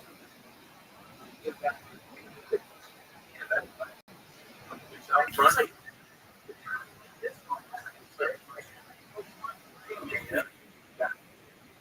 You don't want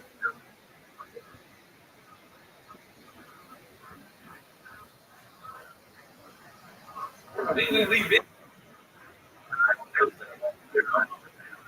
The quote is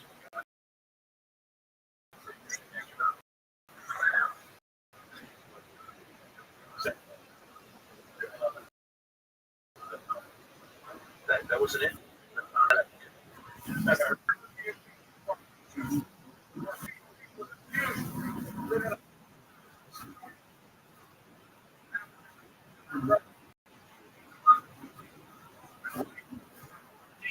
Liar.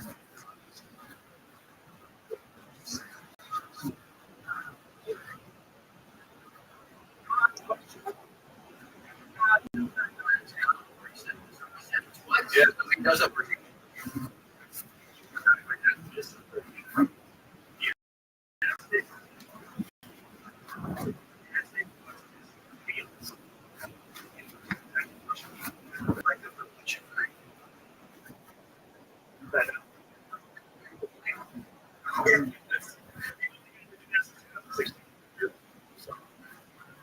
I liked it though.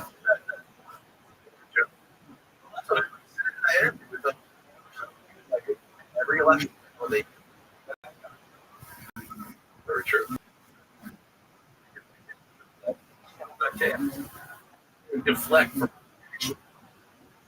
pay up. Right.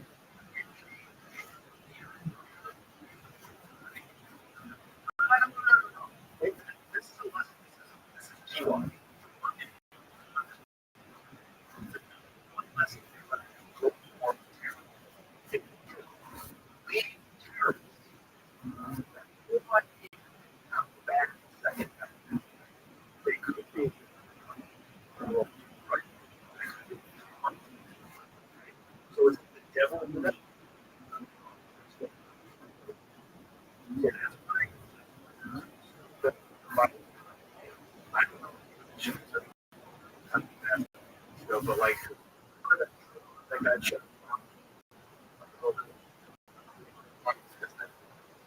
yeah. What do you think? So, there's some.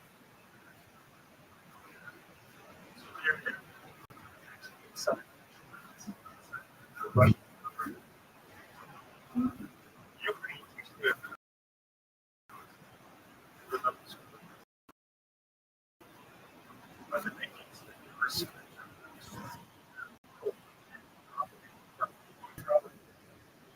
You associated with that's one claim for money.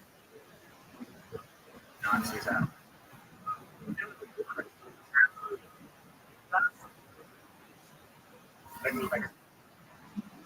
See,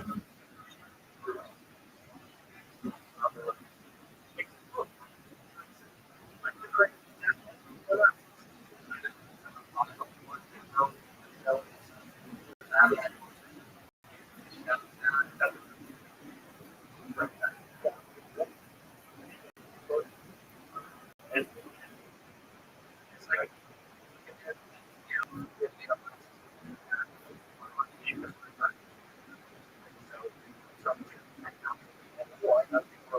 our fight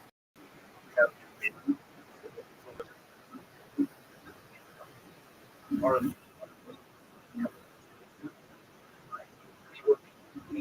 right.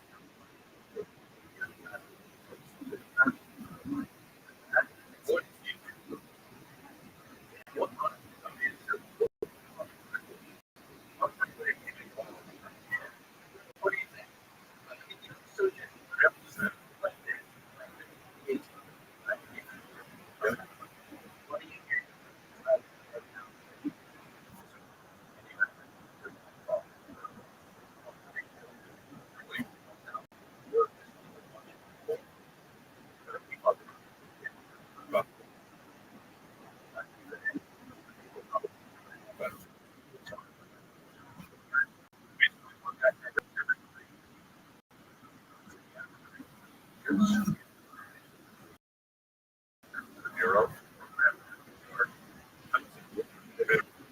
Again,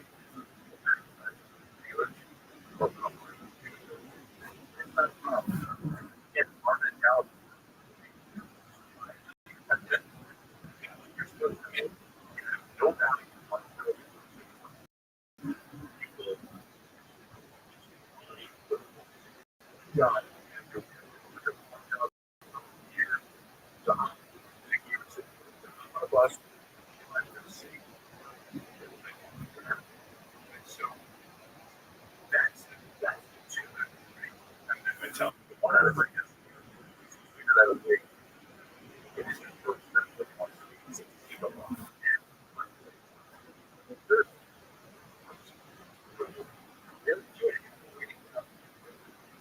Right.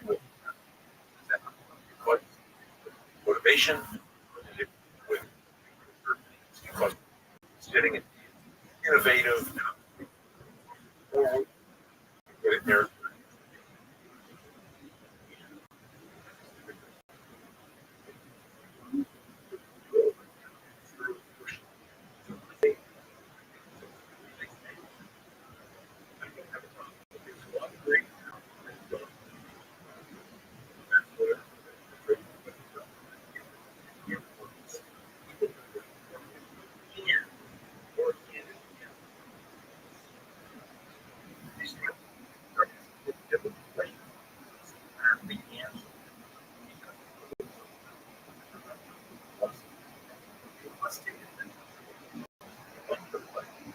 That means getting that's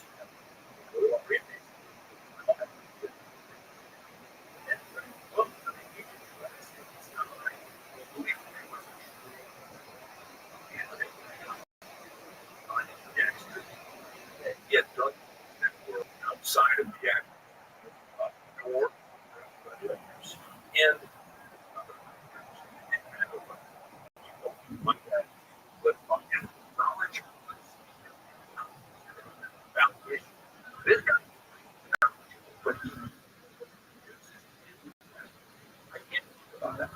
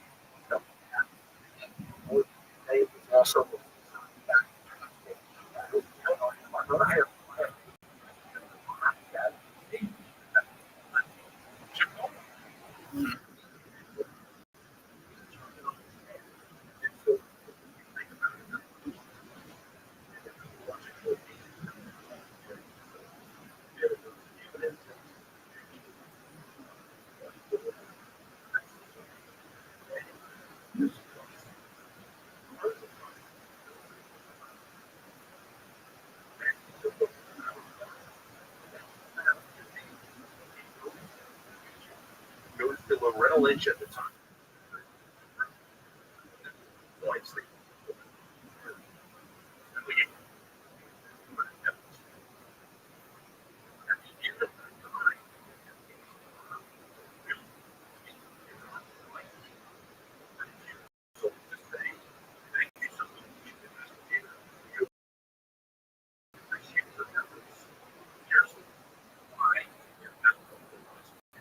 Or more likely, and normally happen, like this, we just get on predicated on evidence.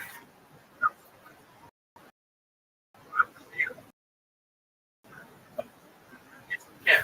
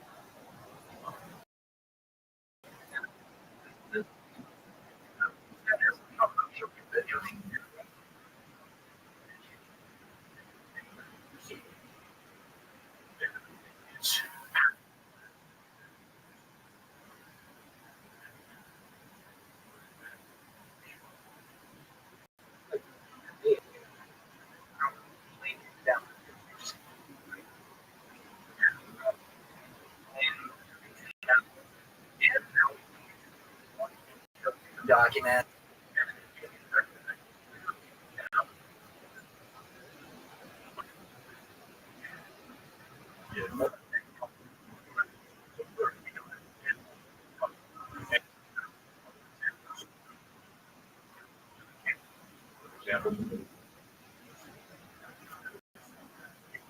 Yeah, yeah.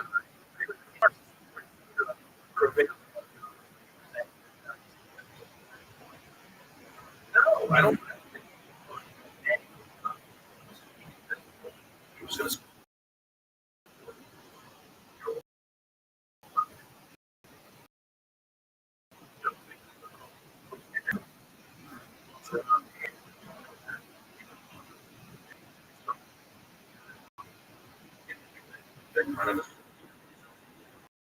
Um,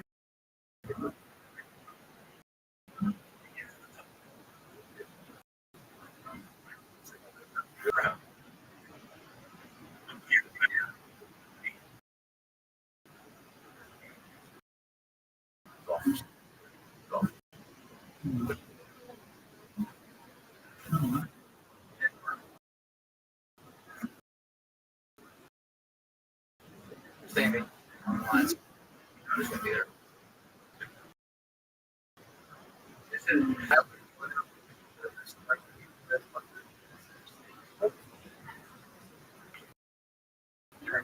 I know it's it's like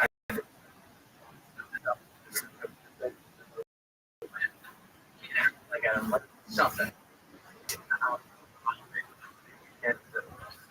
Yeah. And they were going to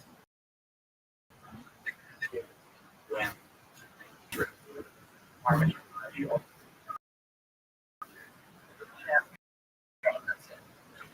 On like it could be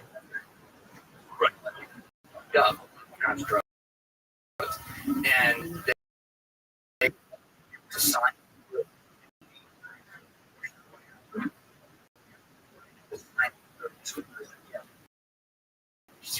still and it was they construct around the sports dead. City, city, uh, so I feel like his Republican,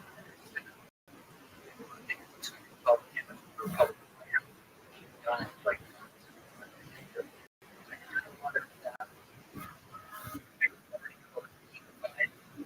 forward.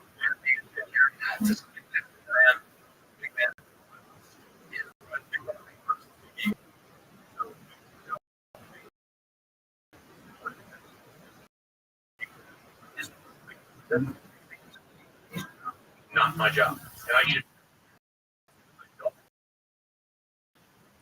vote.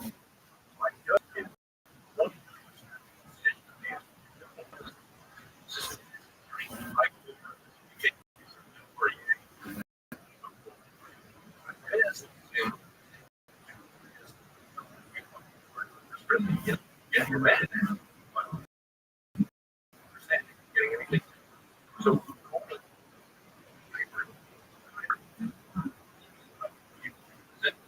so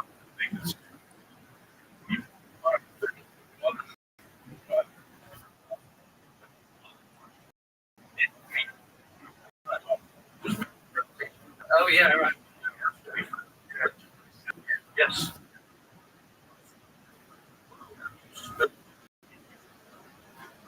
We all did how it's supposed to be.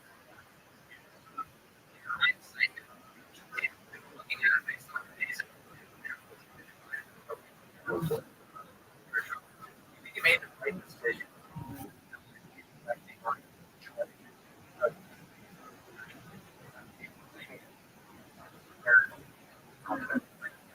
Budget still.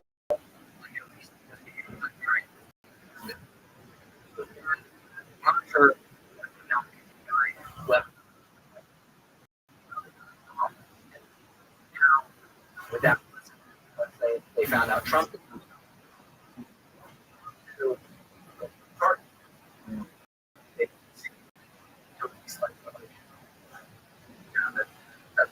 That's the way it should.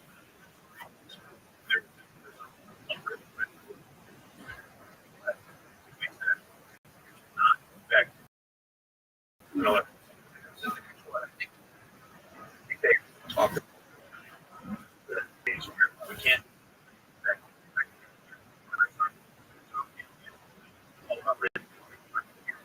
Vision.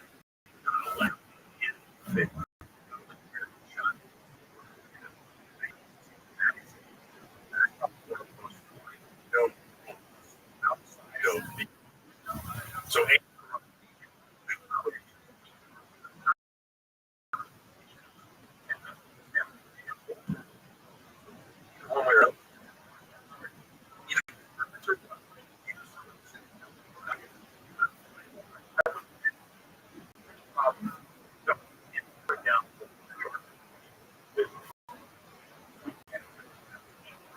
really was one.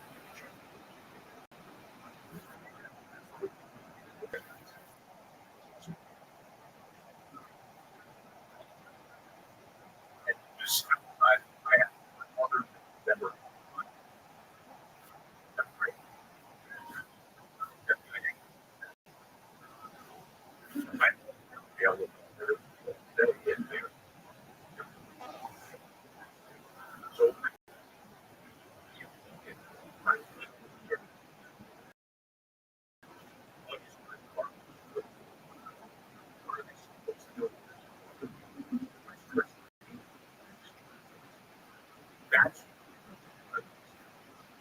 that spot.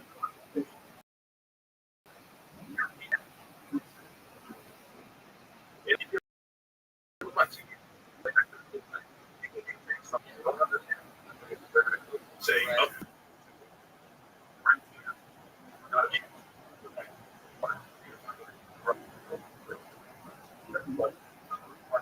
management.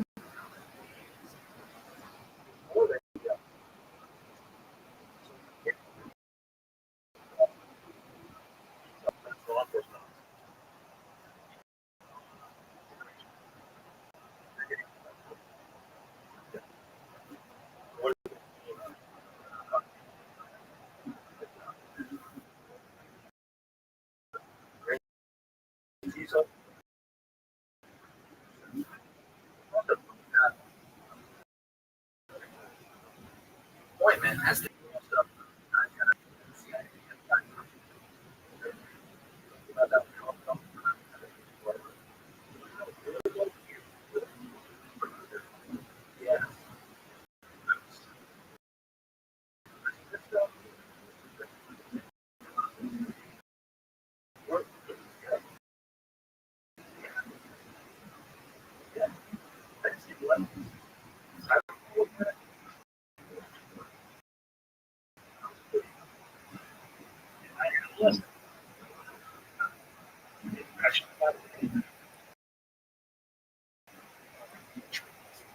the democracy.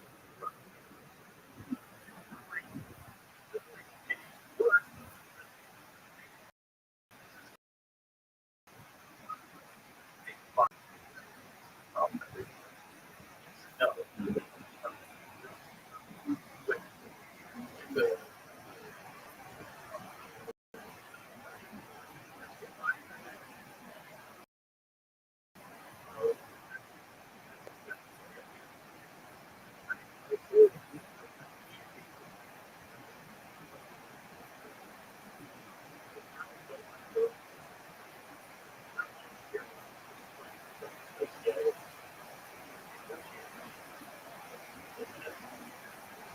There's just this inherent noise. And you have